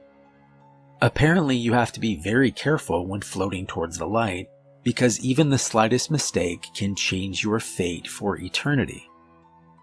The next thing I know, I'm awake and staring at the ceiling of my daughter's room. It was all just a strange dream, I said, getting to my feet. Strange, though. This room seems bigger than it used to be. And Jesus Christ, that spider over there is humongous. Wait a tick. Why is my arm yellow? Now, what are the odds that out of all my daughter's things, my soul would happen to bounce into one of those goddamn Pokemen?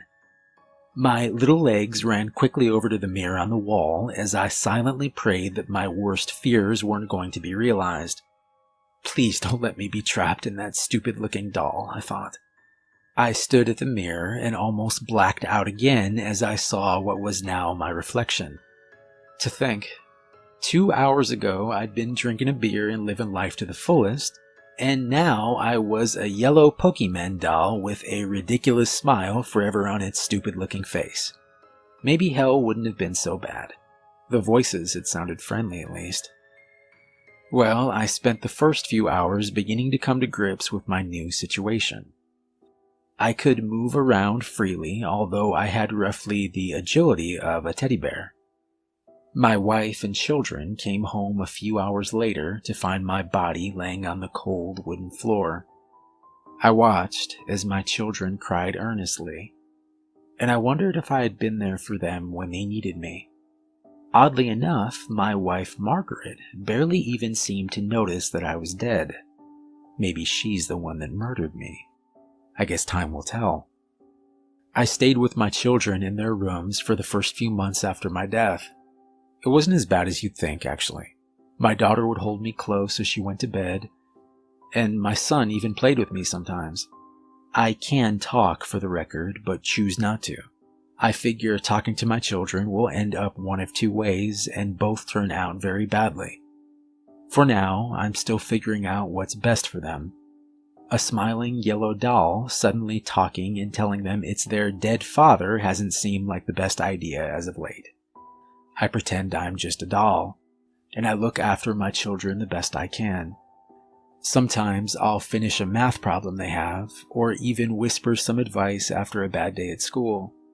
I only do these things as they sleep, of course. Things continued like this for a while, and Jack and Emma are now 9 and 10 years old. I slowly grew to love living in their room, seeing a deeper side to my children that I'd never even noticed when I was alive. I now had a chance to listen to their thoughts and hear them talk about their big dreams and little tragedies from day to day. Now, this is where the story really begins. Last night around midnight, I watched as the window slowly creaked open to my children's room, and something came in. I couldn't make it out, but it was taller than a man and its eyes glowed pure white. Before they could scream, the thing waved its clawed hand and my children fell into a deep sleep. It walked over slowly, then paused as it reached the bed. I think it was deciding which one of them to take. After a few dreadful moments, it reached out its long arms and chose Emma. Anger built up inside of me at this evil thing and how helpless I was to stop what was happening. I thought about fighting it, but I'm just a doll, man. This, whatever it was some evil creature of the night. In my current state, I didn't have a chance. Be that as it may, though, I wasn't about to just let it take my daughter. Before the thing could pick her up completely, I quietly stowed myself away in the soft blanket surrounding her. Leaping out the window hastily, the evil thing flew into the night. I could hear the rhythmical flapping of its wings as I clung to my daughter.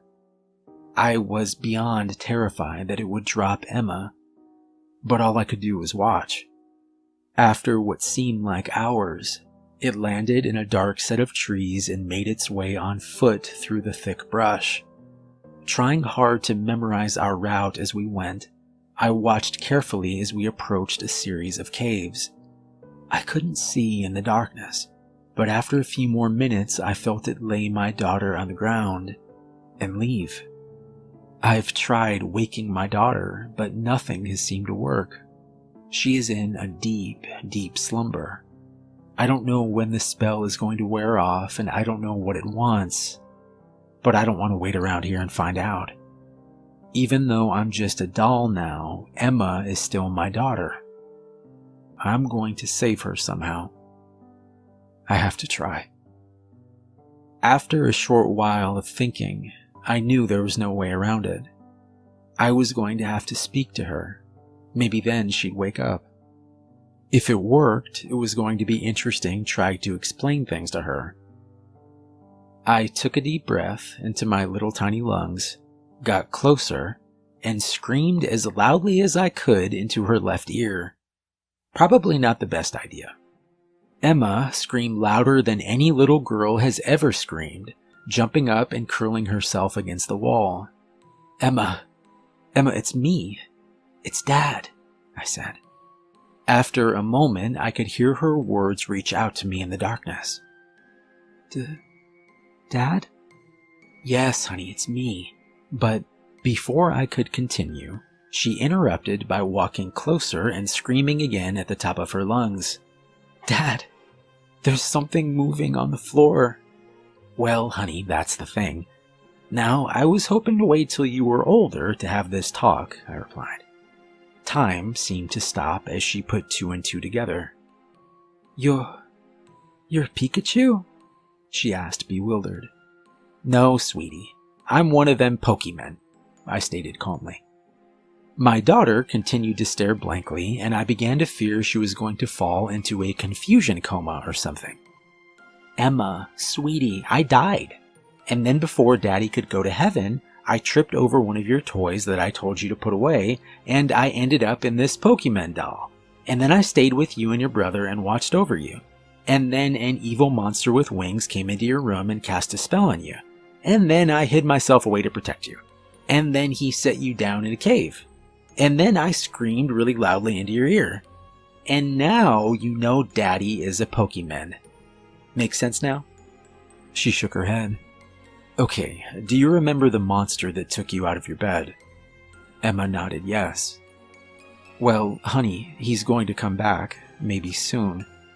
I need to get you out of here, I said. Dad, can I just ask you one more question before we go? I nodded. Why didn't you ever tell me? My heart sank. I didn't want to scare you, I replied, reaching my hand up to grab hers. I watched as my daughter thought it over and then took my hand. Maybe something told her it was me after all. Though it was pitch black in the caves, my current body seemed to provide just enough light for us to see. We silently made our way through what seemed like a labyrinth, hoping that we hadn't made too much noise earlier. Maybe the thing hadn't hurt us after all. I could feel the light breeze of the wind up against me, and I think we were almost near the surface when we heard something. It sounded like the soft crying of a child, maybe a boy. I wanted to keep going, but I felt my daughter tug on my hand. No, Dad, we have to go help whoever it is. We can't leave them down here, she whispered. As I stared up at my daughter, I realized she was a far better person than I was. I knew the crying might be a trick, but I also saw courage and determination in her eyes. I would try not to let her down this time. "Okay, honey, but let's be careful. It might be a trick," I said. As we followed the sound of the child, suddenly a large cavern opened up in front of us. Under any other circumstance, the sight would have been breathtaking. The walls and ceiling all around us were covered with some type of crystals. Every color you could imagine shone and blazed forth. It was beautiful, but we had no time to stop and stare. Had the crystals not lit the cavern, the next step would have been our last. The vast room in front of us had no bottom. A narrow bridge made out of the crystals seemed to almost float from our feet to the other side of the cavern. The boy was at the end of the bridge. His crying had stopped as he'd seen us approach, and now the three of us stared at each other. I would never have let my daughter cross something so dangerous, but before I could tell her to stay put, she was halfway across and headed towards the young boy. Pushing my fear of bottomless caverns aside, I rushed to catch up to her as we stood together in front of the boy. His hands and feet were bound. As we fumbled with the ropes, he spoke. "Who are you guys?" he asked. My daughter answered back. "Well, I'm Emma, and that's my father now, I guess." I waved up at him. "Your dad is Pikachu?" he asked Emma politely. But before either of us could respond, we heard it. The monster had returned. Looking across the shining bridge, we stared across at the thing that had taken my daughter. It towered over us, and its pale white eyes seemed to cast a new color upon the room. I put myself in between the children and onto the bridge. "Stay back. Maybe I can distract it while the two of you run past," I said. I watched as the thing unfolded its wings and began to smile. A row of red teeth, far too large for its mouth, were illuminated now, and I knew there was no way we could get past the creature. Then, suddenly, I heard the soft voice of my daughter behind me. "Dad, don't you understand? You're Pikachu now." I looked back at her. "Daddy, you can kill it." "Honey, I'm just a doll now. I don't have any real powers," I replied sadly. Emma smiled down at me. "You can do it, Dad." I knew it was crazy, but what did we have to lose? "Okay, Emma, I'll try. Tell me what to do." The little boy spoke before she could reply. "You have to say it," he said. Suddenly, the creature unfolded its wings completely and began to hover above the bridge. I could hear the same rhythm of its flapping as it smiled and came closer slowly. "Say what?" I asked. Emma spoke quietly. "You have to say your name. You have to say Pikachu. That's how it works." "Pikachu?" I asked curiously. "No, Dad. You have to mean it when you say it." I looked back over at the creature as it made its way towards my daughter. "You have to believe." As I looked from the creature back to my daughter, I felt a tiny flicker of hope. I took a step forward onto the bridge. Something began to change inside me. I could feel the beginning of electricity begin to surge. It seemed to flow through the ground, up into my tiny legs and into my entire body. My eyes began to shine brightly. Pika. The beginning of a spark. Pika. Sparks began to fly all around me now. The creature stopped smiling as my eyes glowed white. Pikachu!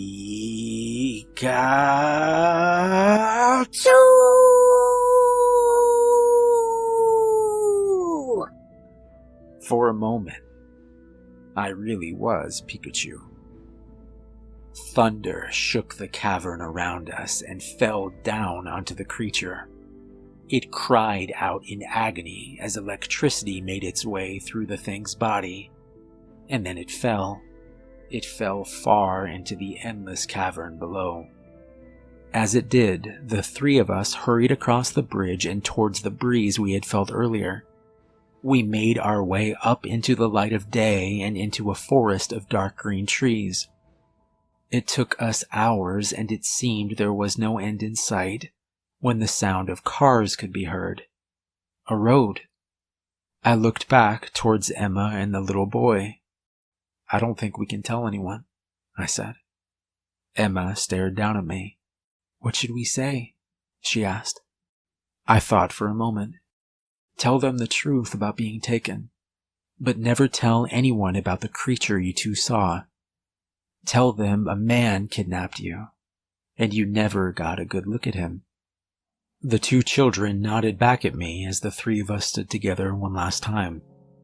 I reached up to Emma as she took me in her arms. We stepped back into civilization. It turns out that the little boy happened to live a few streets over, and the two of them became close friends. I was glad my daughter had someone else who knew what happened.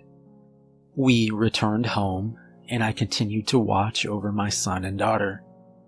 The only one Emma ever told the truth to was her brother, who actually took me being a Pokemon rather well. Things went like that for a while, and then I started to notice a change in myself. Each passing week had made my body weaker, and I began to understand that I was dying. First, it became harder to walk.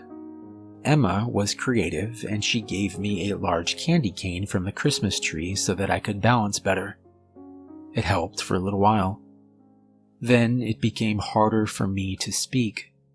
I wouldn't be able to talk for days at a time, and I was unsure when I would lose the ability completely.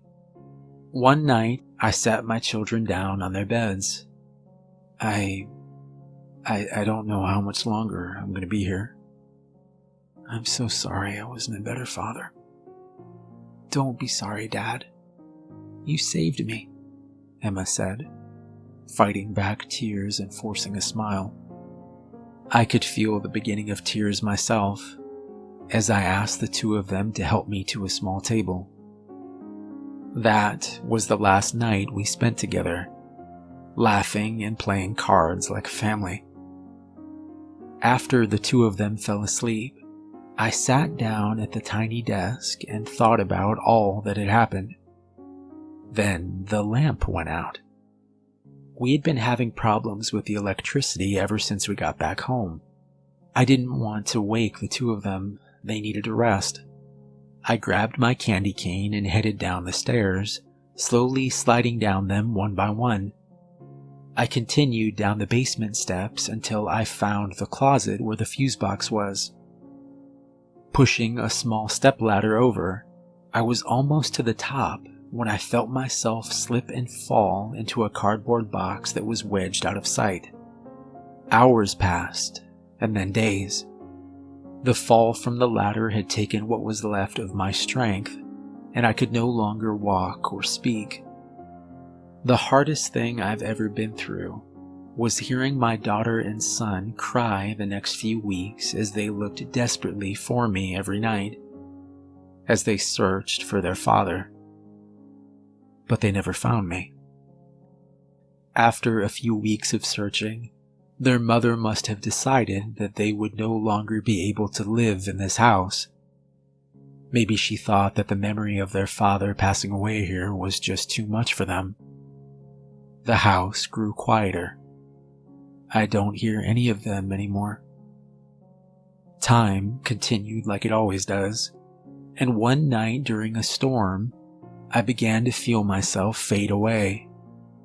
I could sense myself floating up like I had before, and things happened the same way. A bright tunnel of light shone through the wall and up into the sky, and a sense of peace made its way through the room.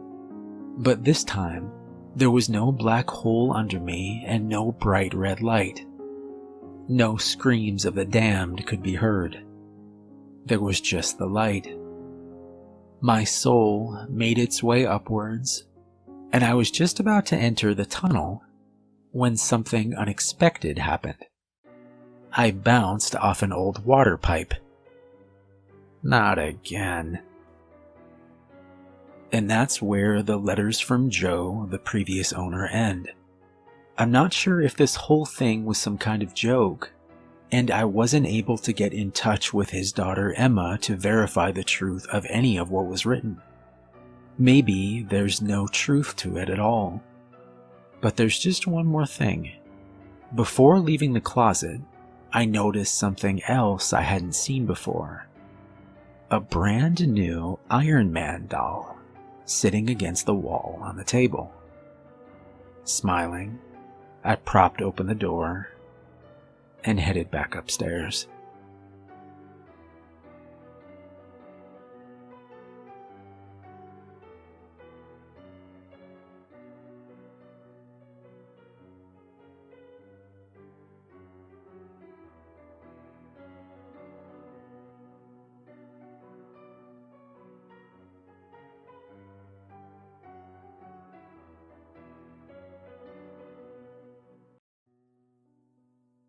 My girlfriend had been the first to see it, while I had been the first to see her.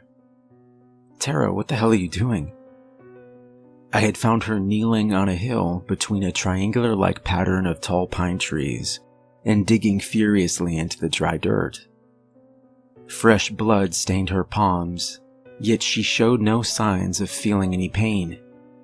I reached down quickly, putting my hands on her shoulders and attempting to pull her away. Tara spun backwards and bit the flesh of my hand. As I recoiled in surprise, she turned back and continued digging farther into the earth.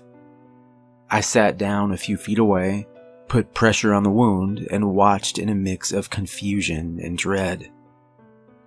We had decided on camping for our anniversary. The two of us were experts, not to be arrogant, but it's the truth. And I knew that we would be able to get ourselves out of any situation two campers could find themselves in. I hadn't expected to find what we did. The trip had started out normally enough, the first spot we found having 4 vehicles plopped in the parking lot. "Nah, let's go farther," she had said, smiling and kissing me softly on the cheek. "I want us to be alone." I smiled back. I wasn't about to argue. We went 30 miles farther north, and this time when we arrived at the campground, there wasn't a soul in sight. In fact, the place looked almost abandoned. An eerie feel, you know? A dumpster or two knocked over, I assume from bears, and the vines and various brush were starting to creep over the path and take over completely. We walked for 3 hours, stopping occasionally to kiss, and always joking about school. "When you graduate." "You mean if you graduate," Tara had said. I flashed her a sarcastic look, but couldn't hold back a smile. As the sun was starting to retreat behind the steady backdrop of mountains surrounding us, we had seen the shape of a snake slither off the side of the path. Tara screamed, running a few yards in the opposite direction. She was as brave a soul as I had ever met, but snakes were just not her thing. I called back over to her. "Hey, you should have said, why'd it have to be snakes?" I shrugged. She didn't get the reference. Chuckling, I followed the yellow outline closely through the rocks and down onto a cool creek of the clearest water I'd ever seen, or at least I can remember seeing. Personally, I love snakes. After a minute or so went by and no sign of Tara, I looked down at my new friend. "Well, it's been fun, but the most beautiful girl in the world says we aren't getting married if I have a snake for a pet."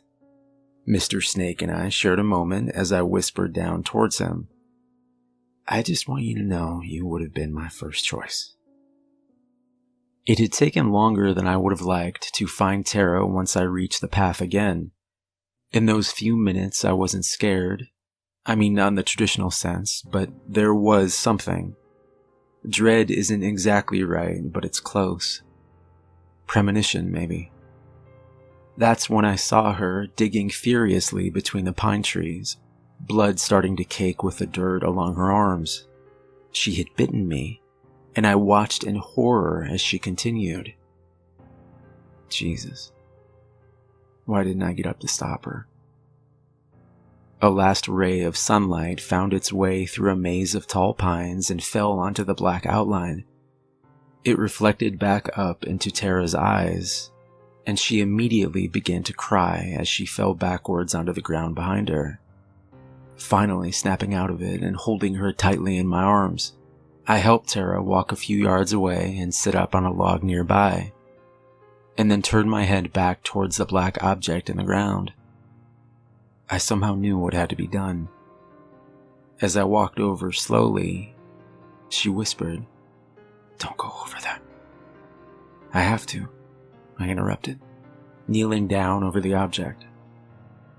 Tara had dug a little over a foot down into the hard dirt, and a small black mirror reflected back up at me. Besides the debris still covering the outline of its edges, it was in pristine condition, I realized.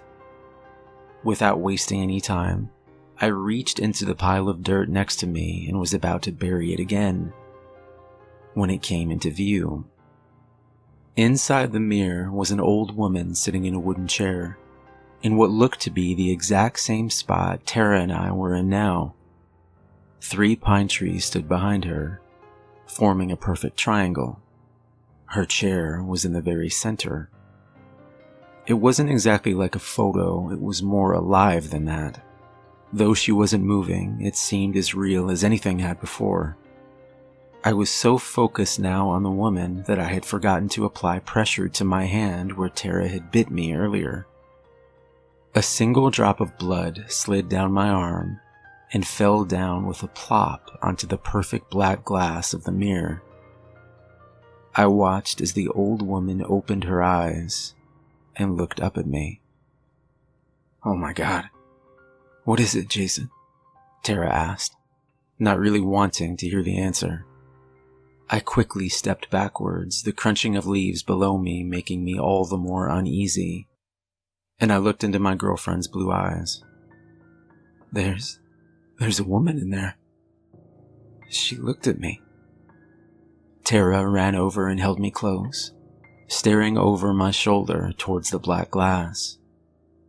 "Don't look at it," I told her. The sun continued down over the horizon, and I realized it was growing dark far too quickly for my liking. I put my hands on Tara's shoulders and summoned my courage. "I think we should break it." Her eyes drifted back towards the object, and a swell of emotion rose and then fell over her face. "No." "Why not?" "We're not breaking it," she replied. I looked her over. "Then we bury it."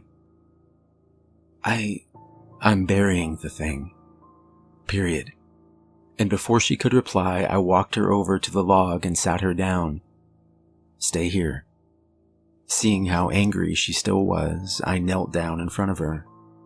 "You have to trust me." The resentment fell away, and she hugged me close. "I'm sorry." "You're right.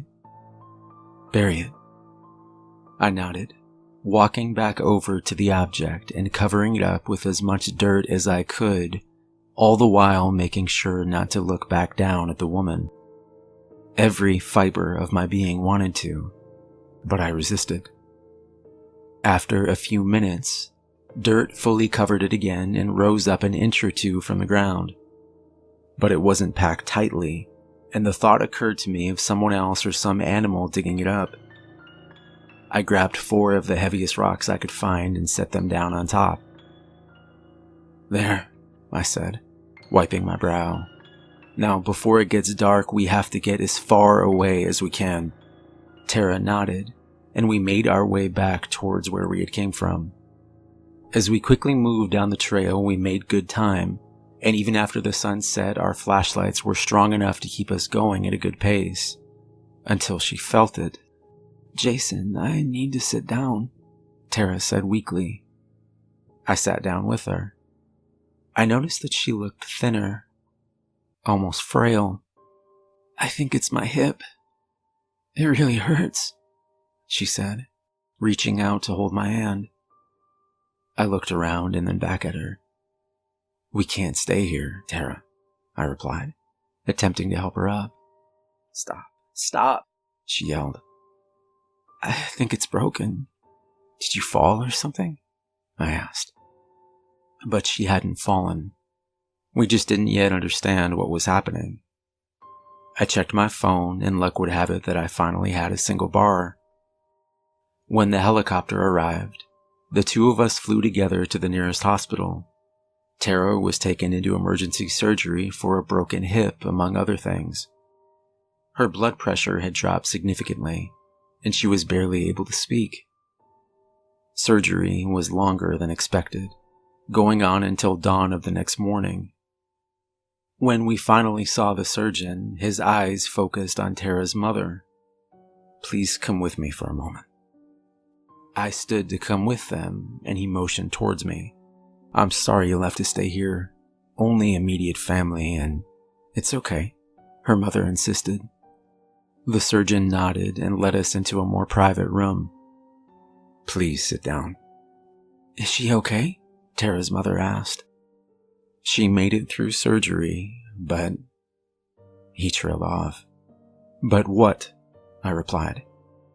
He swallowed nervously, and his eyes drifted down and onto the wooden desk in front of him. I've never had an operation like this before. He took a deep breath. This isn't a medical diagnosis, but she seems to have aged. Tara's mom and I exchanged a confused look as he continued. I've never seen anything like it. I want to see her. Before he could reply, I continued. I want to see her now. He nodded, and after a moment, he rose and led us to the room she had been given. Tara's mother fell back against the wall and began to scream as she saw her daughter's body.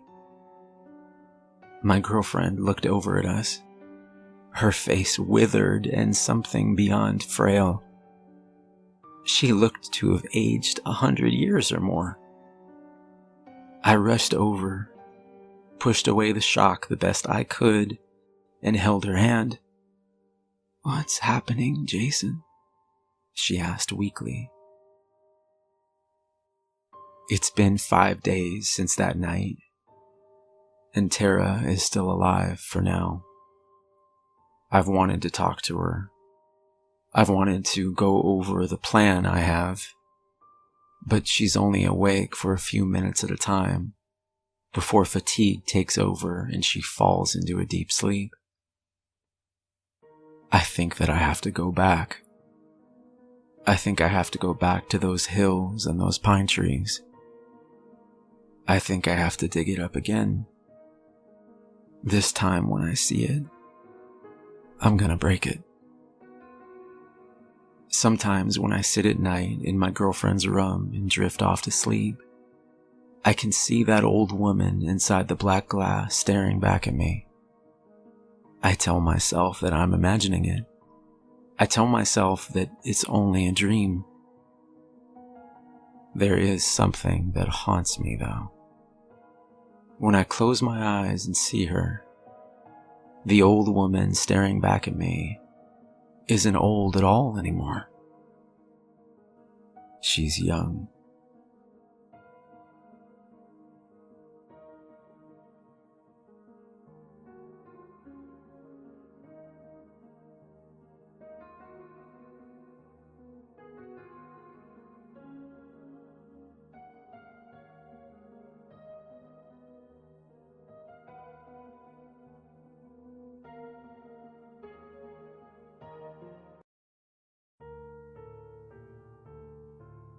It's all in the eyes. Unknown. It started with small things. Inside jokes between us I'd find her not remembering. Events from a few years ago she would get wrong, though not entirely.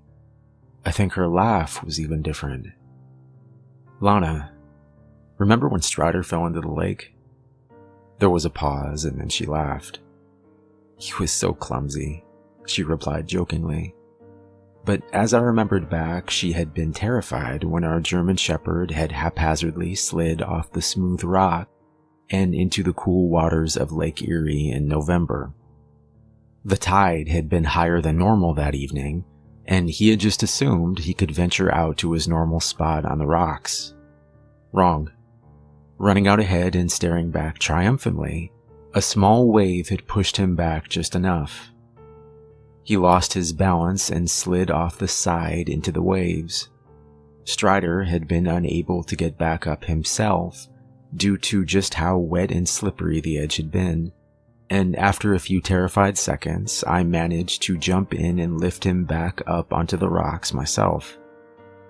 It had been 4 years ago, and my wife had been mad as hell at me for what seemed like a month after.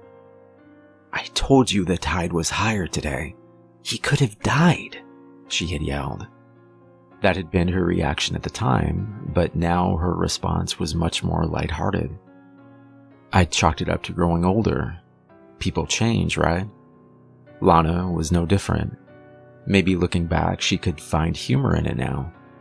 Still, I couldn't help but feel that my wife wasn't the same person, and though part of me didn't want to push the issue, I found the nagging thought of her being someone else entirely burrowing its way deeper into my mind. And things only got worse. A few weeks ago, the color of her eyes changed from dark brown to a mix of green and silver. They almost shined. "Your eyes? What's wrong?" she asked, standing up to examine herself in the mirror.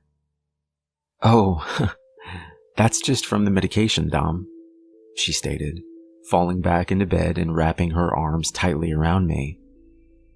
"I'm so glad I'm here with you," she continued. Hiding a sudden feeling of terror, I hugged her back and pretended everything was okay. But I don't think people's eyes just change color, ever, even due to medication. Over the next few weeks, I figured out something I wish I hadn't. The farther back in time I referenced, the more sketchy her memory became. Now, I know what you're thinking, that makes sense. I mean, everyone's memory is worse farther back in time. Dementia or Alzheimer's came to mind, but I've read that typically those patients suffer from short-term memory loss first. Their long-term memory is intact, at least until the later stages. Last night, I confirmed my doubts, catching Lana in a lie about her stepfather. "You think George would want the old pickup? I could sell it for cheap." A moment or two passed as she thought it over. "Yeah, I think he might," she replied, smiling warmly and hugging me even tighter than before. "I'm so glad I'm here with you," she said again. Unwrapping her hands and standing up quickly, my eyes never left hers. "Your stepfather, George, has been dead since you were 12 years old, Lana." She began to slowly laugh. So help me God, she laughed. "I guess I knew you'd figure it out eventually. Your wife, Alana, has been dead for 7 months. Fear gripped me, and I knew her words were true. Running now to the door, her voice behind me became more frantic. But it was too late. I was down the steps and running into the pantry. I was planning to grab my phone. I was planning to grab the keys. I was planning to... "Stop right there," the menacing voice said. Somehow, in my frenzied state, I hadn't noticed 2 tall, dark-haired men standing just inside the back door. They both carried a handgun, and my sudden entrance hadn't surprised them at all. "Where are the photos?" the man in charge asked. "What? What photos? Who the hell?" He whipped the pistol across my forehead.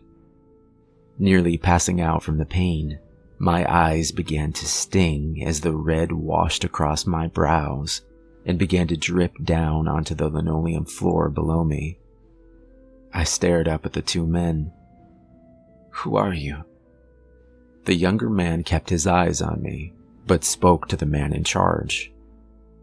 Maybe he doesn't know. I could only stare up in confusion as the two men discussed what to do next, then continued. A few months ago, your wife saw something she shouldn't have. She must have told you. The man in charge examined my face. Laughing was all I could do to keep it together at this point. I don't know what the fuck you're talking about. His eyes became more serious as he walked over and set the tip of the gun against my temple. We want the photos. I don't have your photos. An idea occurred to me. Maybe you should ask my wife. The tall man grinned. We did ask her, he replied with a hint of satisfaction. Right before we buried her. A moment passed between us, and the younger man pointed the gun back towards me. He doesn't know anything. Let's kill him. We can search the house after. No, the tall man interrupted. Too loud.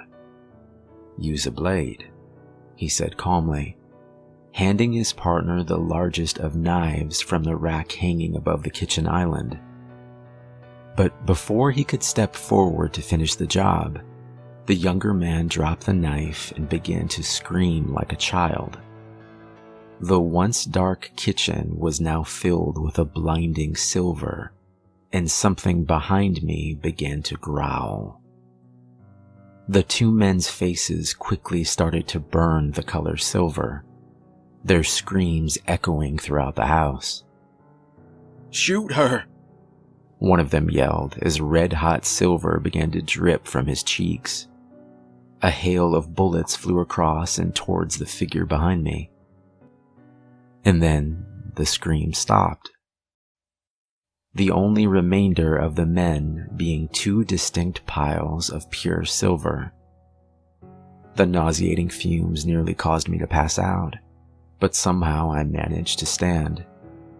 Using what was left of my strength, I walked over and sat down next to the body of my wife Lana. At least one of the bullets had lodged into her chest. She was still breathing. Looking into the silver eyes that had once seemed cold, I now saw a warmth and love in them. Holding her hand, I had to ask, "Who are you?" There was sadness then. "Don't you remember? I'm your guardian angel." Putting pressure on the wound, I could feel the beginning of tears as the soft words filled the air, and the silver glow in her eyes began to dim. It was so nice being here with you.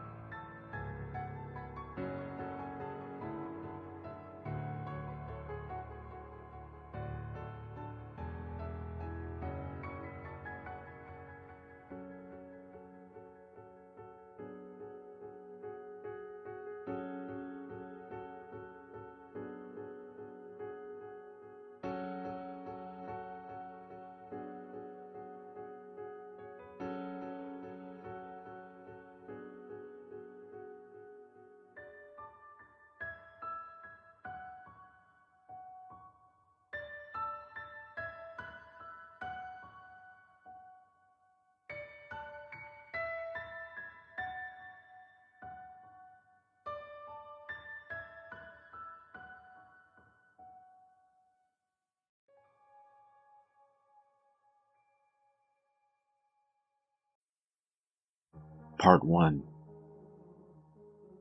4 years.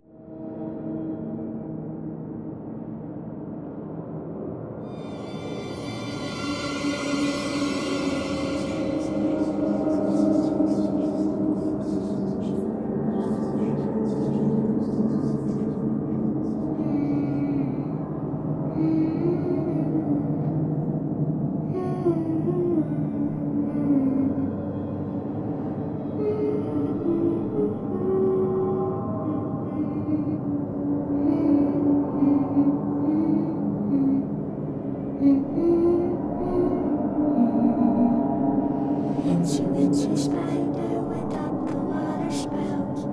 Down came the rain and washed the spider out. Out came the sun and dried up all the rain. So Incy spider went up the spout again.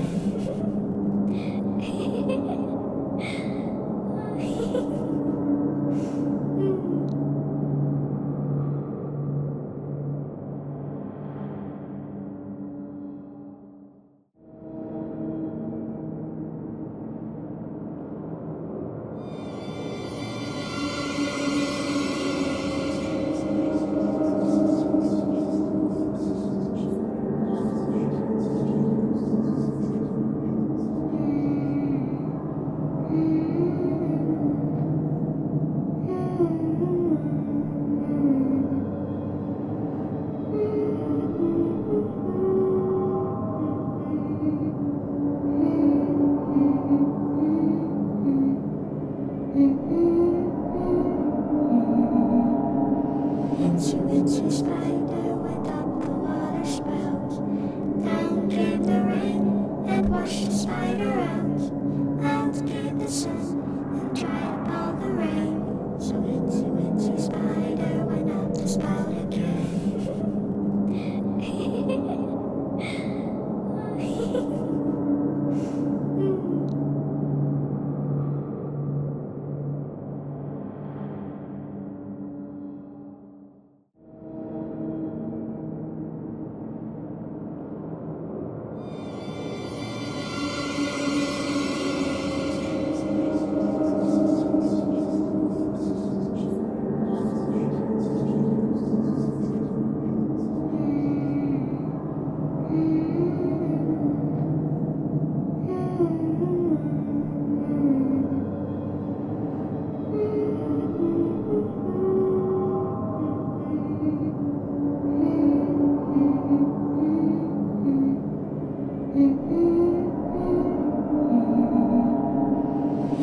Incy spider went up the water spout. Down came the rain and washed the spider